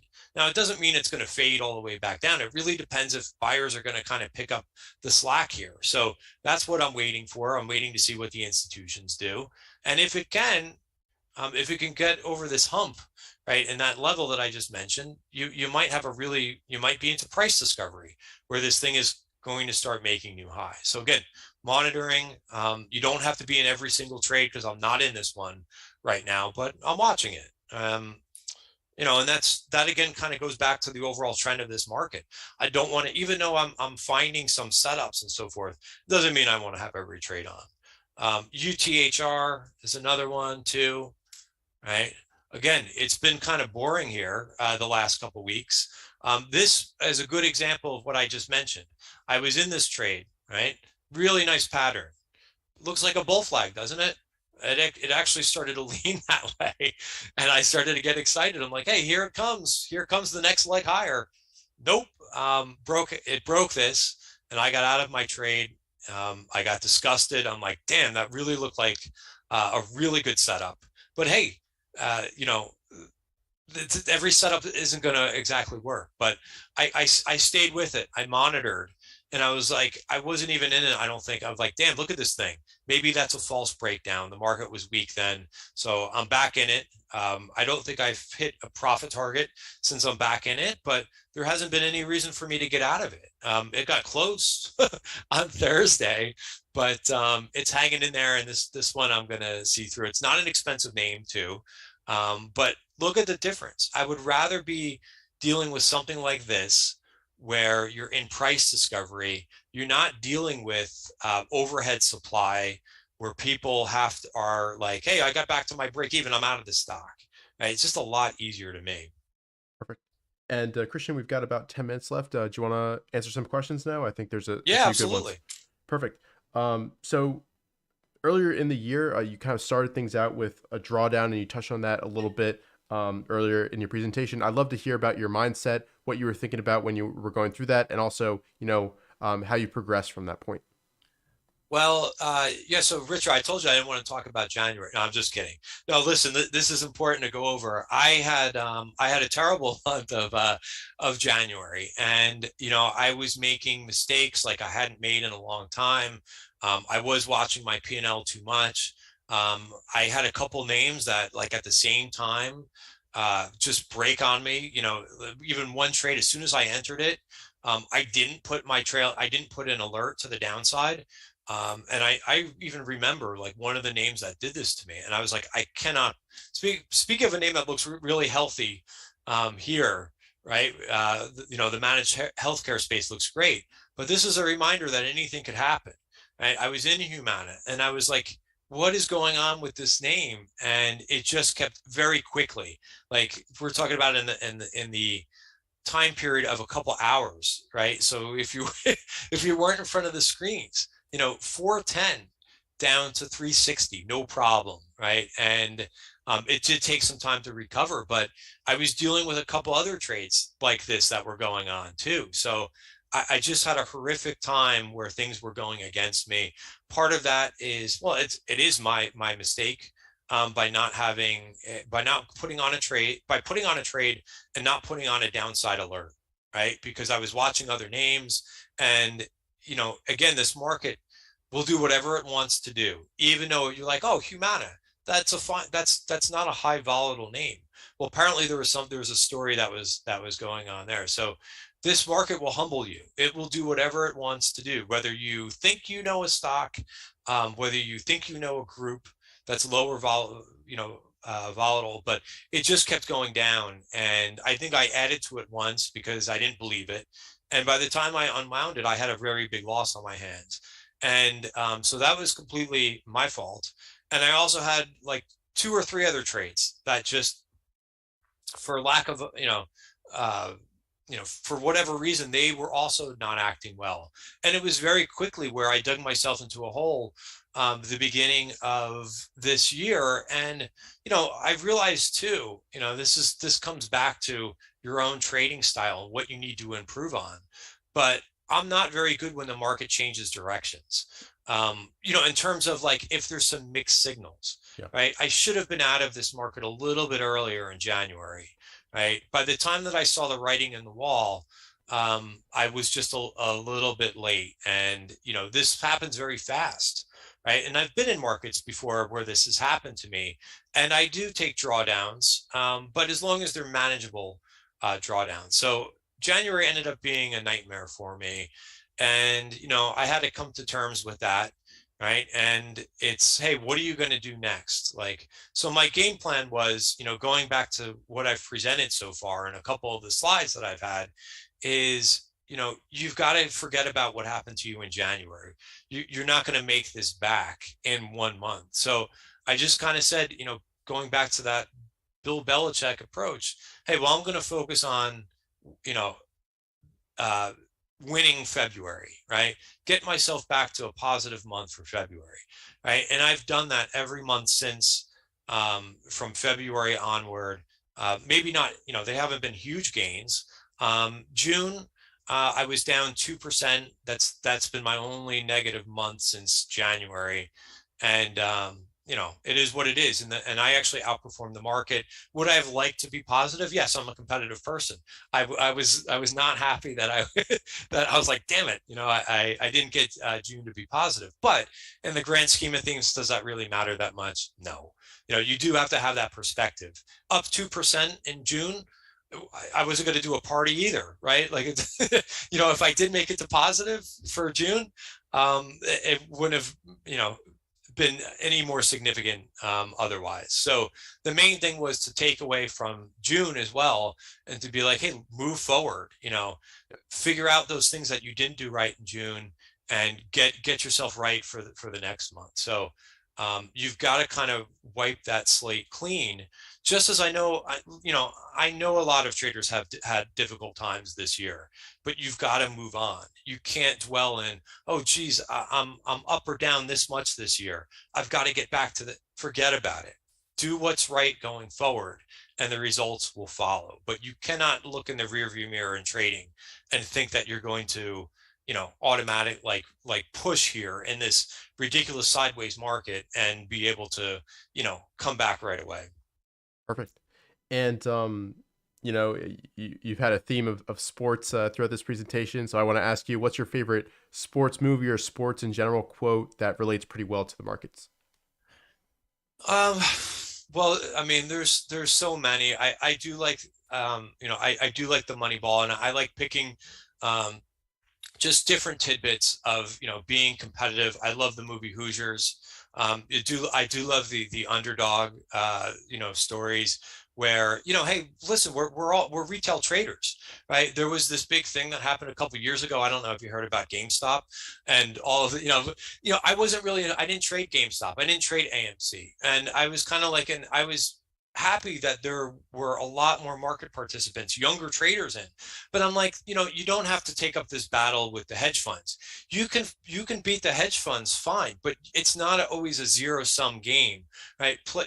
Develop your system. You're going to you could outperform the hedge funds and do better by doing it the right way, and not really being malicious or being, having to say, hey, I'm going to kick it to this person or that, do what, come up with a system, and you're going to take pride in like being the little guy and being able to outperform the market and so forth. But it's outside of this presentation too, but you do have to have an advantage over the institutions, right? You can wait for your pitch. You don't have to be invested in stocks every second, right? You've got a lot of flexibility as a retail trader to kind of overcome, and be the underdog and, be very good at what you're doing.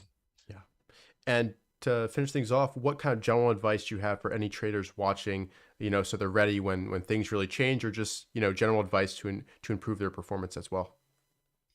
Yeah, I mean, I think really enjoying the process, right? I mean, this market it's always fascinating to me and interesting to me.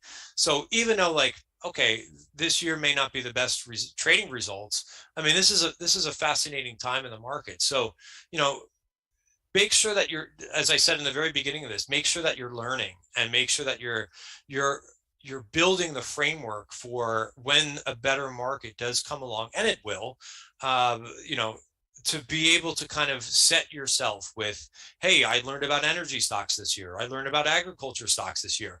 Keep them in a watch list. That's going to come back to be useful to you, right? The semiconductors, right? I haven't really looked at the semiconductors in a couple months in terms of, looking, going through that, and I brought up my semiconductor watch list, right? And I've got those tools from another market time where the semiconductors were trending. So I know which names to kind of go through there. So continuously to kind of learn about companies, they're going to come, like there's certain things that are going to come back that you're going to want to go back to in terms of, groups, stocks, and so forth. But be competitive with yourself. Also, understanding that it takes time. Most of the people that have been on and been presenting, they've been through all different types of experiences, right? And it's nice listening to these types of conferences where you can really jump on the learning curve faster than traders did 10, 15, 20 years ago. You have that advantage, but you're still going to have, it's still going to take time. So be patient with yourself too, not just the market. And overall, again, be disciplined, right? Understand that you're going to have ideas and so forth, but understand that the market is bigger than you. You can come back to names, right? Don't get into this idea that, hey, I'm not going to sell because that I have to admit that I'm wrong.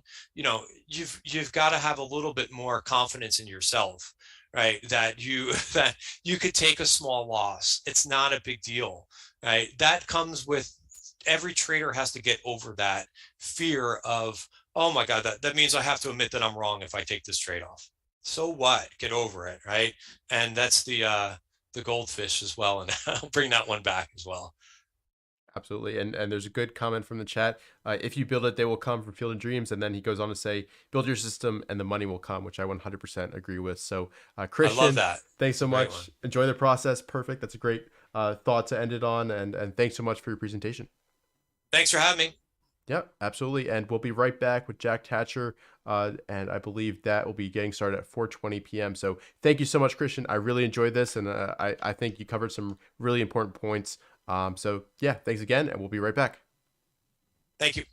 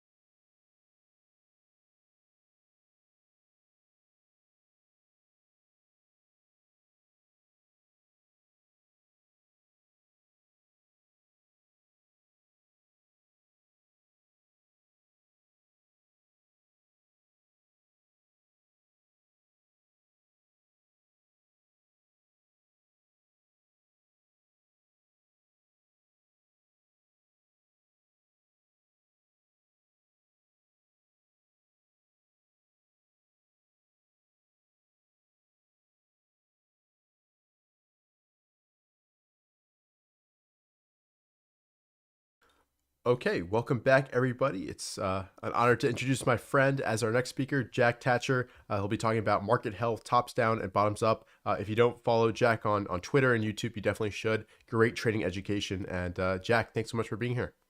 Thanks, Richard. Appreciate you inviting me on this, and thanks for everyone for having me today. Yeah, of course.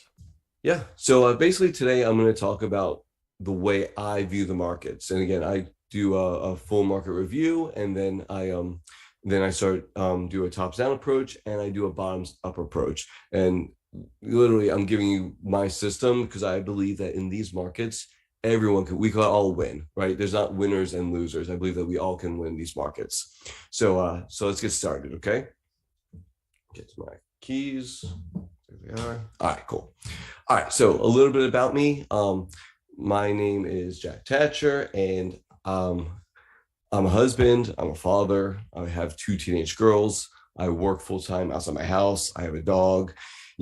Basically, I'm the guy next door. I'm self-taught, and I'm just trying to build a better, more prosperous life for me and my family.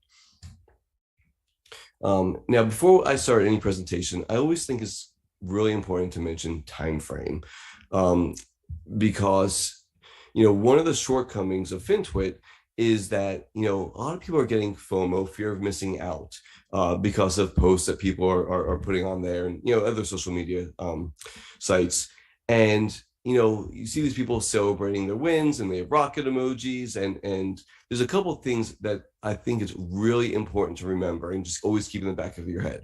One, these are probably not real trades, right? I mean, let's be honest. I think just the other day there was an options trader that had a service, and they were paper trading. They got busted for paper trading. I mean, it's crazy. But just remember, everything you see on Twitter is not real. And the other thing is that you may have a different time frame than the person that you're seeing, and that's really important, because what could look good for a day trader may not look good for a swing trader. So again, always remember those things. And most arguments on Twitter could be avoided if we just realize that we do have different time frames than each other in a lot of cases. So I'm a swing trader. I'll be presenting from a swing trader's point of view.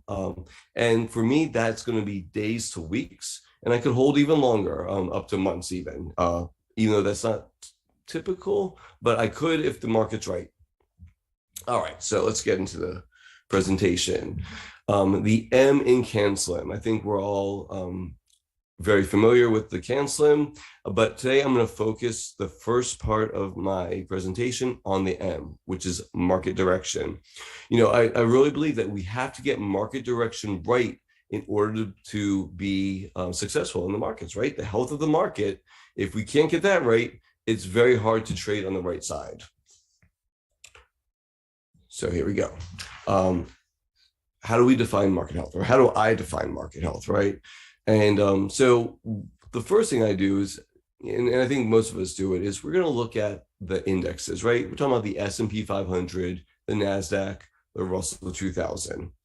Now, it's important to look at indexes, but because we have a stock market, right? But we can't forget that we also have a market of stocks out there. So we also have to look at how individual stocks are doing and the health of individual stocks. And they do go hand in hand, but like coming out of a bear market, we may see some stocks really taking off before the indexes. So we have to be able to look at both.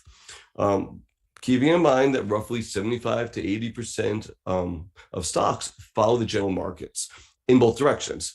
If the market's declining or if the market's rising. And that's why knowing the market health and market direction is so important, right? It's imperative to trading and being on the right side of the market. And indexes are the proxy that I use for that.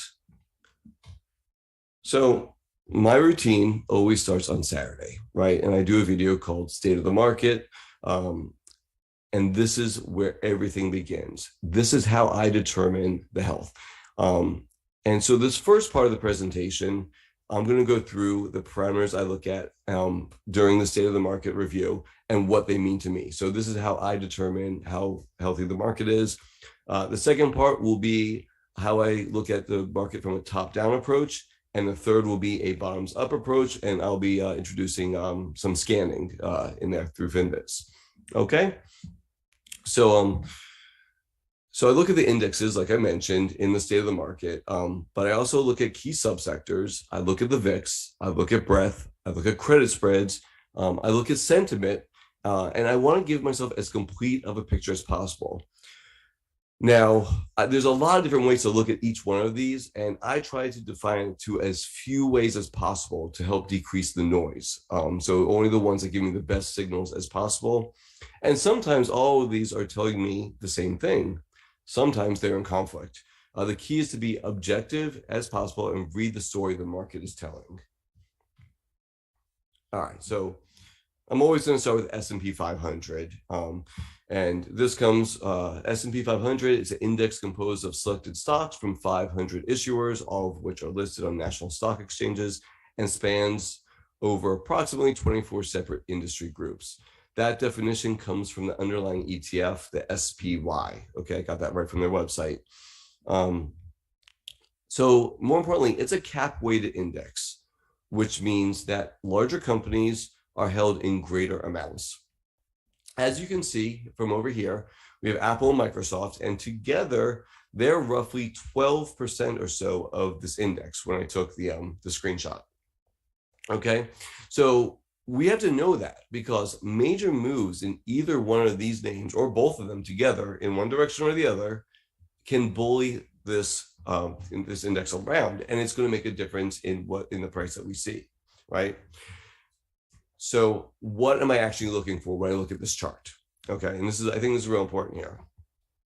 I'm looking at price, obviously, but I'm also, and by the way, that price needs to be tight and organized, right? Not wide and loose. I'm not looking for erratic. I'm looking for a nice tight price action. It should be making higher highs and higher lows, right? That's the definition of an uptrend. I'm also looking at the moving averages, and I use them to help me define the trend more than anything else. And I ask myself, are they stacked in a bullish way, moving from the bottom left to the top right, or a bearish way, right? Now you'll see 4 moving averages on here. So the green line is a 9-day EMA. The orange line is the 23-day EMA. The blue line is the 50-day SMA, and the red line is the 200-day SMA. And, you know, whether you use the 9-day EMA or the 10-day or the 11-day, it's giving you roughly the same thing. Same thing for my, 21 or 23 or 22. It's going to, again, it's going to be in the same idea. And again, I'm looking for, is the 9-day stacked over the 23 and 23 over the 50 and 50 over the 200? And that is my bullish, trend alignment or not, or are they bearishly aligned? So let's take a look at this chart for just a moment, okay? So in this example, you could see how price action ripped through the moving averages. You see how they're starting to get bearishly aligned, fell below the 200-day. And what are we seeing here? We're seeing this wide and loose price action. It's kind of going sideways, but just really wide and loose and gross price action here, right?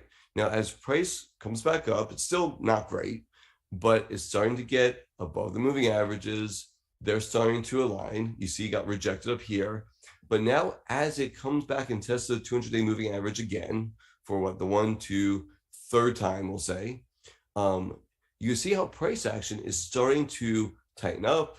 It's starting to, the moving averages are starting to align. It's getting above the 200-day. And look at this beautiful tight price action over here, right? This is what I'm looking for charts to look like as much as possible. This is the type of action that I like to make my money in right here. This right here, for me at least, that's a very hard environment for me to trade. That's an environment that I'm probably losing money in if I'm putting on too heavy trades. But this is what I'm looking for right there. Now, I'm always looking at daily and weekly charts as well, because I believe that you need to understand the structure of the market, and that kind of weekly charts in longer term timeframes give you that. You got to know where you came from, right? Where's the overhead supply going to be? Now, because cap weighted indexes can be bullied around, I'm also looking at the equal weight index. I'm using RSP for my equal weighted SPX index.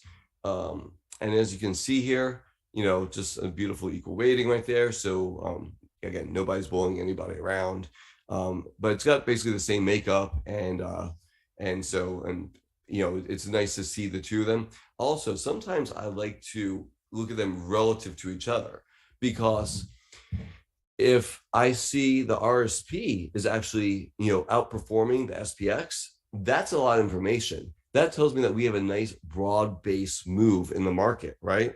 If I'm seeing the SPX outperforming RSP, I may need to dig a little deeper and see, are we just seeing the mega caps and very large cap names holding the market up, while underneath we're seeing deterioration?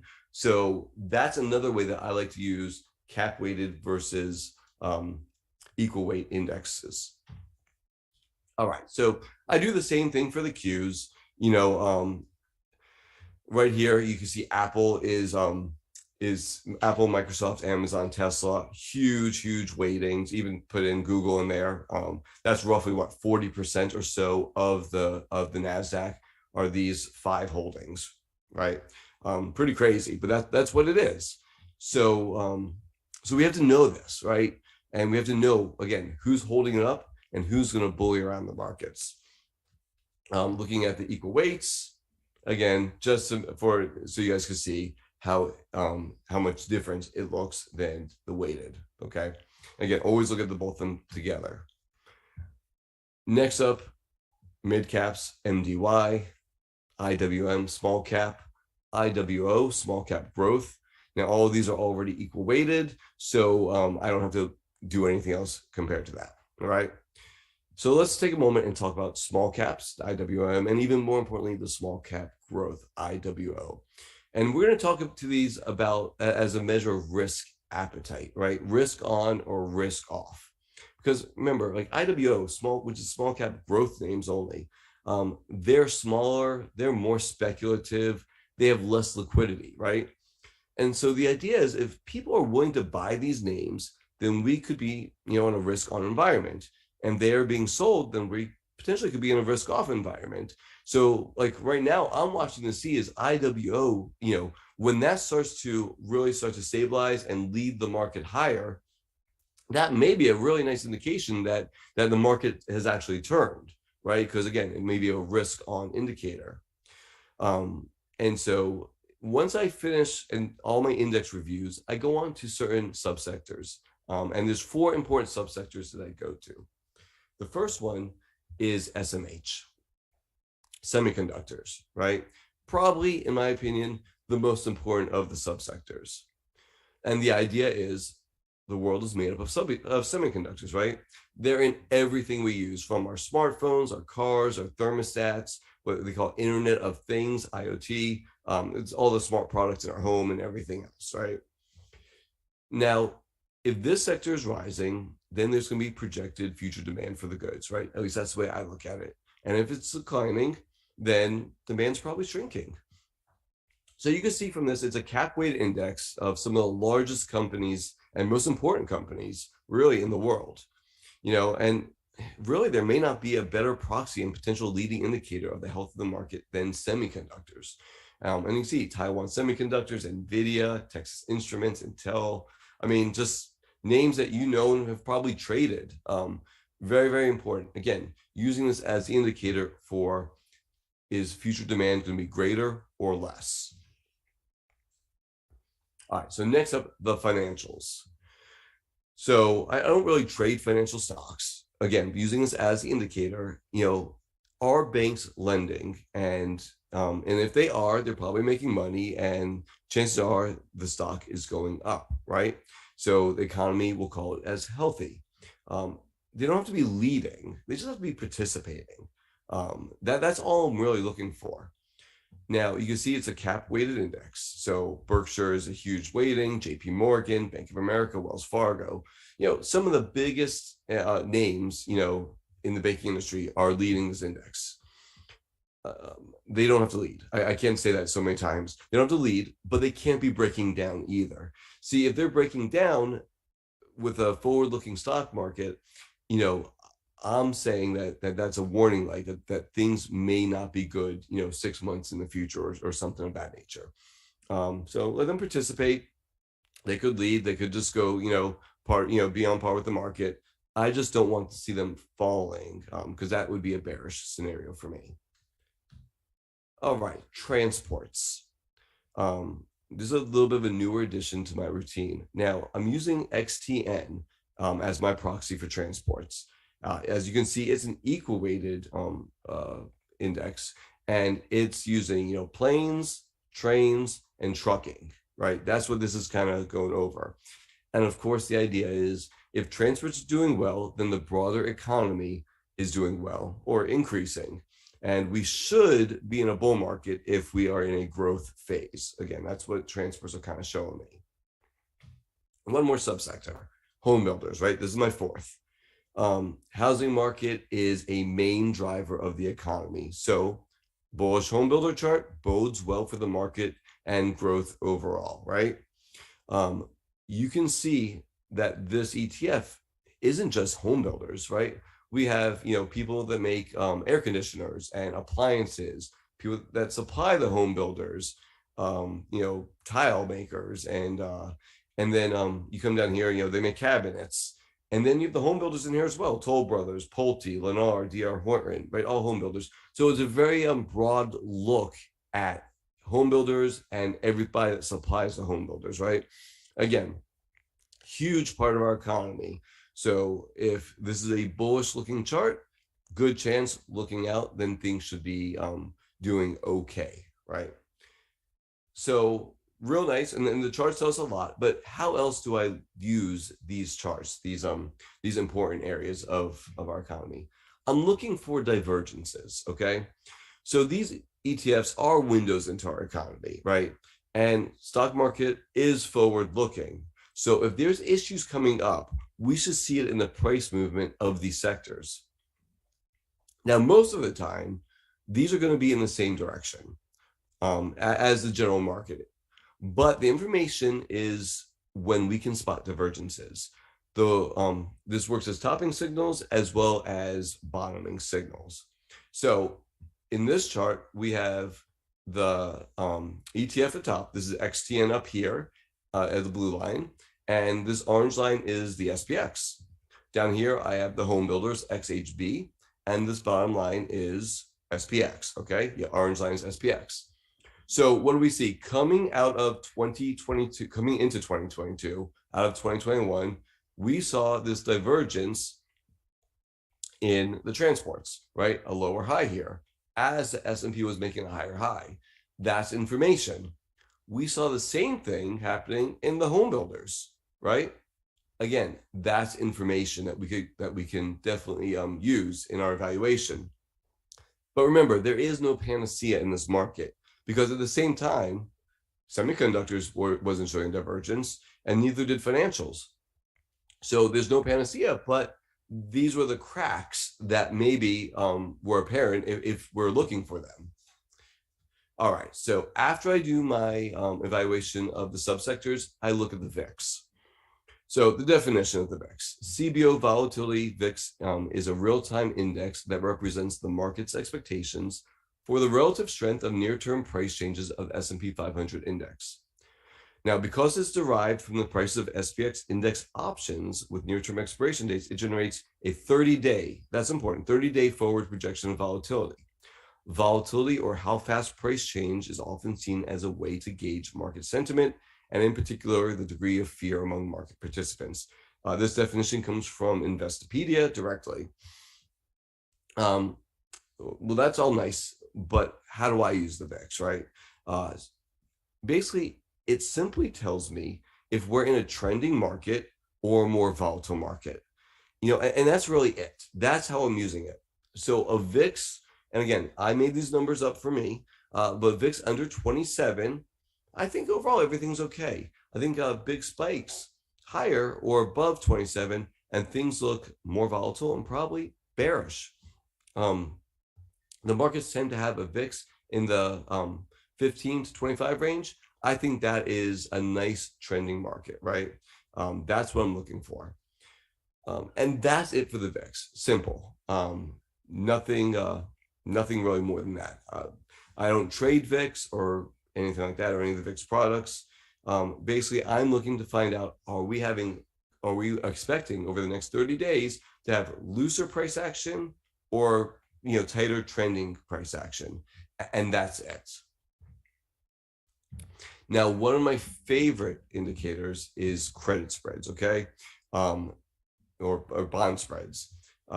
So this is IEI, which is the 3 to 7 year treasury bonds relative to HYG, which is high yield or junk bonds, okay? And the idea is that if we're in a risk on environment, the spreads of these should be narrowing, and that's a bullish environment because more people would be going into junk bonds, which are riskier. And if they're widening, then more people are piling into government bonds, which are perceived to be as safer. Okay. So as you see from this chart right over here, we, again, this is 2020. So as COVID really started to ramp up in March, what do we see? These bond spreads, credit spreads, were getting blown out, right? Very, very bearish look to the chart. And then look what happened. It started making lower highs and lower lows. And this is the tightening. That is a sign that, you know what? Things are getting better, right? Credit is tightening, and it kept continuing like this. And look how nice and tight this type of movement was, and it kept declining, right? Again, risk on type action in the bond market, one of the largest markets in the world, right? If not the largest market in the world. So there's your risk on right there, and everything's risk on, and everything is really, really, really good. Now look what happens as we get into 2022. We start to see this loose type of action, and we're starting to get higher highs and higher lows in the bond market. And so this was taken a few days ago, I think beginning of July. So, you know, things are still in this general area, and remains to be seen if we're going to come back in or if it's going to go back up. But definitely, this is a sign that things are more cautious. Now, if we start to see lower highs and lower lows, then we can assume that the bond market is calming down, and maybe people are going into more risk on positions. Now, the number over here doesn't really matter to me that much. I'm looking for the movement, the velocity of movement. Like, look how fast this is, right? We want to avoid markets that look like this, right? And we want to definitely be in markets that look like this. Like, this is really nice. So credit spreads, again, relative chart of government bonds to high yield or junk bonds. All right, so next up, there's a lot of ways to measure sentiment. My preferred way is the equity only put call ratio. Now, sentiment is really, really hard to measure. I mean, I think everyone would agree upon that. And there's a lot of ways to do it. But I choose this particular way because it shows where people are actually putting money to work. You know, there's popular surveys like the AAII, for example, which, you know, people can check off one box, bullish or bearish or whatever, on the survey, but then they can actually do something else with their money. And so this is more of a pure way, I believe, to look at sentiment. Now, this is also a relative chart, right? And it's, you know, bearish put buying versus bullish call buying, right? But only on equities, not on the indexes, which can be used to hedge and things like that. So again, it's only on equities. So how do I use this chart? What am I looking for? So I'm looking for extreme measures. Basically, I want this to show me when traders are all on one side of the boat, right? And so again, these lines right here, I put them up for me. All right, so 0.5, that's roughly what, 3 to 1 bullish calls, right? So it tells me that maybe the market's, you know, it's bullish, maybe getting a little overheated if we kind of, you know, go beyond that orange line. But that's not a terrible thing, because you can see in a bull market, things get overheated and things stay overheated for a very long time. Maybe, you know, it's not the best time to enter a position if you're getting to the overheated point, but you know that you're in a bull market. And again, this does not scare me at all. Actually, I welcome something that looks like that. You know, fear is a much stronger emotion than greed. And I think this indicator is even more useful when we get to this extreme bearish sentiment up here. I'm using 1.4 to 1.5 as my extreme fear sentiment. That's roughly 3 to 1 bearish puts. And again, that's going to be very extreme bearishness. Again, you see, I literally write on my charts. This is the sentiment, right? If you're going to get up here, people believe the market's never going down. And if you're going to get up here, people believe the market's never going up again. It's going to zero, right? And so, and that's a good reminder of what the sentiment is during these times. If it's in between, like some of this chop right here, there's no signal there for me. I'm not even looking for this. I'm looking for these extremes, right? I want to see overwhelming sentiment one way or the other. Again, the market's either going to zero or the market's going to the moon, right? Anything in between, there's no signal there. Just for your reference, the last 3 times the market has gotten above that 1.4 mark was 3/12/20, which is marked here. This was the COVID lows, 8/5/19 and 12/21/18. Again, so it's a very powerful signal if we get up there. Recently, we got close to it, but we didn't quite break it. Does it have to? Yeah, maybe not, right? And the market doesn't have to do anything.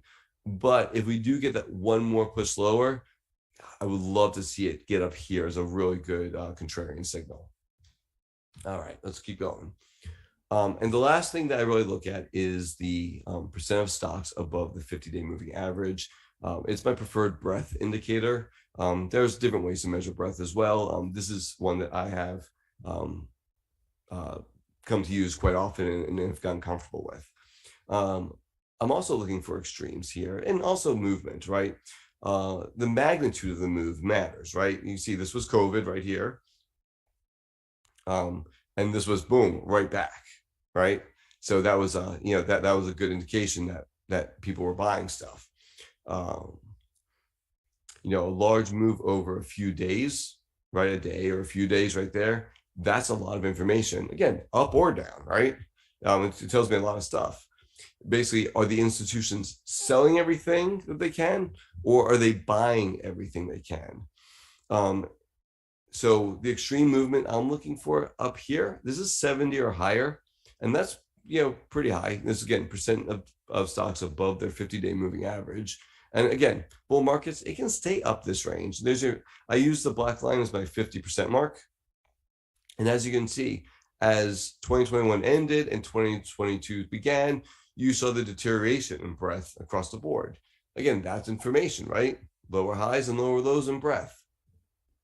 Now, I like under 10% as my washout area, right? I feel like if this percent of stocks above their 50-day moving average gets under 10%, that's pretty low. And you see from COVID, what did it get? It got like to 2% or something maybe even less than that. That's a pretty good washout. Recently, we got down to roughly 12% level or so, and we couldn't get lower. We came back, made a slight higher high here. We'll see if that plays out or not, if that has any meaning for this little divergence right there. But again, if we get one more push lower, we'd love to see it really wash out into this green area as a contrarian indicator for a potential bottom and reversal. Right, I'm looking for capitulatory type moves.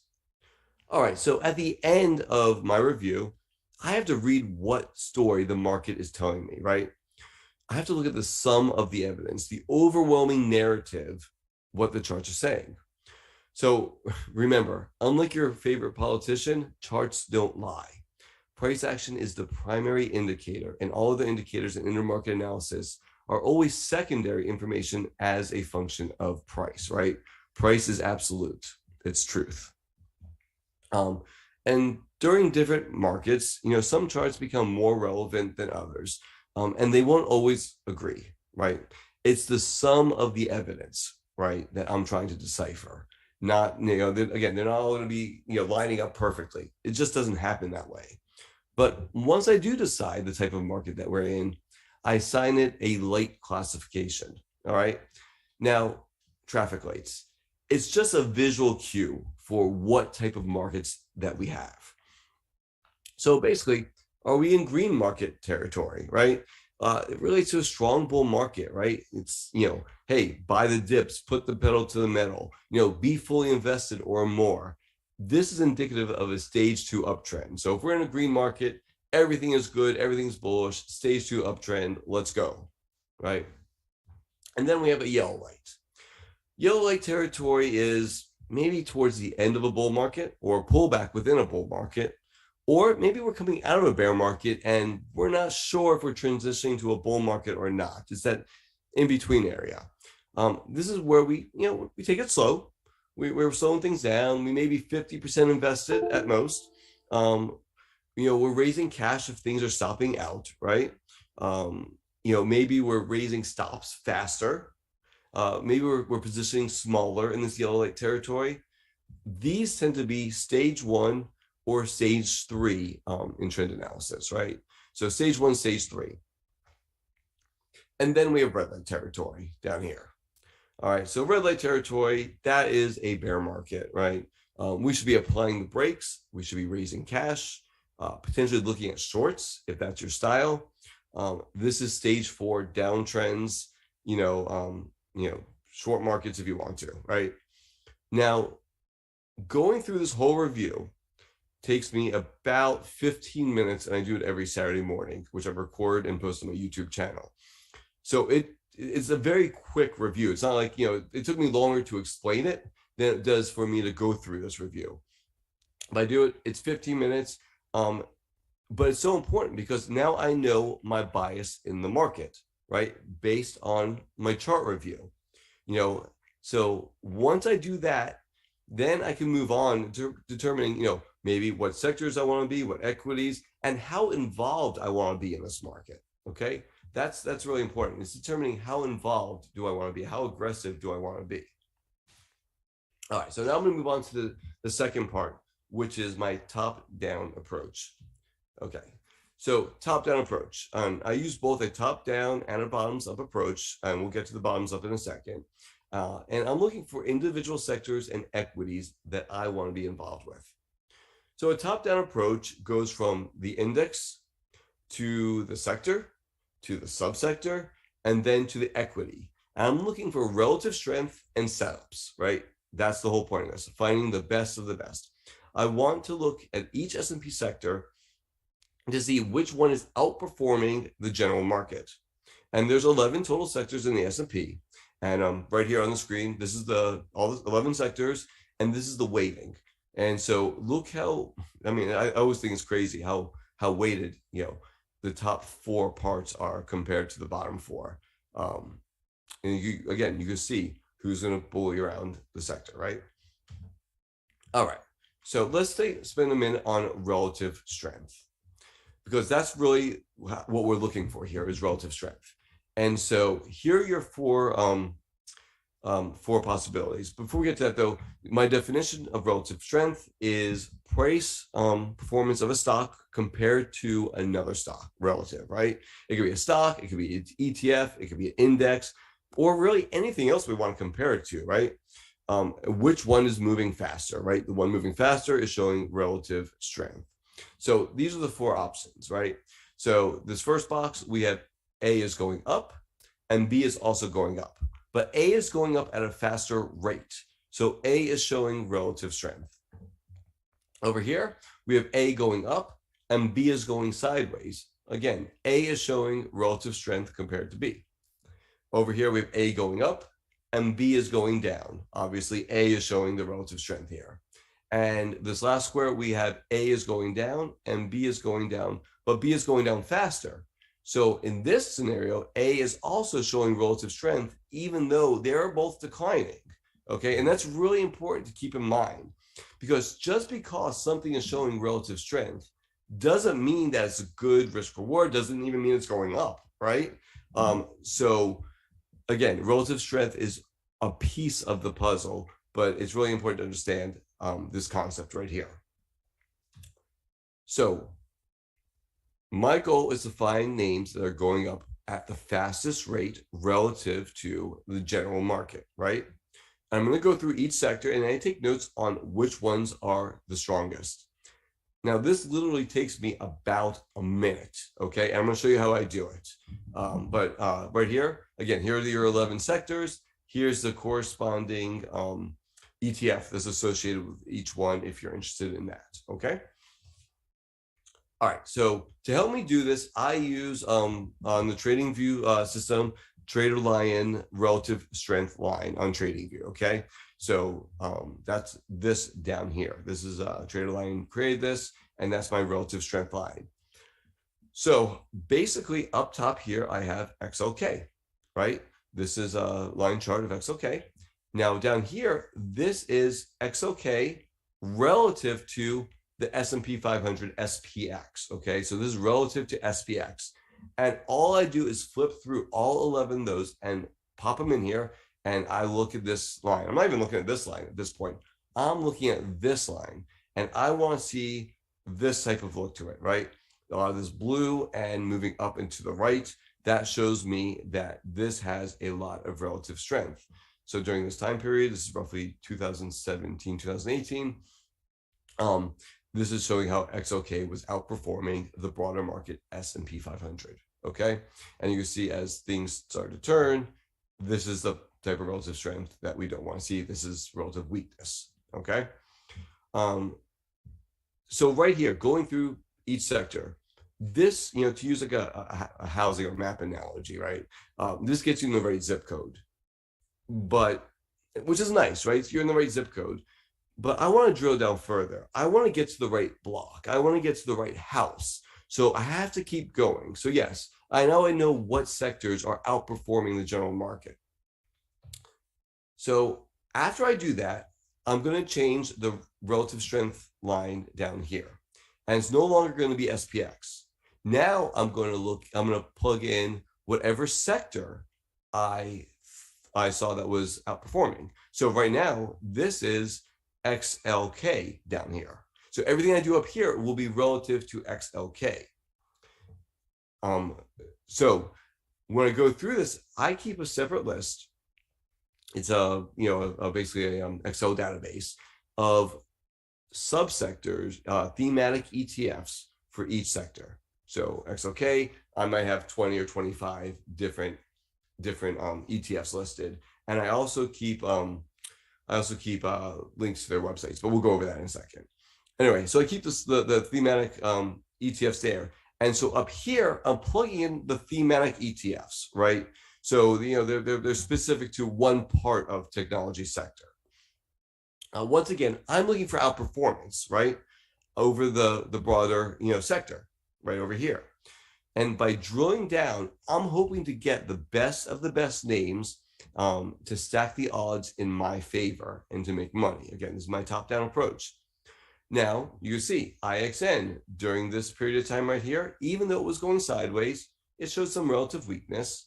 Then it was showing relative strength here. And even though it kept going higher relative to the broader technology sector, it was starting to show relative weakness down here. So this tells me that there's better places to put your money than IXN within the technology sector, right? Again, this is about 2017 to 2018. And just for comparison, so this ETF went on to gain roughly 50% during this time period. S&P was up about 22% during this time period, and the NASDAQ was up 31.5%, okay? So it just shows you how relative strength lets you kind of, find the best of the best and lets you outperform the markets. And this is on the ETF level. We haven't even drilled down to specific stocks yet, which we're going to get to. All right, know what you hold, right? The final step in the process is if you want to own individual names, and not everyone does, but if you want to own individual names, is go to the ETF website and look at the top 10 holdings, right? This is the part where I start to really look for setups that give good reward to risk scenarios. Listen, even if you just want to buy the ETF, I think you should definitely go to the website anyway and know what you're buying, right? Know, is it equal weighted? Is it cap weighted, right? Who can bully this around? Wrong button. who can bully this around, right? I mean, if you see here, this is IXN, and I mean, Apple and Microsoft, holy cow, right? There's a 38.5%. That's huge, right? Huge. So you have to know what you're doing as far as what you're holding, even if you're just buying on the ETF level. Now, again, during that time period, many of these names were setting up and went on to make 50 to 90% gains at the individual stock level in 2017. And these are really remarkable numbers, right? And they're numbers that can be had for all of us, right? If we know the market health and it's a bullish market, and we find the best of the best names to be in. So here's the example, NVIDIA. So you can see the relative strength, right? So here's 2017, and it was going sideways, right? And you didn't see any real relative strength to talk about at the beginning of 2017. But then it had earnings, gap up, huge volume, and boom, there's your relative strength on the gap right there. And you can see how it just really took off. Relative strength was really strong, and it kept pretty strong all the way up until really almost the end of the year. You could have traded this the whole time, basically using the 50-day as potential stop, or you could have traded it at sections. It was good here, maybe you got stopped out here, maybe we're in it again here, maybe you got stopped out back in somewhere around here to the end, whatever, however you want to trade it. It was showing really fantastic relative strength, and it had the volume, it had the pop, it was coming out of a base, it had everything that we're looking for. Now, from May to December, here, from arrow to arrow, NVIDIA was up 90%. So we're talking about in 7 months, there was a 90% gain in a large cap, very liquid name that all of us could have been involved with. I mean, that's what we are looking for, the best of the best. And that's what the top-down approach is going to give you, okay? Again, it was up to us to find the base and the breakout on volume and all the other pieces. And again, it had multiple areas where we could have been involved, So the long view, okay? Some people, we work full time. I work full time, right? Outside the house, not with has anything to do with markets. So I think that if a thematic ETF has enough liquidity, then for some people, it makes sense just to buy that. Again, especially true for people that work full time, maybe can't be in front of the screens every single day. This enables you to participate in a trend following strategy to potentially, hopefully outperform the market, right? That's the whole idea of this. I think weekly charts make the most sense for this type of strategy. Again, so the day-to-day fluctuations don't really play a factor into your trading.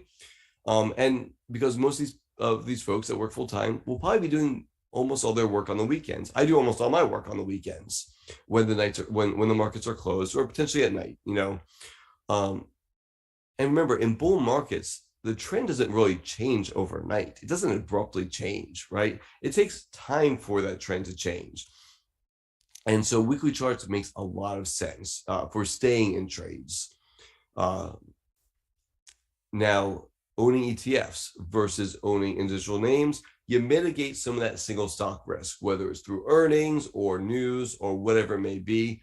Again, this is what I call the long view type trading. And I do a video on this, but only in bull markets, because I think that you got to have a bull market in order for this to really, really work in your favor. Again, when the market health comes back from my state of the market type review, that's when I know when to really trade a long view type of portfolio if I choose to.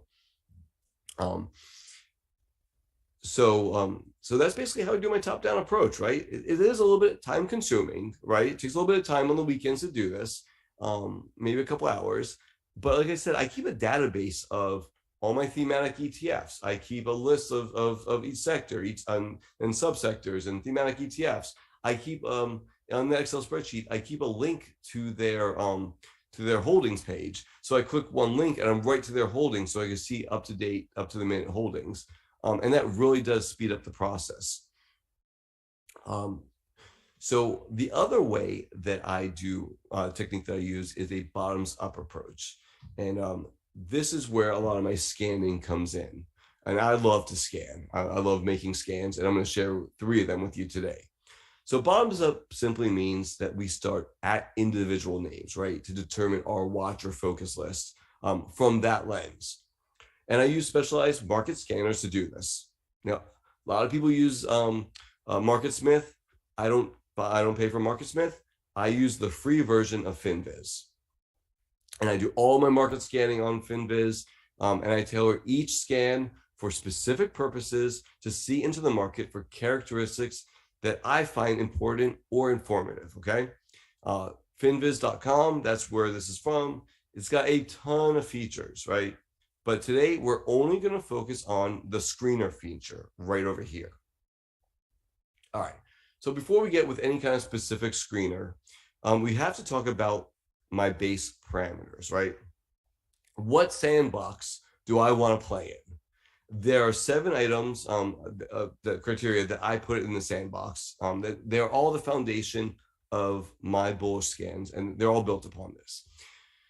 One more little note about this, how important this is, because we have a gigantic amount of stocks, 8,500 or something of that nature to choose from, stocks and ETFs. So I want to play in a very specific part of the market, right? I want market features that are really, really outperforming, that are going up, that are bullish for my style. So this is how I get it, okay? First off, industry group. I flip this to stocks only. I'm going to exclude any ETFs, right? Stocks only. Second, I go over here to market cap. I want mid cap or more, okay? Nothing too small. I want companies that are potentially growing to the next market leader. Mid caps tend to be the sweet spot for that, especially for growth names. You know, big enough to be a player in their market, right? But plenty of room to still grow and disrupt the market. So 2 billion or greater is the market cap I'm looking for. Third, the stock needs to be liquid enough. So I'm looking for average volume of over 300,000, right? I don't want crazy gyrations in the price action that illiquid stocks can have. I want to be able to get in and out of positions with ease. So again, I use average 300,000. Some people could use slightly lower, 100,000, 200,000. Some go higher to 500,000. Do what works for you. A little side note here. There's advantages to being a small player in the market, right? And the best analogy that I heard explains it like this, right? We're basically a speedboat in the market. We're small, we're agile. We can get in and out of positions with ease. Granted, the name is liquid enough, right? Institutions are like giant cruise ships. They're slow, they're lumbering. They need a lot of room to maneuver. It takes them days, weeks, or even months to get in and out of markets. And that's our advantage of being a small player in this market. And we got to take advantage of that. Moving on though, the last piece on this particular screen is price. Price needs to be $10 or more for me. If price is under $10, there's probably a reason why it is, and I don't want to be a part of that, okay? So those are the first 4 criteria. Next, I'm going to go to the technical tab, which is right here, and add a few more, 3 more to be exact, all right? I want price above the SMA 20, price above the SMA 50, and price above the SMA 200. Now, what am I trying to get with this? I want things in uptrends, preferably stage 2 uptrends, right? And so, this, which may not be perfect, is probably going to give me a pretty good grouping of stocks that are in stage 2 uptrends. And so this is how I get that. And those are my 7 base criteria, okay? All my bullish scans are kind of built upon this. And now I'm going to further define my criteria into specific points, into specific scans that I want. But again, I can't stress enough. However yours are, and again, I think you should, copy this, make your own, whatever you want.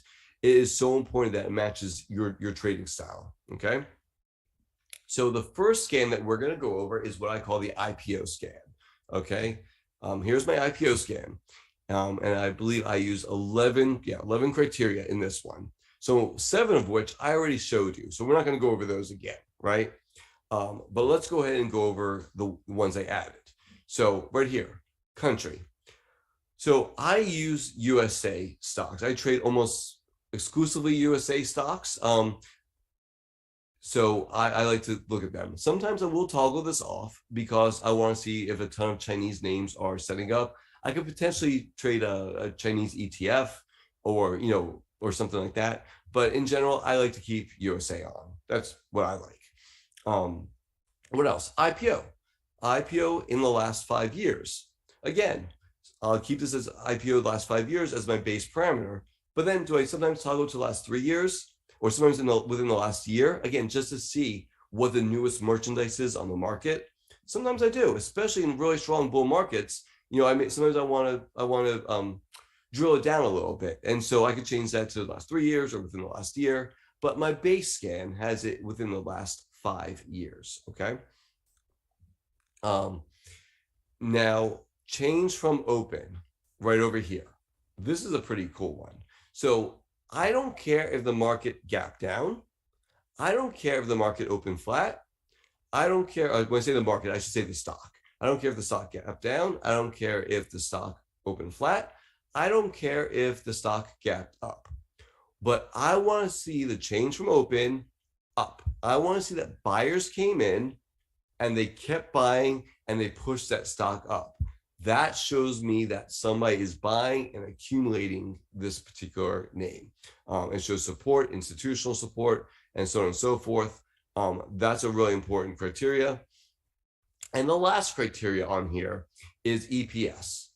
Right over here, EPS growth next year. I want it over 30%. I like to trade growth names. I prefer to trade growth names. I believe that's where I can make the most money in the market. And so I am screening for growth names. This helps to satisfy that criteria. My base parameters, they keep me in the right arena, right? The right universe for names that are in uptrends and they have enough liquidity. On the fundamental side, I have my EPS growth next year over 30%. So we have insane growth expectations, right? A sentiment, right here, change from open, that's kind of like a sentiment indicator in some ways, right? So again, I am stacking with multiple edges in my favor by the way I set up the scan. In the end, what else do we really want, right? I mean, it's up to us to go through and look at each stock and decide if it's setting up and if there's accumulation on the chart and if it's something that we want to trade and a good reward to risk, right? But as scanning goes, all we can, it gives us a chance to find those good names, right? It's not pulling up, garbage names on the scan.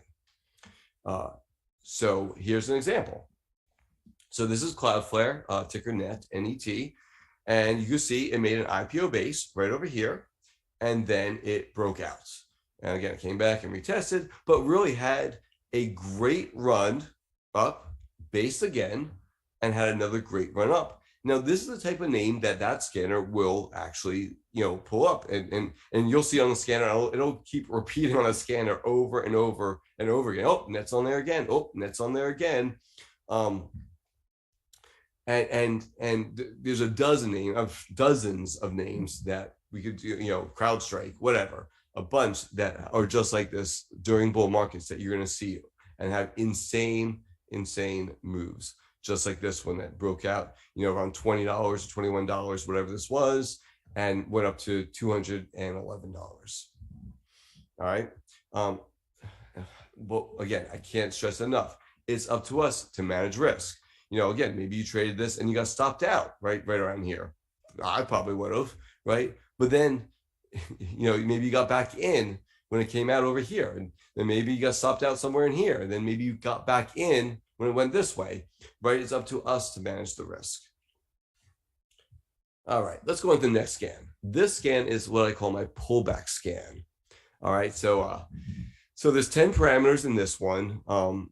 And again, I'm using my 7 base parameters, okay? So those don't change. So really, there's only 3 parameters that I need to add to this to tailor it to what I want to see in the market. The first one is going to be back on the descriptive tab right over here. Okay. I'm going to go down here to relative volume, and I want it under 1 right over here. Okay. Under 1. So this is saying that the volume is less than the 3-month average of volume. That's what they consider relative volume. So again, you got to know that.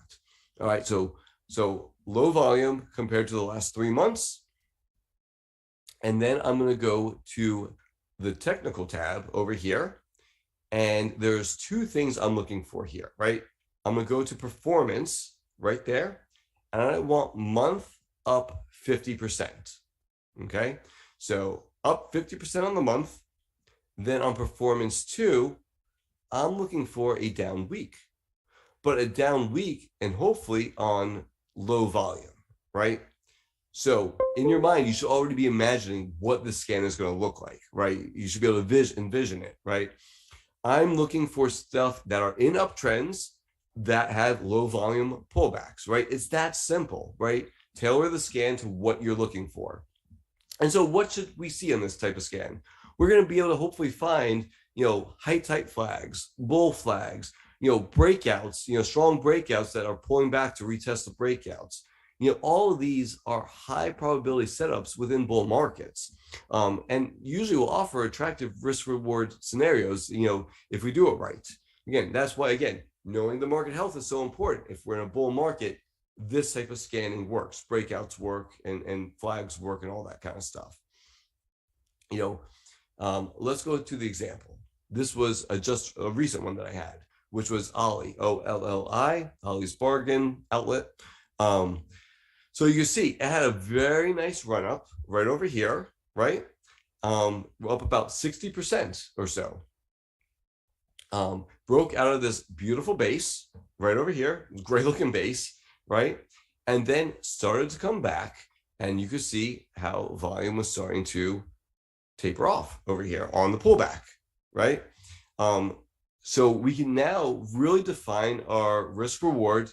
And by the way, again, it was above, like we needed, all the moving averages that are important to us, right? Which wasn't, an easy task in the market that we've been in currently, right? Because most things are not, over the 200-day. This one was the strongest of the strong. That's what we're looking for. Anyway, you could easily define your risk and your reward here. And I believe it's gone on to even make some more new highs up this way, but just a really, really strong looking name, high probability setup. All right. Next scan. So this is my third scan and my final scan. This is a bull snort scan. This is adopted from something I learned from Oliver Kell, but I did adjust it for my use, right? But, just because, again, I'm showing you something, or Oliver Kell, who's an amazing trader, shows you something, doesn't mean that you can't tweak it or move it so it fits your trading even better. So of course I have all my base parameters, right? There's 7 of them. You should know them by now. Then I'm going to go into the descriptive tab right over here. And I'm going to go back to the relative volume, and I'm doing the opposite. I'm going for over 3. So this is 3 times the 3-month average on relative volume, right? I want to see huge volume spikes, right? Gigantic. And the only other parameter that I want is on the technical tab right over here, and change from open.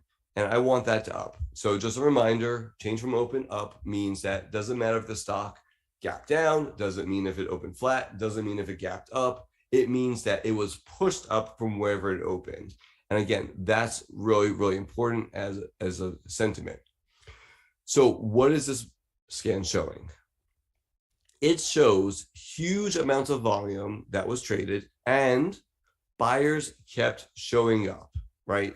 That's the key. Huge volume. It wasn't, a gap and crap. It was a gap and go. It kept going. I'm looking for institutional footprints, right?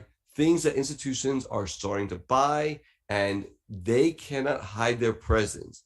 It shows up in volume. And I think that's that's what we got to follow. We have to, in my opinion, we have to trade on the same side as the institutions. And so this scan is going to help pick up some of their signatures, and hopefully we can make some money along that route. So here is an example. This was McKesson. You can see right over here, it had a bull snort right there. It was also working on a double bottom base. It's in an uptrend. Within the context, in an uptrend. Now, in a bull market, which currently we're not in one, but in a bull market, this breakout could be bought with a stop just below. Again, the more bull snorts you see in here, the stronger and the more conviction the setup is, okay? Institutions run the markets, and it's our best interest to trade on the same side as them. So, all these scans, they're meant to work in bullish markets. My base parameters are built in a fashion that I only have to pull I only have to pull a few levers to get the view of the market that I want. I could toggle the, different things on or off. You saw it. Sometimes I change USA on or off. Sometimes I'll change the IPO date from 5 years to 3 years to 1 year, and so on and so forth, just to see, the difference that the scanner is, the different name scanner pops up. Also, take notes of the sectors that your scans are producing, right?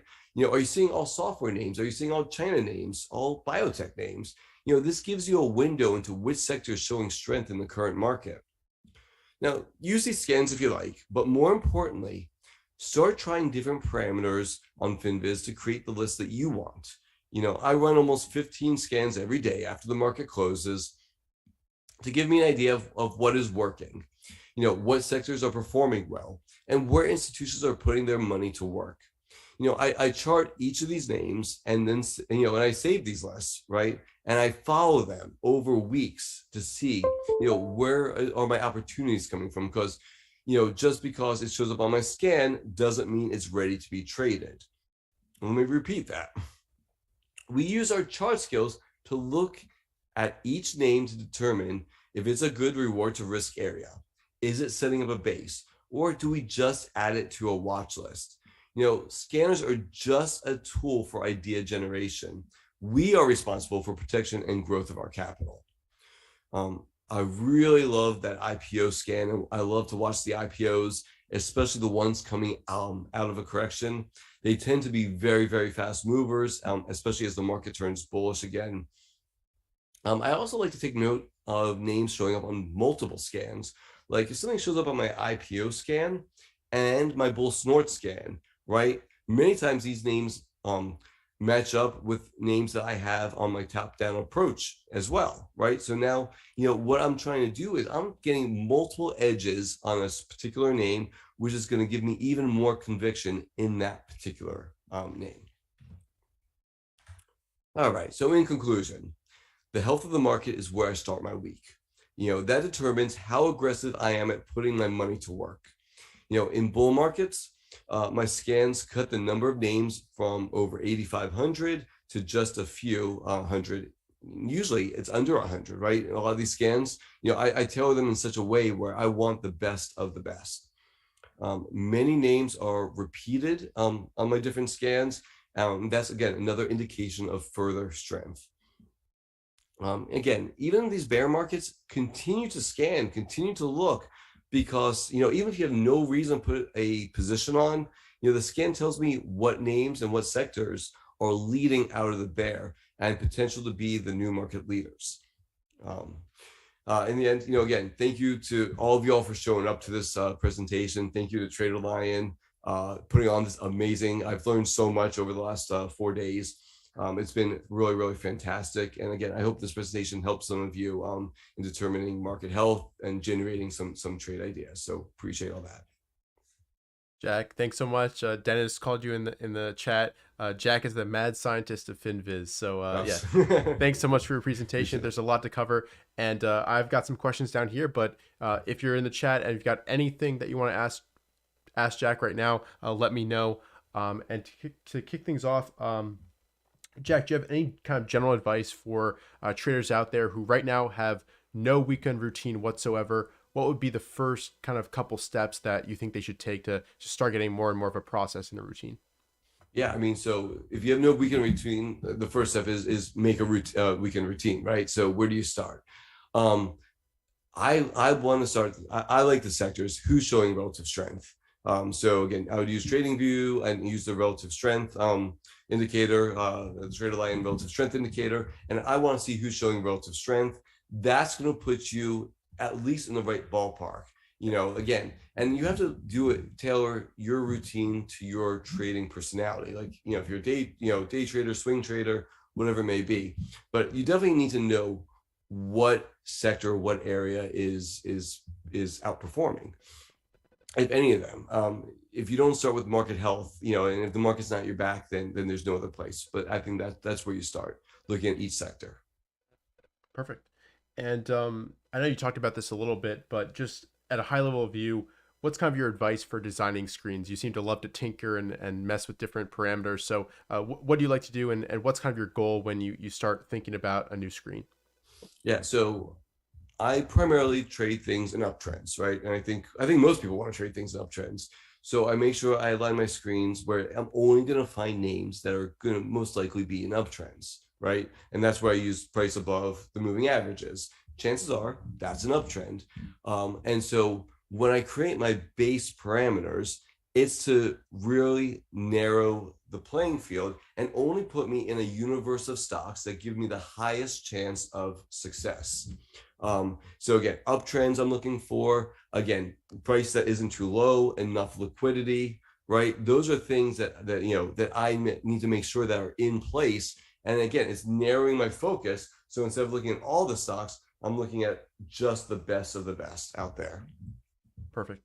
And Jack, I know you're a fan of Keep It Simple. So I wanted to ask you about that concept and why that's so important to you. Yeah, I mean, complexity tends to lead to, wrong thinking, overthinking, usually leads to worse trading. Simplicity, which really comes down to price and volume, right? That's where I think that's where we can see the pure price action, because price, everything else is a derivative of price. So keeping things simple, just the price, keeping routines simple. Complexity takes more time too, on top of it all, right? And if we're doing work on the weekends and we have lives outside of trading, we all do. And so we need to be careful that we don't let this kind of take over our lives, right? Because we don't want that either. That's not fun. We want to go outside and do things with friends and family and whatever. So keeping things simple is the way that I accomplish that. Perfect. And you also mentioned something earlier about you don't want to you don't want to add too many parameters, right? Because at the end of the day, you do want to take a look at the charts themselves, analyze them, and look, use your brain and use your pattern recognition that you've developed. There's no kind of magic criteria that's going to find you the true market leaders just in one single screen. You got to do some work yourself. You can't just rely too much on the screens. 100%, right? They're just giving you ideas. That's it. Yep. And there are a few questions about what among the screens you've developed has been your favorite and why. So right now, that IPO screen, I really like that IPO screen. It's really giving me some names, again, depending on the market conditions, but when it's starting to really show me some really good names coming out of this market. And so, and again, I a lot of times I will toggle that down to 3 years, IPO within the last 3 years, because I want the fresh merchandise. I want the stuff that maybe isn't priced in completely in the market, right? That's what we're hoping to take advantage of, right? The mispricing of a name. And that screen really gives me a chance to do that. So I've really been enjoying what that screen, the screen shows, and the bull snort screen too. Those are two newer screens within the last few months that I've developed, and it's really given me especially when they match up, man. I love when that happens. When you get something on the IPO screen and then you also see on the bull snort screen. I mean, again, it's lining up your multiple edges together, and I feel really good about that particular trade.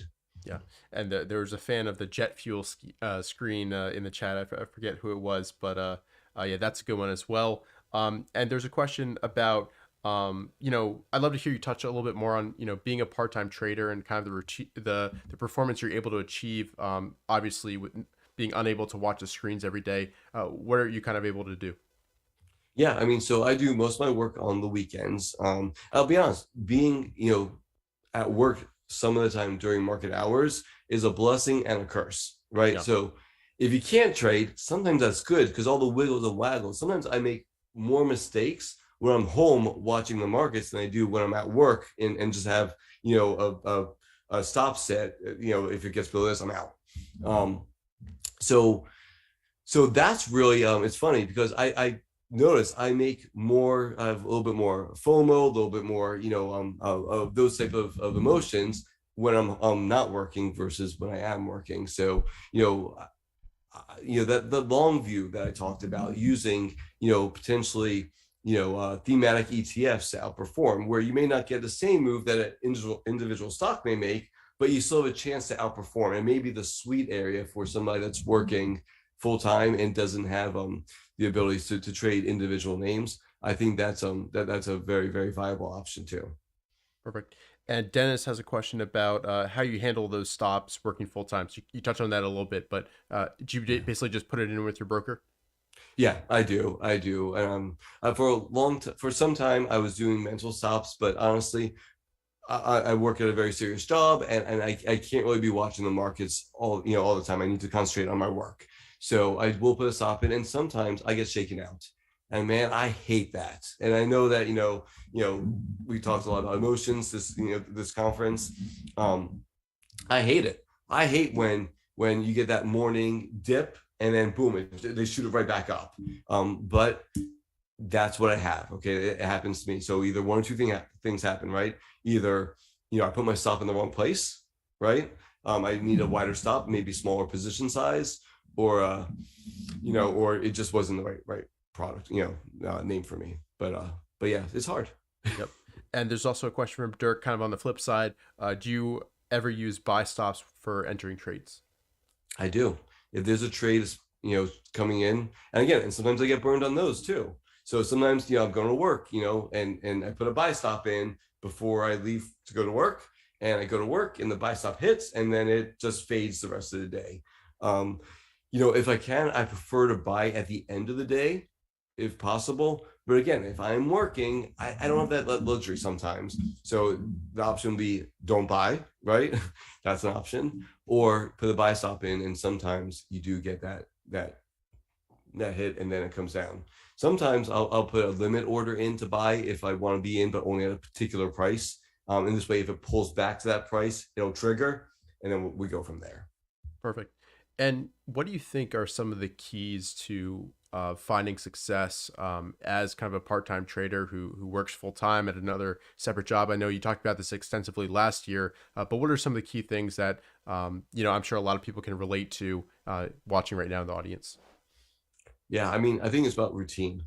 Yeah. So, like routine, like I have all my screens. FinViz lets you save your, for free, lets you save your scans in there, which is really nice. I can pop through my scans. I cut and paste them, basically into a sheet I have.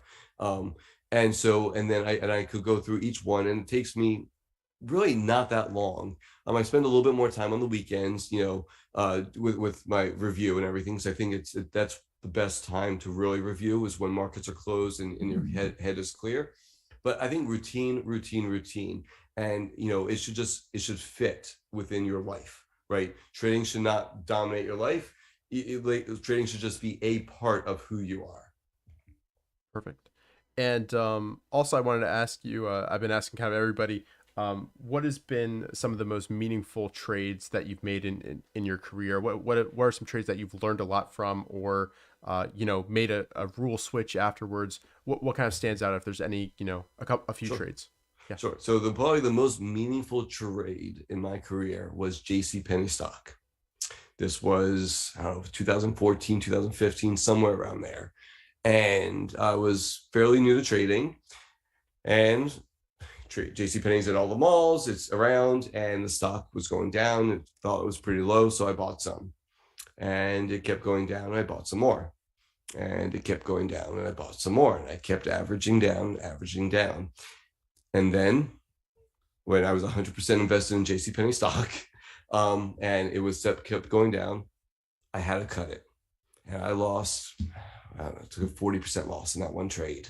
It was luckily I was new and I was trading very, very small. Yeah. But talk about a lesson to learn. That was by far, that taught me more than any win by far. Yeah. I've had good wins. I was in Upstart and I made 100% or more in Upstart, just what was it, last year or whatever it was. But that didn't really teach me anything. JCPenney, that taught me a lot. And so that was my most meaningful trade. Perfect. And what has been, a new rule that you've introduced into your trading that you think has really helped your performance a lot? Is there any kind of one single rule that comes to mind? A new rule. Or just looking back in your history, is there one thing that you implemented that really changed your performance? Yeah, I think letting the winners have a little bit more space. Sometimes I keep them too tight because I'm afraid to take too big of a loss, because I try to keep my losses to 3%. And so, but with that mindset, sometimes on a higher beta name, I need to give it more room. So I've been trying to give those names, a little bit more room and stay true to that. And again, if you see this little wild fluctuation in the market, don't freak out. Keep to your rules. And that's probably what I'm working on the most right now, is not to get shaken out of really good names. Like just recently, Shockwave, I was shaken out a week ago or so. And I'm annoyed with myself for that because it's up 5% now, and I took a small loss on it, I think 3% loss on it, and so that bothers me. But I learned a lot from that too, and so I know I probably need to position down a little bit and give it a wider stop the next time I enter it. And so I'm stalking it again. And if it sets up for me again, I'll re-enter. Perfect. And you mentioned your time frame all the way at the beginning of this presentation. And there's been a few questions about kind of sell rules. So once you're in a position, what makes you ultimately decide to sell it all or sell a partial and move on to another idea or just move to cash? Is it a sell into strength rule, or is it really a break of a key moving average? How do you basically determine when to sell? Sure. So if it breaks the 23-day EMA, I'm out for sure. And usually I may go 2 closes below, but if it's definitely on the watch to close, and depending on what that looks like, I could close 1 break or 2-day breaks. That's a for sure sell.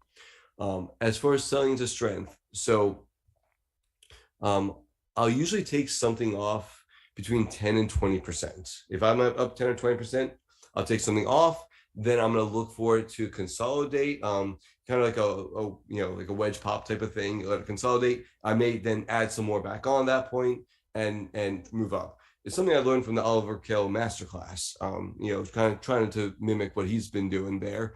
Again, something that I'm adding into my repertoire. We need a nice bull market for that to really work good for us, which we haven't had one in a while. But that's what I try to do is once it gets to 10 to 20%, take a little something off. Or if it gets too extended from the moving averages, I don't have an exact percentage, but you can see that space between the moving averages and price, and that there's going to be a consolidation back into it somewhere soon. Perfect. And what have been the most helpful books and resources that have really, made a difference in your trading and kind of pointed you along the right path? Perfect question. I was actually prepared for this question. All right. So we got Darvis, How to Make Money, $2 million in Stocks. That's the one I like. All right. Ready? I brought the books. Reminiscence, right? The First Market Wizards. O'Neill's How to Make Money in Stocks. Minervini's Think and Trade Like a Champion. Great book.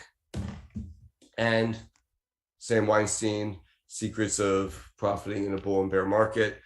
Fantastic book on trend analysis as well. So those are the books. If you're just getting started new, or even if you're experienced, I think you read those books, you have a really good foundation on what's going on in the markets. Then it's experience and execution. And execution is the hardest part because it's us against us. Yeah, and we've heard that a bunch of times over the course of this conference. 100% agree. And Jack, I asked you about your favorite scan. I also want to ask you about your favorite quote. This can be trading related. This can be life related. What do you got for me? All right, so trading related, don't fight the Fed. I think that's the most important thing out there. And life related, we only have one life, but if we do it right, one is enough. Perfect. Yeah, I think that's great, Jack. Thank you so much for your time. And I just kind of have one last question. What kind of general advice you have for all the traders watching? Maybe this is their first bear market that they really experienced, gone through. What do you kind of have to say to inspire them and make sure that we're all ready and confident once, the opportunities are endless and popping up everywhere? Sure. I would say patience right now.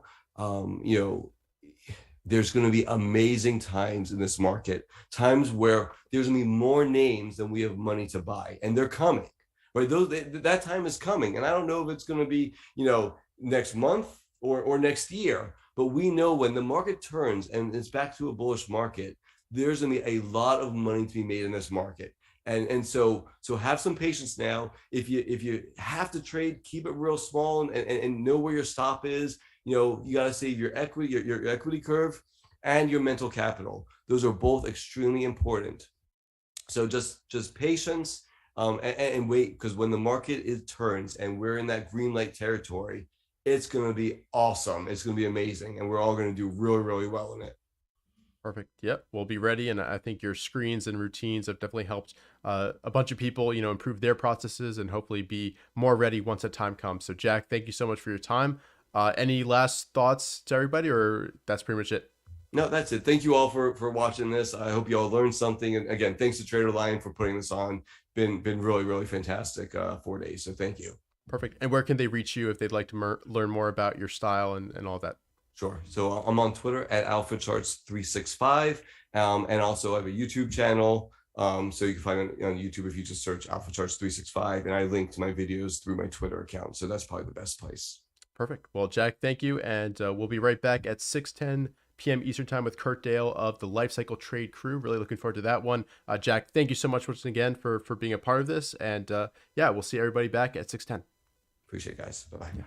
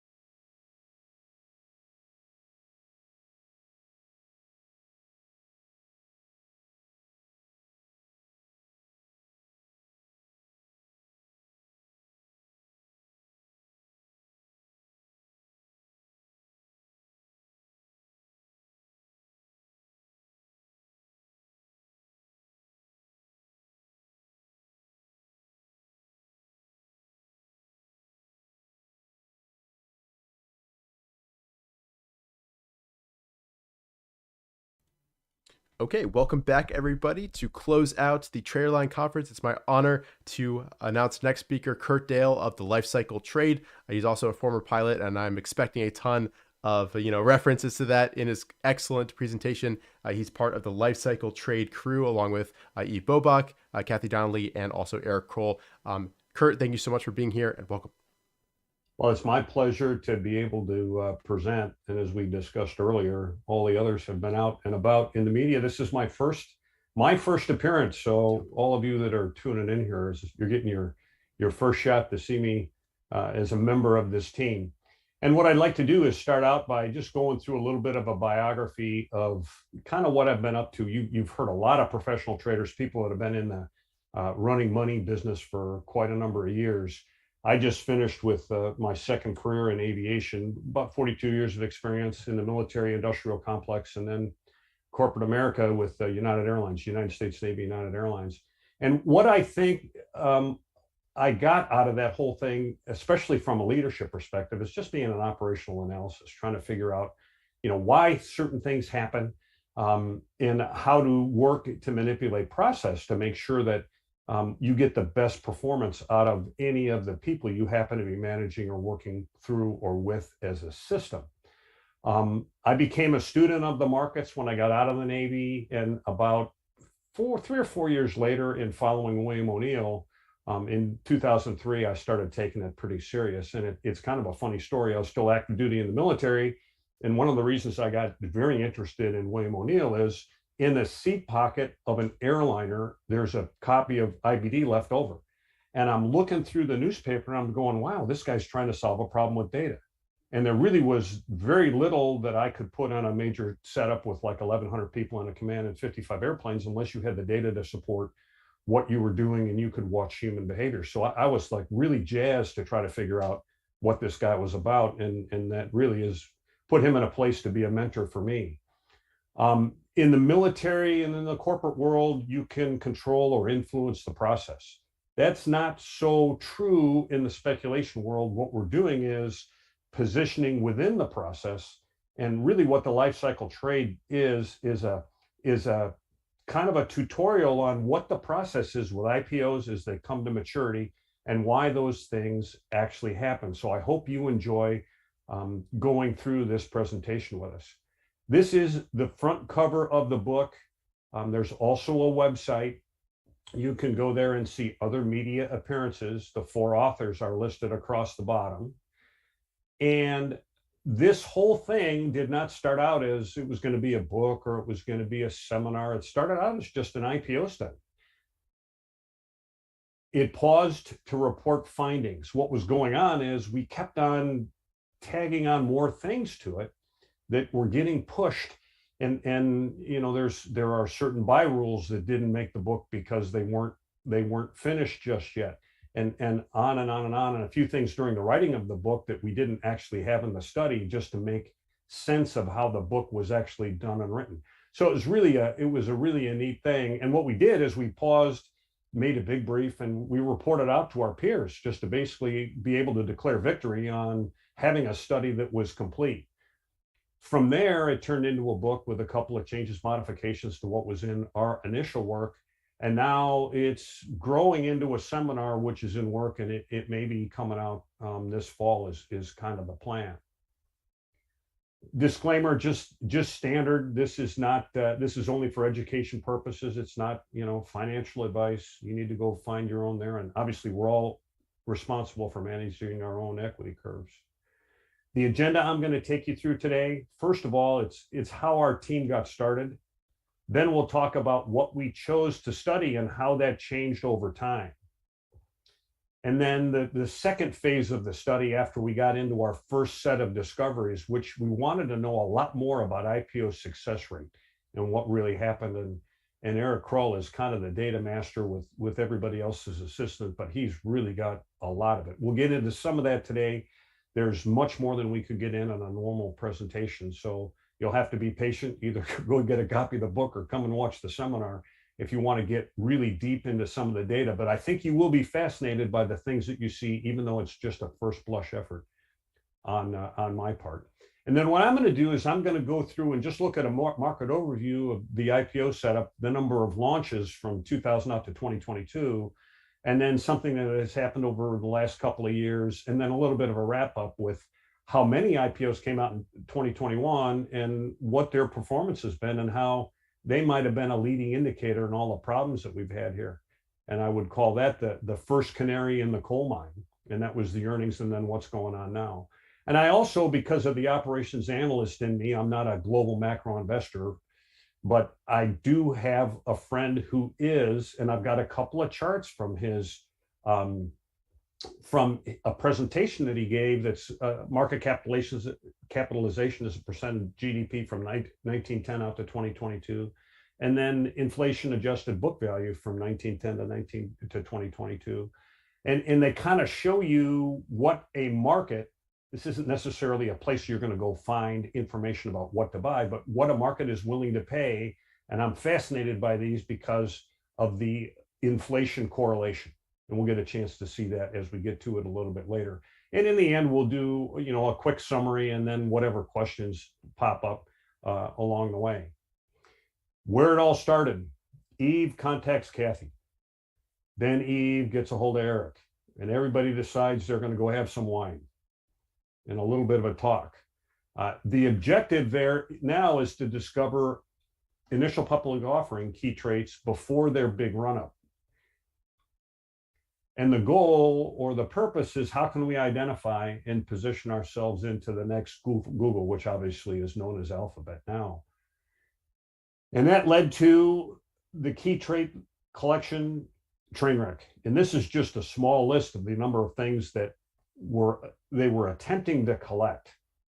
And what ended up happening is that they're working through and trying to find data that's 10 to 35 years old. They couldn't agree on technical data. They didn't have the computer or the manpower to do all the things they were trying to do. And the study was just going too slow. So it eventually evolved. And I want to go through how that all worked. First of all, I turned around and asked if I could join the team. I was friends with them. We've worked in different meetup groups. Kathy was part of the Naperville IBD meetup group with me years ago. And she was part of the study here as well. We're looking to determine what are the characteristics and fundamentals of monster stocks. And there's 4 listed there: Cisco, eBay, First Solar, and Google. And obviously you saw it recently, that spreadsheet we had on the previous page has 130 or more parameters that define success. And it turns out that just had to get completely lined out because it was unworkable, and we'd still be working on putting those parameters in on the 1,674 stocks that are actually in Eric's database now, if I have my number right. The thing I wanted to add to it, and I think all 4 of us had kind of the same thing, is to understand our struggles with IPO speculation.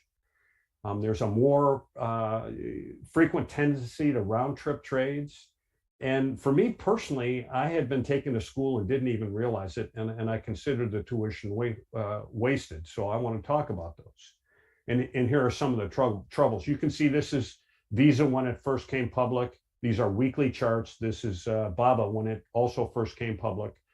They had IPO bases, and I happened to catch the bases in both cases nearly perfectly on the way through. And I'm using rules that would apply to something that is much more mature than a new IPO. And identically, I end up where the red arrow shows up. I've got 2 round trip trades.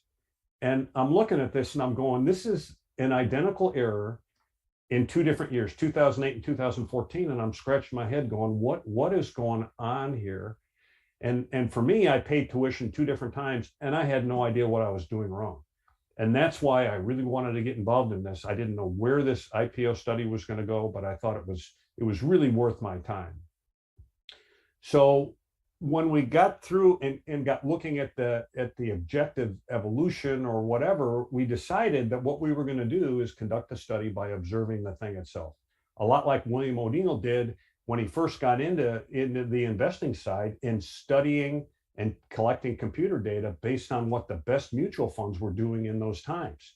Where were they buying? What was going on? And he went through a lot of different reports to try to figure out all the things that are sitting for all of us to purchase if we want to get involved with, the IBD Weekly, or go over to their website, which is really quite a quality product.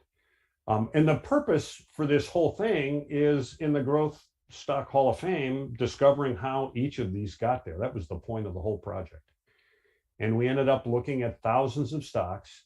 And as you might imagine, you start looking at these things, and it's after they've had their gains, or you're starting to form a monster, and you will eventually come to the point where you discover patterns. And it's usually, the afterthought. It's not real time and up close. And there are 6 that came into play: late bloomer, a pump and dump, a one-hit wonder, a rocket ship, a stair stepper, and a disappointment. And it's interesting because you wouldn't think that something that would come public and immediately, have some serious trouble would come around and lead. Facebook did it. And Baidu, after having just a big snap up, went into the same thing. It kind of pumped out of there and went through. Google is probably the classic stair stepper, little IPO base, and then it did its due diligence phase up high. The other thing that we noticed, and Eric and I can distinctly remember this, we were at an offsite and we're waiting for Kathy and Eve to show up the next day, and we're cramming data into the spreadsheet. And we work really well together with this side. And what was amazing is there was a really high frequency of a late bloomer in things that succeeded. So there's something special going on. It's the stair stepper, those kind of things, they happen. But there's a lot of them that kind of look dull, and they're not doing much of anything, and they turn around and they were doing the exact same thing. So what I want to do is explain to you first that this was a little bit of serendipity. We didn't really expect to find this kind of thing. It's like the Post-it note project, which was a glue to the Post-it note that they thought was completely worthless until they were trying to, keep papers inside of binders at some point. And I think it was about 8 years after this glue they thought was worthless was actually used in a product that became very popular and incredibly successful. And where this all led us to is coming up and saying, okay, not only do we have patterns, but we also have life cycle phases. It begins with some kind of an IPO base, the IPO advance phase, an institutional due diligence phase, and an institutional advance phase. And there is a turbulent zone that's discussed in here, and it happens right around the peak price of whatever that IPO advance move is. The first of the companies that came into being the model for this, that actually the same offsite I was talking about, Eric and I cramming data, this is the one we worked on the following morning, just before even Kathy showed up, which is kind of fun, is PANW. This is a weekly chart. The source is TC2000. And what you can see here is a line across the bottom that is at the low of the IPO base. And the real importance of this, it'll come into fore in a couple different places, but there's a percentage gain along the right side. This is logarithmic, and it shows the percentage gain from the low of that IPO base, and also from a double bottom pivot that happened down inside the due diligence phase as we get going. And you can see that move was about 280% or so from the first mature base. So what happens in the life cycle of a winner? The first thing is you would be in some kind of an initial launch. There's a lot of excitement in that. And then you have an opportunity to purchase, and you get into something of a point that you get to some form of a high. You don't necessarily know that it's going to be at that point just yet, but as it starts to pull back in again, that line can be placed, and this is the turbulence across the chart. And once it turns to the downside, you've had the IPO advance phase. And there's another key point, and again, you can see this in the book. There's an IPO advance failure that's defined as the stock undercuts the pivot of the IPO base. And that continued on down to the high and then lower along the way, and it just starts chugging around back and forth in what is known as the IPO due diligence phase. And all that's going on is you're trying to get yourself in a process, bringing a company to life that goes from founders and angel investors, potentially venture capitalists, and work through that transition and its potential that it gets picked up by institutional investors. And you can watch these things through here and kind of see how things are going. It's got an undercut of that IPO low, and you can see it has kind of a downtrend for a long time. You get a lower high and then higher lows. It forms a double bottom base. We're going to talk about liquidity in a couple of minutes, but there's another parameter that we'll get into more detail in the seminar, and that is that liquidity and change is something significant, and PANW displayed this. Its liquidity at this point is a significant number, but at half the price right here, it's trading double that liquidity. So something is going on here. This isn't just Richard or I around the corner that are purchasing shares of this throughout this space. There's a lot of interest in this company already, and we'll get into more detail on that as we do other pieces, but I wanted to give you a feel for that. What ends up happening is it forms a double bottom base, the first mature base, and breaks out. Now, when you're down in a due diligence phase, not all of these things work. Sometimes they'll come back through that pivot. It was strong enough in PANW that it got up through the turbulence zone and it had some trouble there and bounced down below it and held that pivot. So if you purchased it and held the whole thing, or if you purchased it and held half and realized you were topping, you did pretty well with that. And what ends up happening is you get another beautiful double bottom base, and it breaks out of there on really big volume, and that is the second mature base. And now you're really getting into the sweet spot for the IPO to be trading. In these areas, you're looking at short-term trend trades all the way through, because you know it's going to pull back in. Once you get out of this zone and through it, and you can see sometimes that takes a considerable amount of time, you're in the IPO advance phase, and realistically, you're off to the races. And this would have given you, if you bought it correctly, understanding everything that was going on here, a long-term capital gain of, as much as 280%, probably 180, 160 if you didn't get into it till later in the process. There's another thing that's important about this chart that's really kind of fun.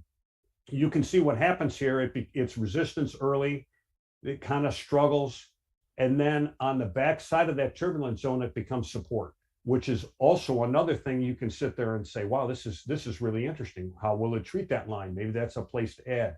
Notice that support is also the same time it first touched the 10-week moving average, which is really significant and important. So hopefully I've given you kind of a feel for the dynamics of the life cycle and the phases and a feel a little bit for what we might talk about in trading rules as we put the seminar together, or as you're reading the book to get into that same mindset.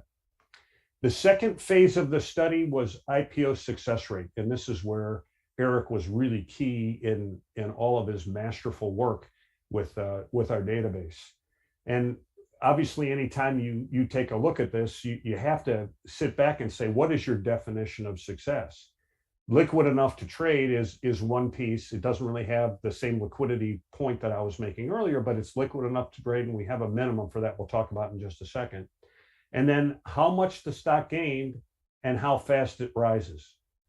The study included 1,679 stocks traded from 1982 to 2017.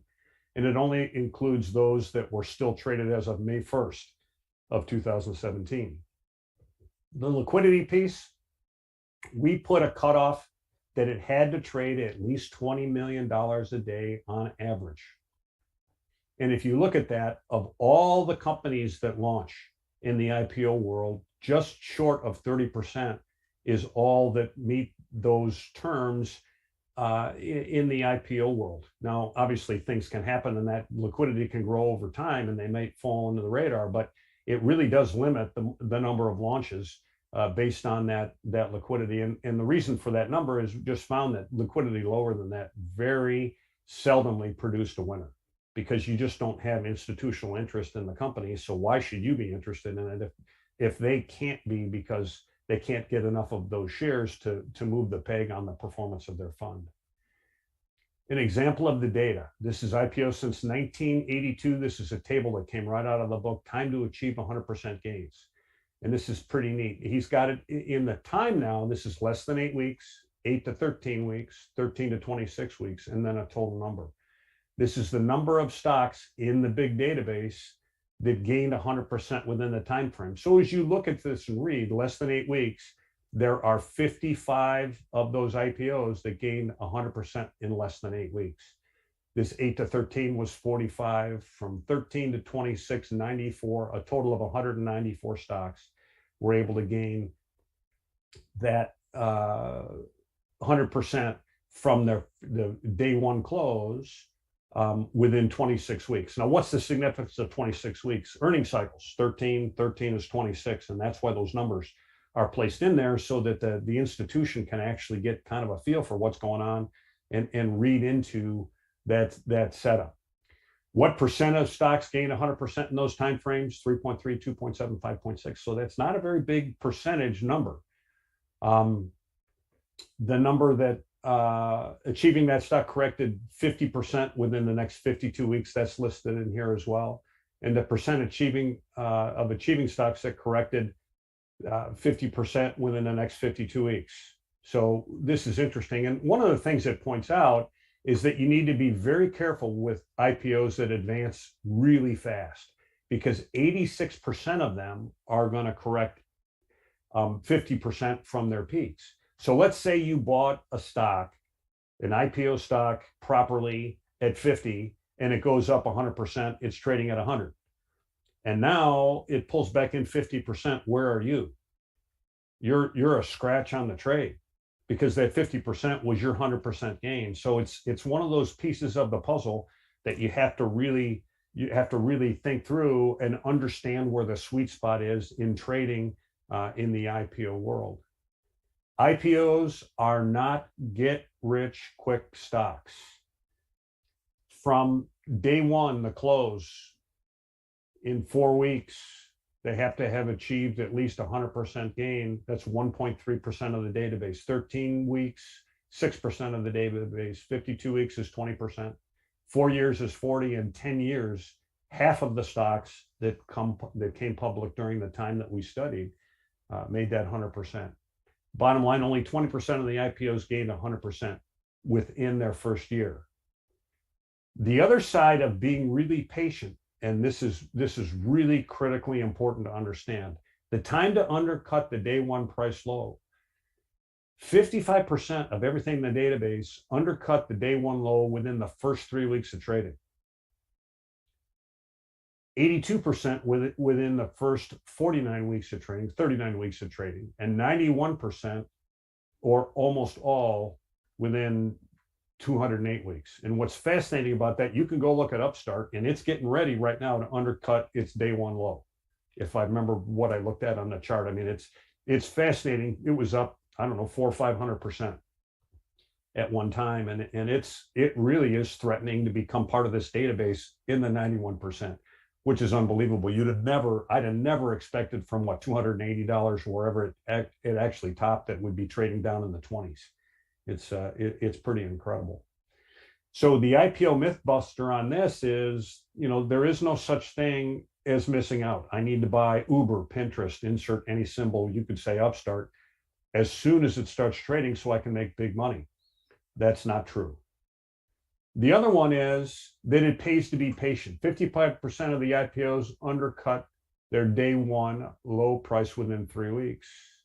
Most will trigger, and we talk about stop rules in the book, the 10% stop rule. And the key to that is, when you're trading in an IPO, you will tend to want to take a smaller position size with a 10% stop to give it a little more room, because they're a little bit wilder.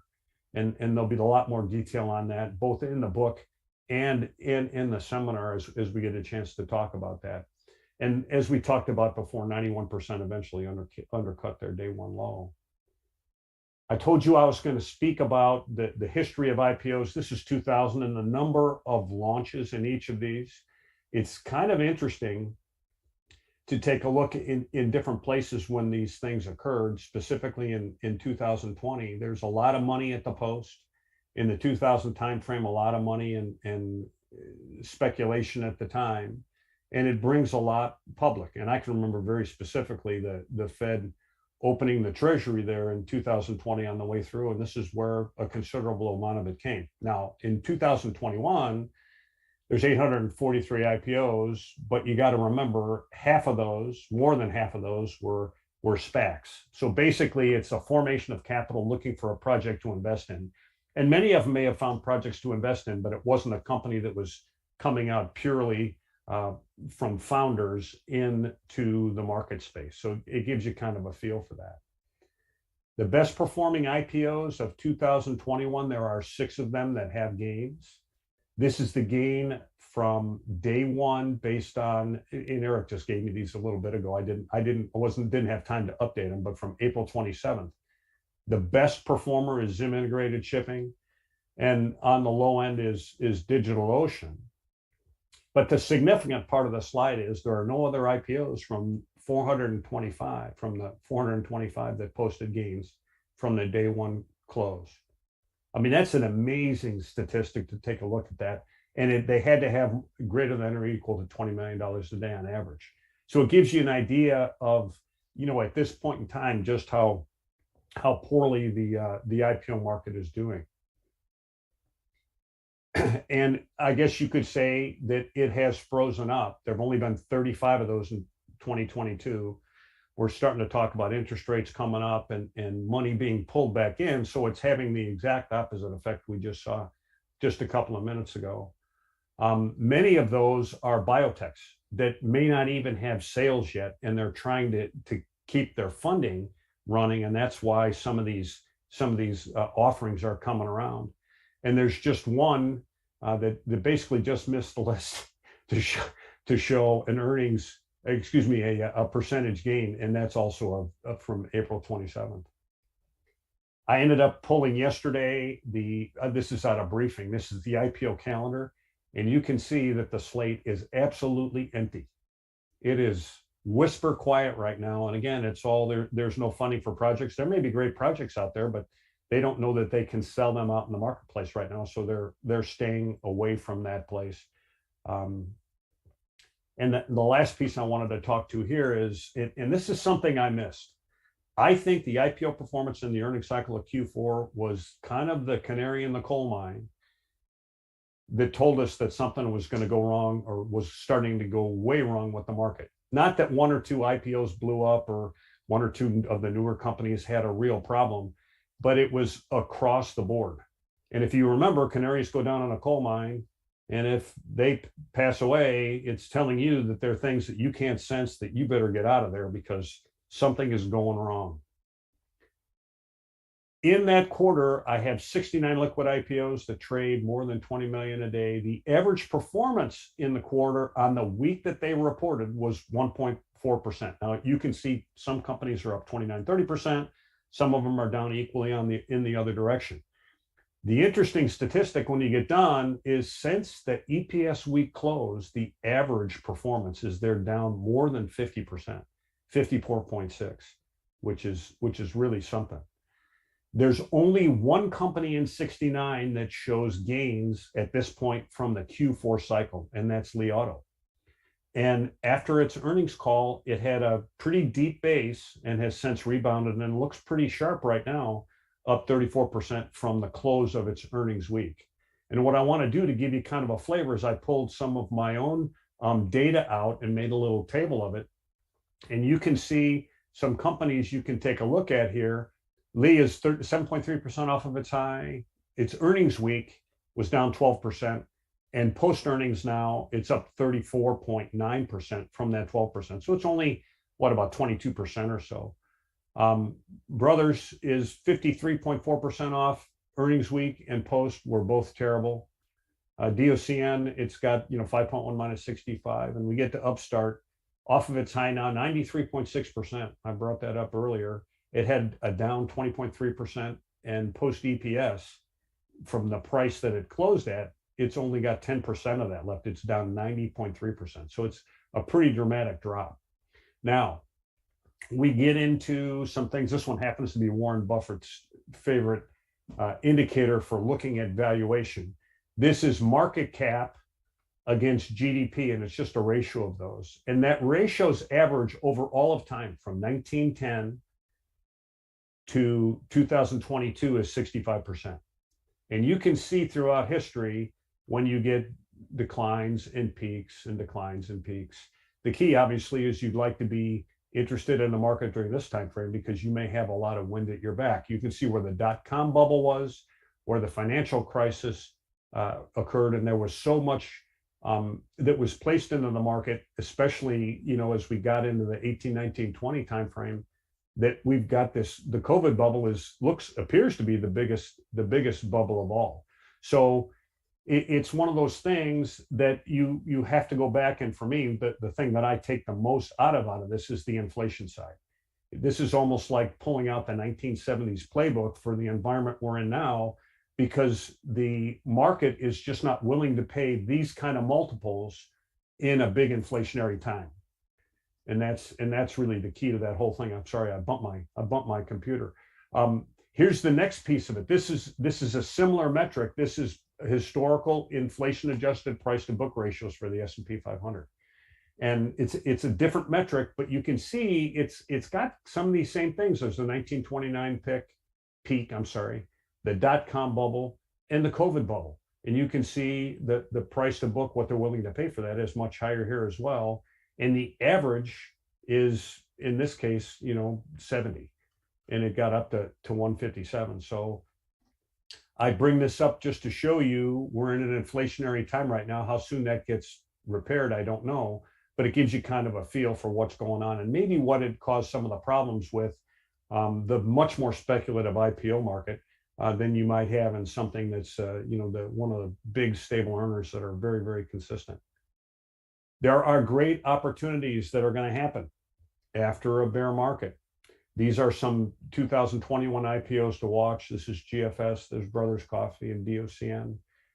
One of the things you'll find as you read the book is when you have a monster move initially out of an IPO base, that's something to keep track of, because if it becomes what's known as a rare jewel, the odds of it going up 500% in its lifetime go up dramatically. So that's a big indicator, and something I think you'll get out of reading the book. And then if you choose to go do the seminar, kind of the same thing. So with all the bad news on IPOs, why would we even bother looking at any of this stuff?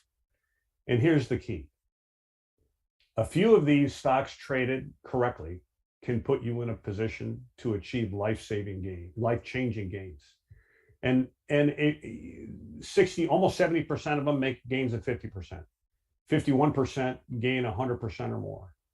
19.5% gain 400% or more. 10% achieve gains of greater than 900%. And 5.2% gain over 2,000%. So if you can find and latch onto one or two or three of these things, you may change your life. You may change your trading life for sure. They don't all work. And hopefully you can sort this kind of thing out along the way and get tagged into a First Solar or an Amazon or something else, which is, up in this end of the spectrum. So in summary, with the life cycle trade side, nearly every IPO has a life cycle with 3 distinct phases. There are 6 patterns that are discussed in the book. And usually, in order to see those, you can perceive it as you're going through and suspect it's going to be that way. Sometimes it's usually in the debrief when you look at it and you're able to place it in a certain place, but there's value in both of the setups or both of those parameters. Liquidity does matter. Minimum to be considered is 1.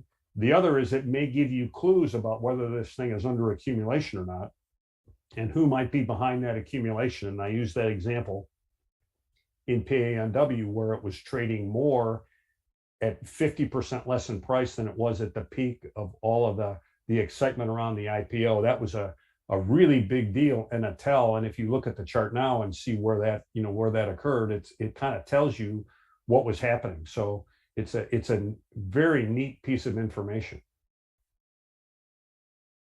Exceptional companies, as you get through this, they're disruptive, transformative with big growth drivers.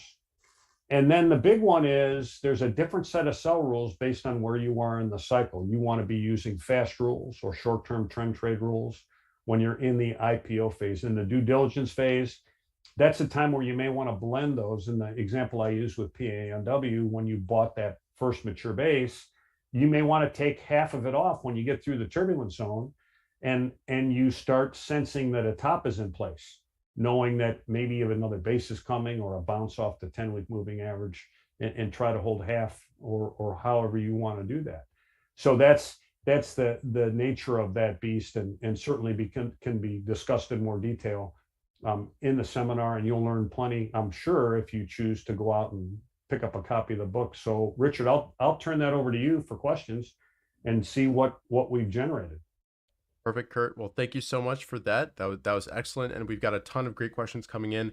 To start things off, there's a question from FFTY, I believe, who want to know basically, how do you determine that liquidity value? What are the kind of metrics that you use to calculate that? What ended up happening is the $20 million a day specifically, is that what that's about? Just how you calculate the metric, and also how you decided that $20 million level. Okay, the metric is determined by the share price times the 50-day moving average volume. And on any given day, you can look and say, okay, this is trading $50 million a day. It's trading 100 million.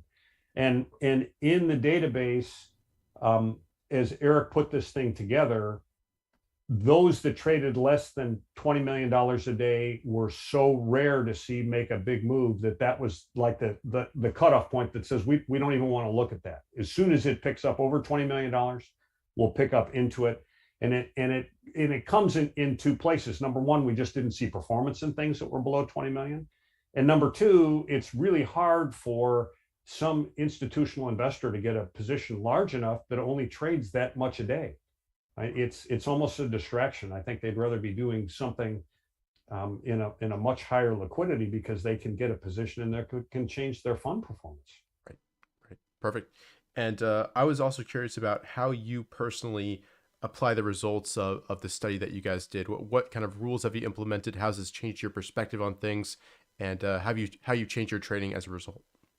Well, that's a really good question, and it has had a dramatic impact. And I wish when I was getting going in Facebook, I had all these rules in front of me, because I would have handled that different. I had a really good trade in it, but I think it could have been better.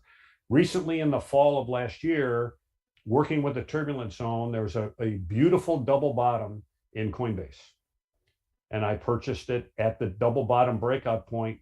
And if you look at Coinbase's chart, what you will see, as a matter of fact, do we have enough time for me to pull it? Yeah, let's do it. How about freeze the screen for a second while I bring a program up so I can. Yeah, give me 1 second. I'll go ahead and freeze the screen, and you should be good now. All right, let me get around here and I'll pull this up. Give me one potato. Yep. And while Kurt is doing that, keep the questions coming. There are some really good ones coming in that I definitely want to cover. But go ahead and drop any questions you have about IPOs and trading them in the chat right now. All right, I'm going to do the weekly. I got to get myself all straightened out here, young man. Yep. Let me know when you're good to share again. I will. I'm just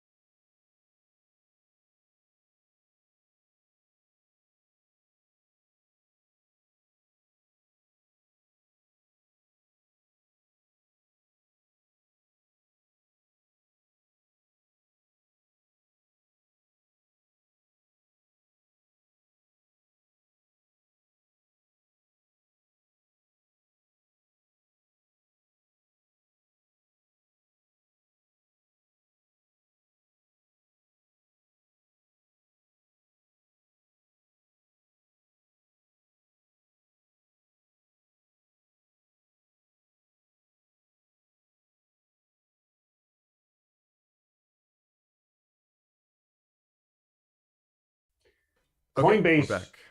Okay, great. This is a weekly chart of Coinbase. It came out in its first week and had a huge move. It traded almost to, I don't know, $440, somewhere in that neck of the woods. Let's take a look. Yeah, 429.54.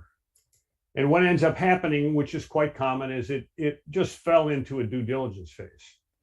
And that kind of ran around. And I'm looking at this, and it's got a really beautiful double bottom base. It could have come right out of one of Bill O'Neill's model books for a double bottom. First week down, two, came up in the middle, 1, 2, 3, 4. It's got a little longer contour on the right side than the left. It's more than 7 weeks long. And on volume, it broke out of here on a double bottom. Now, what ends up happening is it really ramps up high into this. And I'm looking at this turbulence zone, and it went up about 7 or 8 days in a row, and it's up about 18-19%. And I'm starting to get into areas that I consider to be problems in the turbulence zone, and I took some of it off. And then a little bit higher and just short of the peak, I clear this side of it at about 24-25%, and I took the rest of it off. No idea it was going to do this.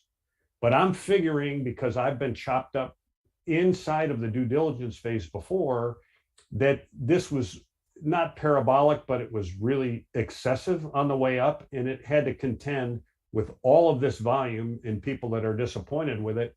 And I was willing to buy it back on the 10-week. And of course, it never gave me that opportunity to do so. I wish I had the annotations all set up for bringing this one live. I'd hate to turn them on now, because I'd have to scramble around. But did I answer your question? Yeah, I think so. And this is, I think I bought it at a similar spot, and I think I sold my last bit right after that gap down on earnings, a slight gap down. But yeah, who knew that would eventually fall all the way to 50? We never know what the trend is going to result in. Exactly. And notice this is that same fourth quarter time frame. Yeah. And it looked really good, and for all the same reasons we talked about earlier, that it may have just been, one of the victims. Yeah, perfect. And there's plenty of other great questions coming in. Good. First of all, there's a question here about given that that 86% number, I forget exactly what metric that was talking about, maybe just falls 50% from its day one low or day one close. Have you looked into any kind of shorting or downside strategies, given that kind of the trend is likely to fall to the downside after the stock comes in IPOs? No, we didn't look at the short side of it. We basically were using that data to have a sell rule that was a fast or a shorter term trend trade rule, knowing that it's a very high probability it's going to come back in. You can try it, but these things are so volatile that you get your average true range on each day. You may get run in 3 or 4 times on the short before you can find a place where you're going to make money. So you got to be a little bit careful. It's not like some lumbering company that's got a massive move to the upside and looks like it's over. Perfect. And there's a good question here from Dirk. Kurt, would you rather buy in the IPO base, at the base breakout, or at a pullback after the breakout? The place I want to buy is the first mature base. That would be, and I am going to trade that with shorter term trend trade rules, because I don't know how it's going to act, just like I showed you, out into the turbulence zone. I am not adverse to buying the IPO breakout, but I know that I have to take the profit at the peak. And I can tell you, when I was doing a test of concept, which is going to be developed in some of the rules, it's not in the book, is I actually bought a breakaway gap in Pinterest on its day 2. And it's one of those things as a test of concept. And it was funny, I was getting Kathy's writing me text, thinks I'm crazy. I'm just doing a proof of concept in a small position, and made about 24-25%, knowing that I had to sell it as it came up and then went way down into a due diligence phase. And one of the things you're going to hear us say is you never, ever, ever trade an IPO on day one. Never. But the high price of day one can give you a pivot. It's very high risk. But I've used it and I've tested it. And you can look at other companies that it worked wonderfully. Upstart was one of them, I believe. I know First Solar was one of them, that it never even challenged that point again. And if you were willing to do that, knowing the risk and adjusting position size accordingly, you might have been in a really good place to sit through and build your position along the way with the gains, with a gain as you were going. Does that make sense to answer your question? Yeah, it does. And there's a good question here from George. When is an IPO no longer considered an IPO based on your guys' research? Okay, here's that, and that's interesting because this is a concept that was a project. And what Eric and I have come to call an IPO is from the first day it trades out to 2 years. And then they go into a very special place, which is kind of, coming out of the due diligence, which is not a defined period, but most companies will go through it. You just don't know how long it's going to take. From that, the 2 year to the 5 year place, it's new. And then after it's been out trading more than 5 years, we call those companies mature. And that's something that will be put into the seminar as an introduction. And I'm pretty sure it's not in the book because we didn't have labels for that. And the key to it is, like we talked about, the sweet spot is right as it's coming through the turbulent zone out of the IPO due diligence phase. And you may be able to sneak in it and be able to hold shares out of the first mature base. Most of them have one. And then it forms a second base somewhere around that turbulent zone. And those are the places where you can be more of a holder instead of somebody that has to be concerned about trading it on a daily, maybe weekly basis, just because you don't want to lose good gains when stocks are so volatile and they're prone to come back in early in their life.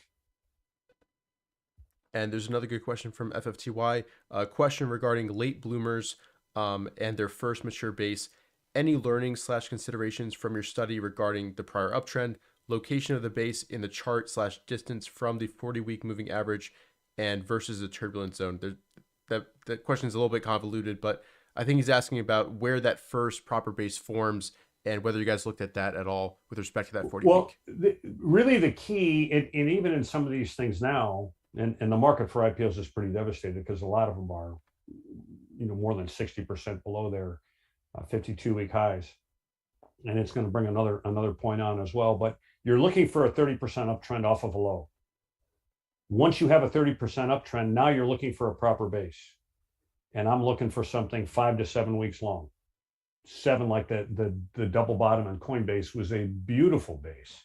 And I'm looking for something like that. And that's the thing you want to consider purchasing.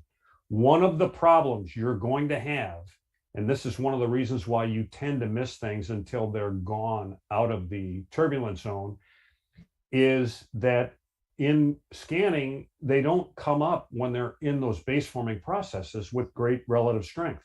And they don't pull out as having, all these great parameters because technically they're kind of a mess.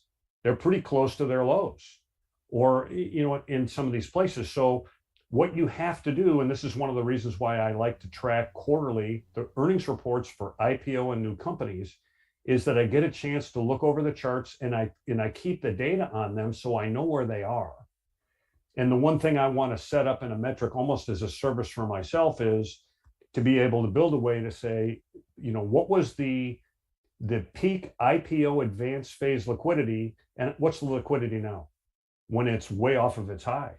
And when I find something that is, it's building a base and it's starting to show accumulation and it's trading more than the excitement high in terms of dollars per day liquidity, that is going to get me really excited. I don't have it built yet, but that's something that is a project that I think needs to be addressed and can be quite a valuable tool that isn't really obvious. Maybe for the sequel. For the sequel, Yep. Exactly. Or some other way, to essentially do a better job of trying to track things that are difficult to find in just normal routine relative strength scanning. Right. And we looked at that slide which basically showed that there are no IPOs coming public now during this bear market correction. But historically there's been some IPOs during longer term bear markets that have turned out to be amazing winners. Have you noticed any kind of correlation between IPOs that do come public during tough market environments and their performance? I personally have not. I could ask my team members and see what they also had. I just know from looking at the data right now is there isn't a lot of money at the post to bring them public. Right. And those companies that are some great ideas, I don't know they really want to come out in this environment. And I can think of a thing like RippleNet that's doing a lot of things with global finance that, at some point in the future, we're going to see an IPO. They're being sued by the SEC right now, but that's something that I would try to learn about and look for when it actually comes public. Mm-hmm. On-demand liquidity between banks and some of the things they're capable of doing with money transfer globally. That's a pretty amazing company to understand. And who knows? It may be a couple of years before it comes public. I have no idea. Right. And there's another good question from FFTY about rare jewels. So he asks, after they made that 100% move within the first 90 days, where is that 500% move measured from? What's the kind of reference point? Is it still that day one close? It's over its lifetime. Okay. Now the key to it is once you see in 90 days it makes 100% gain from its day one close, it is a rare jewel, and it's something you should probably put at a minimum in something like a drawer list that you will at a minimum look at it once a month, once a week, however you manage your own list. The key to it is at some point in the future, and you don't know the day, it's going to form a base that's going to look pretty darn good, and it's going to start. And if you don't have it in some kind of list you're keeping track of it, you're going to find it again in your scanning when it's in its second or third stage base and it's up 250%. Instead of where you could have, if you basically said, and the key to it, and it's mentioned in the book, is you just don't want to lose track of it. So have it in some kind of a list of special companies. Maybe you should build a list that's rare jewels. And Upstart belongs in your rare jewel list right now, even though it looks terrible today, and it's already had a monster move. It was a rare jewel, so those things would be worthwhile to have. Just to you get a little bored because the market's not doing so well like now. Go through there and see what kind of basis, or if there are any of them that are 30% off their lows.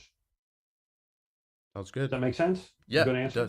It does. And there are a few questions about whether you guys studied at all, like lockup expiration and secondaries, and if that came into your studies at all, and you looked at the timing of that and how that impacted performance. Well, it's not in the performance statistics that I'm aware of, and I can't remember the company. I have one of their pair of sunglasses up here, but every time I bought the darn thing, they put more shares out. Yeah. With great news on earnings, and it's like I kept fighting it because I was going to get back at it or something, and I finally just gave up. And I forget the name of the company right now, but it really made me laugh. But it's one of those things that it's not part of the study. If you're a briefing.com subscriber, you can see when the lockup periods occur on different equities on the way through. You can get some kind of an idea how that all works. But the answer is no. But it does bring up, and I'll answer a little bit of a question that isn't even asked yet. One of the things you want to look at is how much of the stock is in the float. When a corporation comes public, it has an authorized number of shares. Well, when it comes out, it has a reduced number of those in the public trading space in most scenarios. So one of the things you have to understand is that the company has an armory of shares that it can dump on top of you that will reduce your earnings per share. So you have to understand how much of the float's out when a company is new. And it's just a risk. It's just a risk you have to deal with. And I am a MarketSmith subscriber, and I have the data on there, and I can take a look at it and just see how much of the float's actually out. And when I'm looking at one of those newer companies, if half of the shares are in the armory, I'm going to be a little bit more careful, because you get an announcement on the fact that they're going to put a secondary offering out, it might create a problem. Now, the other thing to say with that too is that if the secondary offering comes out and it gets absorbed, and the extra they were going to put in the market, if the market would take it, gets bought up and the company holds the price, you're looking at something that's like, oh, wow, this is great. It doesn't always turn out to be a devastating nightmare. Sometimes there are indications in there that tell you that it's actually phenomenal.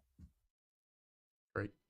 And there's a question earlier, and maybe we can just point them to the book, but basically, and I know there's a little bit of art to this because you've talked about how you've had arguments with Eric and Eve back and forth about differentiating between the patterns. Some look like a pump and dump, some are a late bloomer, all of that. So how do you differentiate between the different patterns? I like to do it as kind of a debrief that this thing turned into a stair stepper. Yeah. Knowing that it was one of those things didn't help me trade it. Mm-hmm. The key to trading it is understanding what phase it's in, because every one of those patterns went through different phases, and the rules that I need to use to make money are really based on where the phases are. And in the end, you can look at Google and say, wow, this is awesome. It resembles a stair stepper, but you also know it came out of its IPO base. It went basically more than doubled and then held the gains. And now you're sitting in a place where it's doing its due diligence in the outer atmosphere, and decided to take off from there. And that's a really, really special company, or special stock, special equity, when it can do that kind of a thing. To me, it's much more important to know, which phase it's in, to determine what trading rules and for that matter, position sizes that you want to bias. It doesn't mean you do it 100% of the time, but you should have a short-term bias buying the IPO breakout. You should have a short-term bias maybe in the first mature base, longer term in the second, and then your 10-week moving average touch. You got to look at PAMW and say, does the stock I'm in fit this model? And oh, by the way, here's something that might be a valuable way to look at how I want to focus on that with my trading rules. Great. And there's a question about how you analyze the N factor of all these different stocks. And this doesn't have to be, looking at the study, but also just in general, when you're looking at a new opportunity, a stock catches your eye, how do you investigate the products, the services, basically what's disruptive and different about that new company? There's a lot of different ways to do it. I know Eve likes to go, if it's a store, to the store, the product, buy the product. There are ways to go to the company's website to understand their products and services. I talked about Ripple. I know what their cryptocurrency thing is, and I know things about their on-demand liquidity. They're not even public yet, but you can start looking at things, and I think big picture, they may have a lot to do with the future of the financial system. And who knows if I'm right or wrong, but you just go back and look at something that's really innovative or game changing, and say, wow, there's something to that. And then sometimes environments change. Like Shopify was not doing so great. We get into COVID and people building websites to sell product to people who are stuck at home really took off. And there's another case with Apple. It was near bankruptcy, and they got Steve Jobs back in the company. You got the iPod running around, and there's a company that reinvented itself to the point where, even though it's an older company, it basically is acting like something that came out of the new field, because there's something dramatically changed there, and it reinvented itself. And became a new company. And I think 2003 to 2005 is when it first broke out, and it's over 2,000% up from that point, after it basically got its act together and now is part of all of our lives. Absolutely. And what are some good IPOs for people watching this right now to go back and study to get a better sense of how to trade these different IPOs? What are some good templates? Well, that's a good question. I may be able to follow up tomorrow a little better. I think Coinbase is a good one. We both talked about. Palantir was one of them. Upstart is one of them. FMX. There's a lot of them that made big gains. Some of which didn't have earnings, had great revenue growth along the way. And how about if I get a list for you? Maybe we'll tweet it out, because off the top of my head I can't. I'm not sitting here prepared with 15 of the best names we could go back and look at from models, and I can query Eric, and maybe he could help me a little bit with that too. But I don't have the answer to the question right now at the tip of my tongue, but I'll be happy to Matter of fact, it'd be a fun project to go back and look at it, because I may get 15 or 20 that, hey, I missed this one, or I was actually in this one.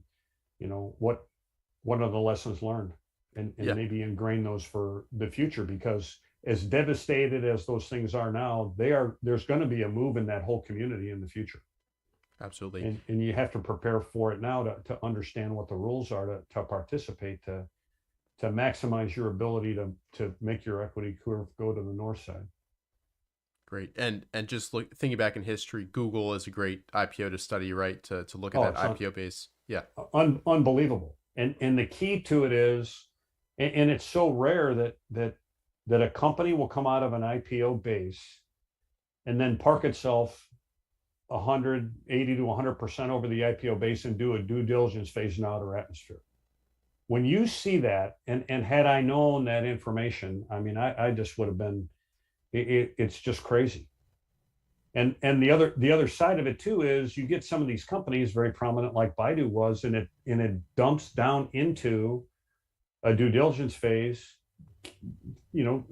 Take a look at it. Look at how it came out. Look at Facebook and how it came out. And I can tell you, both of them, when they came out of deep bases, they launched out beyond the turbulent zone and then came back down into the turbulent zone as support, because they'd spent so much time underneath it.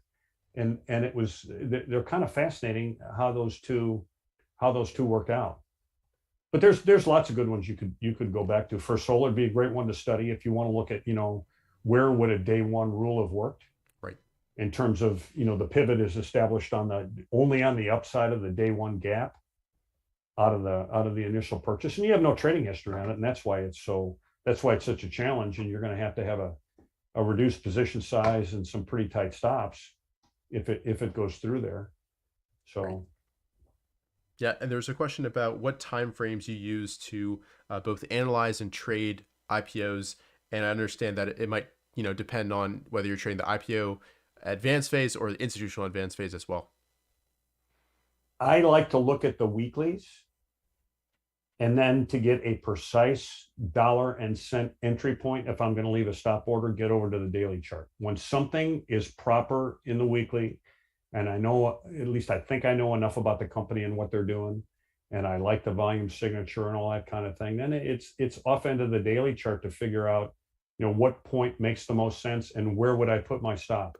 And if I'm really behaving properly, I know where that exit's going to be before I push the buy it button, because they are volatile, and you always want to make sure you protect capital, because financial capital is as important as the mental capital side of things. And we have to be very diligent about protecting both. And I'm sure you've heard other people talk psychology here, and it's a big deal. Yeah. Perfect.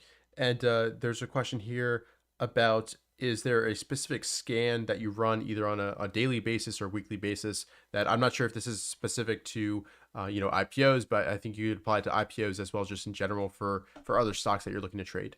The most effective thing that I've found so far, and I will break these down at the end of a quarter, is just taking what the company has done and where it's at out of that earnings report. And one of the reasons why I want to do them on every quarter is they had to come and tell their financial story to the investment community. And I know, and I could pull this up, quarters back, I know what they did in earnings week, and I know what they've done since. And that way, even though they're not going to show up on scans, the problem is it's really hard to scan for things that are 30% off of 52-week lows. I mean, where's that at exactly? I mean, I guess you could find a program that can do that for you, but it doesn't work very well. And the other piece that's kind of fun doing that is it refreshes you on some charts that you may not have seen in a while, just knowing, what's going on with that community. So I don't have a scan specifically that's, I guess I could run just, the IPOs in the last 2 years. I mean, right now they're all devastated, so I don't know that I would do much scanning, but I'm still keeping track of them on earnings, and I can see what the moves are. It's like Lee stands out relative to all the others right now. It had a bad earnings week, but it's up 34% since the close of that week. And it's the only one that's showing a gain right now. And I know that just from the data. So that was the process for me. And if you can find a process that's really good at finding things down in the bottom of a due diligence phase, please share it with us. Yeah. I don't know what that is yet, other than, keeping track of when they have to put in their grade sheets every quarter. Absolutely. And outside of LI, are there any other, recent IPOs or stocks in their institutional due diligence phases that you're keeping a pretty close eye on? Right now, no, because as you tab through those, they're 40-50% off. Yeah.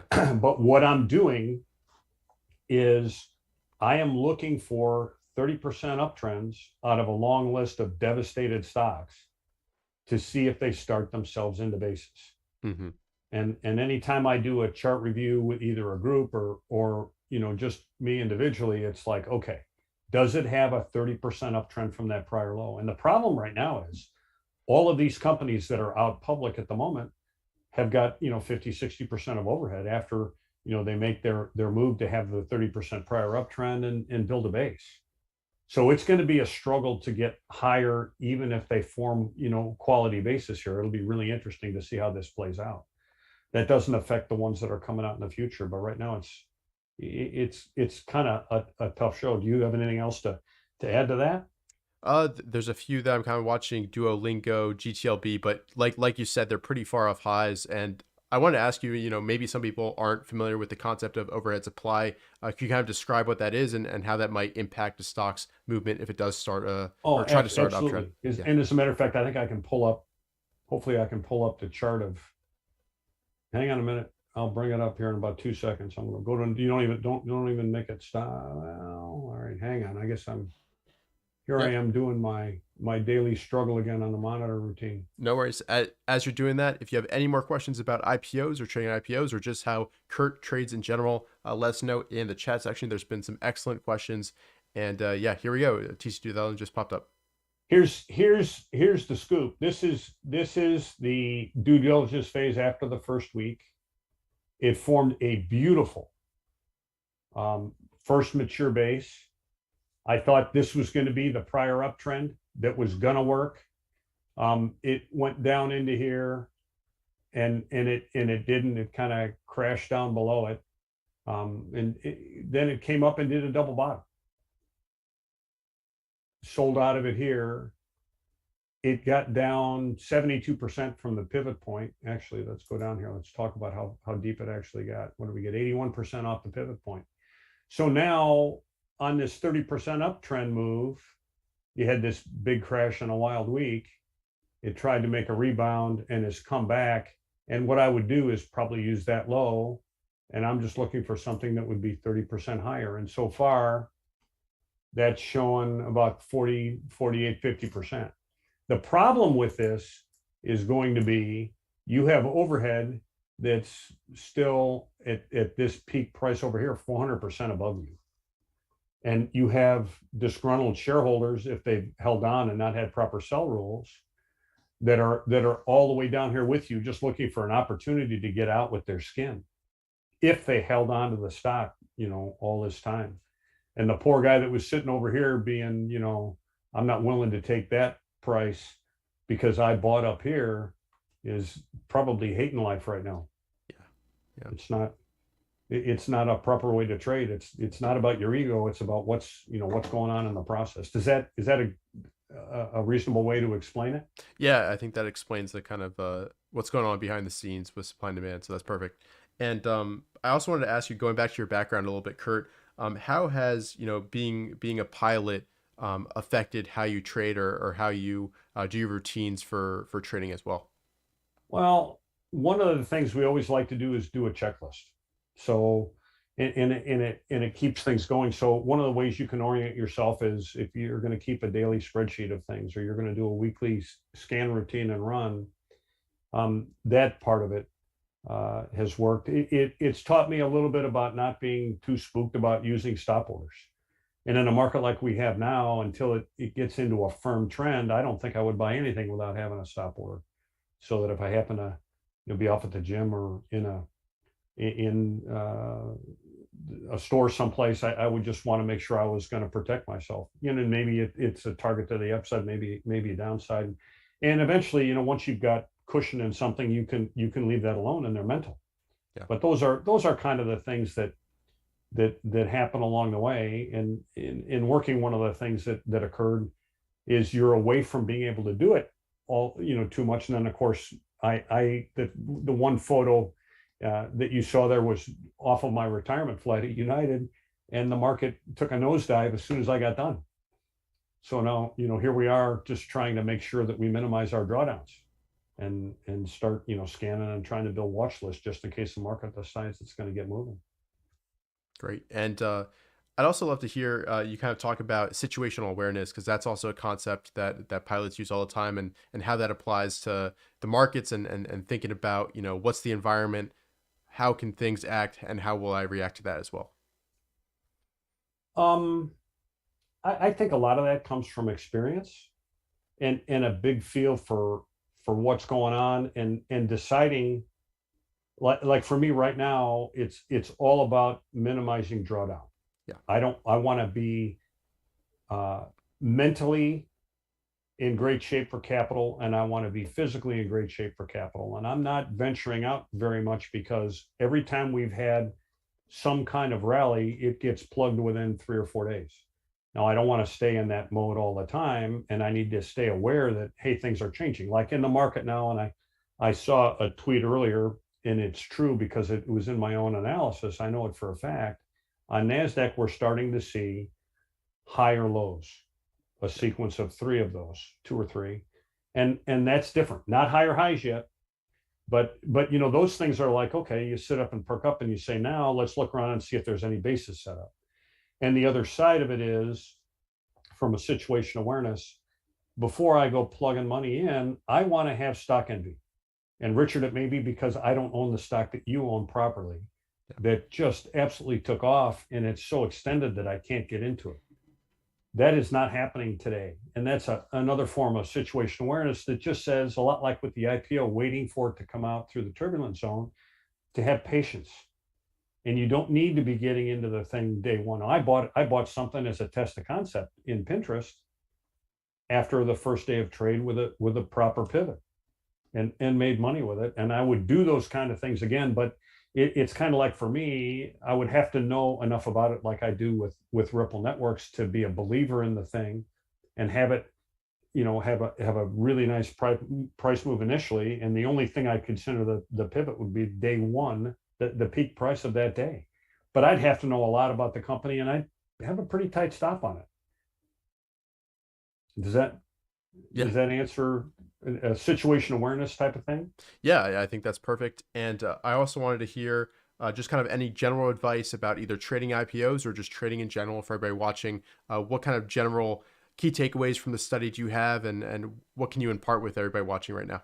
The key takeaways are really, what sell rule do you use in what phase? And the early phases are all fast rules, what you might call short-term trend trade rules. And the reason for that is all of the data that Eric pulled up. And it's really important, even if you like to be a longer-term trader, that you develop that shorter-term skill if you're going to play in the IPO phase, or if you're going to play in bases down inside the due diligence phase. Once it comes up and it works through that turbulent zone being resistance and then support, now you need to be changing your focus. You need to be thinking more about using only like a 10-week moving average sell rule. You want to be a sitter, because you can get yourself into long-term capital gains with great appreciation on a stock. You may be able to be in a stock for a couple of years. And you know, I wish I knew all the things I know now in handling Facebook. I was in it 3.5, 4 years, and I think bought the first double bottom or the breakaway gap at, you know, $32 or something like that. But I think I would have had the courage to get bigger in it. Yep. and to do things a lot differently, because it was coming out of the due diligence phase. And I'm looking at Facebook going, how could this work? Because I didn't really understand that there was such a thing as a pump and dump, and something that could go in a due diligence phase that soon. And it really does help to have, some of those experiences and then have the aha moment of going through and looking at all the data in the study going, man, I wish I had this knowledge in 2013 when all that was going on. Right. Because it would have changed my approach to it. And sometimes, you may be a little bit spooked about the market. Well, you see something that powerful, you don't alter your position size just because you don't really like what the market's doing. I mean, that thing came out explosively after hours. And in the following day, and the only way to get more of it was to pay up for it, which is a great thing to have to do if you buy half your position and a little more and fill it out. So did I answer your question? Yeah. Or the members' question? Yeah, I think you did. And Kurt, thank you so much for your presentation and your time. I've really enjoyed it. And I think everybody watching did as well. Where can people find out more about the life cycle trade and how you like to analyze and execute on these IPOs? Well, the Life Cycle Trade website is a good place to go. You can see all of the media appearances that have been posted for others.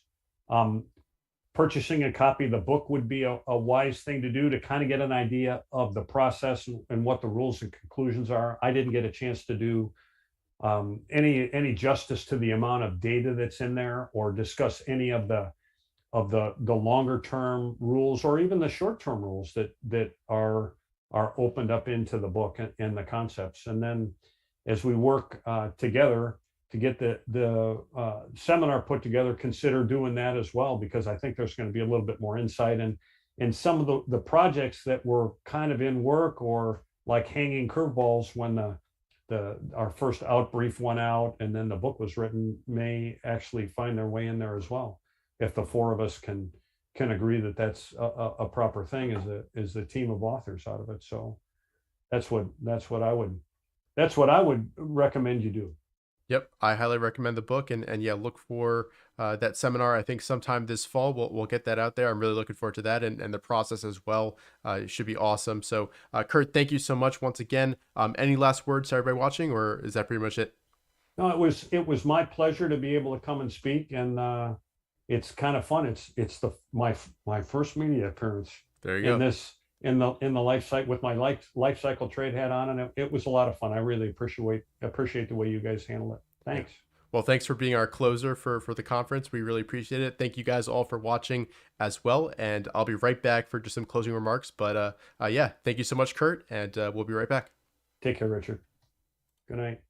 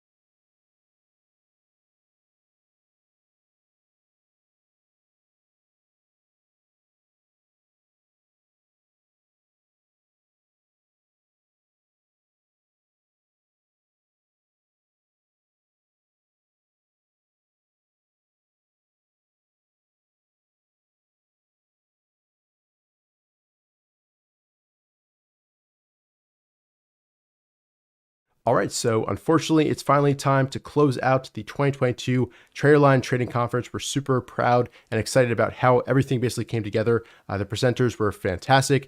You guys, the audience, were amazing as well, asking some great questions in the chat. So thank you as well. Hopefully you found this valuable, and I know I'm personally really looking forward to watching back some of these presentations, taking some in-depth notes, and also getting these posted as individual videos as well. If you did enjoy the conference, we ask that you please go ahead and leave a like down below on the stream. It just takes a few quick seconds, and go ahead and subscribe. As I've mentioned, we got some really exciting stuff coming, presentations, interviews, and videos that you do not want to miss. So go ahead and subscribe. It's 100% free. And if you haven't yet, go ahead and check out the Stan Weinstein Stage Analysis Masterclass that we'll be putting on basically later this month, released on July 30th. That's really exciting. Stan himself will be teaching his comprehensive system and talking about how he's updated it to current market environments. I'm really looking forward to getting that resource out as well. You can find that link down below in the description, and I'll paste it in the chat right now as well. So go ahead and check that out if you haven't already. And I'll close things off with, once again, a huge thank you. And yeah, I'll let Stan himself talk about the course a little bit and what he's looking forward to. So thank you guys so much once again. And yeah, take care.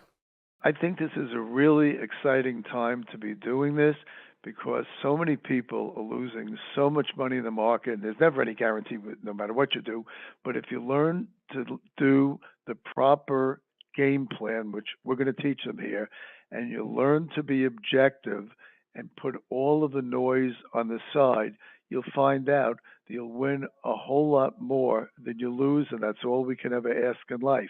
So I'm going to look to teach people to be objective, to shut out outside forces like TV rumors, talking heads on TV, all that stuff, and learn that there was a reason why in the old days when I had the professional tape reader, I used to use at the top of every issue an important masthead that said, "The tape tells all."